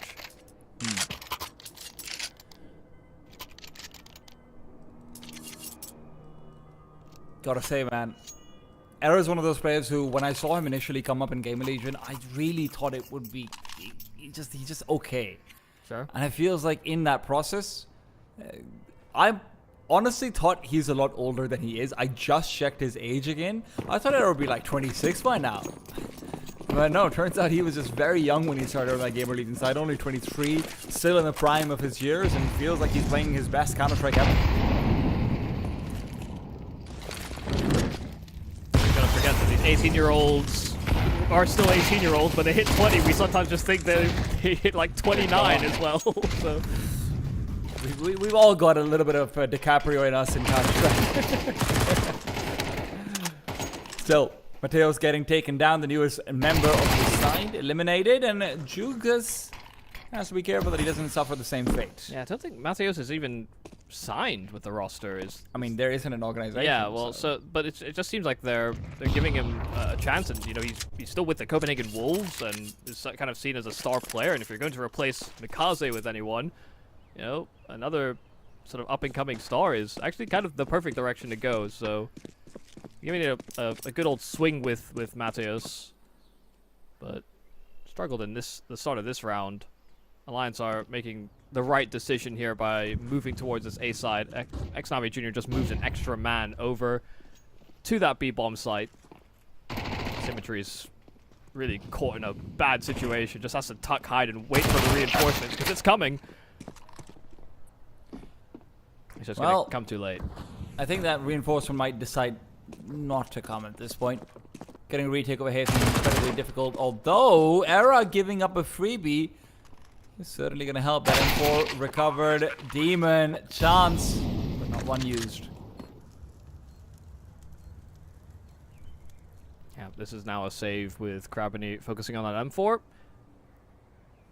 But they get an opening kill at Banana. They stop, work the rest of the map, realize that they've got a bit of room to work off of inside of bracket, and just go for a split execute. Navi Jr. kind of realized that they were flying a bit blind and actually wanted to hunt for information, but they do so maybe 5 seconds too late. They got earlier. They actually could have caught Alliance setting up that util. Nice control there for Gravity. Good kills on the exit, trying to create a path, and actually gets a following frag, so almost a chance there for Jugas to pick up a rifle, but instead it's just a lot of damage done on the exit. It's not without merit, but Navi Jr., rather, former Navi Jr. I wish these guys would call themselves something else. Yeah, I agree with that. Yeah, it's just, I even like, I don't prefer want to call them that. I even prefer players, and that was a terrible name. Wait, but what about the classic looking for org? Yeah, I mean, at least an organization will look at that and see that you are looking for org. That's true, and then they'll look you up on HLTV and find 7 other of you. Yeah. Well, we should be having a resume pretty soon. Yeah, I heard the ticks going off. Alliance do lose out a fair bit of money in the last one, but they still have a chance of ahead to reaffirm that economy. Now, I'm actually very surprised that they don't go for any investments into the Mac 10s and the like, so it feels like anything Navi Jr. formally find over here is going to be really important. I think the important part is that I don't think the ex-Navi Junior players will actually care that much if we call them Navi Junior. I think a lot of them, I think they parted the organization amicably. They spent a lot of good time and built a lot of good experience under that brand. Pretty gracious for Navi to even also let them go without any buyouts. Of course. Right? That's pretty cool. Assuming that's what's happening, because I mean, we have no reason to believe it wouldn't. But I would like to imagine the scenario of LXCB just saying, "Yonder, go forth, my sons, be free, fly." And right now they're flying into the traps of Sweden. Alliance hoping to put themselves in a, obviously, convincing lead, but much more importantly, to a convincing economy, something that really the whole world has been looking for these days. I have now spun this weird Alexi B blade headcanon because of that. You planted this thought, and now I couldn't contain my imagination. Welcome to my world. You must let them go, Father. Father, I beg you. Demon is flashed up. He said he can twist will shut him away. I don't know why I'm continuing the accent, honestly. I'm sorry. It's too catchy. This is still a little 35 troubling. seconds, and it could be problematic. Yeah, Alliance are actually sort of staggering here, and these smokes are not going to last forever. Symmetry, first kill, that's nice, and if Jugas somehow overpowers his fight in the apartments, he could have gone pear-shaped, but that doesn't happen. And now Symmetry, as much as he can try, it will not succeed. Too much time needed to be bought to stop this round from happening. Yeah. Gravity will be able to save that M4 that he pocketed from that last round. Might not be the most fun life saving for 2 rounds straight, but hey, it's a life that gets you paid. Yeah, he's also, you got 3 exits last time, so, you know, who knows? You could find more. Well, that's $300 a pop. And more importantly, that's $3,000 being taken out of their hands every time. Well, a little more than that. Well, the rest is on their body, but yeah. No, I meant like, armor. I see what you're saying. He might die in the bomb here. Well, no, he doesn't. He dies to Boy. Boy will save him the humiliation. Yeah, surviving on 4 HP, that bomb radius can tickle you down enough. Okay. Now comes out the rail buy. The former Navi Junior camp come through the AWP, full utility, hopefully kit on Krabany as well. Hopefully. It's okay, they don't need a kit. No one really retakes on Inferno anyway. This is, this is the saving ground. Kind of valid, but also he does have the money, so he should have. May not matter if they find a good start. So far, Alliance has been doing a good job of finding an opening and also working the rest of the map slowly and methodically. A chance down towards B, but they take a lot of damage. Mateos even hounded down by the HE, hovering round at the mouth of B on that health. He took a risk. He was asking for the AWP. He really thought that he'd be left alone on the B bomb side because of it. Symmetry's told him that that's not happening. Mateos throwing the adjustment. Also the nade.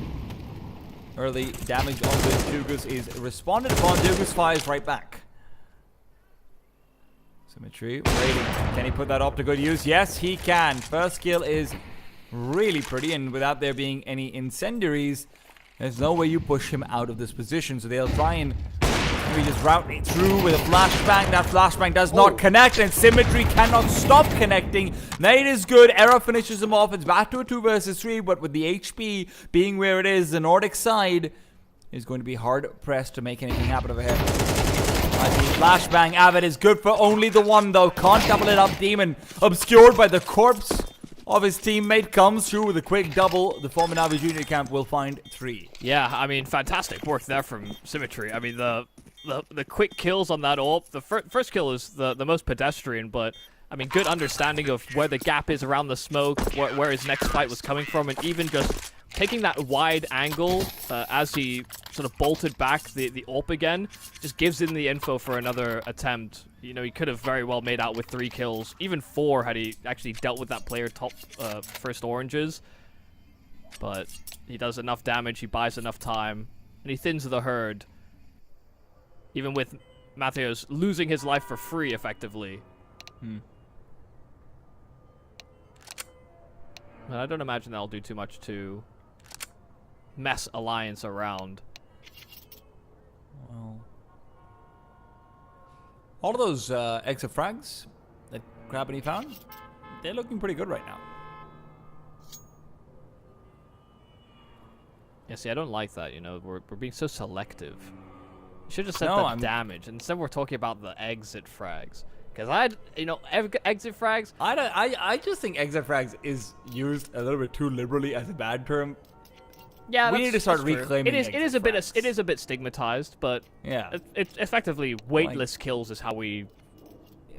It's true. Are sort of using it as a euphemism for. I think it's important to keep in mind exit frags are kills that haven't been weighted until it comes into play, and now it has, right? Now suddenly that bar that you saw him taking up and down at the bench press, you're realizing, oh my god, he had 100 kilos on either side. I think that's a lot. I don't know how bench presses work, guys. I'm scrawny, but not really good at casting. How do I mess it up both ways, Michael? Oh my god, now I'm just sad. Yeah, it's kind of like a conditional negative, right? If you're getting a lot of your impact only from kills or if you're getting a lot of your kills rather on the exit, and it's not actually having any ramifications, then it can be seen as a negative, or almost like a demerit. But you're right, you know, there is a conditional positive as well, but you have to actually find success typically to get more success. It's kind of like a win more condition, but it happens in the past. Anyway, weird conceptual talk. I wish talk. I was scrawny. I can't grow a mustache at all. Yeah, well. Well. You do speak some French though. Okay, Okay, well that's not what I didn't actually know he spoke French. So. He's Quebecois. Well, I don't know enough about this, but from what I've heard, the French people say they don't speak French. So. Yeah, it's that's a whole thing, I'm sure. Yeah. You know what is funny though, because I think we've got a second. You know that song that you and Neo sung once, the Gravity song, the Gravity. Yeah, John Mayer. Every time I see Gravity's name, I just think of that because of you guys. Like, Queen is bringing them down. There's no way that. No, there's literally a player called Gravity. I know, but I hadn't heard the song before. Like the first time I heard it was with you two. Now it's just stuck in my head whenever I see Gravity. Yeah, good song. Yeah, it was quite nice. I wish you two weren't the ones singing it though. Yeah, well, not everyone could be John Mayer. That's true. Well, we've got a couple of issues going on the server right now, unfortunately, and as much as I would like to continue being sad about not being Quebecois and telling Michael that I wish he was John Mayer as well. You said Quebecois. So whatever it is, guys, we're going to a small break while I check out pronunciations and songs, apparently. We're going to be back as soon as the server is fixed. Don't worry, it shouldn't take too long. See you guys in a bit.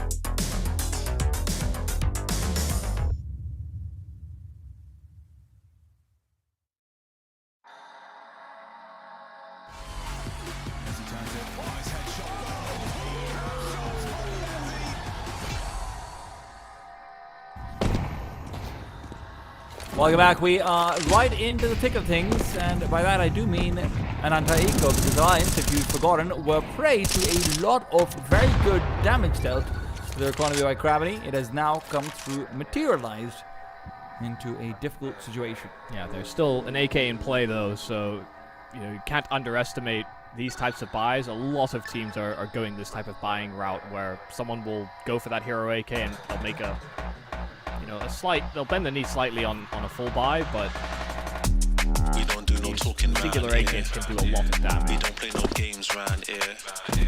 We ain't never slipping round here. This another level, this one over here is very Poking the Tech Knights, that's maybe what I'm more worried about. It's a very narrow angle being held by Symmetry. We ain't never slipping round here. Is fast around the corner, he could This one over here is very take him down.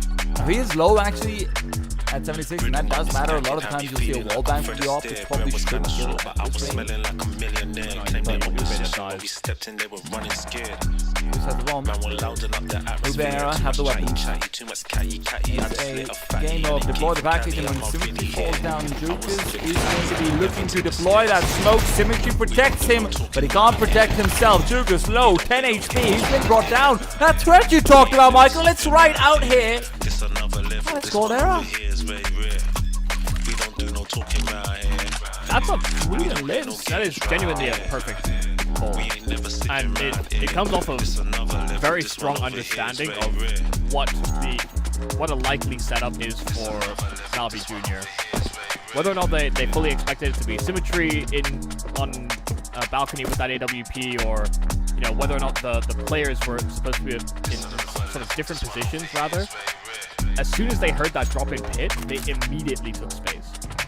And without hesitation, they expected there to be a minor second gap that they fully capitalize on purely off of that one sound cue. They find a back exposed at the double boxes, and they find a Symmetry who's actually just not even looking at anything. He's tucked into the wall because he's just about to swing into short. Just as ex-Navi Jr. were readjusting, Alliance tucked themselves into the fold and totally destroyed them. So, fantastic call, I have to say. Really well done. It's one of the things about playing season sides so defensive is that you leave yourself vulnerable to those types of maneuvers. That's why often teams will try and be proactive and set flat plays at late timings to disrupt those types of moments, but Navi Jr. weren't interested in that. This one over here is very rare. Flash in the face of Mateos will be charged down easily. So Poi is gone. Mateos We ain't never slipping round here. This another level. This one over continue here is maintaining very control rare. over Banana. So sure, they might have won out the ego-ish round, but that's not to say that their problems are over. Alliance losing out 2 members before seemingly it even begins. And because they've got those kills, there's no reason for them to hover around. AWP and hit a lovely shot. Perfect read. The jump spot to Mateos punished immediately. I think that might have even been his first jump.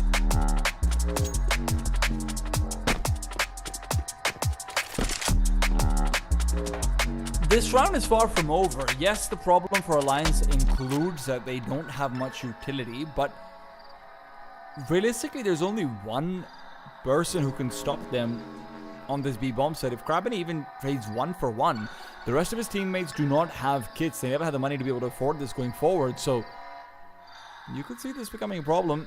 Symmetry starts to rotate over. He won't be able to do too much if they smoke it off, but he finds the perfect timing, and not just that, he finds the perfect kills. Leaves Upe alone. Krabben taken down. Flash is not going to pop. He's peeked out early. I don't even know if it would have blinded the enemy had it popped. 4th round found for the former Navi Junior side. Symmetry feels like he's getting caught off guard at times when he's on these rotates, or he's retaking an angle, and part of that is Alliance and the timings that they're trying to hit, but he just seems surprised a lot, and yet he still manages out with kills. It's actually quite astounding how quick he's sort of composing himself to overcome those duels. because he arrives right on time for that contact play alliance.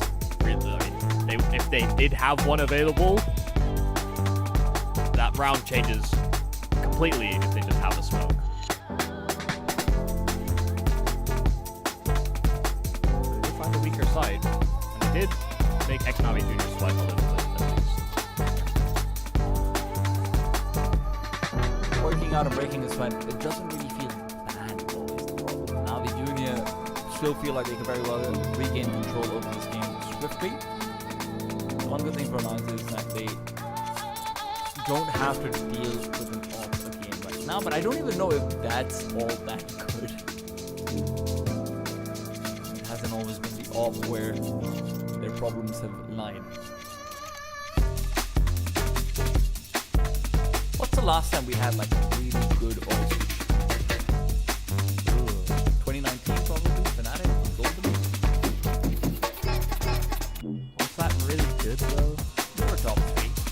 They made like a couple of finals. Yeah, I don't think I wasn't taken aback by them. You know, obviously the real height of it was NIP Fnatic, like 2014-16. But yeah, probably 2019. You're probably right. It did feel like that was a team that, when we went to the pandemic era, everything went online, you lost that little LAN edge that you get. That team died really fast. Yeah, they did spiral as soon as the pandemic hit. There were definitely a lot of teams that suffered that fate. Going back, they won DreamHack Masters Malmo. That was pretty good. You know, domestic home crowd event and everything as well. Yeah, it's pretty decent. They bombed out of the major and didn't qualify for the second one of 2019. So, you know, mixed results. Sure, yeah. You gotta take the good with the bad. Yeah. Fourth place at WBSG, but fourth place at a $1.5 million tournament. Hey, you know, not bad. Can't knock it. Yeah, It is strange though, like when we look back, I mean, the way that the landscape has changed, the tournaments nowadays, I mean, think about this year, how many S-tier events there are and how many S-tier events there have been with a lot of the, I mean, our top teams. You know, the VRS and the way that it's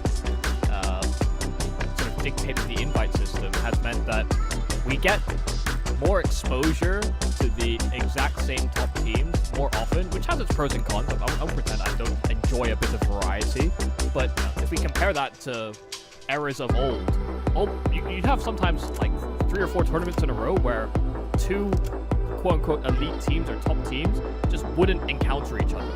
They maybe attend one event that had crossover, but they'd be in different groups, and then one maybe underperforms on the opposite sides of the bracket or something. And then back then there'd be 3 where they just don't actually get invited to the same events. So back then you just get like a random invite out for like a North American team. Why? Yeah. Why are they here? And then the answer was always someone ready to think, well, actually, there are a lot of fans. And they'd won a previous tournament, but then it wasn't like always maybe necessarily explained that way. Yeah, it's the landscape has changed a lot. We've come a long way. And both of these teams, they're looking to write their legends, maybe outside of Twist, who he's had a couple of legends about him. He's done a great job of almost always kind of continuing to come back, though. You know, Yes. Twist is one of those players that has been a part of many different projects, and almost always when he's a part of that project, the tide does rise, but it also does seem to have a ceiling. Well, let's see if Alliance can break through Navi Junior's floor right now. And it's in the A-bomb site. 3 players ready and waiting. No one in aggressive positions. Demon will show himself off. Jugas waiting with a flashbang. He does have an issue oversight, but with a deep smoke coming through, Jugas might no longer want to deploy that flashbang. He re-smokes out inside apartments. Remember, that'll be there till about that 41-second mark. Keep that timing in mind. If Alliance want to strike, that'll be when they do it. Going in earlier on, right to Arches they go. 30. Opening out all the stars, gets the quick entry. Keep on site. Here's a ringing. Yeah, that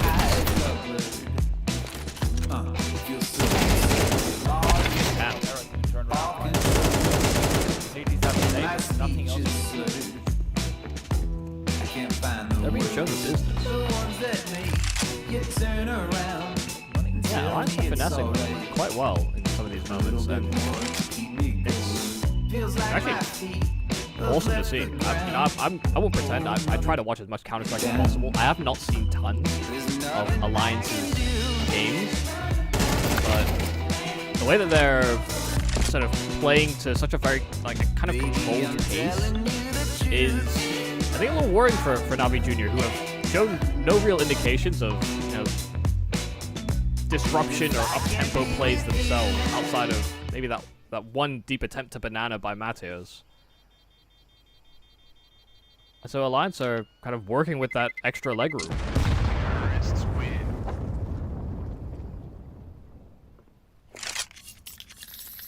And don't you love an emergency row seat?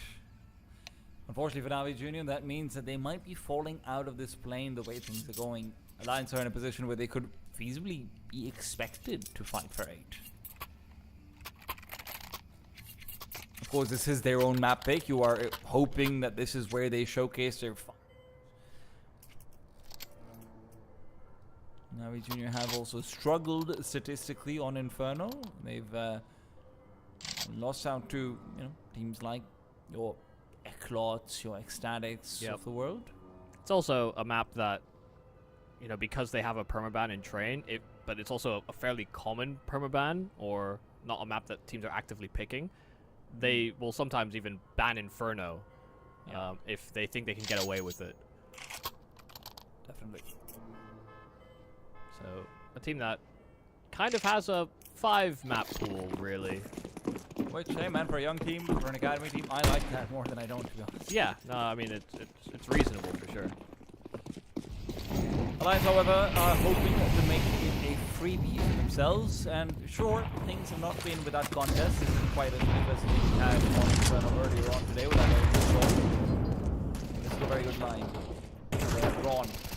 Boy, towing the line, finds Demon, jumping up. That is unnecessary. Yeah, he gets greedy. He wants information around the top side of that smoke, and he gets a whole load of it, but it comes at the cost of his life. Jugas inside the smoke. Even go in. Oh, whoa. I got distracted just because of switching. The transitions through smokes, we suddenly portaled to the other side of the map. Era's gonna be looking at the bomb site. Symmetry's caught out over here. Era doesn't realize there's a player inside the site. It doesn't matter. What in the world? He's in their heads. What's going on? He's actually in their heads. I mean, he's in my head. His timings are great. He's got this immediate read. I mean, his teammate dies practically right next to him, and then afterwards, just able to take the space because he hears them fall back after the fact, and they think they've got a window where they don't have to worry about the apartments, but they definitely need to worry about the apartments. They need to worry about Era. I'm worried about Era. Now, the funny thing about Era is, if there ever comes another player that names himself similarly, he will always be known as the Swedish Era, which will only cause confusion. It could be worse. It could be another Swedish player who calls himself that, because it's funny. I don't know if you remember this. You probably do. This is such a stupid piece of trivia. Sure. But on Fnatic in 2013, their Dota 2 team had a Swedish player called Era who was considered a pretty damn good carry player. So yeah, there are other Swedish Eras. They just don't all play the same game. Yeah.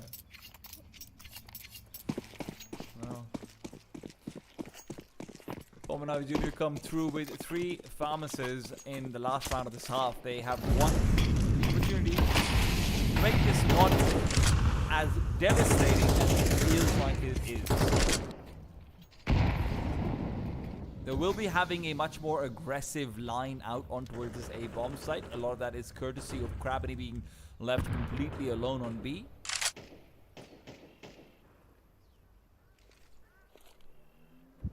But Crabany's revealed the fact that he's in a pretty forward-facing position. Boy is hunting him down. Gravity takes the fight. Excellent play. He looks for more, but the flash is on point. Yeah, I don't feel back it. out towards CT, and Upe is still in a great position to punish Rogue. I almost feel like he does too much there by being solo on the bomb site. But he's trying to fake that there's additional presence, that they're going for retakes over towards Banana. He actually needs to fight to kind of sell that idea and convince them that there's more in this site than just Crabini alone. But 3-on-3, now as Era finds kills through the smoke, another one as well. Mateos runs into it.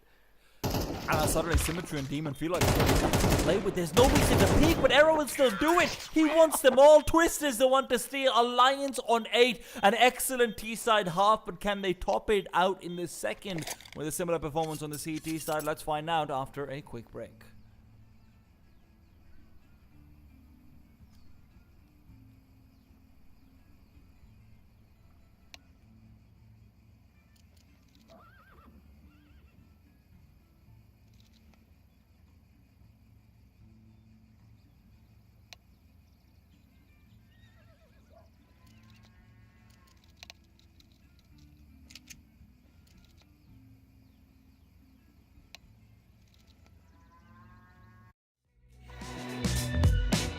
You knew what you were doing.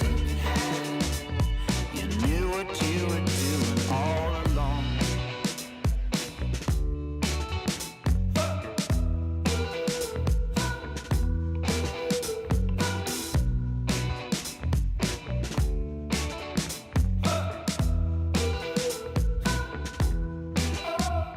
They tried to disappear.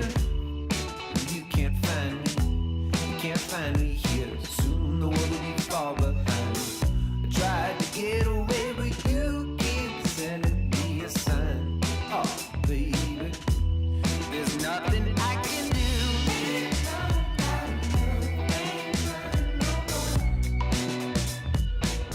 Baby, I'm telling you the truth.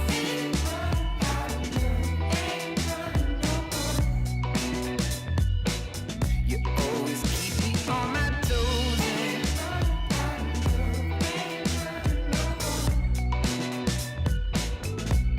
Don't wanna keep on going.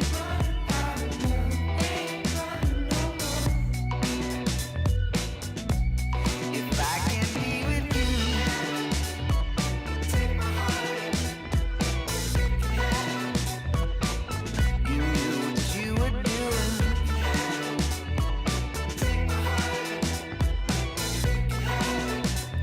You knew what you were doing all along. Take my heart. You knew what you were doing. You knew what you were doing all along.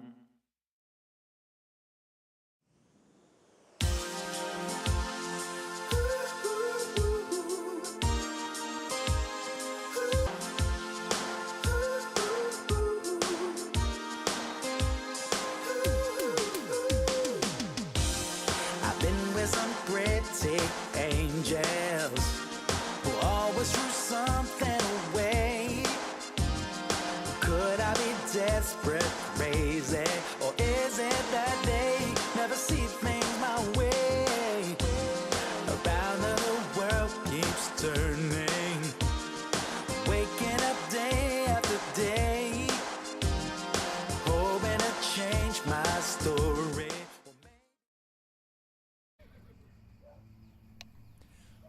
Welcome back. At the turn of the half, we saw Alliance powering up. Some very nice kills coming through from Era across the entirety of that first half, and topped out with some even nicer calling. The former Navi Junior camp has been rattled, but can they find stability in the second half? Yeah, I mean, not much you can really say in the negatives for Alliance in the way that first half played out. Played with good temperance, hit some nice shots. You know, whether it was some of the counter kills or openers that you found from Poi or Avid or Twist or Era, you know, they were just constantly finding opportunities to make Navi Junior uncomfortable. And it's really Era and Twist as these two sort of vets on the squad that have been really leading the way. Well, right now Mateos is leading Banana's way. 2 kills found. It felt like the second was labored, but labor will still pay off. Era's stylish, but Upe is the one to get them the round. Yeah, Upe got his kill in the apartments and also tried to push alongside Era to disrupt the play that Xnavi Jr. were going for. Because Mateos got those 2 openers at B, they were set up for, I think, a more second mid to mid focused play on the pistol, but getting 2 entries, how can you not run to that B bomb site? And just in that transition period, trying to back away from mid, they get caught by that Upe Era duo.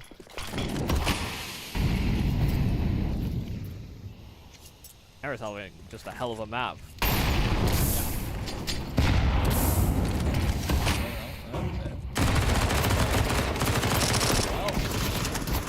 He can dodge the flames. Apparently he can dodge the bullets too. This man's right on the main face.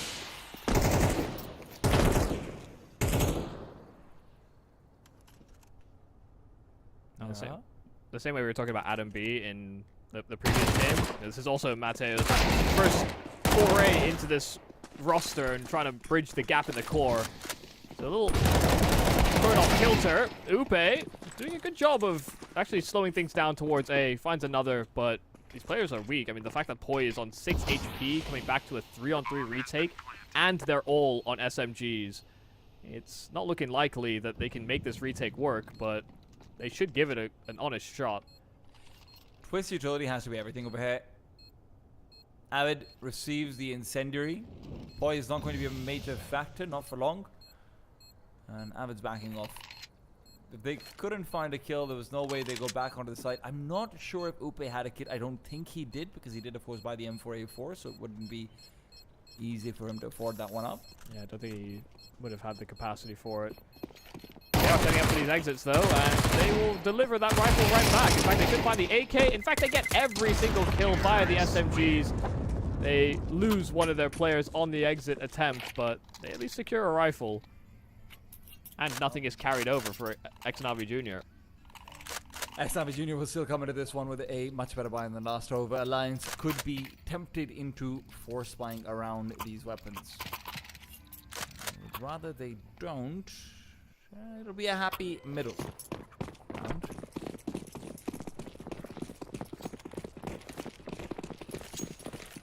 Who's happy? Are you happy with the middle ground? Because I'm not happy. I'd rather...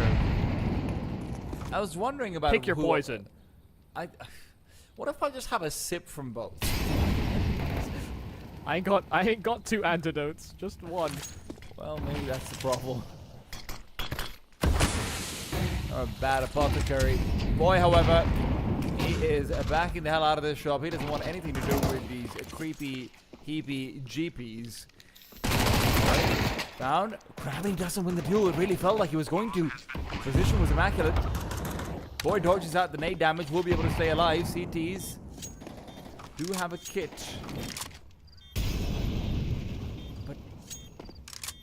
Again, it just feels like you're being baited into a retake that's nearly impossible. The resmoke on CT is going to be what breaks them. Yeah, they're not. Surely you don't go for this. They weren't going for it. Even before that extra smoke came out, they were backing away. They were giving it a little shot, just spamming through the smoke, and if anything had kind of fallen their way, 5-on-3, then they 100% give it a shot.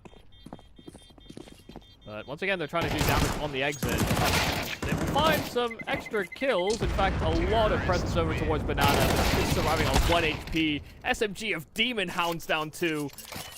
He doesn't actually upgrade into a rifle, but he steals a lot out of the hands of Alliance. Had they saved the rifle, the MP9, they probably buy here.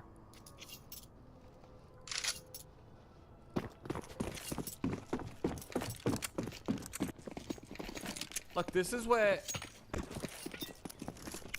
I do wonder about how much of this is going to come down to making sure you have a clean win on Inferno in Alliance's mind, and, you know, maybe focusing on that and whatnot could also pave the way to Navi Jr. making maybe a bit of a mental resurgence, a comeback to come through.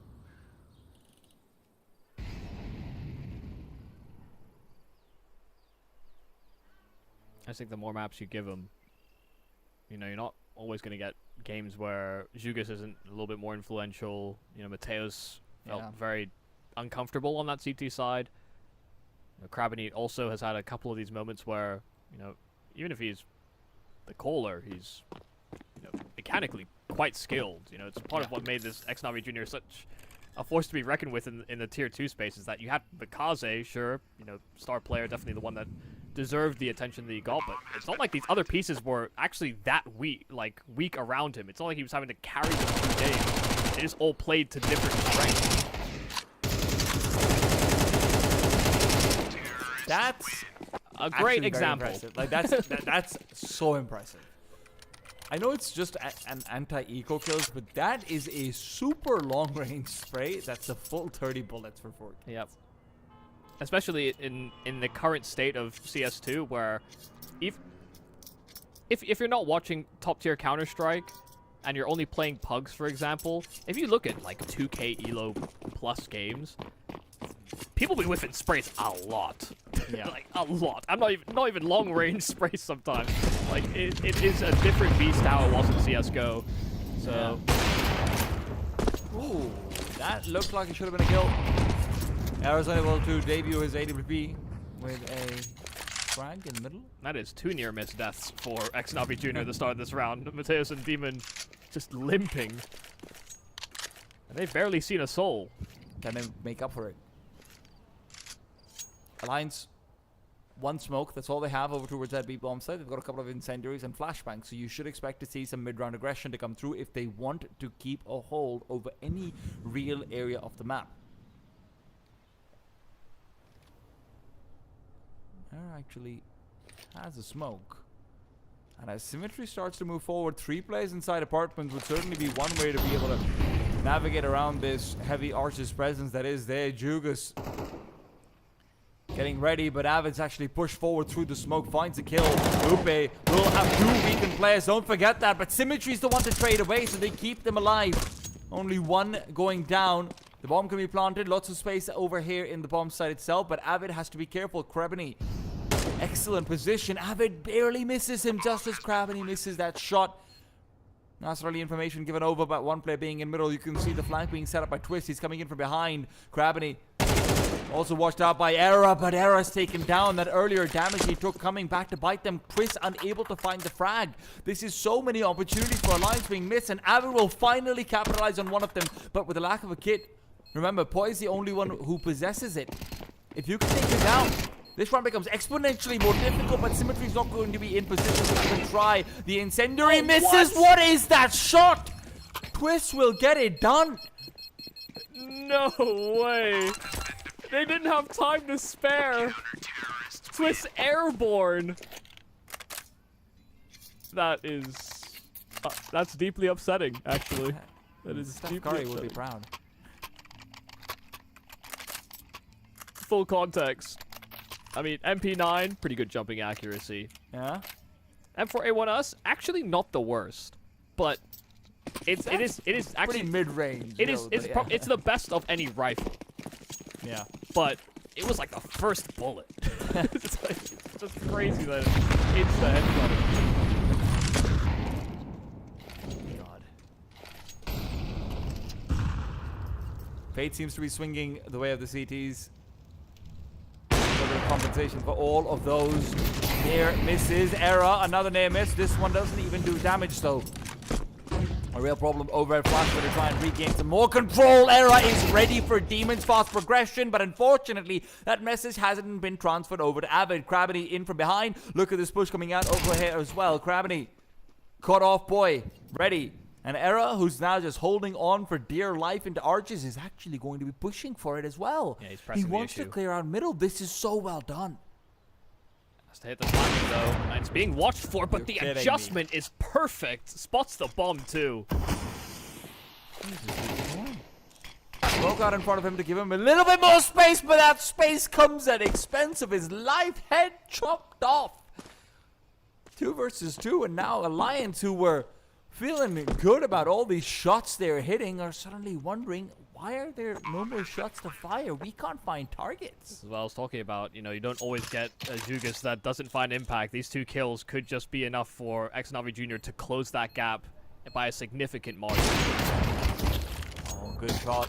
Unfortunately for Twist, it's not going to be enough. Once upon a time in an AWP player, but this time it's just a wallbang. It won't be enough. Teos, great shot onto Boy's head, and Twist will have to move back and save. All of Era's efforts are in vain.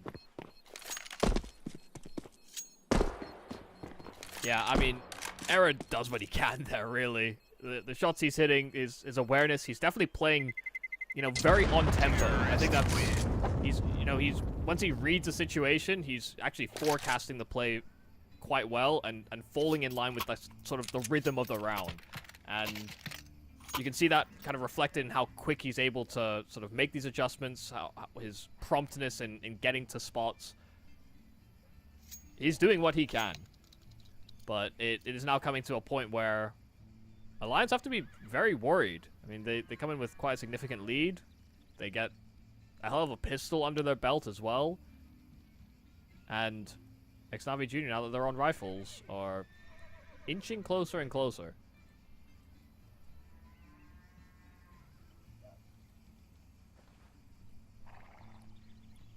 We've had a couple of timeouts, unfortunately. Yeah, it seems like nobody's quite satisfied with how the server or something, because it's not like people are dropping, but What is like the ping like between Sweden and like Eastern Europe? like it's usually not that bad. I mean, like 30 something. What's a middle ground server? Like Germany? Maybe Poland. I don't know. Polish server is probably a good one. Okay. Well, it's a lot of time to think. Not much I can tell you. Yeah, it's just. Oh, okay. We have clarification. It is not a server issue. Do not blame us. Ha! It's actually a camera issue because obviously, recently with a lot of the discussions going on about integrity and whatnot, there was an announcement as well. There's been a lot of tournament operators, including ESL, who have changed up some of the rules of how your camera has to be positioned. Before, cameras had to be pointed at the face very often because you're putting them in HUDs and this and that. Obviously, integrity is much more of a priority than seeing some random guy's cat come in the room and he plays with it. It's like, oh, that's such a cute moment. So now those moments are cute for sure, though. They are actually adorable. Oscar and his birds will always be remembered. But now you have to put a camera behind you so that your entire screen is visible, your mouse is visible, your keyboards are visible. Because obviously, there are a lot of integrity concerns in the modern day of Counter-Strike. As the game has gotten bigger, there are more incentives to people who would do the wrong thing. So, you know what? Yeah, That's what we're doing. It's just one of those things where, in online play, we can't officiate as much as we want to, and so we're giving ourselves the right things to officiate properly. The same way that you'd go attend a LAN, and there'd be an admin standing behind you. Same kind of deal, just with a camera.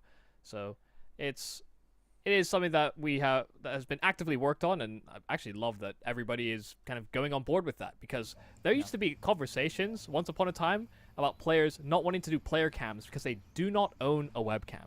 It is the year 2025. You can get one of those things for like $10. Also, you have a phone. Yeah, that also works. You just download a free app on your phone. So yeah, it's not actually a reasonable excuse, and now it's a requirement. You can even use your browser. Well,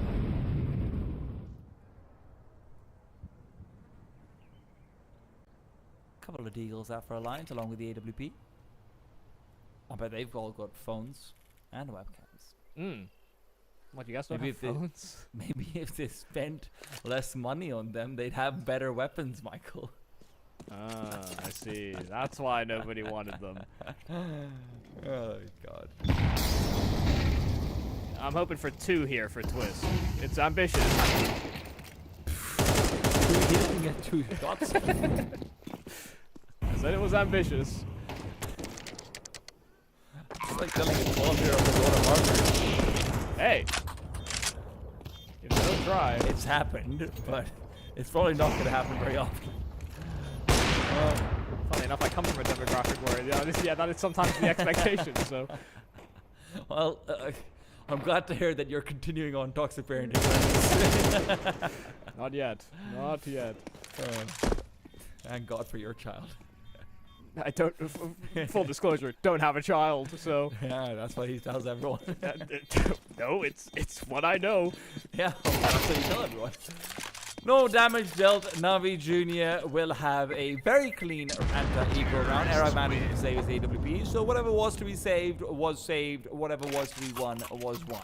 Yeah, it's basically coming back in with the bare minimum you bring forward, and yeah, sure, you know, they left Twist kind of alone, and it's not like he played particularly safe on the bomb side itself, but if you wanted to incentivize your team to do anything in that round, basically kind of need a hero moment, and they wanted to safeguard that ult as much as possible and create an effective perimeter. So, full buy, but Twist is short-changed. MP9. And it does seem like there's a plan here for Alliance to be a little bit more forward-facing over at Banana. Deep Smoke already deployed. Mateo's trying to get ahead of it, and while he does eat a flash, there's actually just a lack of bodies for Alliance at the top of B. It's pressure on the other extreme. Upe, but Twist wins his duel. Yes. Shadow was buttered out, but he still wins his as well. So 4 versus 4. Era's all alone. And now I'm suddenly wondering, I have an AWP. I'm in an apartment. Yeah, this is not Where a do good I spot. go? It's not a helpful position. He has to fight for get one or this. the other. It's just on the money. Another quick headshot, and Twist gets traded immediately on the flank. Find a couple of kills of a hair. Good for the one. Is he going to get the reposition? Yes, he is. Stays alive, but he gives up his forward-facing angle. Avid spots the Shadow, but he loses his teammate in the process. Krabany realized in the middle of that almost peak that he had the bomb, so he starts to relay it over. And all in the meanwhile, it's a duel on the back lines. Head's been spotted. It's been tagged. Arrow might be missing shots, but Avid is right back in it. You said that the former Navi Junior side could come alive. Avid is hoping that it's him as well, but now he's nervous, and he should be.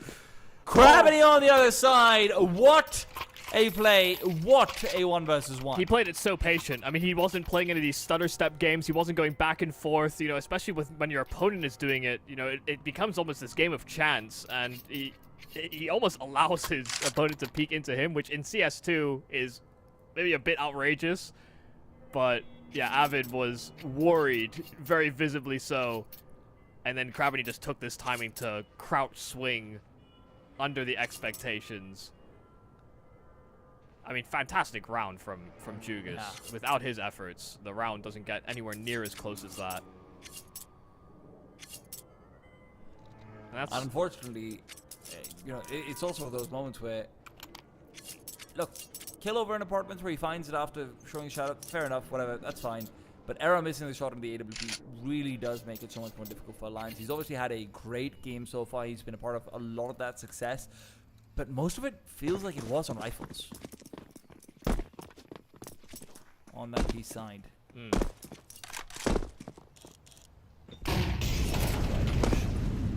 The envelope.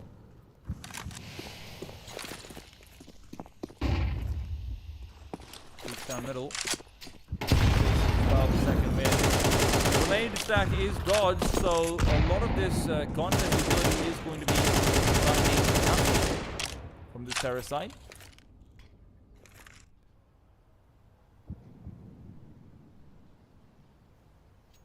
They'll slow crawl, and they're going to wait to smoke as well in middle to re-attain some brackets control. He has a player pinned, but he doesn't know it. Gravity swings on good timing, and Demon should hound down the extra player in Upe. And now the big ball side is felled quite quickly. Mateo's just keeping them busy at Banana, but the round is pretty much done. Boy, or rather Twist, trying from the library. There's for North. 11th round here for X-Navi Jr. after Alliance came in with an 8-4 lead. X-Navi Jr. now find themselves with an advantage and actually could find themselves another round win to follow, just given the way that these are kind of starting and finishing. I thought X-Navi Jr. had issues on that CT side, but turns out today's just an entire 11th secured. There will be no op going into the next round. It's a for Spy. No, sorry, the Scout was sold back, never mind. So it's a full buy, but you are missing some bells and whistles, and one of those would have cost $5,000. Yeah, I mean, they kept about like 1.5, 2K on number of players. They are max loss bonus. So for them, the decision to buy is quite simple. It's just, you know, if the best thing going for you right now is that you have max loss bonus, it's usually not a good sign. Down 10-11. Now we're looking for number 12. And Mateo's already a lot of space being found out. Where's his B-bomb side? Dodging out utility left, right, and center. He has managed to keep a very strong position for himself. And should the Alliance side want to reaggress, they will always have to consider that. He actually turns off though. It's going to be a redirection. They want to find a bracket after taking banana control. Now this might sound elementary, but it's very risky. You've used most of your utility by the time you get to either side. So if you get brackets, but you don't get a kill, it feels like the CTs still have an advantage. But the CTs, however, don't want to give that territory up because of the lack of an op to reinforce the late round sites. I think the worst part about it is simply that they wanted to go and swing into that tempo, and they've been disrupted by that smoke deployment by Alliance. So now they have fully given up banana. Again, not everything. They get the entry, they get them both. Disaster has struck, and it has struck in the hands of Jugas, Krabby, and Demon. Alliance will look to save. I don't know if they will be allowed to. The international side is on the hunt, and understandably so. They have money. Yeah, they've got the money to spare, and they know that these rifles are going to be critically important. Sure, I'm talking about, you know, having the capacity to muster up a buy, given that you're on max loss bonus, but the retention of at least a couple of rifles is necessary to get another comparable buy in the round to follow. They deal with these 2 rifles. Could be the knockout punch here for Xnavi Jr.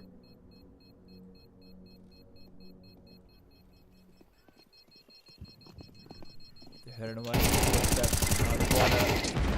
The horror movie, even losing one is big. Boy, the sole survivor sent back to tell the tales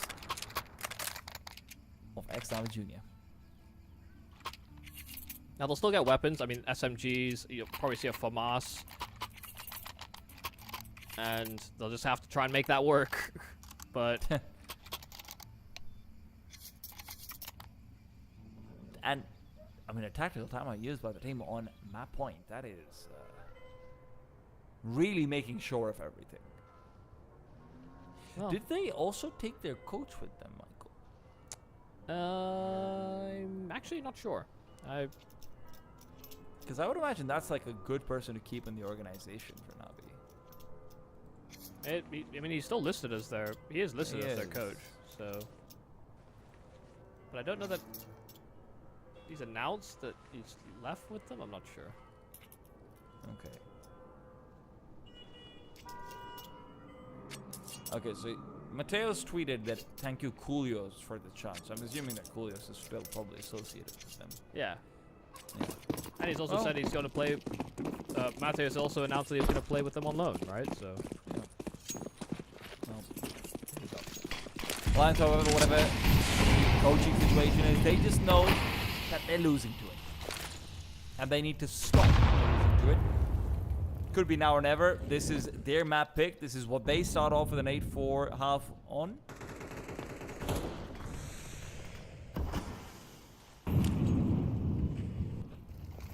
They could fall victim to this burst. I don't think they're ready for this whatsoever. Blow on the smoke, but actually no, the flashes don't make it, and so they just funnel out of the apartments without the util to make these fights any easier. They get absolutely rinsed. The flash bounced out of the apartments. It didn't bounce off the chimney. I don't think the mid one made it either. They were worryingly able to see there on the side of Alliance, even though they had a smoke to bridge into the apartments and to the end of them after the incendiary. Unfortunately, no amount of tactical timeouts are going to make up for the fact that sometimes you just make mistakes. Yeah. And it sucks that might be one analysis you can make. Okay, messed up, it's fine, but can they get over it? It's still young. Over and out, they go into middle, Krabby takes down Era immediately. think Era's had a lot of these moments where it just seems so in tune. Kravini just puts a bullet between his eyes right at the start of a round. So if it ends up in one of these late situations, hell, even in this mid-round, Alliance are not going to be as comfortable as knowing that Era was having this, fantastic game. Boy, left with a lot of responsibility. Smoke does step down to split them, but he gets taken before the CT smoke. This 3-on-5 is not looking likely. They still have a lurking player as well, running interference in Jugas. Ube is trying to dance with him, but Jugas is a rough partner. Unfortunately, not enough time to teach him the details of the ballroom. Twist and Avid now just Twist all alone, realizes what this game was. It is 11-13 for Navi Junior's former team. Alliance walk into the second half, head held high, 8-4. They win the pistol round, but from that forced by loss onwards, it was all disaster coming through. What a recovery from the former Navi. Yeah, and to think this is their worst map, statistically, they looked pretty poor in that first half and then salvaged things considerably on the attack. I mean, fantastic entry work, and we started to see the holistic sort of impact of the roster. Even with Mateos being this sort of stand-in, he had a couple of moments where he was finding some impact, but the rest of the roster was really pulling its weight as well. And with that, we're going to have to see if they can continue to do so moving into their own map pick of Dust 2. We saw ex-Navi Junior's statistically worst map. Now we're about to see Alliance's statistically worst map. What is this story going to look like for us? Let's find out after a break.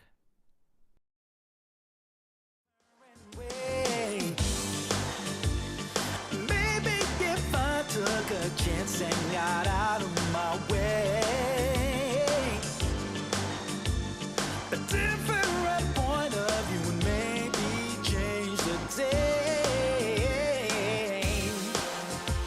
Gonna find somebody who's gonna treat me right. I know they're out there. Yes,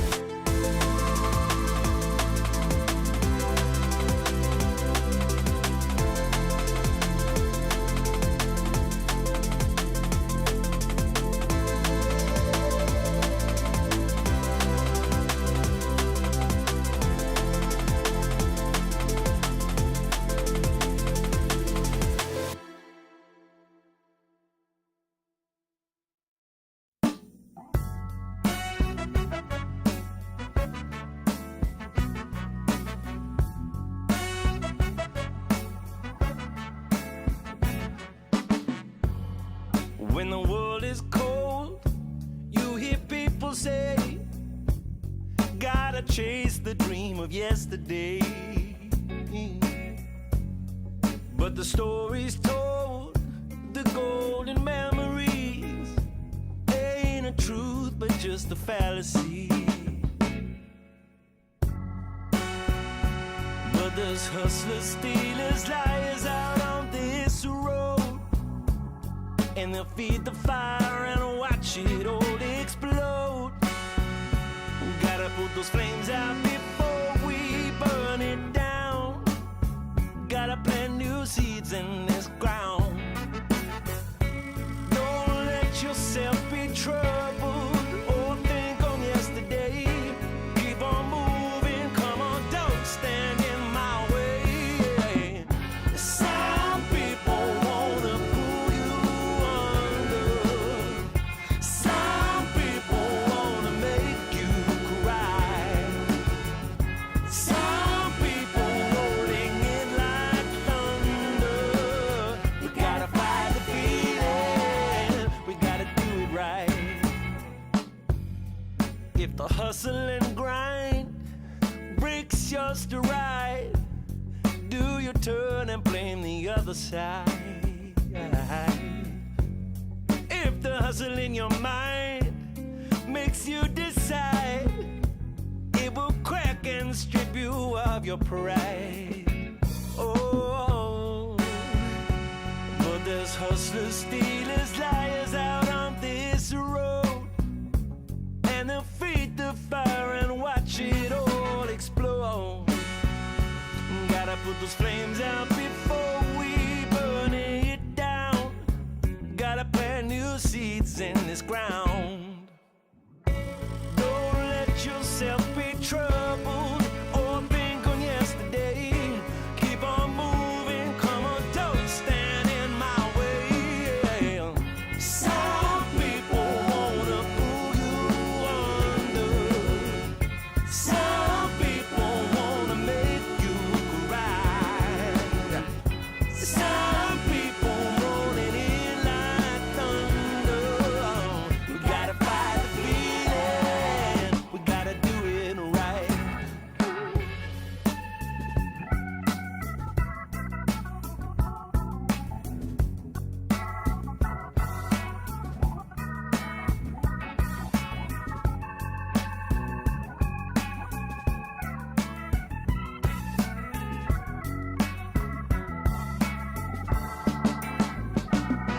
Well, don't let yourself be troubled or think on yesterday. Keep on moving, come on, don't stand in my way. Some people wanna pull you under. Some people wanna make you cry. Some people rolling in like thunder.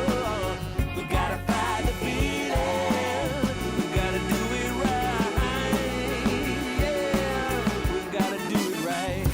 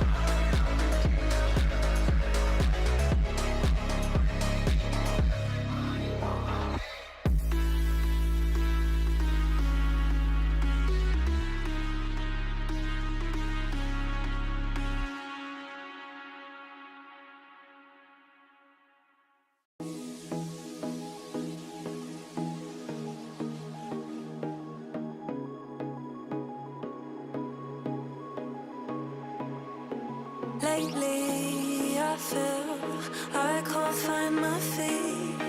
Pushing closer, my heart skips a beat, and now I'm falling. Deeper than I fly, I can't control it. Dark against the sky, it's not so black and white. It's like I told him. There's things that I can't fight. I just keep going. I just keep going. In my time, I've been dreaming of a space to really find my place. I wish she'd sing what I had dreamed. Before these darker days, I thought I found my way. Quickly it fades, losing the race, closing the page. In and out, I'll move myself again.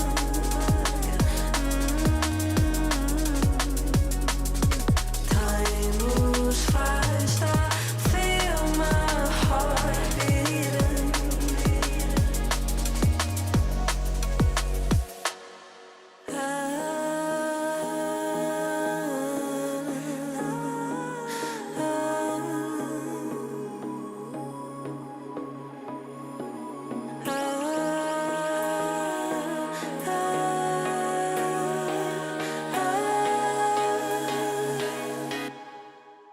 And now I'm falling, deeper than I fly. I can't control it. Dark against the sky, it's not so black and white. It's like I told him. There's things that I can't fight. I just keep going. I just keep going. I just keep going.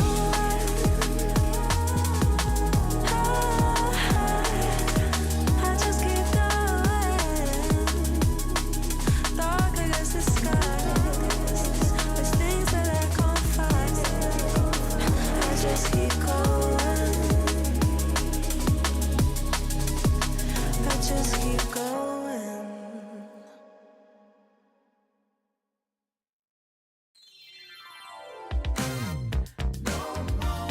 Can't take it, I won't take it no more. And the words you say are killing to me. You keep on bringing me down.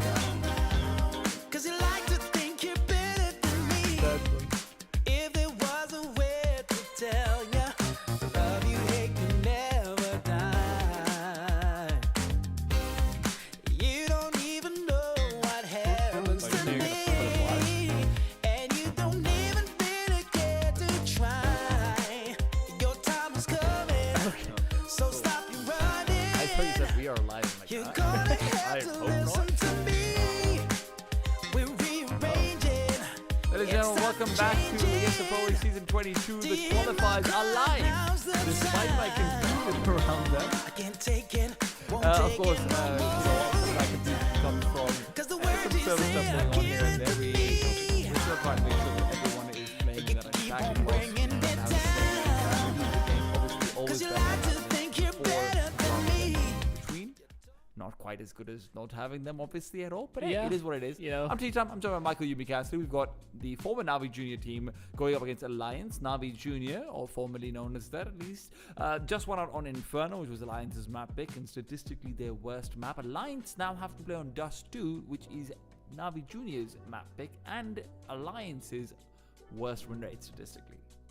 Yeah, I mean, it doesn't spell a great picture, especially when the map was looking good for Alliance for a lot of that Inferno. I mean, the way that they positioned themselves and a lot of the T-side rounds, felt like they were constantly in tune with what was going on. It's just on that CT side they just kept losing to these opening bouts, and Navi Junior actually were doing much to the same strengths of Alliance, you know, this sort of slinking between sides, but I think did a better job of actually kind of taking over Banana in ways that were actually kind of more risk averse in a way. Yeah. So they played with incredible composure, and it just means that, you know, this core is not. I had maybe a little worry that the core would capitulate with the whole Mikaze Mateos move thing. I think there's just enough there, and it's just robust enough from the time before that we just shouldn't see that happen. Michael, I'm going to say some numbers to you. 143, 133, 124. That's Gravity, Demon, and Symmetry's ratings coming out of Inferno. We are now going into Dust 2, a very individually reliant map. Yeah. I mean, that does tell you something, doesn't it? It's kind of scary. Gravity was playing like a man unleashed in that second half. He's just the in-game leader as well. You know what I mean? So Yeah. I'm always a little worried when the IGL is popping off. If it makes you feel any better, your sweat is in good company. I think Alexi B might also be sweating. Yeah, I mean, listen, if Mikaze goes over, and they're expecting big things from him. I think most people are. You know, the same thing with, maybe not to the same degree. The fandom hasn't gone as crazy as it for Mikaze as, say, Kyosuke. Yeah. But, you know, if Mikaze doesn't do as great as they think, and the roster doesn't recover some form, then yeah, there's a very real world where that could happen. How much luxury the Navi organization had a couple of weeks ago. Just think to yourself, you've got the team of the year for the last year that just went by, right? Yep. That's your main team. You've got probably the GOAT coach. You've got maybe the best looking academy team ever, I'd say. Mao's NXT would probably give them a run for their money, but even Mao's NXT, you know, there were some roster moves. You had a player coming in from here and there and whatnot. And sure, maybe that's the one team that contests them, but definitely the best academy team we've seen in CS2 so far. Mm-hmm. And you have the Counter-Strike GOAT on your bench. It's just like, what more do you want, man? Yeah, but they can't retain all those assets indefinitely. I mean, you'd hope so. There's a window, right? You know, there's true. this window that they have to hit, and they've got to make some tough decisions. And you know, some of those will be about maintaining contracts or bringing people. Yeah. It's a whole thing, I'm sure. Even the idea that Mateos is kind of coming in and standing in for the roster is a little, or is on loan to this ex-Navi junior roster is a little peculiar to me, because who's paying the loan? Like, it wouldn't be Navi, I'd assume. They're not associated with Navi Junior anymore. So is it Coolio, or is it the players that are kind of funding it? It's in an attempt to, you know, figure out a fix, or I guess a fit, rather, for the Mikaze move up within that organization. So there's a bunch of questions that I have about just Navi Junior, Navi the team, everybody, in fact. Just because there's a lot of things that actually could be clarified, and actually probably should be. Would be nice if we got that, yeah. Yeah, because kind of the only announcement that Navi Junior had even released this team was like a post saying the X that you know you can't get back or something on their Twitter that I could find. So, well, you know what? Let's find out whether their ex is going to go out there and look like she is living her best life, though. It'll be Dust 2. It'll be their map pick up against Alliance, a team that was pretty good until they didn't. And Boy right now doesn't. Avid and Upe looking to fight along with Boy. Avid is sharp. He's cut him open, sees the insides, eats him right up. Jugger's all alone, 1 versus 4, no bomb, no chance. well, Era plus a set of dualies. It was Upe in the CT pistol on Inferno. But Era gets his double. The fact that Avid's able to be so aggressive inside of those tunnels and get that second kill as he's transitioning back, it's just too easy, effectively. When you get a flurry of kills so rapidly, it's very hard to react.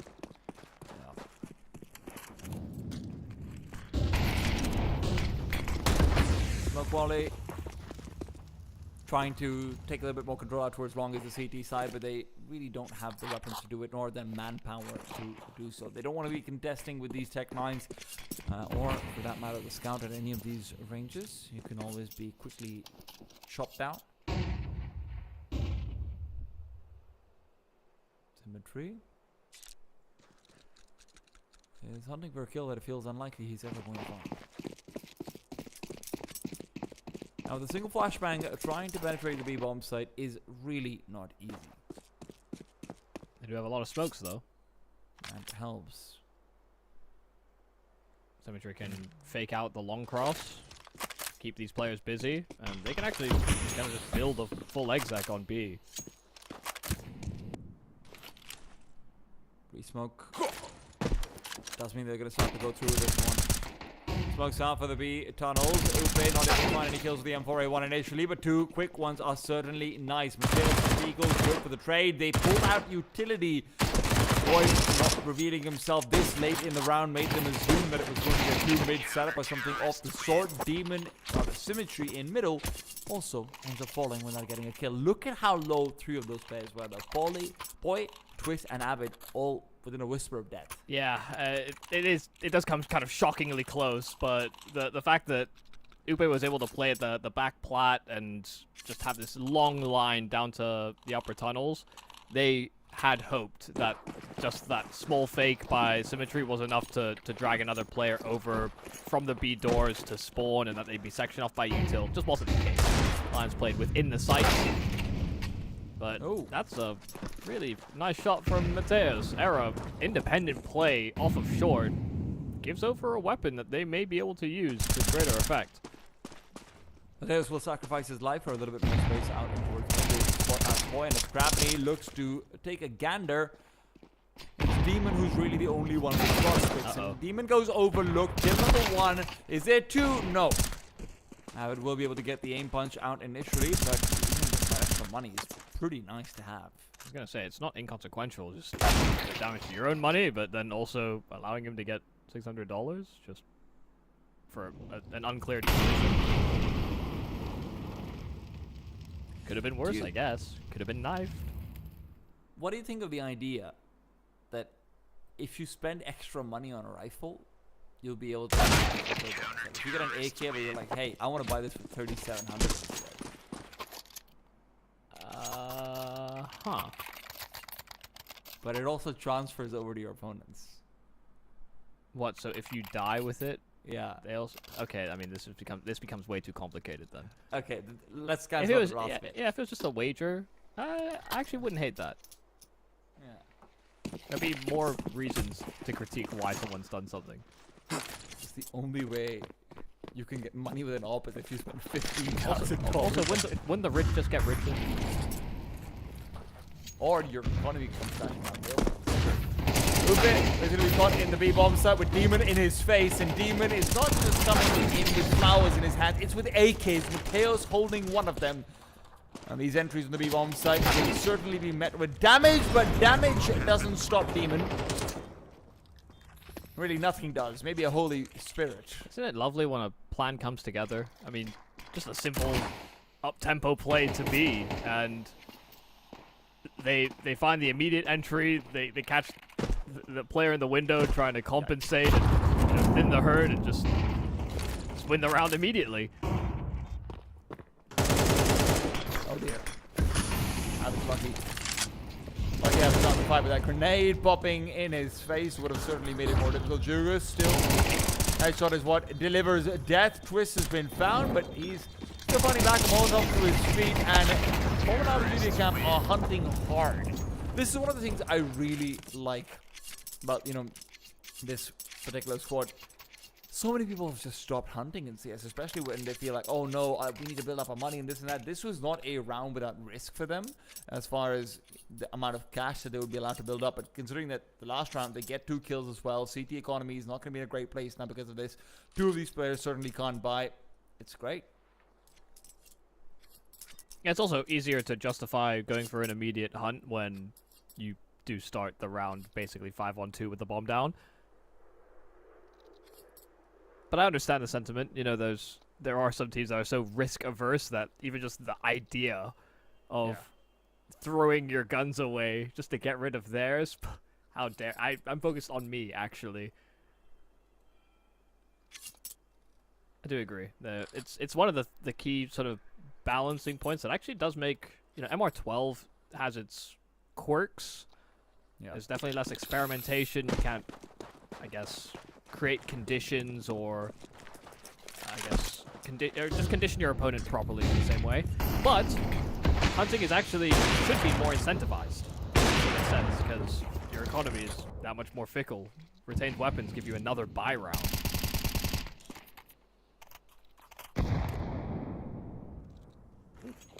Arrow's asking for anything. Any sort of your campus can be put to use. Oh, that smoke was just fading. Demon. The timing could not be worse than this. The Demon will get the kill. Arrows, however, will trade. Finishing off the job. Great blow on the smoke, but it works against them. Boy and Avid able to get a double. Symmetry just a spam right through on timing. Does make this more feasible, especially with the kill from Jugas. Down to 2-on-2, and no split. And it's a 2 versus 1. If you end up going over towards the A bomb site, Era and Avid both realize that they're going to be looking to collect resources into middle. See if they can get a flank going. The Fomenau Junior camp, however, are in fact going to be assisted by the low time clock. They feel the need to accelerate a Molotov through the back. Bomb can be planted. It's planted for short though. So if that's where they want to go, this MP9 can still make work happen. Molotov forces Avid forward. The fight's being taken, but the head's not being spotted. Avid's managing to keep them away, and now suddenly this young international side is caught in the crossfires. They're soon going to have an AWP to deal with as well. Era takes him down. Symmetry all alone. First kill found. Running out of ammo. Can't connect.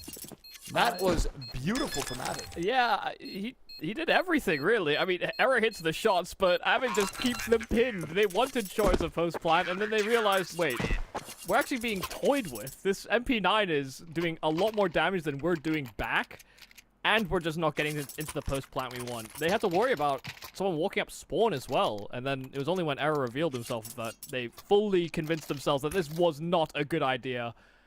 I mean, that's a beautiful play, and I love that he repositioned and didn't fight desperately to take the site. He didn't actually need to do that, and it would have been hard to make work on the SMG. Great boost as well for Era. Boost on boost action. Era's not done yet. Oh, could have used a split second more. Of course, Matthias might not have revealed himself regardless, so Era over here is just backing up. Grenade in his hand is not where it's supposed to be. Put it away, Era. He does, but maybe not how you thought he would. CT and Terry won't be doing too much to deter the T side at all. Avid puts him out deep grenade, but again, it's nades in hands from both sides. Jugas pulls out the bottle, and Avid's allowed to live. That last round performance can't be replicated, though Jugas comes in. 2 big frags, and the entries will give them their second round. My hot take about Navi Jr. Okay. is that Jugas actually was the most impressive eye-test rifler on the roster.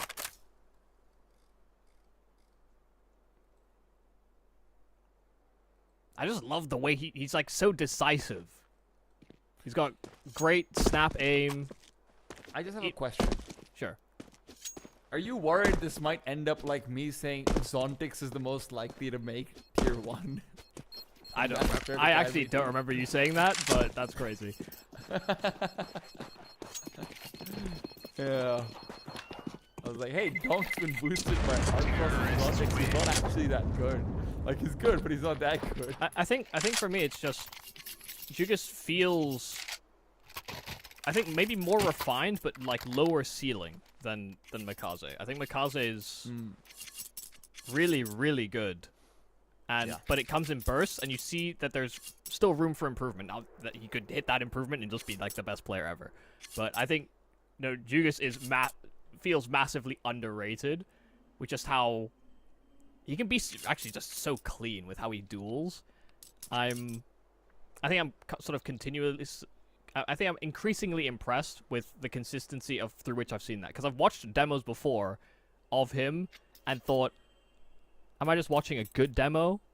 Like, was he just making the right moves? It kept on happening where I just see him make really nice choices, and kind of win rounds off of timing plays, but also just his time to kill does sometimes just feel so immediate.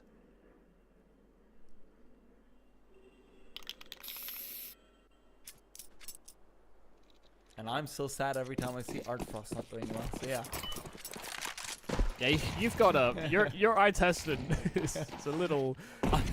Look, I'm surprisingly good for role players actually, but just not for star players. Yeah, sure. I can appreciate that.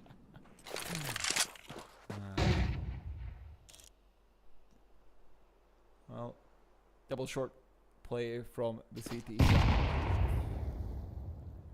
Boy's been boosted up on the M4, or rather he can be boosted up. As soon as that fire's put out, somebody put out this damn fire.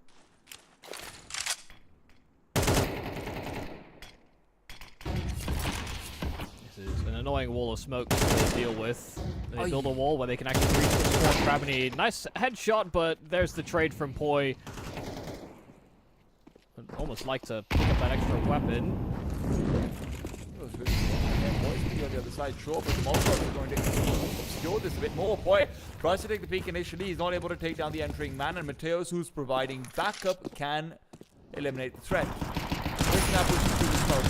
5-7 reveals the AWP is down. Symmetry goes unavenged for now. Twist goes back into the Molotovs. That's not helpful. That means that Jugas can continue to block him away. XG and whatnot, but Upe from behind, who's recovered the AK, has made this a 3 versus 2. Alliance want to fight, and rightfully so. But it is right back to even. Upe sneaking forward. He'll be losing the duel. Demon puts him to bed.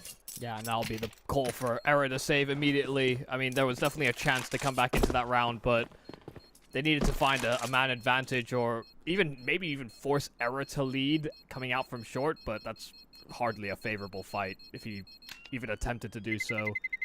Demon's reposition to spawn was incredibly strong, given the smoke that Alliance had put down themselves.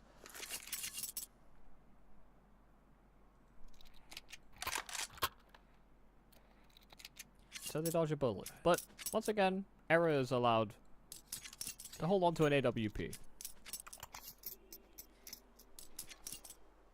I thought Jugas was 18. He's 16.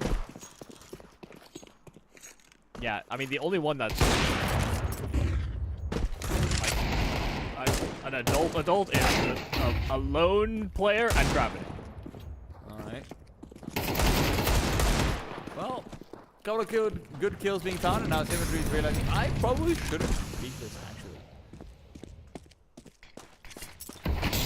This could be a steal round. Alliance could find themselves in a very good position. Era goes back over to look for what he thinks is a lurker, but is in fact the major force that remains alive from the former Navi's side. The smoke is going to be dissipating eventually. A deep grenade is being chucked out. The smoke is here, but you have a lot of work to do. There's only one player to do it now that Krabben is dead. Jukas is the only one who can defend this bomb. The AWP is not in a good position. Symmetry's found his 1 kill, and that's really all you can ask for him. A boost up is going to take him down. Beautiful. Jukas knows what's going on. He's lined up for a highlight.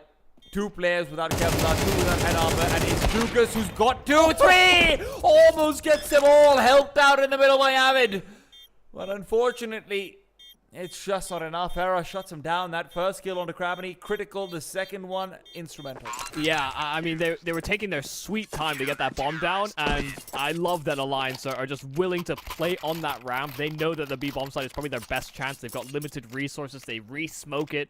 They get all these assertions that X-Navi Jr. are going to commit to that B side, but then they are still hesitant to plant. They're not sure about whether they should take that timing or not, and Era just has the perfect read on what is going on. You know, they're waiting effectively to see what Krabben can get done, kind of at the wrong timing. But I love the idea that Alliance had, you know, boosting above those doors and just playing it nice and slow. The international sides would like to accelerate, though. Not for as long. This has been a very good CT-sided start for Alliance, and honestly, it feels like they're not done yet. Things might become more tricky for them as you move over to the defensive half, but right now, it's not like it's easy. Simply reminding us of that. Another kill, and he's going to follow it up just by buying a house in Pit. Era's got a nice off angle with that all. That becomes more of a death sentence. 1-for-1 exchange around the smoke at mid. Well, realizes there's a lot of pressure on his shoulders. He's able to thrive underneath. The diamonds are being created right now. Another incendiary buys some time. Symmetry good for 1 boy. Backed off.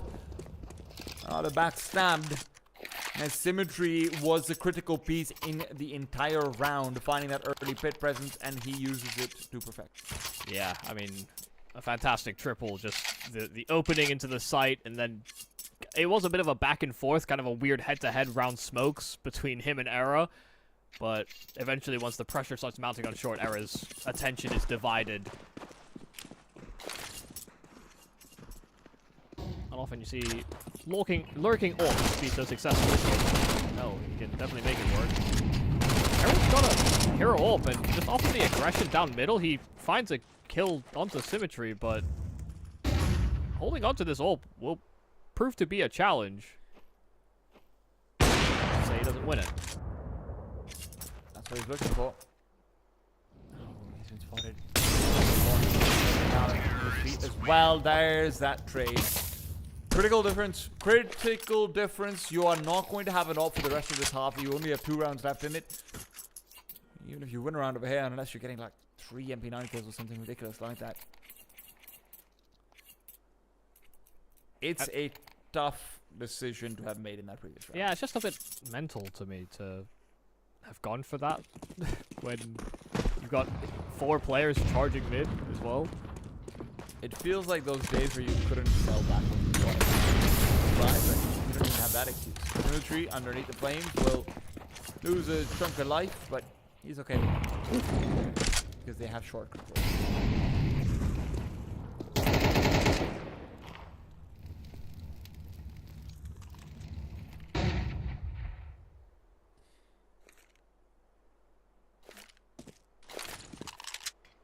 If it doesn't have another flashbang, Era would love to throw him the ones in his pocket. That could make things so much easier for the short defense. Oh, timing is fantastic. Jugas has been dinked down. But look at Alliance's players on the minimap. They're starting to rotate back over. Era being given this boost so he can reinforce for a mid to be smoked, but it feels like it's just going to be a straight tunnels pop. So Alliance, it's not an over-rotate, it's an accurate one. These Jugas with an AWP at the ready. Upe's around the corner of a dissipating smoke, and he's been taken down. Boy has to do it all. He's been spotted as well. Bomb will be dropped, but it's not enough. Gravity in middle only does damage. 3 versus 3. Demon looks to take the fight to them, but he doesn't have anyone to deploy a flash. Jugas doesn't want to put it away. Yeah, I mean, they don't have a smoke in the doors, so they needed that bomb to cross. It got dropped at the mouth of the tunnels, and it's back to 3-on-3. They're going to build this boost here again on Alliance, see if they can actually fish for an opening, but they need something to prompt a reaction. Jugas taking damage inside of the upper tunnels, but it's a damage exchange, because Avid gets hit by the AWP. Are they fighting for this still? No, they're playing containment. They're going to have to realize you have to just back off. You don't have the HP to even try and save. Yeah, they were going to almost always back off there. It just if they were given a chance at a kill it card, then they would have been maybe coaxed back in. Era sticks around, which is... They even take the time to line up a double swing. How annoying. Terrorists win. They get for playing together so much. I had a real OCD thought last round that like if Craveny got a couple of kills and then survived, and then, you know, no one else got kills, and Symmetry and Demon saved, everyone would have literally been on the exact same scoreline of Xnavi Jr. But that doesn't happen, and, you know, there was a chance for Alliance to cause a bit of an upset there, but... It's funny because Iberian Soul almost did that on Inferno. They had 4 players who were all on 10 kills. And then there was, I think it was Savvy here or something. Couple of nades out will not matter. Jugas with a fantastic headshot. There is Michael's man. Sure, there's some responses coming through. The MP9 and the Scout. Bomb's been spotted with a jumping error, but unfortunately for Era, it's not like he could land a shot. Still, 3 versus 3. A little bit of bits and bobs of utility, but the problem is that Twist is also detached. Havoc doesn't want to push out alone with the MP9. Twist has to make his way over, but while they wait, Havoc is also the only one with the kit, so if that dies and falls in an awkward position, it gets tricky. Gravity ready and waiting for the inevitable defense, for the inevitable retake. He even turns around in time to catch Twist. It just couldn't get worse. Aaron no longer with an opportunity. He'll have Avid lead the charge. Avid inside the flames will fall. It's 7 for the former Navi Junior camp. They look great in that last bit of the first half. The question is, can they continue looking this good as we lead to the second? Let's find out after a break.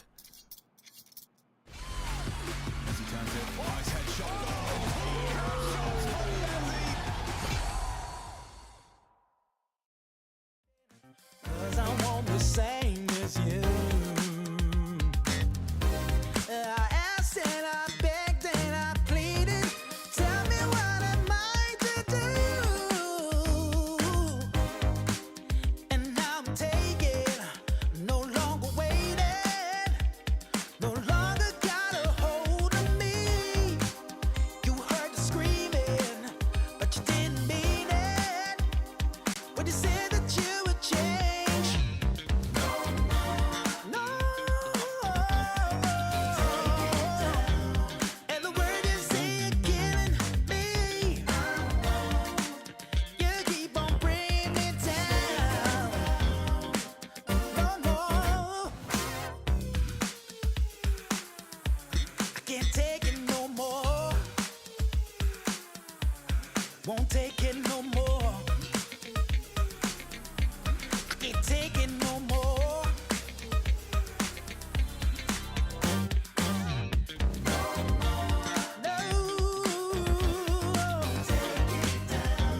Cause the word you say they're killing me. Won't let you bring me down. Even though you think you're better than me.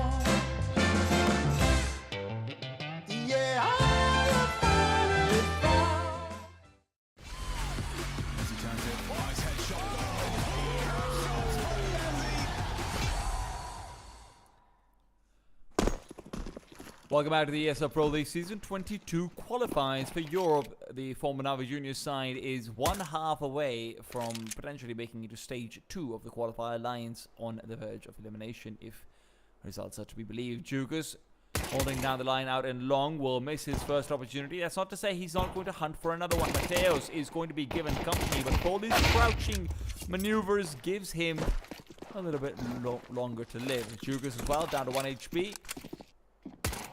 Willed alive.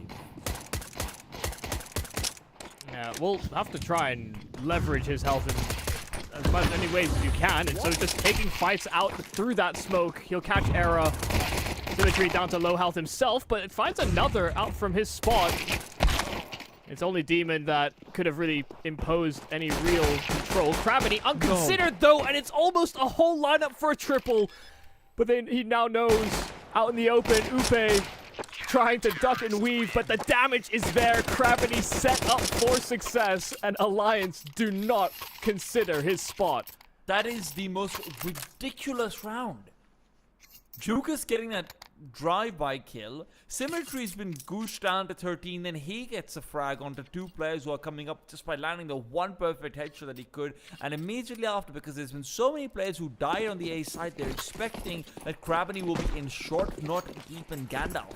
He almost lines up 3, kills 2, plays the 1v1 perfectly. I mean, it does not get worse. Yeah, for Alliance. The fact that they lined up as well, basically, for his swing was just the beginning of the end, really. Put that thing away. Yeah, I don't exactly respect the revolver as a choice. I think it was Bingo that used to use it in Wings Up. And then he was surprisingly good at it, yeah. Yep. Listen, we will allow your choices, we will not respect them. Not when it comes to the R8s. Yeah, the R8 revolver does have a bug with it, I think, that I've seen recently, where if you spam all the bullets out, reload it while holding certain inputs or something, you can actually just get rid of the whole wind up to shoot thing. Okay. Which is a bug that has happened with the gun before. That's the only way that I think you make that gun good. But if he wasn't doing that, then what are we doing? Just use the deagle. It's an aggressive push coming out from the international side to try and contest. Late lower tunnels player. It's forward and he's traded immediately. Gravity elsewhere. 2-1. Jugas hoping to push through, and well, he pushes to his death, but at the very least, most of his teammates have performed the heavy lifting. Yikes. That's a very big kill, though, from Upe. I mean, getting through that smoke and dealing with Symmetry, even the follow-up is fantastic. Gravity will try his best to actually hound this player down. He wants to be able to deal with him just because he still knows about his presence, but Upe is actually... How has he won every single one of those duels? I mean, from the first fight, he was 20 health. He has no business getting more. That's payback for the pistols. That really does feel like it. That feels fair. Even the first kill didn't feel like he had any business getting. He was coming out of the smoke. Well, Upe might have given Alliance a chance for here with those. It didn't feel like they had a real way to win the round. He threaded the needle.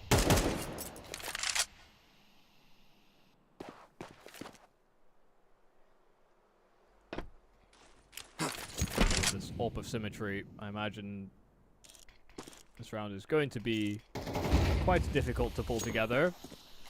Gravity presence on short has taken a lot of damage. Good smoke. That smoke is bad. Boy's gonna end up falling because that isn't the full tower.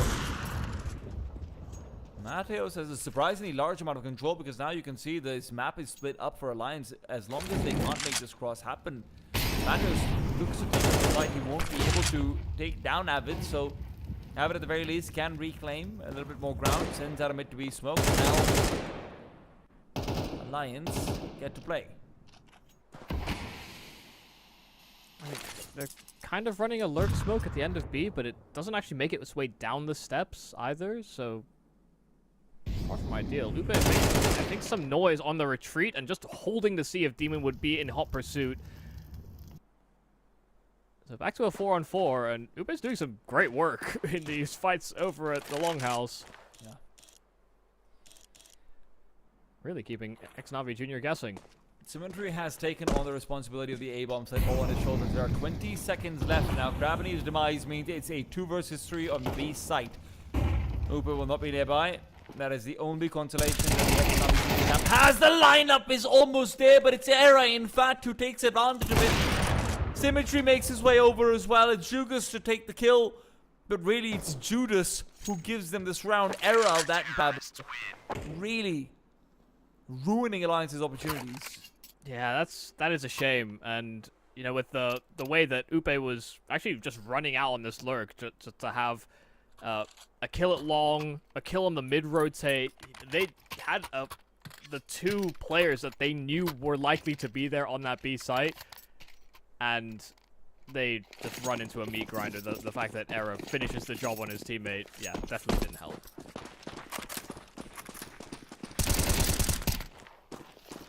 Well, Demon's now pushed all the way through, and Upe, that little menace that he was, has been dealt with. If they can't actually beat him on the long fight, make sure he just doesn't get to the long house. Easy, right? It is a sustainable solution or something. I don't know, man. Ahead of the problem. Yeah, well, right now the problem is that they might be able to knock it down. Gravity doubling up. We will be able to spot out just a glimpse of Era before the smoke reassembles. And Twist just doesn't have a chance here. 5 alive, 11-6, no money for this T side. Yeah, I do love as well that Gravity knows that he's so close with that A1S that he can just effectively run and gun and make it so difficult for that AK to deal with it. You know, the SMGs are annoying because they can run and shoot with great accuracy, but at that range, the A1S is pretty much as accurate, and you know, made himself a hard target to hit. Xnavi Jr. Alright, you know, you're kind of outlined it correctly. The idea that from here on out, Xnavi Jr. are not only favorites to win, but win this round, and it's basically a done deal. The Force Buy of Alliance has to pull through in one of the next 2 if they want to keep their head above water. And we have seen a lot of Force Buy victories today, but it feels like, you know, the way things are going, trying to find out towards long, you have to get the kill under Demon immediately, get a very fast cross out over, so you have an isolated fight with Symmetry, but Demon, that smoke just helps him out. He's got an M4A1, he can shoot right through it. And he's even finding more. He's looking for that flashbang. He'll find another headshot. Then look at the support. It just keeps on coming. And guess what? He's not just got 1 weapon. He's got 2. Oh my goodness. The flash timing, the spray control from Demon on display in so many of these rounds has actually been immaculate. But you just see how in tune they are with each other about what they want. They know that the smoke has breached into the corner. They have this flash lined up after Demon's able to not only fire off all 20, and get a reload. You know, it just feels like the timings line up so nicely for Xnavi Jr. so frequently.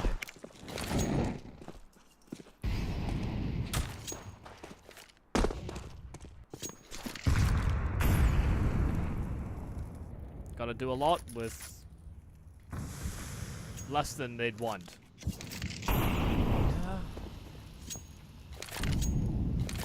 Feels like Alliance's elimination is 9. Symmetry being gifted a free kill on probably the most important D-side piece in Alliance's successes so far. Gravity is a worthy trade, but the bomb is very far out of their reach. They'll have to send a player back for that. It's only Abbott who feels he can go to pick it up. So they might end up being resigned to the fate of She's still watching out. He'll miss a chance to find the man who's trying to recover a Galil.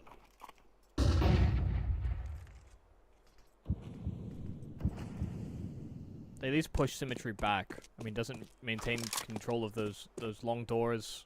Can't guarantee that there's effectively no presence outside of A.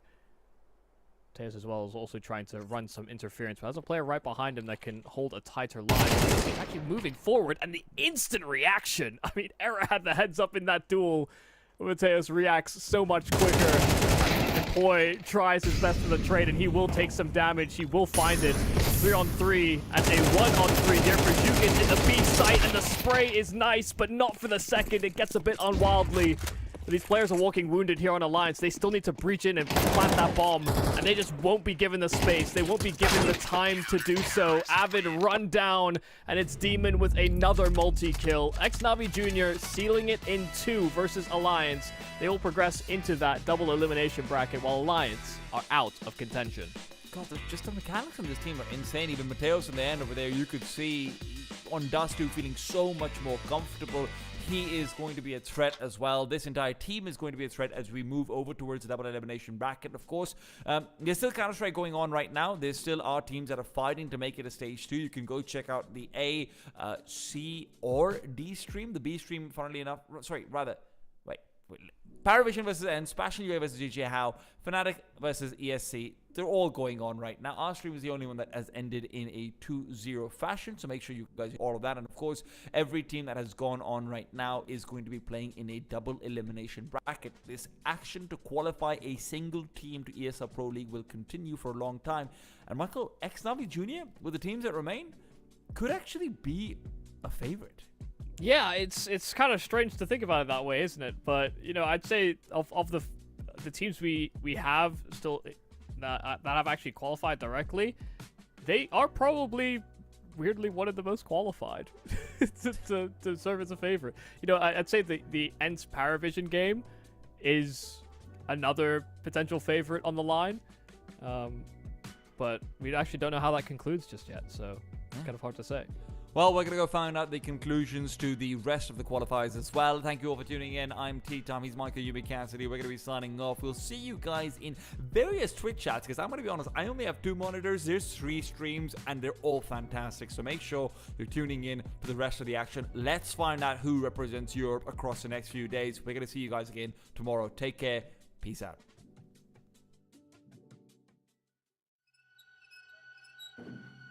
Come play with us.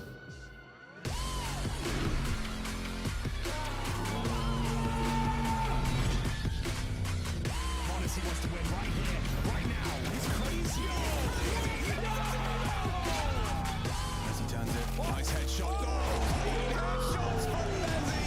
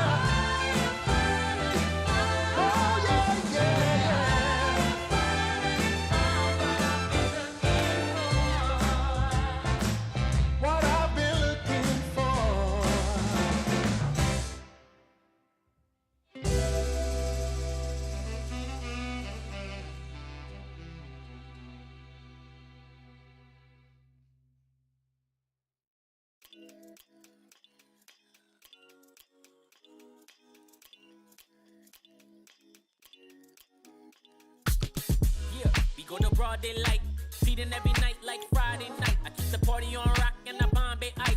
Gotta see stars like Broadway lights. I told her, baby girl, you don't gotta kick it with the daydreamers. You can skip the line, I'm the gatekeeper. Plus I got the crowd going crazy, dance floor blazing up, going.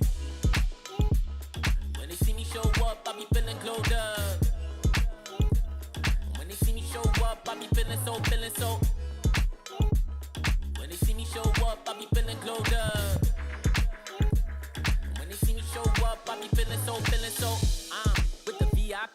your city, getting litty as a BIC, huh? Yeah, screaming life's a gift, so we live to the fullest till we DIE. DJ, put it back on, keep it hype, we don't wanna hear no sad songs. Everybody up in here just wanna celebrate. Sip a little drink, get the dance on. That's all, listen, everything good over here. We don't want no problems, we just want cheers. Toast to the good life, wine, liquor, beer. Haters getting blocked if they trying to interfere. Swag on 100 and my drip too fresh. Certified stunner, need a big blue check.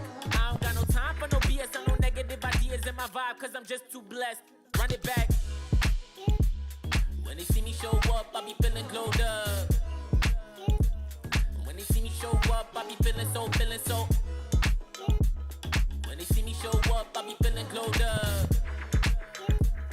When they see me show up, I be feeling so, feeling so.